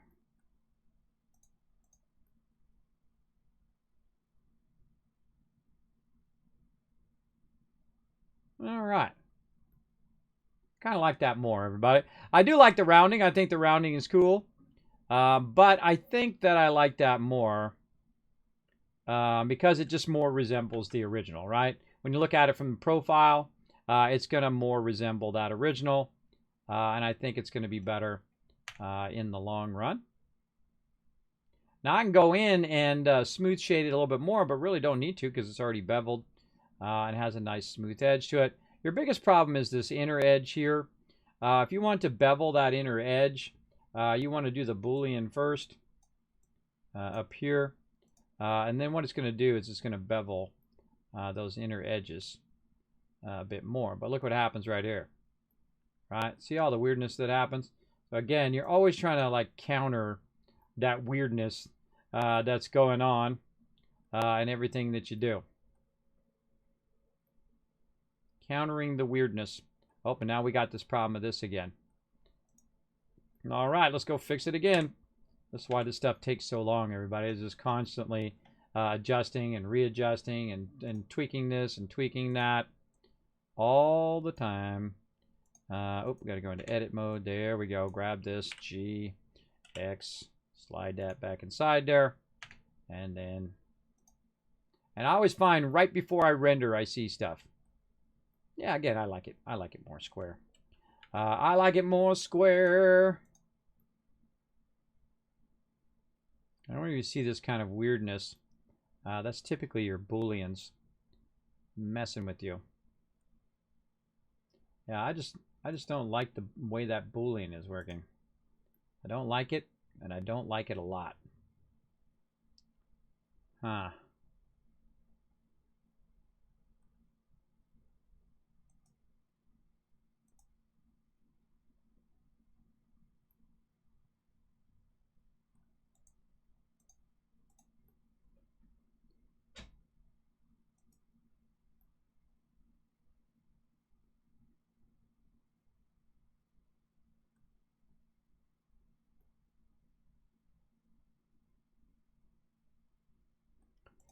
All right, let's try to fix it. Let's try to do it our way. And we did it our way. All right, let's get the face. Let's do it again. Scale. Nope. Just the face, bro. Just this face. Inset the face. Scale it by Y or Z. One of those directions. Move it by Y. And what I'm trying to do is get this this window to look right. And I just don't like the way it looks in the way it's working here. So I'm going to go ahead and hide this, and I'm going to try to look at the size of that window. So let's go into wireframe mode, move this in the Y direction, Z direction, and try to get this scaled down. Good enough. We're going to put it in the exact center like that. See, it's also cutting off the top of that other piece there. Yeah, that's a problem. So now we're learning why. I find that when you're tinkering like this is the best way to find out why things are acting weird. So let's go down Z a little bit more. Let's go ahead and go G and X and move the window so it's not intersecting with that. And I feel like this is not far enough forward right here. Let's go and hide the bevel modifier. Let's go into vertices. Let's go and grab these vertices here. And let's go ahead and move them along the X in here a bit more. And let's move these ones on the Y. There we go. Or Z. Let's say there. Kind of move it away from the window itself. And let's grab this window again.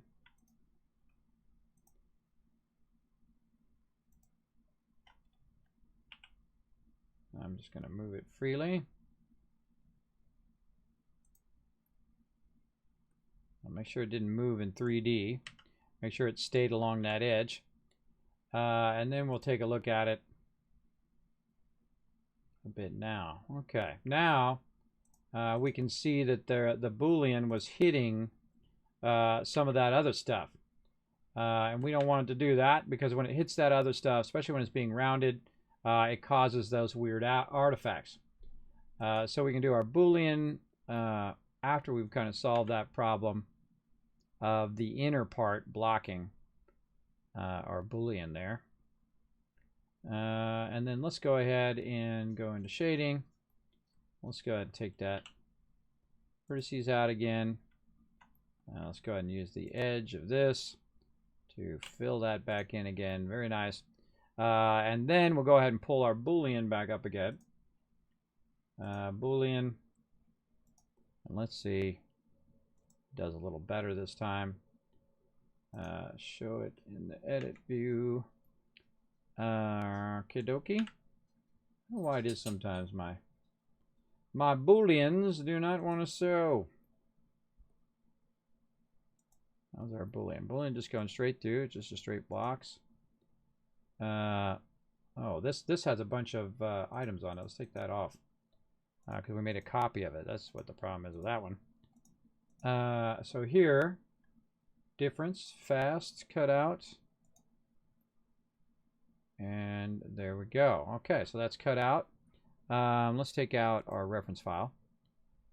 And so there we go. That should be much cleaner. We're not getting the weird edge shape there because it was cutting through those other edges. It's much more straight.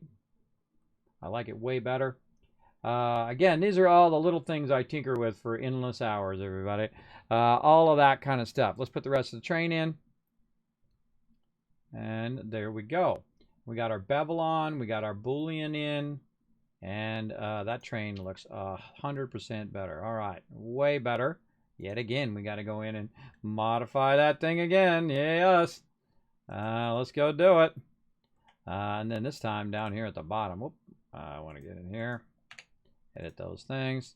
Again, ain't nobody going to see all this stuff except for you. I have it on thing. Yep. All right, get those points. Get all these points. And see, now it'd be better if it was actually straight. I'm a little tempted, and I probably should. I should go in and just take this whole side out. Delete those vertices all together. Grab this edge. There we go. Double click that off just in case. Get that edge and just say fill. And then take that edge and then move it back over again. Let's get from the front view. Just take that edge, move it in Y, not a Y, X. And now, because it's square, you can just move it back squarely again. And then we don't need it at an angle anymore. We're getting there, everybody. We're getting there, just little by little. All right.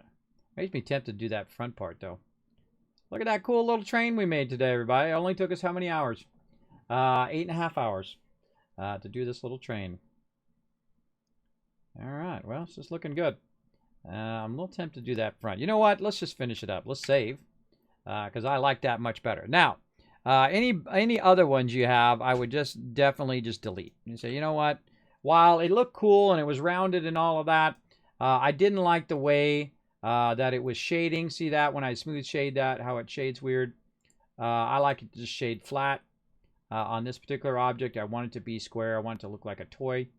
So very, very cool. Like that. I like that. And then I'll make all the hearts and we can make it animated and do all of that stuff. But you know what? We got this far. Let's go ahead and just finish this up by bringing up our reference and trying to get an idea of how we're going to do that front part.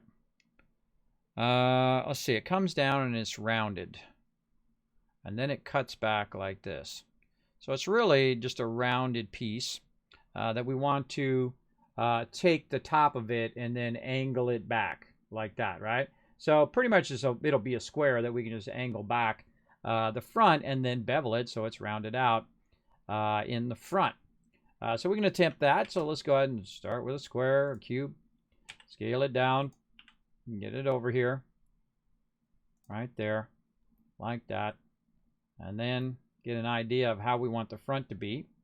So we're going to do it from the back. But I actually could flip around to the front by using my little navigation in that upper right-hand corner. And I should have actually done this. Hold on. Let's take this cube out. And then we're going to say snap to the world origin. So our cursor goes back to the center. And then we're going to say cube. And then the cube will be exactly centered with the actual object here. And then G and X to bring it forward, but we can't quite see it, so let's go GX like this. Scale it down a little bit. GY or a Z. Man, I keep getting those backwards now. GX. When I'm not saying it, I do it way better. See? Case in point. There we go. Okay.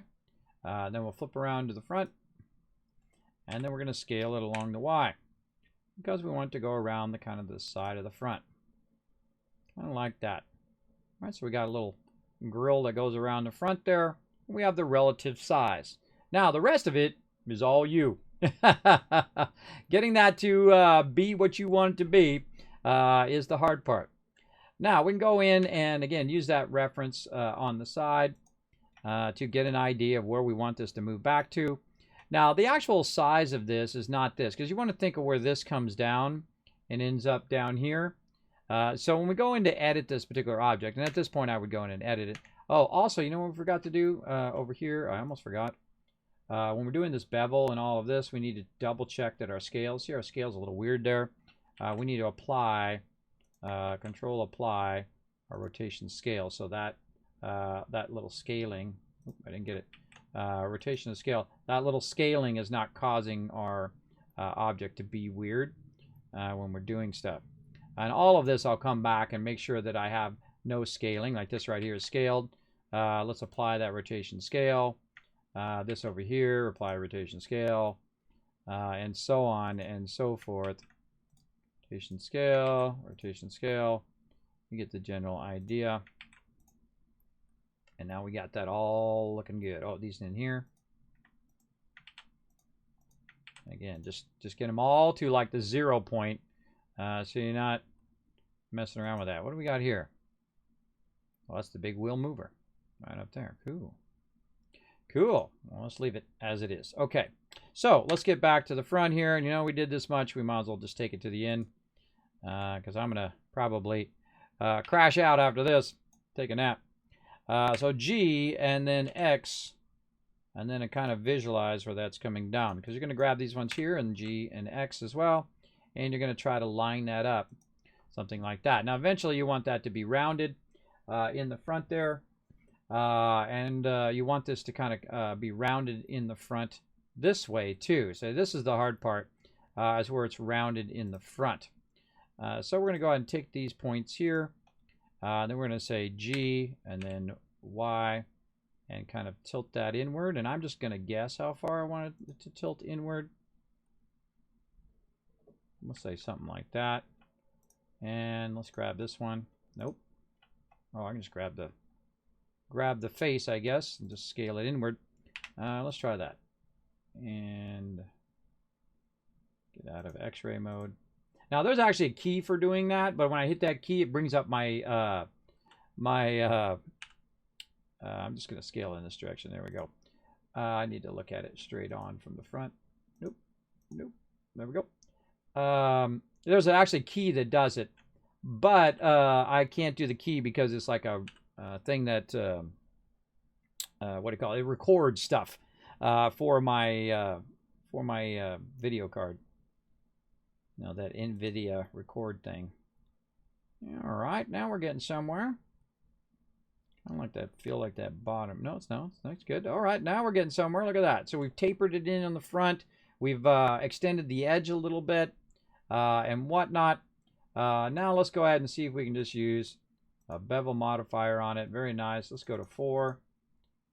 Maybe make it a little bit bigger. Just really give it a good rounding. Yeah, let's say 0.2. And then take a look at it. Yeah, something like that. And I kind of feel like I want these middle points. And again, you can hide this while you're doing it. I feel like these bottom points did not move in as far as the top points. Why is that? Why is that? I feel like it was very... It looks like it did. But then when I go like this, that does not look lined up to me. Again, you got to be able to see stuff in 3D space. It does seem, from the top view, They are lined up. But visually, this front part here needs to, this front part here needs to scale. And then maybe move back just a little bit from the top. And there you go. See, it gives you more. Now it kind of looks like it's lined up a little bit more. Gives you a little bit more of that feel. Maybe a scale on Y some more.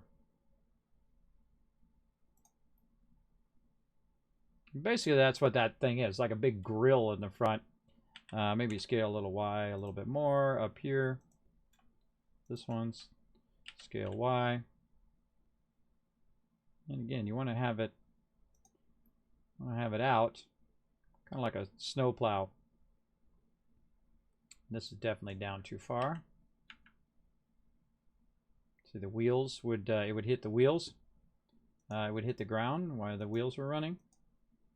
Yes, I'm that guy. That guy that would look at the bottom of the wheels and go, well, that doesn't line up to the wheels. And it doesn't even line up to the thing. So let's go ahead and get that. Move that to the Z. And get that above the wheels. All right. And now we're slowly getting there. Something like this. And I may not even embellish that. I might just leave it as is. But let's turn our bevel back on again. And then we'll smooth shade it. All right, something a little fun. Now, again, I'm just trying to make it look very cartoony, very like a wood block thing that you would buy. Now, again, I can go in and make it super smooth and rounded and do all that stuff. I can put a cylinder in there and make it perfectly rounded. But again, I'm trying to make it a bit cartoony. It actually needs to go back just a little bit as well. So it's actually pushing up against that object. There we go. Very nice. I like that. And then we'll do this. Yeah, I like that. I like that. That's pretty good. Again, double check that. Yeah, not bad. Not bad. And again, we'll turn off the train and we'll look at the reference. Not bad, not bad. It could be a little bit more rounded here at the bottom and whatnot. Or maybe move back a little bit to be more rounded. But I like that. I like that. So I'm going to go with it. GG. Now, again, it also looks like it's touching this here. So we want to grab it, move it on the X a little bit forward here. We want it to be touching. This object here needs to scale also in the Y or X. Just to give it a bit more. Maybe we should scale it so it's doing this as well. So this is being used by this too. So scale X. So it's going to scale right through there. So again, it looks like it's being, the wheel is being pinched in between this object and this object, which is what you want. Because you don't want, and we can actually see with shadows this too. Oh well, not that good at shadows, but you can see it's pinched in there, and so it looks like that's how the wheel works. This part here in the front is making the wheel turn and is keeping the wheel junction in there so it doesn't come off and whatnot. Now I kind of feel like the wheels, these wheels, need to come out as well. So this needs to go again. Like this is not even the thing we're working on. We're working on the thing in the front, but now I think these wheels should come out. I think this right here should scale in the Y direction, and this should be wider like this. Now, cool thing is we do the wheels over here, and it already did the wheels on this side. Yep, that's exactly what that should have happened. See, again, sometimes you just want to go with your instincts, everybody. What your instincts are telling you to do, they'll help you a lot in everything that you do. Needs a little less on the Y, just a little barely. So we get a little bit more separation, and it's not exactly the same size as that. You want to have variations in your shapes so that your shapes look a little different than all the other stuff. And all right, so there we go. All right, let's take out the reference. Now we're just going to work on this front piece, so I'm going to pull that front piece out, and we're going to call this front angle. I don't know, whatever I feel like calling it. Front angle. There we go. Now, one of the things we're going to need, though, actually from the thing, is we're going to need to go to wireframe here.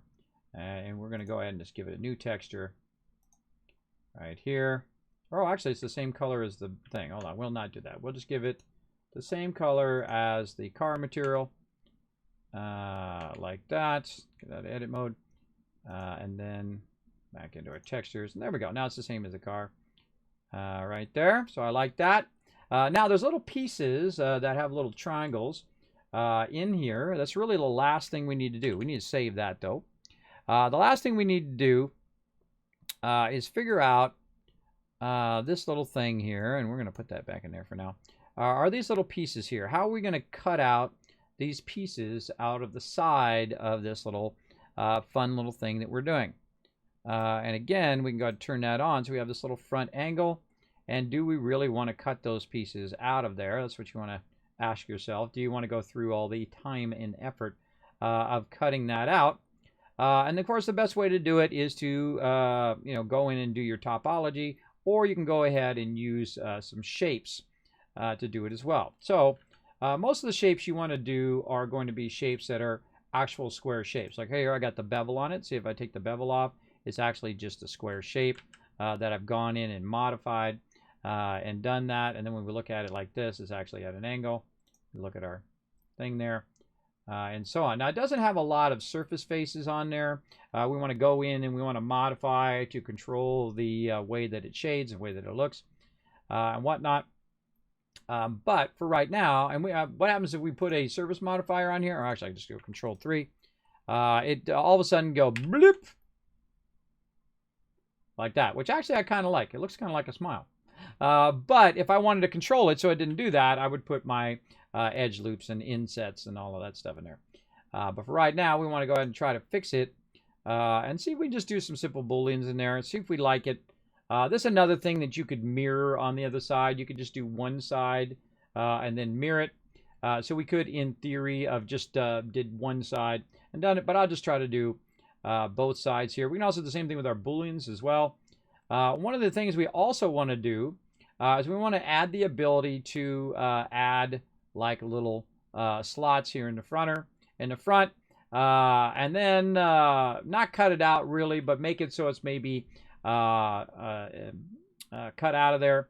So what we can do is we can go in, take all this other stuff out, leave the front angle out, take this out, back a train in, there we go, is to go in and subdivide that front face.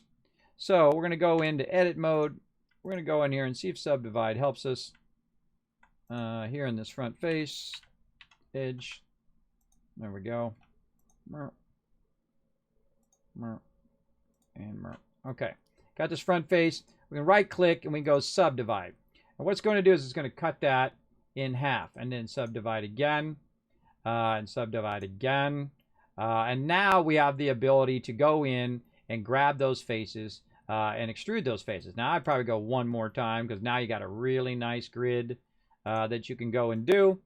And so now what I would suggest to do, also turn this off so that you can get your faces right along here. Now if you do this, this is going to get the wrong faces usually, so I like to use the lasso. Love you, Kismet. Right back at you, Glowed Muffin. We're doing a huge, very long bonus stream here. We're just talking here in the bonus stream. So I'm going to grab all of these. Now remember, this program is free, everybody, free. So you don't have to start with doing crazy complex stuff. Start with simple stuff. Try to make an apple. Try to make a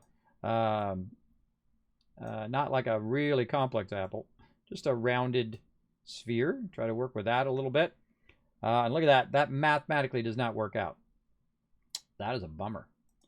That is a bummer. That is a bummer. Maybe we should start with this one.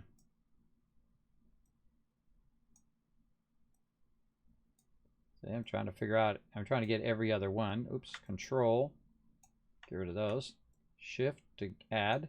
I'm not really lassoing. I'm just running the lasso in a straight line. And then when it goes back, it actually grabs that. There. Nope, that's not good. That is a whole lot of not good because it's not equal. So I feel like the thing to do is to get this one. Let's try that again with this one. This one. This one. The selecting is getting worse. The longer I go, the worse my selection becomes. Down the center. Down the center. Oops, that's not even the right one. This one. My subdivides done subdivide, not the way I want them to subdivide. That's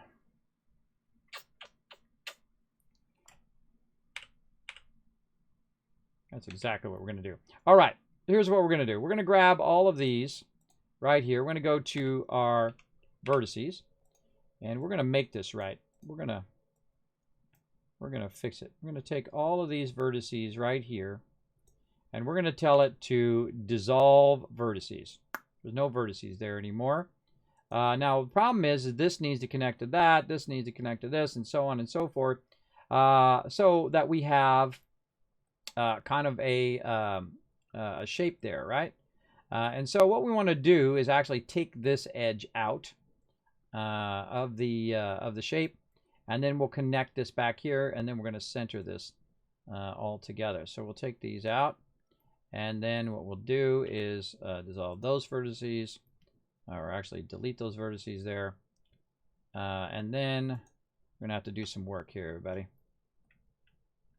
Oh, wait, that's not, yeah, that's got to be the edge, and that goes back to there. Okay, so yeah, let's do that again. And this is going to go here, and that's going to join, and join there. And how are we looking? How are we looking? Let's go and look at it shaded. And the sides could use some work. But now the problem is the front of it, let's go around to the front. The front of it is not centered anymore. And so we need to go in and we need to grab these ones. And we're just kind of bending it to our will at this point. And then G, and then X, Y.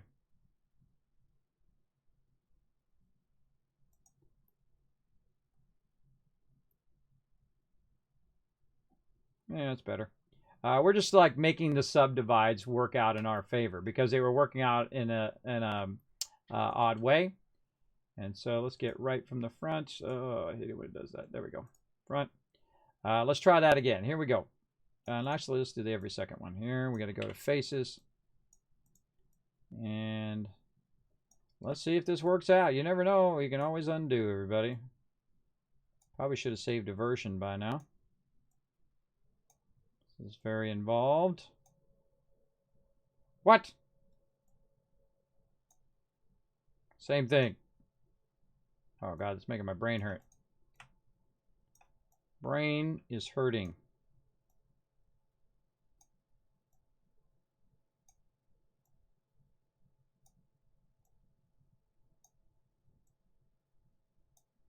What the heck? Still doesn't work out. All right, back it up.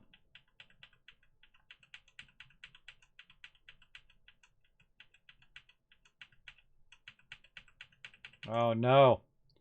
That's as far as we can back up. Too bad, too sad, brah. Okay. No worries. We know what to do. Now here's the thing. If you've got to back up on something and redo it, I find the best thing to do is to go into your view like this. Just take out all the vertices that are giving you trouble. Edit mode, into this mode. Turn this off. Let's turn it from the side. There we go. So we'll go in here and we'll grab all these vertices. Let's go back to select box. Take all these vertices. Or actually, let's hold on. Let's keep this thing. We're going to shift, get out of edit mode. We're going to shift, duplicate, hit escape like we did before. And then this one's going to be our reference, and we're going to edit the one that we're on. So we're going to take that out. We're going to dissolve those vertices. We're going to grab these over here. We are going to tell it to extrude. in the X direction, like this. And then we're going to grab these, and we're going to move them back in the X direction, back over here. And we're going to take this one over here. We'll get out of edit mode. We'll take this one, delete that one, and voila, we got our object back. Oh, actually, we probably want to leave that so we can get the center of that from the front. There we go. And then get this front face and do that front face stuff again. You will find that you keep doing the same stuff over and over and over in here. We're going to go face like this. There we go. And then scale on Y. And we'll scale it to the right side. Yeah, it's kind of weird how that mesh didn't quite line up. Actually, I think I want it to be a little bit more. Scale. Just a little bit of that. Then again down here. Let's get this. That's minus X. Let's get this scaled so it flails out a little bit here along the Y.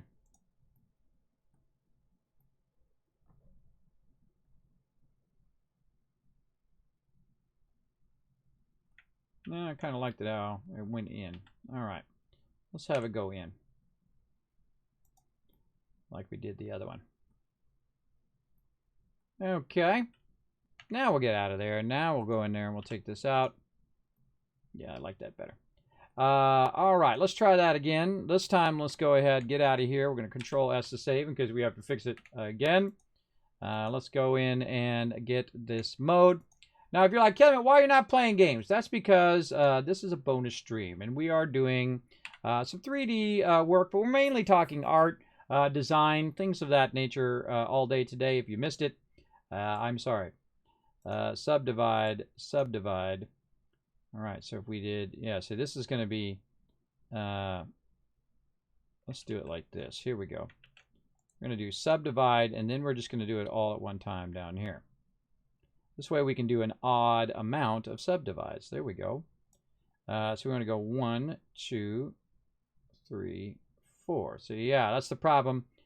This was 8. So 1, we did this one, and this one, and this one, and this one. That's what we want. So let's go 9, 10. Come on. Oh, 10 is as much as it'll let me do. So this one, and this one, and this one, and this one, and that one. All right, so it was an odd number. That's what was causing it. I had an odd number of subdivides. I was just right-clicking subdivide, subdivide, subdivide, and weirdly, it seemed to end up with a odd number of them. Okay, again, so you just back up, do what we got to do. Let's try it again. Let's see if it hurts my brain when I get to the end and I suddenly realize that, hey, it's odd again. Hey, it's not odd this time. Yay, us. Like, God, kid, it took forever. Sometimes it does. All right, extrude in the X direction. And so we're going to kind of just give it some little embellishment there in the front to kind of give it like it's the thing there. And let's go in and actually save this as the front grill. And we'll assign that to the front grill. We're going to go in here. We're going to create a second texture. And we're going to make this a nice bright red. And we're going to call it bright red material. There, and then we're going to assign it to that part right there. Then we'll go back to our texture. And then there we go, a little bit of embellishment there in the front to give it that kind of front thing, very much in line with our other one. And we got some sort of bevel going on. Let's turn that off. All right, I feel like there's something weird going on with the texture there.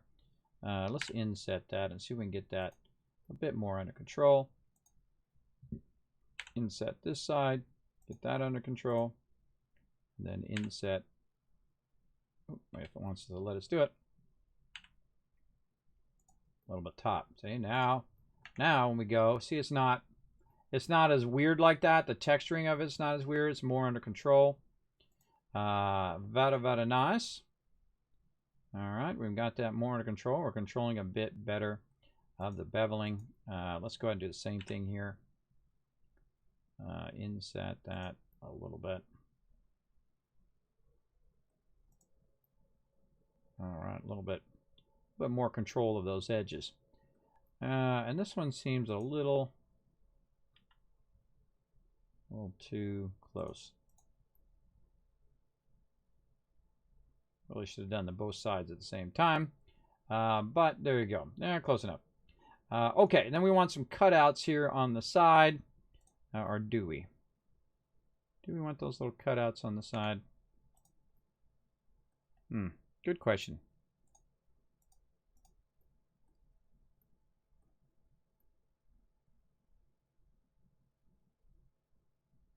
I like that, though. I think it's coming along. Little by little. I kind of feel like I do. Okay, so let's do it from the side. Let's try to get this done. Jeez, how many hours am I going to spend on this thing? This is the stuff you never see, everybody. These are the endless hours of Kismet working behind the scenes. So it's got a bit of a kind of the same cutout as it did. All right, so the same kind of thing.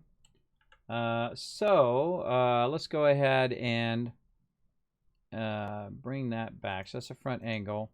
This is a cutout. Let's put that back in cutouts.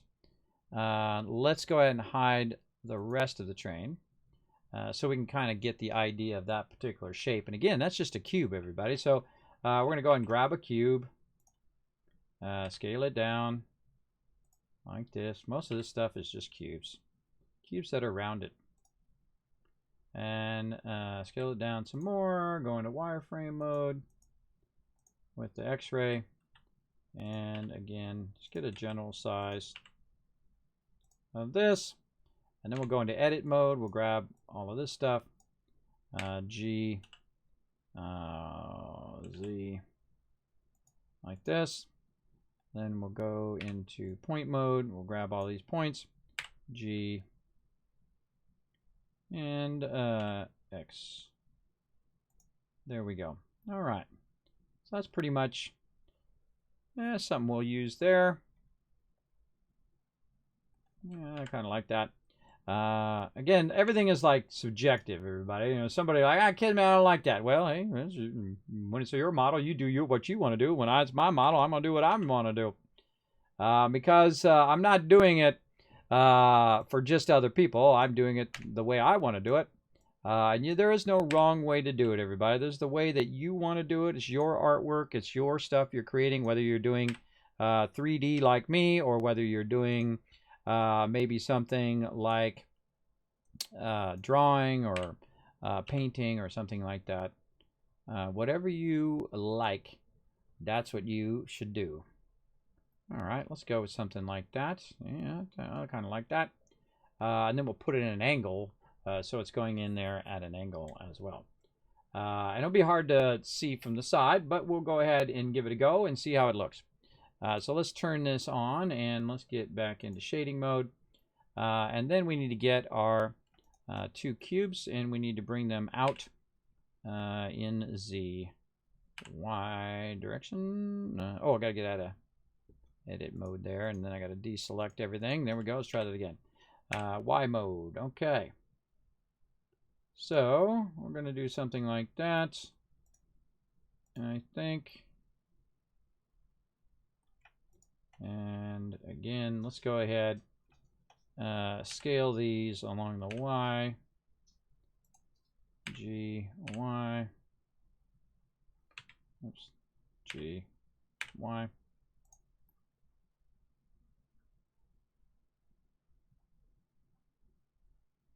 All right, that works for me. And then we'll go ahead and try to join these. Let's see if it, we can just do a simple Boolean. Let's turn our bevel back on again. And then let's go ahead and try to add a Boolean of this object And look at that. Weirdness abounds. Weirdness abounds in there. It's actually cutting it out properly. But you can see we have some sort of weird edge there. Let's try to Boolean it first and then bevel. Let's take a look at that. Hide our... Oops, wrong thing. Hide our Boolean. Do not like how those faces are looking. Let's turn the bevel off. Do not like it.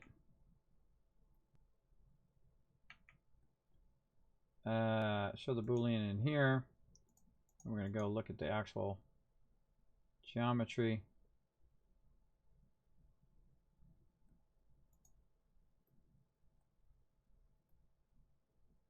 The geometry is something you always want to be looking at in everything that you're doing.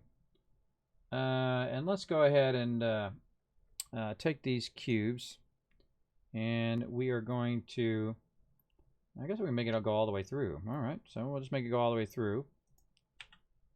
Get out of that mode.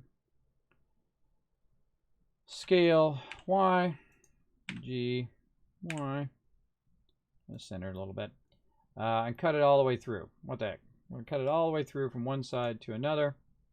Now we'll go ahead and hide this. And now we'll be able to see all the way through to the other side. Like that. And we'll go to do our Booleans. That's when we're going to have trouble. So, now one of the things you can also do is to bring down your shapes to try to control stuff that acts funny like that. That works too. The weird part is this part right here, where it is actually, it's combining the two elements together in such a way that it's actually creating this kind of sub part in between, which I really, really don't like. So let's take the Boolean out there. We're going to go into these objects. We're going to go into edit mode. We're going to select all, and we're going to say mesh. Let's go ahead and separate by loose parts. And then we'll get our two separate cubes back again. And then we're going to go try them individually. So we're going to go in here. We're going to say Boolean, cube number 1. We'll take a look at it and take that out. And this is cube 001. Let's check it as a fast. Nope, not. Take it out. And right there. So it doesn't even want to do it now. Boolean after.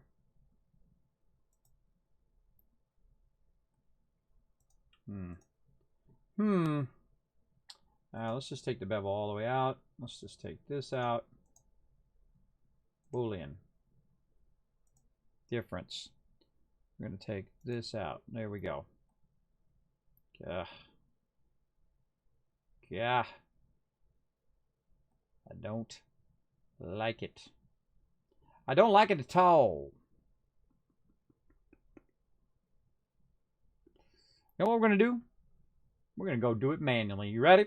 Let's go do it that way. Sometimes the Booleans do a terrible job. We're going to go do it manually like this. We're going to go in here. We're going to go into the face itself. And we're going to cut up the face a little bit. And so we're going to go and see if we can just do the first one the easy way. So let's go into modes. Scale it down. Scale it down. Something like, let's not do that. Scale it down in this direction. And we need to go to wireframe so we can see what we're doing. Scale it down, move it over. Let's do this side. We have all these edges here. Let's go ahead and grab these points, vertices, and moving along X. Grab those vertices and move them back along X.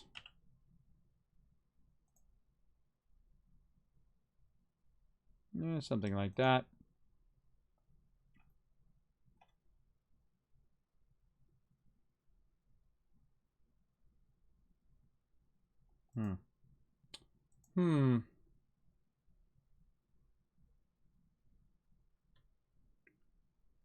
So let's go ahead and take out this edge.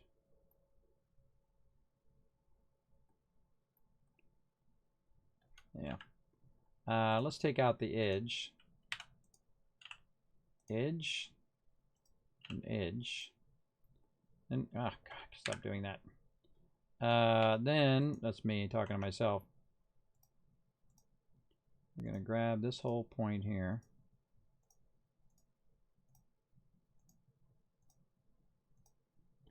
And we're going to shift duplicate that, move that by X over here. Now, one of the things that I want to do right away is in here there's a bunch of little vertices that come from this edge. And I don't want those, so I'm going to go in, highlight those, and then dissolve vertices so it's all one piece. And then we're going to have to fix this topology. And then most likely what we should do is try to copy this to the other side. Or we're going to be doing it again on the other side. Whichever way gets it done. Like this. Now there's probably a way to do this faster, everybody. And everything that you do, there always is a way to do stuff faster. Why are you not moving? There we go. There's always a way to do stuff faster and easier and so on and so forth. What I want to do is I want to make a face on there. Open, that's not moving. Oh, I didn't. When I moved it, I didn't hit GG. That was my bad. All right, now we gotta go back. It should have inset along that edge. Oh, that's because we have that edge popping out now. It's always something. All right, here, we'll take this out. We'll take this out. And we're going to take all of these out. Don't be afraid to go back and, you know, you're like, you know what? I don't like it. Take it out like that. And then you can always come back and grab the edges again. Now, what's going to happen, though, if you leave it like that, it's going to be open. So you want to hit, you know, F to fill the face. And then you're good. And then we'll go ahead and do inset again. Now, it's weird that it didn't inset along the face. It did. There we go. Now it's insetting along the face. Scale down. That's because it's at an angle. Yeah. See, the problem is when I move stuff to match that edge, you want to put you want to use G and then G again when you're moving it because it's going to move it along the surface of the face. And I forgot to do that.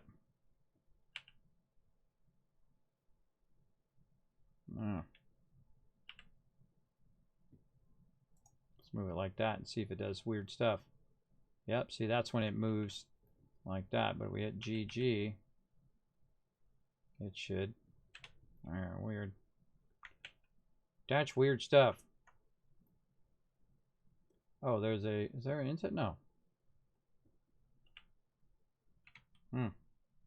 Inset. Oh, look at this points not insetting because of that edge.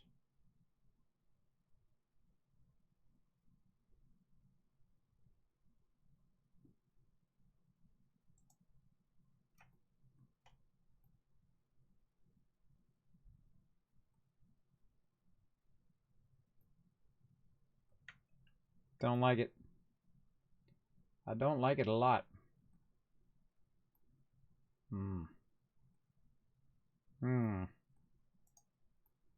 Yeah, it's not working out either.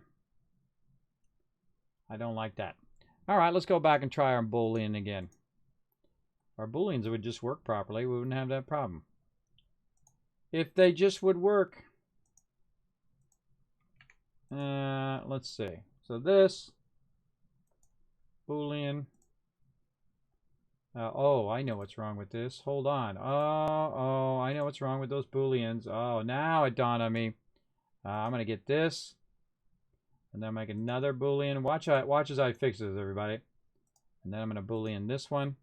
And then these, I'm going to go ahead and go Shift A, rotate and scale, rotate and scale.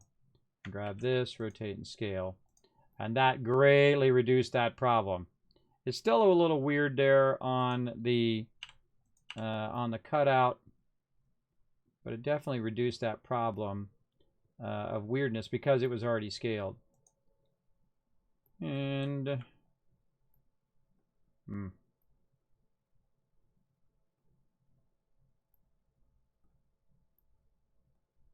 go look at it in this mode, and then I want to see the booleans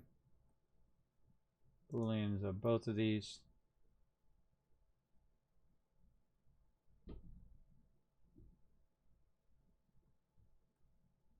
And why does it have these vertices in there?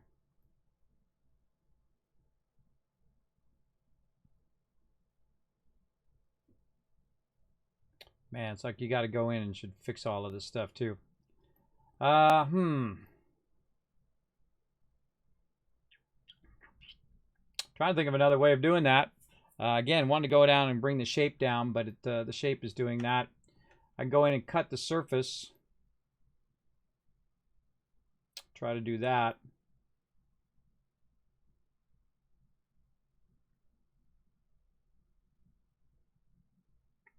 Kind of feel like what I should do is, now I have that in there, I should go in and apply this boolean. That's what we're going to do. Okay, we're going to fix this up. So we're going to apply these booleans. Oh wait, before we do that, let's back up this shape. Duplicate, move, escape. Oh, yeah, doing good, Machete. Yeah, the anonymous gifter was blowing up the stream last night. You got a free gift. Now what we're doing, everybody, is we are, let's not do it on the backup. Let's do it on the one we're on. Let's turn the backup off and put it into our backup files. Okay, so what we're going to do is we're going to apply this boolean, and we're going to fix it because it sucks. And what we're going to do is we're going to go in and we're going to take out all of these unnecessary shapes and whatnot, and we're going to try to make this more better than it is. So the first thing we really want to do is we want to get these shapes that are in here right now. So we want to go into the edit mode, and we want to try to get these edges. If it's going to let me, did I apply the booleans? I don't think I did. All right, apply. I thought I did. Or did I screw up and apply them to this over here? No. All right, cool. Cool, I didn't accidentally apply it to that one. Okay, so there we go. So now we can apply it. Now we can select the various vertices that are looking pretty iffy right now. So what we're going to do is we're going to take out this one. And, oh, that took my whole edge out. All right, here's what we want. We want this, oh, hello. Is that an actual point there? All right, what we're going to do is melt that vertice right there. And then we're going to take these ones, and we're going to get these lines, and we're going to delete those. Dissolve vertices or delete it. Yeah, see, it's now my point should still be there. Nope, it took my point out too. I want to keep my point. I want to keep my vertices right there so I can use it for connecting. So I want to just take out the line, the edges, and not the vertice edges. There we go. Okay, now we're getting somewhere. Edges, edges, edges. And here, same thing, edges, edges, edges. Okay, now we just have the shape in the exact spot we want it to be.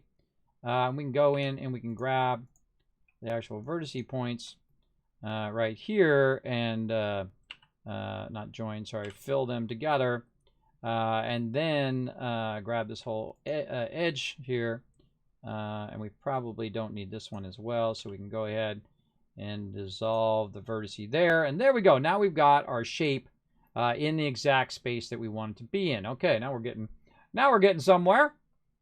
Now on the other side, there's going to be another shape as well, which is going to be very similar to the shape that I'm working on. So I definitely want to work on that one here in a minute as well. So actually, let's just do it now. Let's go ahead and just grab it. Best time to get something done right away. Dissolve edges. Again, I just want to take all these edges out right here because they're causing all sorts of weirdness in my Boolean here. Again, now we got this shape. Now we want to go back. We want to see if there's any extra points that we don't want, like right here. We're going to go ahead and get rid of that to dissolve that vertice. And basically dissolve means, you know, keep the line but get rid of the points in between. Great to hit select all too to see if you see. Zoom way in, see if you any extra points. Same thing here. Look at this. We've got these vertices here. I don't know why it keeps adding all these extra vertices from what should basically be, you know, 4 points cutting through an object. But you know, you do what you got to do, right? You go in. Oh, not that. Dissolve. Delete edges. There we go. And then same thing here. Delete edges. And what's going to happen is I'm not going to have the hole cut out anymore, and I'm just going to have these things on the face of it. Now again, we'll go back. We'll hit all. We'll look for any extra stuff like right there. We'll dissolve those vertices. Again, it's just kind of visualizing it in your head.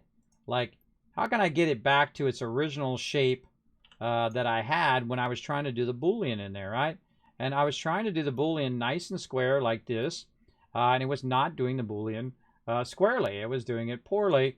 You can see also that I no longer have any faces on that side because we're going to need to work on those faces and how we're going to, you know, basically connect all of that together and then cut a hole through there.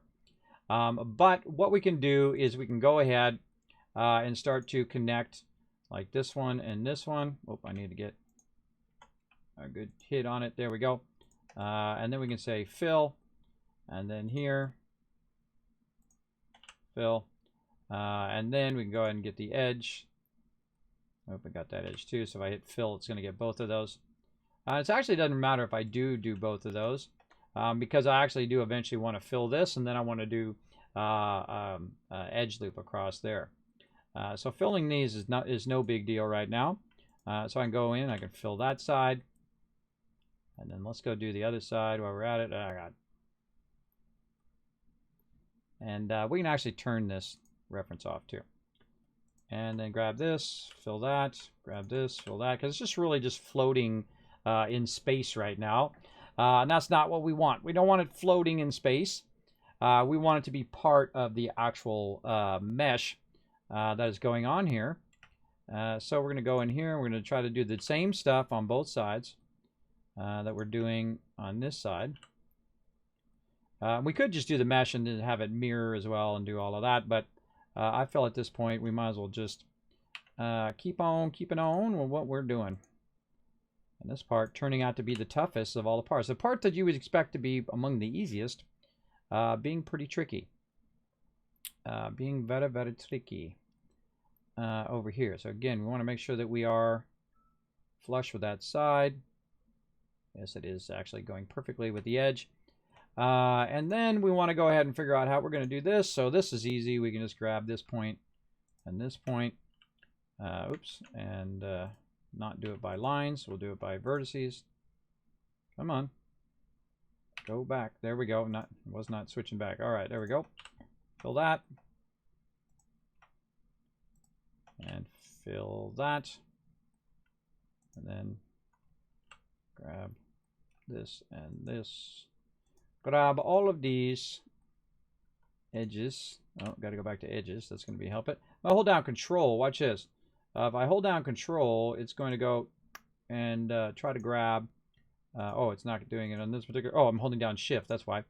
If I go to this one, I hold down Control, and I click this, it's going to get that whole edge. And then I just hold down Shift and get these other edges, just to make it go a little faster. And there we go. Weirdly, got that going on. Now the same thing here. We'll go ahead and fill those across. Whoop, nope. here and here. We'll fill that in. We'll fill this in. Right there. And we'll go back to wireframe because it's way easier to see it in wireframe, and we'll hide what we can't see. And then we'll grab this point, and this point is what we're doing, and then we're filling that in. And then I go here, and we try to grab that whole edge. Hold down Control, and then Shift to get that last one. Fill that in. All right, now we're getting somewhere. Little by little, we're filling that in over here. Now, this problem with this one right here is it has 1, 2, 3, and then you could go 5, 4, 5, but really it's 4 points. 1, 2, 3, 4. So this is actually 4 points if you think about it. But you have these other points in between that could be an issue when you go like that. But we got that. Looks good. Let's go with it. You're like, Kismet, this is not cutting holes in the thing. Oh, not yet. But if we do it just right, we will have it kind of like that, and way better topology than what it was giving us for sure. It was giving us a whole lot of bad stuff when we were doing that bowling, even though it's the exact same shapes as what we already got. Now, sometimes you got to do a little surgery, everybody, which is what we're doing right here. A little bit of personal surgery, and I'm just going to finish the rest of these here just to make this nice and easy. And then we'll go here with our lines. Right here, we'll hold down Control. It's going to get that whole edge. And then we'll see if we can get this bottom edge. It's hard for me to see it. It's right here. And fill that. There we go. And this is the wonders of fixing brain topology. Topology, there it is. Topology, I knew it'd show up eventually in my brain. Now, is this way the easiest? Heck if I know. All right, there we go. So we fixed out a little bit there. There's some weirdness going on at the bottom there. What's going on with this? Like overlapping weirdness. Maybe I connected that to the wrong point.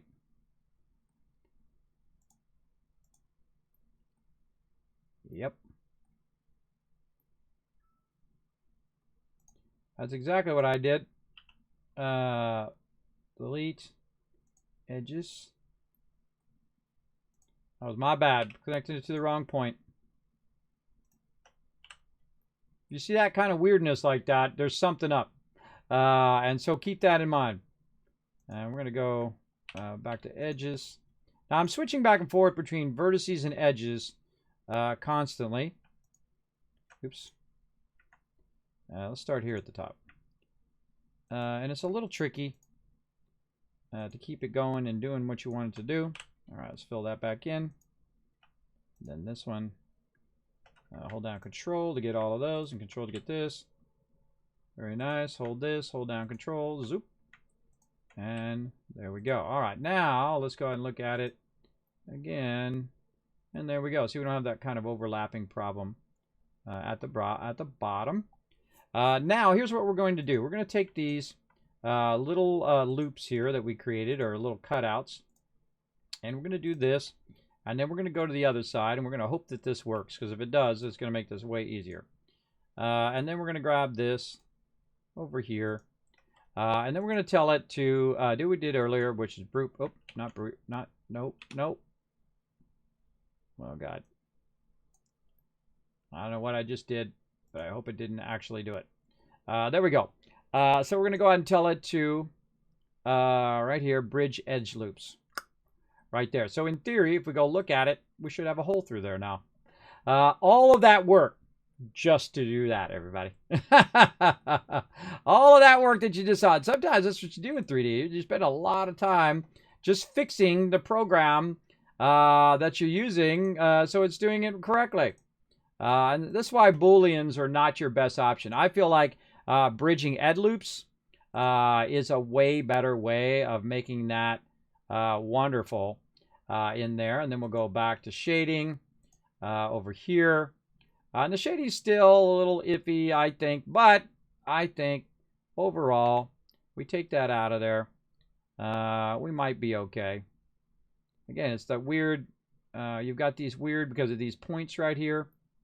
Let's see if we can go ahead and fix that just a little bit by trying to control it a little bit. Like this. We'll inset that just a little bit. Again, we'll create some little mini insets here. Try to control it. So it's not so evident. I don't know if we really need one over here, but hey, we're at it. Let's do it. I find these edge loops are your best way of controlling when stuff goes awry. Did I get the edge? Nope, I didn't get that edge. There we go. All right. We'll get out of there. That seems to be way better. A little something going on there. Oh, look out! Kismet Love Train coming in! You think this train is cool? Look at that other train. A little bit of something there, a little bit of something. I don't know, I kind of like it. I think that works pretty well. Let's go ahead, again, do the same thing over here. We're going to get into wireframe mode, just to make this a bit easier. And just ever so slightly inset those. Inset this over here. Try to control that craziness. Now I really should go in and connect all of these and do all of that. But let's see if we can just kind of fast mode some of this. And you know what will happen tomorrow? I'll find a faster way of doing it. I'll find a faster and better way of doing it. And there's somebody probably watching right now and say, "Kid, man, I can do that in like 5 minutes. I can show you how to fix that." I'm sure there's a way to do it. There always is. And there we go. Back over here. We've got that kind of more under control. Whatnot. Let's go ahead and actually render it. I actually kind of like the way that looks. Even though that's not how it should do. That's not how it should do it. But we look at it from the side. We're getting those cutouts that we're looking for. I wish I could go in and fix that up a little bit. Because it's just like... It's like, no. It's almost like it is not along with the shape.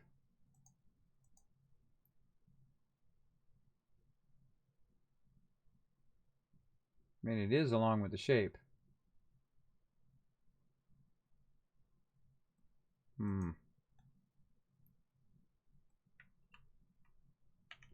Let's try a little bit of this. Try to put an edge loop in there and bring the edge loop down. Same thing in here.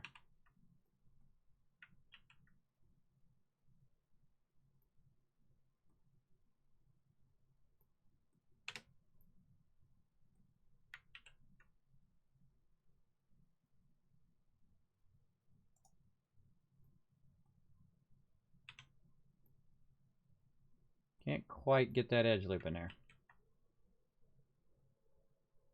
There it is. Put an edge loop on the inside and see if that makes it look a little better. Nope, still getting that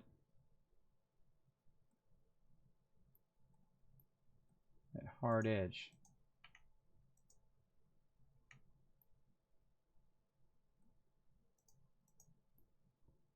What is causing that thing? Did it actually move in 3D? See, the thing is it the shading or is it the topology? It looks like this is the topology of that. It's causing like a shadow on that edge.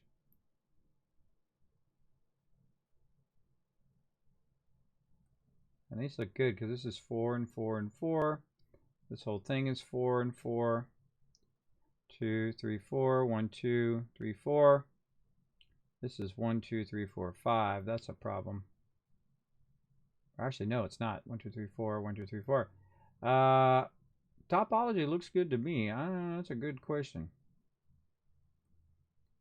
I don't know. Is it? It's very strange. Like when you look at it at an angle, it looks like it's cut out of there. But when you look at it straight on like this, you can see that it's flat against the surface. So yeah, that's being really difficult. Huh. Oh. Oh. I just thought of a way of doing it.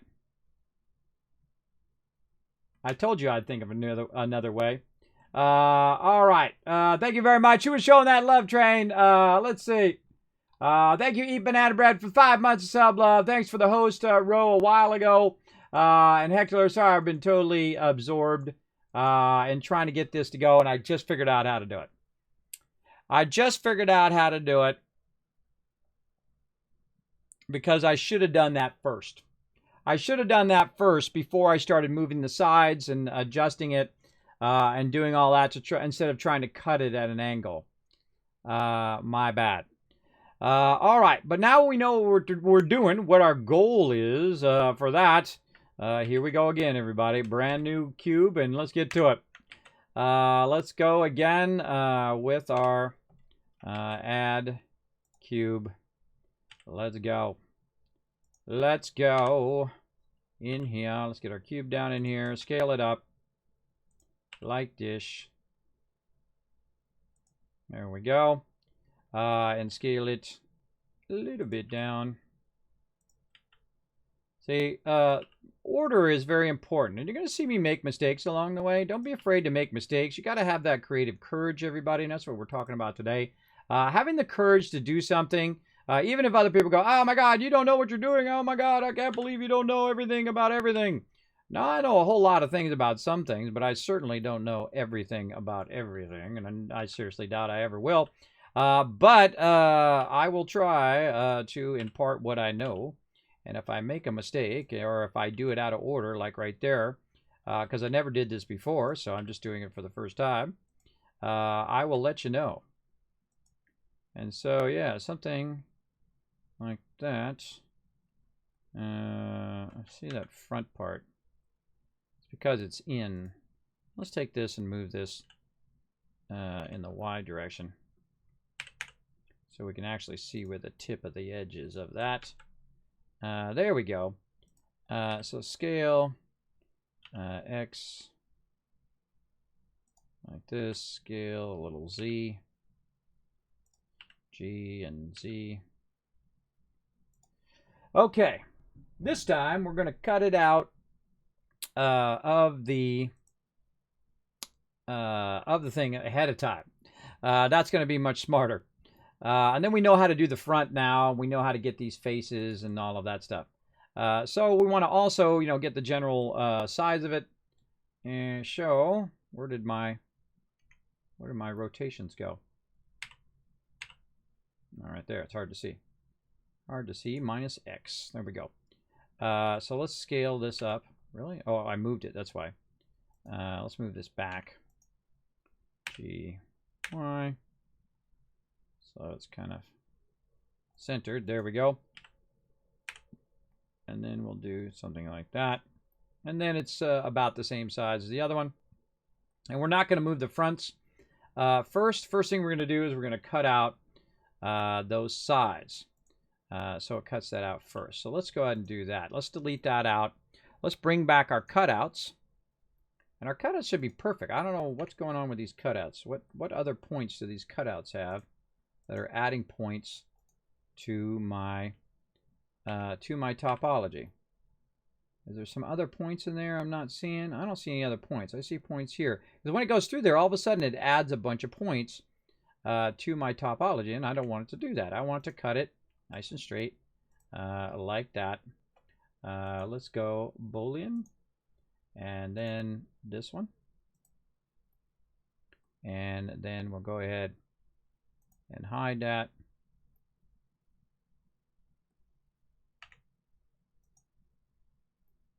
And it's not doing it at all. Oh, I put Boolean in the wrong one. What did I put Boolean in? I put it in the cube 2. All right, my bad. Okay, this one.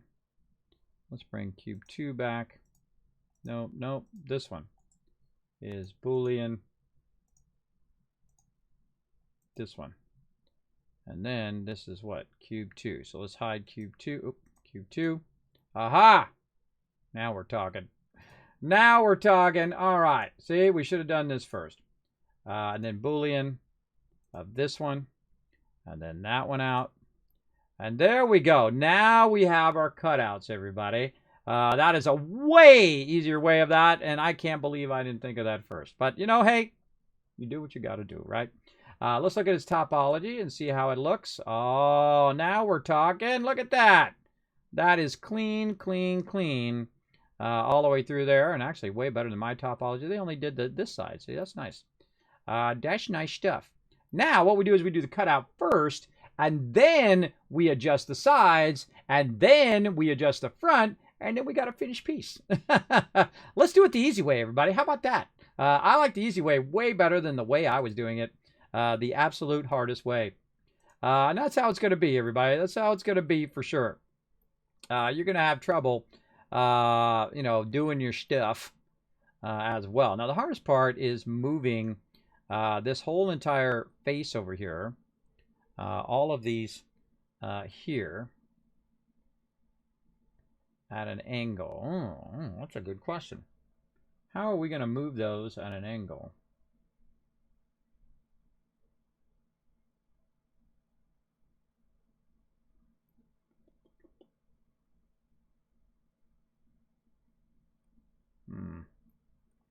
I got an idea. Here's what we'll do. We'll go ahead and take this point right here. We're going to take this thing here, and we're going to say, where is it? Select. Where is our thing? Object, set, origin. Snap, cursor to selected. All right, so we got our cursor there in the center. Now, what we want to do is snap. Is it snap? Shift S. Shift S. Snap cursor to selected. So now it's snapped to that bottom right corner right there. Okay. Now what we're going to do is we're going to try to move the edges. Or actually we should, oh wait, we just got the booleans in there. We could just move the edges and those booleans should move along with it. So we're going to go ahead and grab these edges over here. We're going to show the booleans while we're working. And then we're going to scale along the Y direction and see if those booleans move perfectly with us. Yes, they do. Okay, now we're talking. Now we're talking. Now we're looking nice. Let's go check that topology. Looking sharp. Looking beautiful. All right, now we're getting somewhere. Slowly, though. Slowly. But we are working our way there. So again, scale. Scale down. Like this. Like so. And then we'll go ahead and move this. Just these points here. Oh, look out. We're getting some love. Who's getting the love? Whoa, what the heck? Riverdog coming in, blowing it up with 10 more subs for the 9.5-hour stream that I was going to do for just a couple hours. Thanks for coming in, showing the love. Show Riverdog some love in the chat, everybody. Who's getting all the love today? Let's check it out. Let's see who's getting those 10 gifted subs. It's going to be Vicus Unvexed. I'm just going to call you Unvexed for short. Shinshan, hey, you got a free sub. Scooby-Doo, we got Starlina, we got Techno, we got Flux, Lord Zamort, Cubanist Wizard, Octaseas, and Rusty Relic. All getting a free sub. Congrats to you. Now you got the Epic Kismet emotes, like the one you see me rebuilding right here. You're getting the Epic Kismet holiday emotes as well, like all the ones you can see right over here. A lot of emotes. You're getting all of those, or at least most of those. If you are a Tier 2 and a Tier 3 subscriber, you can actually get the rest of the love train as well. These are all my sub emotes. I got a lot of them. I got like 70, 80 emotes that you guys get throughout all year. Sadly, I cannot do them all at the same time. That would be awesome. But we'll get there one day, maybe. We'll get enough subs going on. 175 subs. Holy mackerel. We've crushed that goal, everybody. Make sure to say thanks to Riverdog for blowing it up in the chat. And the second this done, we're going to fire off some fireworks, everybody. We're getting there. We're getting there little by little. We've now made the smarter choice to do the Boolean first. And now we are going to go ahead and try to get this going wherever we want it to go. All right, let's move this. Let's move this down. I don't know why it got like that. There we go. G and then X. Something like this. And then we'll grab these and G up here. Something like that. All right, there we go. All righty. It's doing that weird stuff again, but is the topology doing something weird? No. Not really. Not really looking good. Let's apply a texture to it and see if it acts funny. That's how we'll know. Rip! What ripped? What was the rip? Busted sub goal. Yeah, that thing is busted. That's busted, Riverdog. Sorry, that's my new sub goal I'm working on, still in beta. But here's some fireworks. A little distraction. A little distraction when my sub goal's broken. There we go. Some fireworks firing it up. Thanks so much for coming in. I find that when I close out of it and I reopen it again, then it seems to work. But remember, it's still in beta. It's my beta 3D, actual true 3D love train over there. I want to have the only one that has a bit cup that's in 3D. Well, the only one I know about. All the rest are what's called pseudo 3D. They can fall to the sides, but only mine can fall towards you in that 3 dimensions. You don't believe me? Watch this. You won't see this anywhere else, because watch this. Well, maybe you will eventually when somebody uses it. Look at this. See how it falls forward like that? You can't do that because in most of them, they're 2D, so they only bounce off the sides, and they can only fall out to the left or the right. They do not fall for you, fall towards you, because there is no Z direction in those other bit cups and cool stuff like that. And I also clear them out like that. Ooh, look at it. They just like vanish over there. I'm actually using 2 bit cups at once. That's really tricky. That's really tricky. You know what? I kind of feel like here's what we should do. Hold on. Let's go back. Let's go back into edit mode. And let's back this up. How far can we back this up? Let's back this up to this. Let's go ahead and look at the Booleans in here. And get out of edit mode. And I feel like the second we start moving this is where our Booleans get meshed up. And I don't like my Booleans messed up.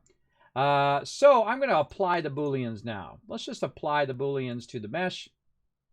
And so what we're going to do is just take this. And we want to rotate that face is what we want to do. We want to take that face and rotate it in that direction so that we can get it the way we want it to go. So we're going to go into edit mode here. We're going to try to get the faces. That's what I'm guessing anyway. We're going to try to get this face. And we're going to try, do we get all of it? I think we did. And we're going to try to rotate it. Okay, so it's rotating in that way. And we want to rotate on the Z. Oh my God. I figured it out, everybody. Rotated along the Z. That is way better way of doing that. All right. Yay me. Go me. Yeah, and again, rotate that out on the Z until you get it to the size you want it to be. Again, we're going to just, take a shot at what we think, because we're going to have to do it on the other side as well. Rotate out the Z. And what it's going to do is it's going to pinch it, make it a little bit smaller while you're doing it. And that's why you want to probably go to this mode. And look at that, how it's pinching it back in there. Now let's go ahead and go out of there. Let's move back the thing here. Because I feel like we're going to have to probably scale it in the X direction at the end. Yeah, probably do that at the end. All right, so now we're pivoting it in the Y direction. So we want to do the same thing over here. Now what we're doing is we're using a program. If you just tuned in, everybody, we are using a program called Blender. Now Blender is very free, but learning how to use it is not so free. Well, it's kind of free. You can look it up on YouTube, or you can watch it here in my stream. But the hard part is figuring out how to make it do what you want it to do and have it do it in such a way that it doesn't screw up your shapes and your topology, which it kept doing here to my shape here. And I don't want to do that. I want to just take those ends and do that. Very nice. And then I really just want to take this in part right here. I want to take this line right here, and I want to move that in the X direction to make it go like that, kind of.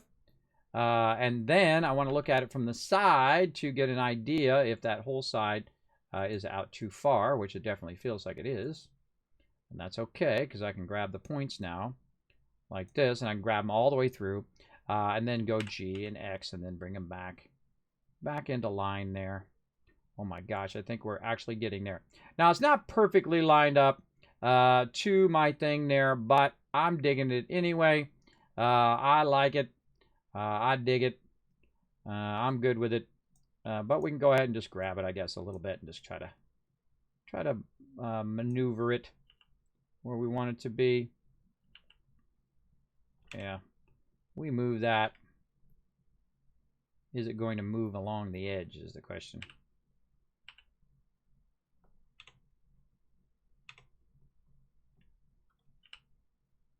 See, because it could move like this, and you don't want it to move like that.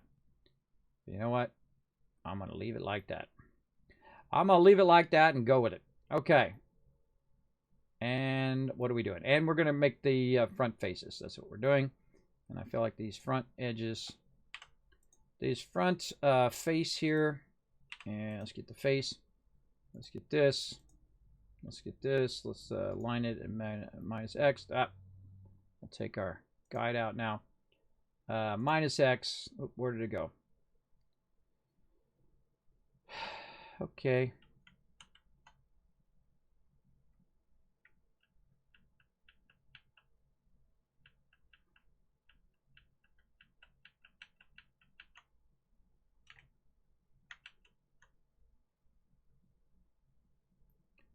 All right. I had to undo all that. Oh, it's up here in my reference file. That's why. That's why. I just figured that out. Okay. There we go. Now, let's see if they're kind of aligned. Dang it. I keep doing that. I do that a lot, everybody. I'm driving myself crazy. Because I click on it thinking that I can move it, but I can't, because if I just click the middle mouse button, it tries to orbit. And all of a sudden, it just orbits out like that. So, in this case, I actually do want to orbit because I want to see the front of that. And let's go ahead and go back to wireframe. Look at it from the side. And now I'm just being creative and moving it the way I want to move it. I kind of feel like I want this to be a lot skinnier and a lot wider on the top. Nope. We got some problems there.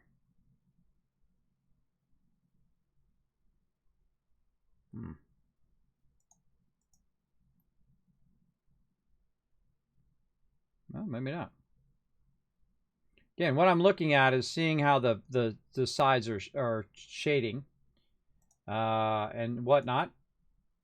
And if they're shading well, then I don't really have a problem. Oh, nope. See, look, there it is. There's that issue.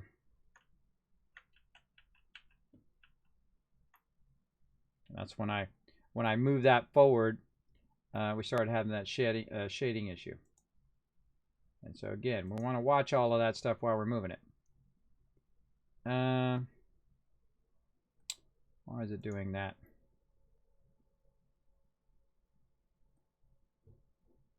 G and X.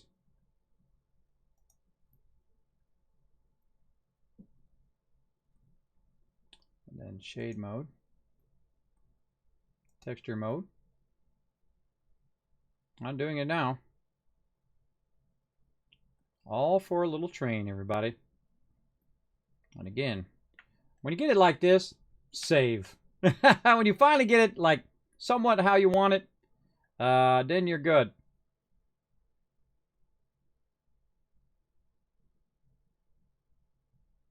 Yeah.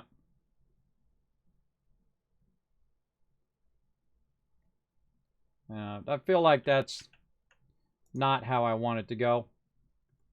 Like this whole face should move forward. Yeah. Because this shape is not moving with that shape, it's not going to line up. Okay, so let's go back to this mode.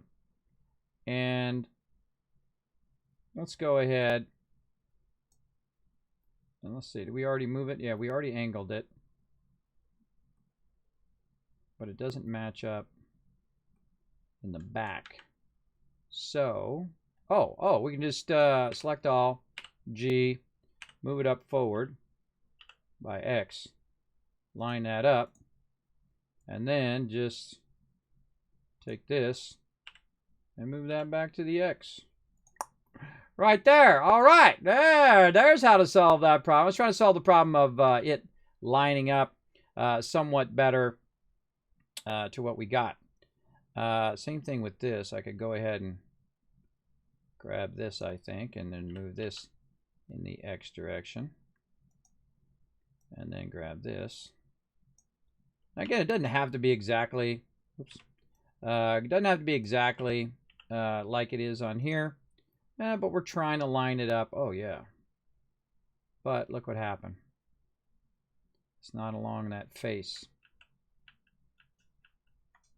Yeah, see. G and G. Or X, Y. There's a way to do that, by the way. To move it along that face. And it's usually for a thing, it should be G and G. But it's not really moving it along that face like a thing. Oh God, what is it? It's like a local thing. Let's try that.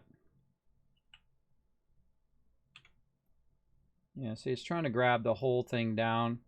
Maybe we should do it in just the edge. Just this edge. That's what we want. X, Y.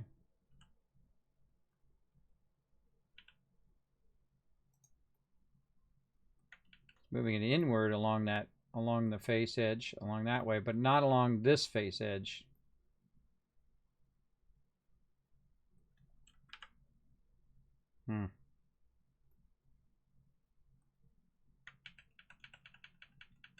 Yeah, I wonder how far back we can go now. Oh, so close. So close. Let's just try this.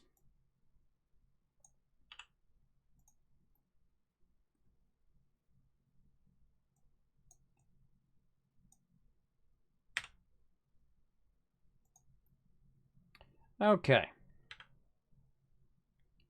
Now that is correct.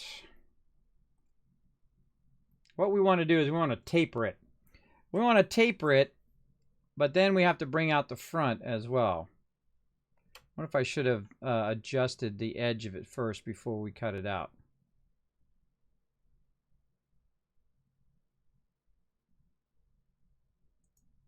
Now we have a front angle backup over here. Does it have the booleans? Let's get out of this mode. Now what's this front angle backup? Yeah, that's going to be our reference. Okay. Trying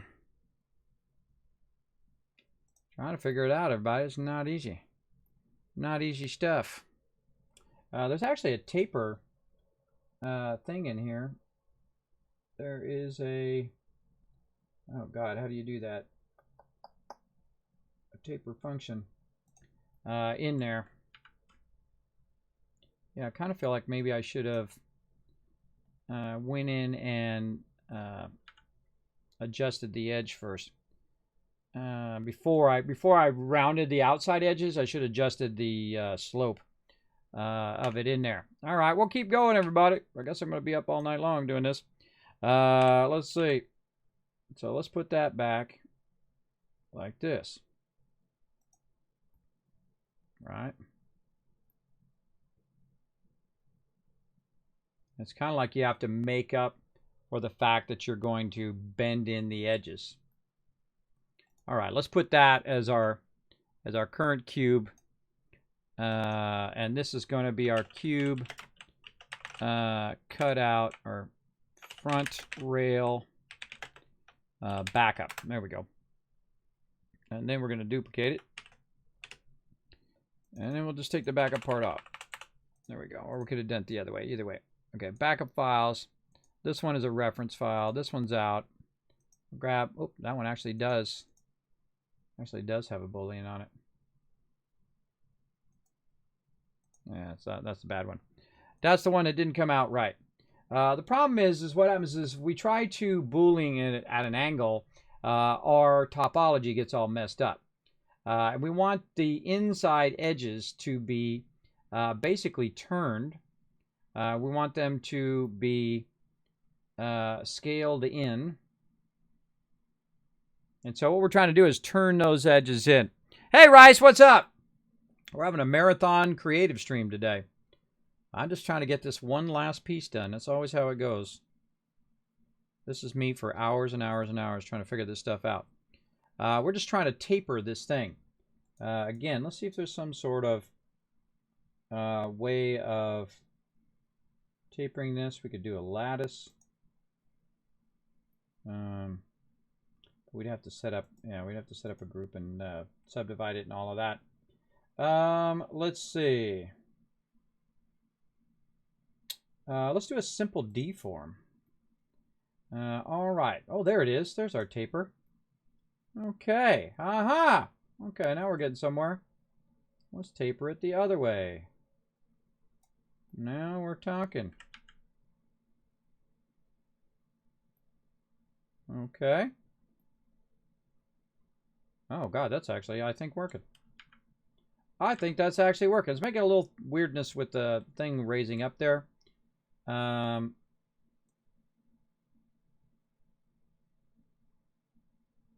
about something like that?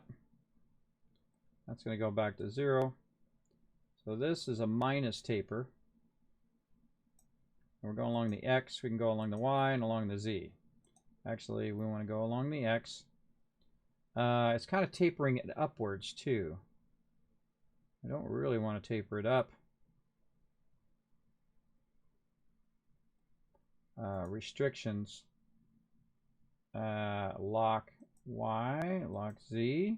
Oh, lock Z. Y, not locked. Oh, there it is. Yeah, just locking the Z direction. So it's not tapering it in the Z direction. Oh my God, I think we just found it, everybody. I think we found it. All right, simple deform. I knew there was a way, but there's always a way to do what you want to do. But knowing the right thing at the right time on what you want to do is your toughest thing you're going to come across in your life. Absolutely wonderful. All right, let's apply that. And we're going to call that beautiful. All right, now we'll look at it. All right, clean topology now. We don't have to look at that weird shading and all that stuff every time we look at it. We got this nice surface there. Let's check out the color. Colors are looking good. Surfaces are clean. So simple deform was what that was. So we can angle it, and it perfectly matches up to our edge there. Now we know what to do from here, right? We need to back this up. What we need to do before we do anything else, let's see. Duplicate, escape, back it up again. And we're going to actually tell it what it was. Backup, simple, deform. Right there. So we remember how we did it in the first place. Maybe in the future we'll come back and say, hey, remember how we did that deform thing? How did we deform that thing? There we go. Okay, now all I got to do is just put the railings on the front, and I think we got this. Let's put the rest of the train in just to kind of give it a perspective. Okay, it's a little wide. We probably need to bring it in on the sides, but that's easy. I can just grab the points and we just scale it down. So we want to probably do that first before we get too much in, and it's not centered. And G, Y, I want to get that in the center. There we go, and then scale on Y. Bring that in. G, Y. God, I hope this doesn't mess it up after all of this. And I'm looking at the wheels along the wheel edge. Ah ha ha! Man, that was quite the journey, wasn't it? It was quite the journey. We took that journey together, everybody. That was quite the journey. Again, that does not look lined up to me. Oh, maybe it's just an illusion. An illusion. Yeah, just an optical illusion. All right. Just the way I was looking at it. Because I'm looking at it slightly not from the front. Okay, so we want to go back, turn off the train, save our document, because, man, we made some strides there. Go into here. Try to get this front face out of here now. Front face, front face. What you gonna do when you get the front face? Why can we not get the front face? Because we're not in edit mode. Then we're going to go here to this. We're going to go to solid. We can grab this front face. Back over here. We're going to tell it to subdivide because we already know how to do this part. We know we're going to go all the way to 10 subdivides. We're going to count it. We're going to go 1, 2, all right, good. Then we're going to go and hide the back faces. And here's one cool thing you can do, by the way. I should have done this earlier. I just remembered it when I remembered that other thing. Is there's a cool function in here that selects the every other row. And it's called, let me find it here. I know you're in here. And knowing something is the most powerful thing. Because all you gotta do is look for it. Try to find it. Is it under mesh? I think it's under select. Yeah, select them. Checkerboard deselect. So you can actually check, you can get every other thing if you want. Now, it's not what I want to do, but it's pretty cool. Actually, I could do that, make a little checkerboard on the front. It's not what I want to do, but that gives you an option. So if you want to select every other face on something, it will do that very nicely. Now, in my case, I just want to get these front faces here. Bad selection there. Let's just do this. All you really got to do is draw somewhat of a straight line right down here, like this. And now this is the easy part, everybody. After all of that hard trying to remember how to do the tape. Now, I can do that in my sleep. Now, you make a cube, you fix the thing in the cube, you cut through it, you taper it using simple deform, you're done. Look at that. Now it'd take 2 minutes once you already know. But not knowing is the hardest part of anything. All right, and then we're going to extrude. We're going to extrude these faces out here like this. Give it a little bit of something like that. A little bit of popping out there. Again, we're just kind of making it fairly cartoony and, you know, like a little toy train you might get. This group is going to be the front edge. Front edge of what? Front edge of train. I don't know. We'll call it that. We'll assign that just in case we lose control of it there. And then we'll go back to our textures again, create a new texture. Come in, we get our bright red, which still stays in there, by the way, even if you, because it's on that other one on the other side. Then we'll assign it to this. We'll go, and we got ourselves a finished little thing, everybody. Oh, man. We got ourselves a finished little train. All right, there we go. A lot of ups and downs, a lot of things that we learned along the way about formats and edges and doing stuff. Now, again, do I know everything? Absolutely not. I got you there for a second, didn't I? I absolutely do not know everything. There's something right there. See, there's something hiding underneath there. I could tell because I could see that edge. There we go. And then look at all this stuff that's been hidden. So let's take all this stuff out now. We don't need any of this extra stuff. Let's clear all that out of there. This one's way too wide. And this one, I think is the one. Yes, it's a front rail one. This is the bad one. Let's take that one out. And there's our front rail of our little train that we made. Now, how am I going to do the hearts? Well, there's actually some hearts that you can grab out of there. So I have some hearts that I already did. And have here in my 3D folder And I have a bunch of other things. Oh, that's not it. Let's see. Where is it? This way. Emote grid. There we go. So we have a bunch of other little things that we can do. I love this little, what's known as low poly one. So I'm going to go ahead and open this one up. Because it's not quite like this, and I can go ahead and show you what it looks like without the smooth shading. It has this kind of low poly style to it. And so I'm going to go ahead and just put that back in. We're going to copy it. Make sure to copy it a bunch of times. Copy, because you know how it goes. And then we're going to go ahead and open that one right back up again. Right here. Don't save. Look at it from the side. Bring this right here. Scale that down. See my little texture on it from my main train. And then put it in there. And then we can go ahead and duplicate it. And we can go ahead and look at it in wireframe. So we can get kind of a general idea. Let's see, through the wireframe. There we go. We can scale it. Rotate it. Now what I would do is I actually wouldn't put these in here at all. And these have a lot of mesh on them as well. The reason why I wouldn't put these in here is because you'd want to generate these through something like particle effects. So what you want to do is you'd want to have one of them in here, right? And then use that one to generate other ones. And I'm not going to get into particle effects today. It took us long enough just to do this train. But we'll go ahead and try to finish it off. Just so we can say we did every part of the train today. Now the cool thing is, see, when you bring something in, it went right in the center. Now I don't have to make it in just 2D. I can make it in 3D, right? I can go ahead and move this, say, backwards a little bit. This one stay there. This one backwards a little bit. And then when you go to look at it, it's not quite perfectly in that straight line. Because you put it in a straight line, I think it has less of an exciting thing.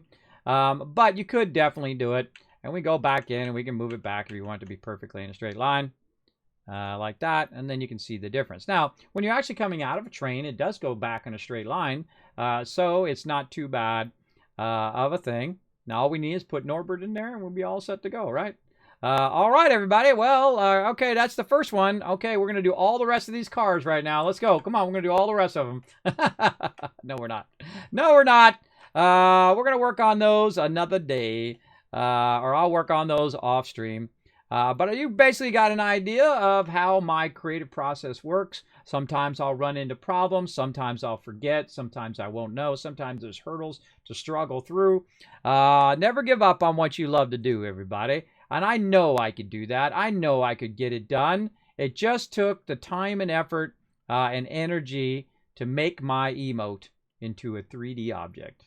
Very cool. And in this case, about 10 hours.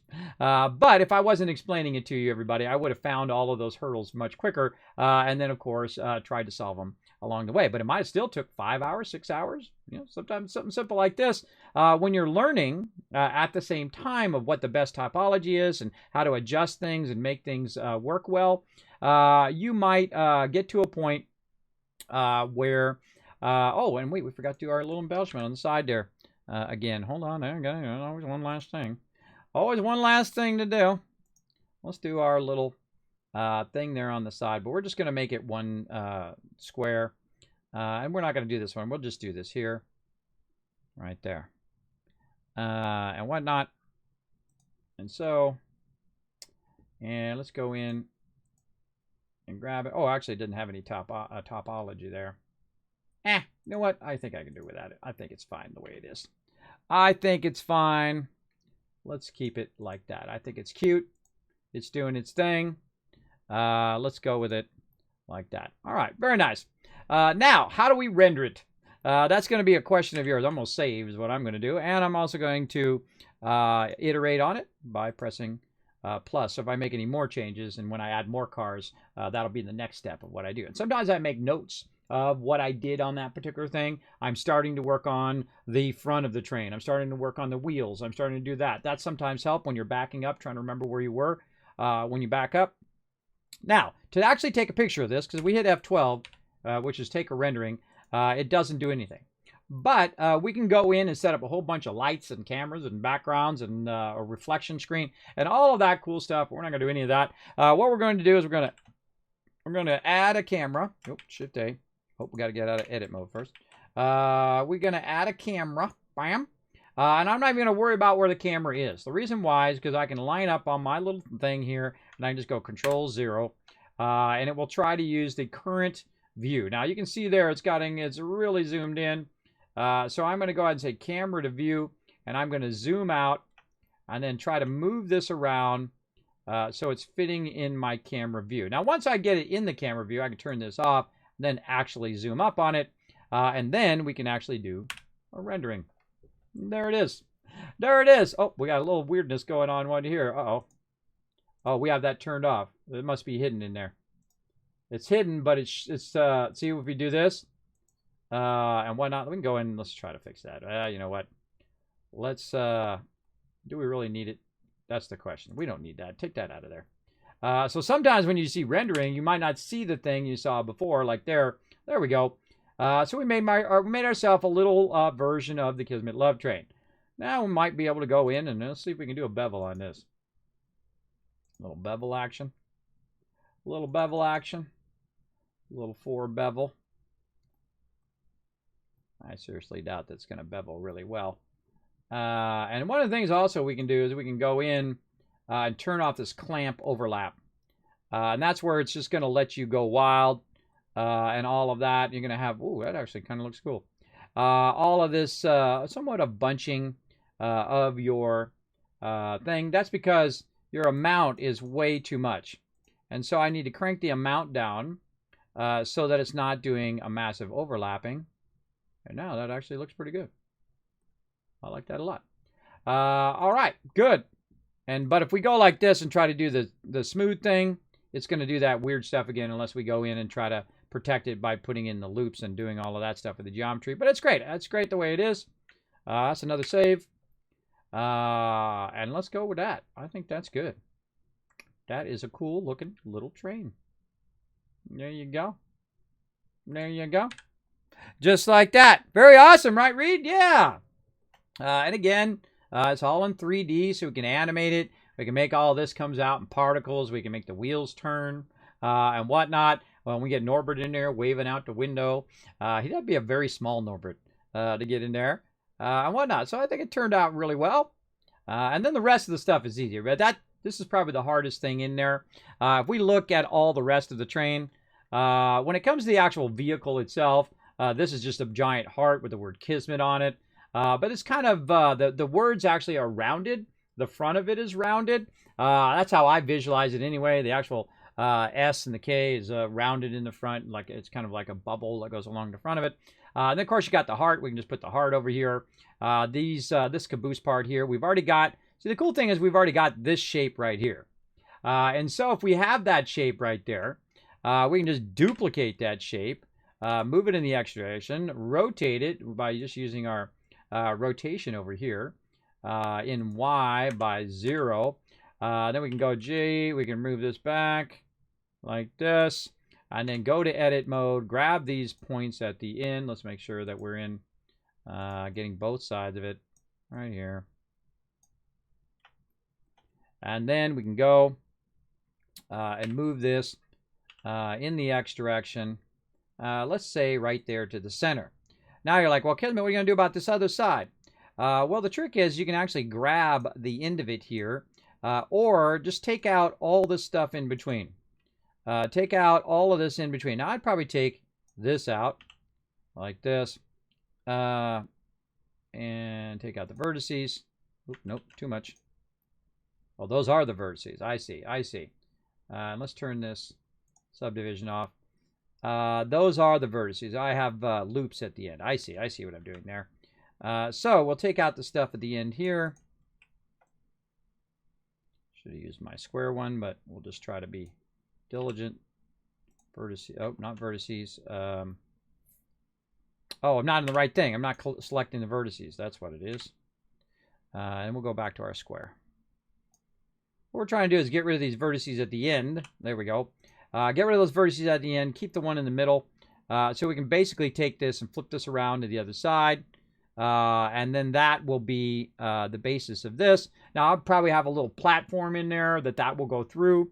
But basically, we just take the whole object, select all, duplicate, and then escape, and then rotate in Y. Rotate, hold down Control, not Y, Z. No. Brain, Y. Isn't it Y? Yeah, it's Y. Okay.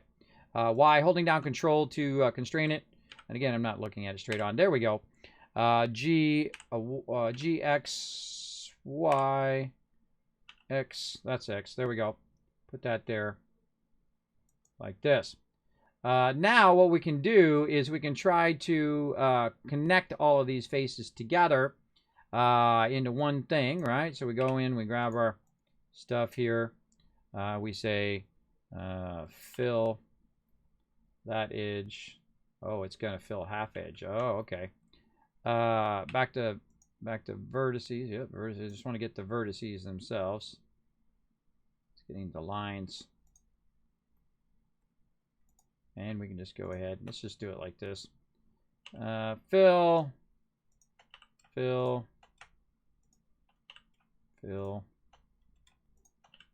actually, wait a minute. We don't even need to do that. Hold on. No one's going to see that. See, sometimes you go in and you try to make it topological perfect. And then it just dawned on me that don't spend your time doing stuff perfect. Because no one's going to see it. So what I want to do is go ahead and just take the thing and duplicate it. What am I doing? Just take it, duplicate it, hit escape to go back in the same spot, rotate it along, not the X, the Y. Again, yeah, I thought it was Y. Rotate along the Y at 90. No, 180. 180. G to move it in the X direction. Line it up. And there we go. And that's because no one's going to see it because when I put the platform there, the part where it doesn't connect in the thing, no one's going to see that part. And I didn't even need to make it any bigger. I could have just taken this. Hold on, let's just go back. Delete that out. Take this again. Shift duplicate. Move it on the X. Let's rotate it by Z, actually. I think this one's going to be. Yeah. And then G, X, line it up.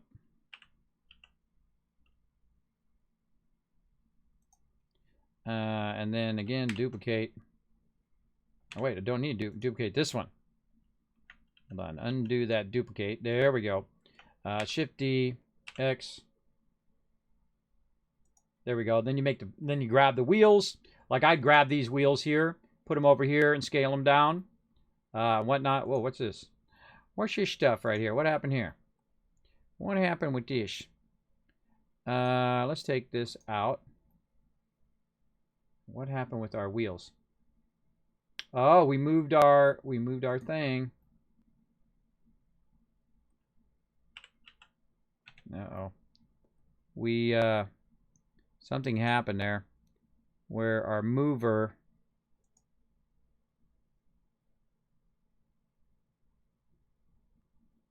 got messed up.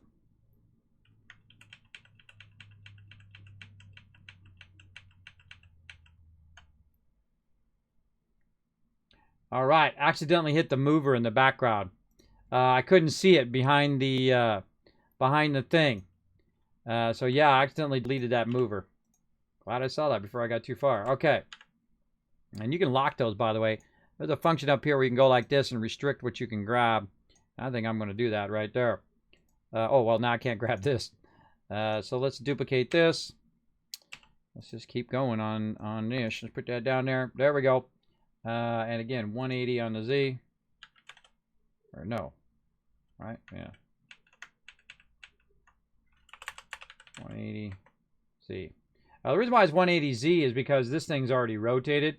But if you, I went ahead and put that back, went Control A and said Transform Rotation Scale, Then when I duplicated, it would be along the proper axis, which in this case is Y. So that would be 180. So there you go. So if it's making you confused, fix your transformations. Your transformations are the things that are going to screw you up the most. Like all of a sudden it's not going to bevel right. It's going to be like stretch beveled. And you're like, why am my bevel stretching when I'm changing the size? That's because you need to change the size when you're in the edit mode and not in the object mode. When you go to add filters to your stuff, like beveling and Booleans, I think that's also another contributor to our Boolean problem, what it's going to do is that when you try to scale it up or change the size of it, it's going to start acting funny. So I suggest to fix that for sure. All right, again, we'll do this. All right, and then we'll put a car in there. We'll put the Kismet in the middle of the car. And how are we gonna do that where it shows up on both sides? Ooh, that's a question. Maybe we'll just make it an extruded flat heart instead of a rounded heart. Or maybe we can just make the platform a little small. Look, I'm already on to the next thing. Save. And then again, once we do one car here, we'll do like one car like this. And this is super easy, everybody. This is the easy stuff. Love train, that's easy. Extrude, put some text in there. Easy mode. This stuff, not so easy. Doing the people is going to be very difficult because you have to make the hat separately. You have to figure out how to do hair and the hand and all of that stuff and make them look 3 dimensions. I know something that's going to be really easy, and that's a bottle cap because I've already done that.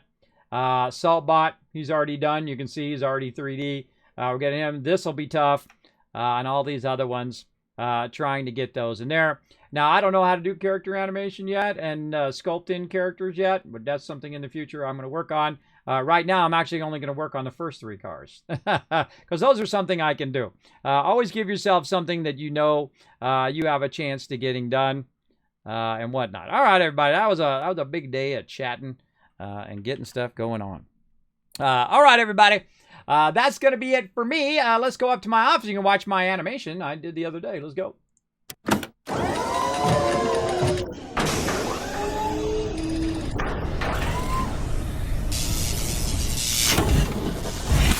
All right, I am starving and it's almost midnight for me. We've been going for 10.5 hours. I think that was a pretty amazing creative stream. Look, see, this is why I don't do creative streams so much, is I get so wrapped up in it that I can't stop. It's like playing 7 Days to Die and other games. It's like playing games, everybody. That's the way I am doing this stuff. And if you can find something in that life where you get so in your life, where you get so wrapped up in it and you're so excited about it that 10.5 hours went by like that. Like it was nothing. I was in the zone. I was having fun. I was talking to you guys. We did talk a bit about all that. So maybe if I was going to do that, maybe 3-4 hours. If I got stuck like I did a few bit there.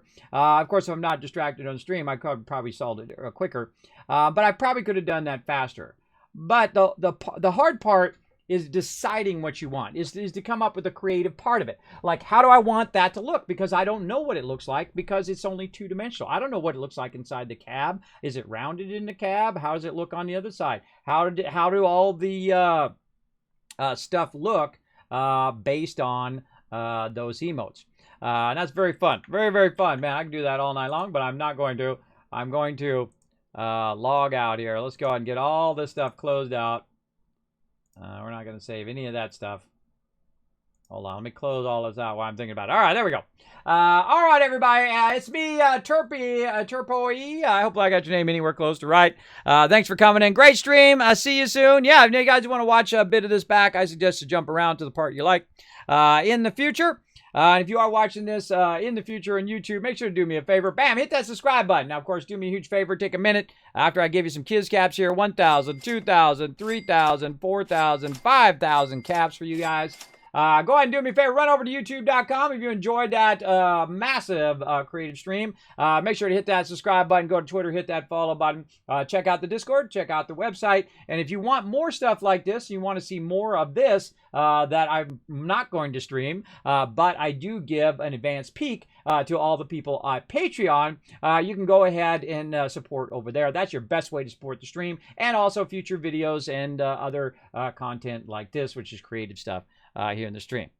So if you guys enjoyed that, feel free to pop on over there. I'll go ahead again, put the links in the chat for you right there. You can follow them nice and easy.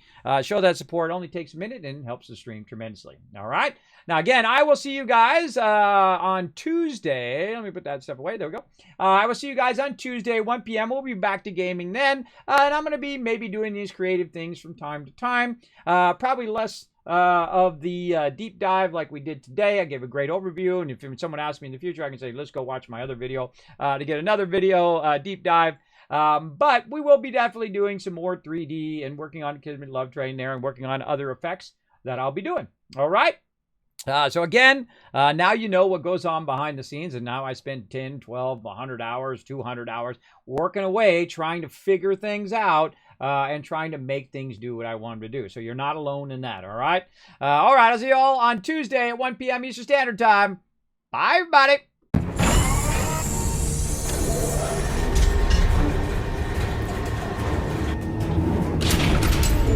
Hi, this is Norver. Thanks for watching. Press the subscribe button. We'll see you all next time. Bye.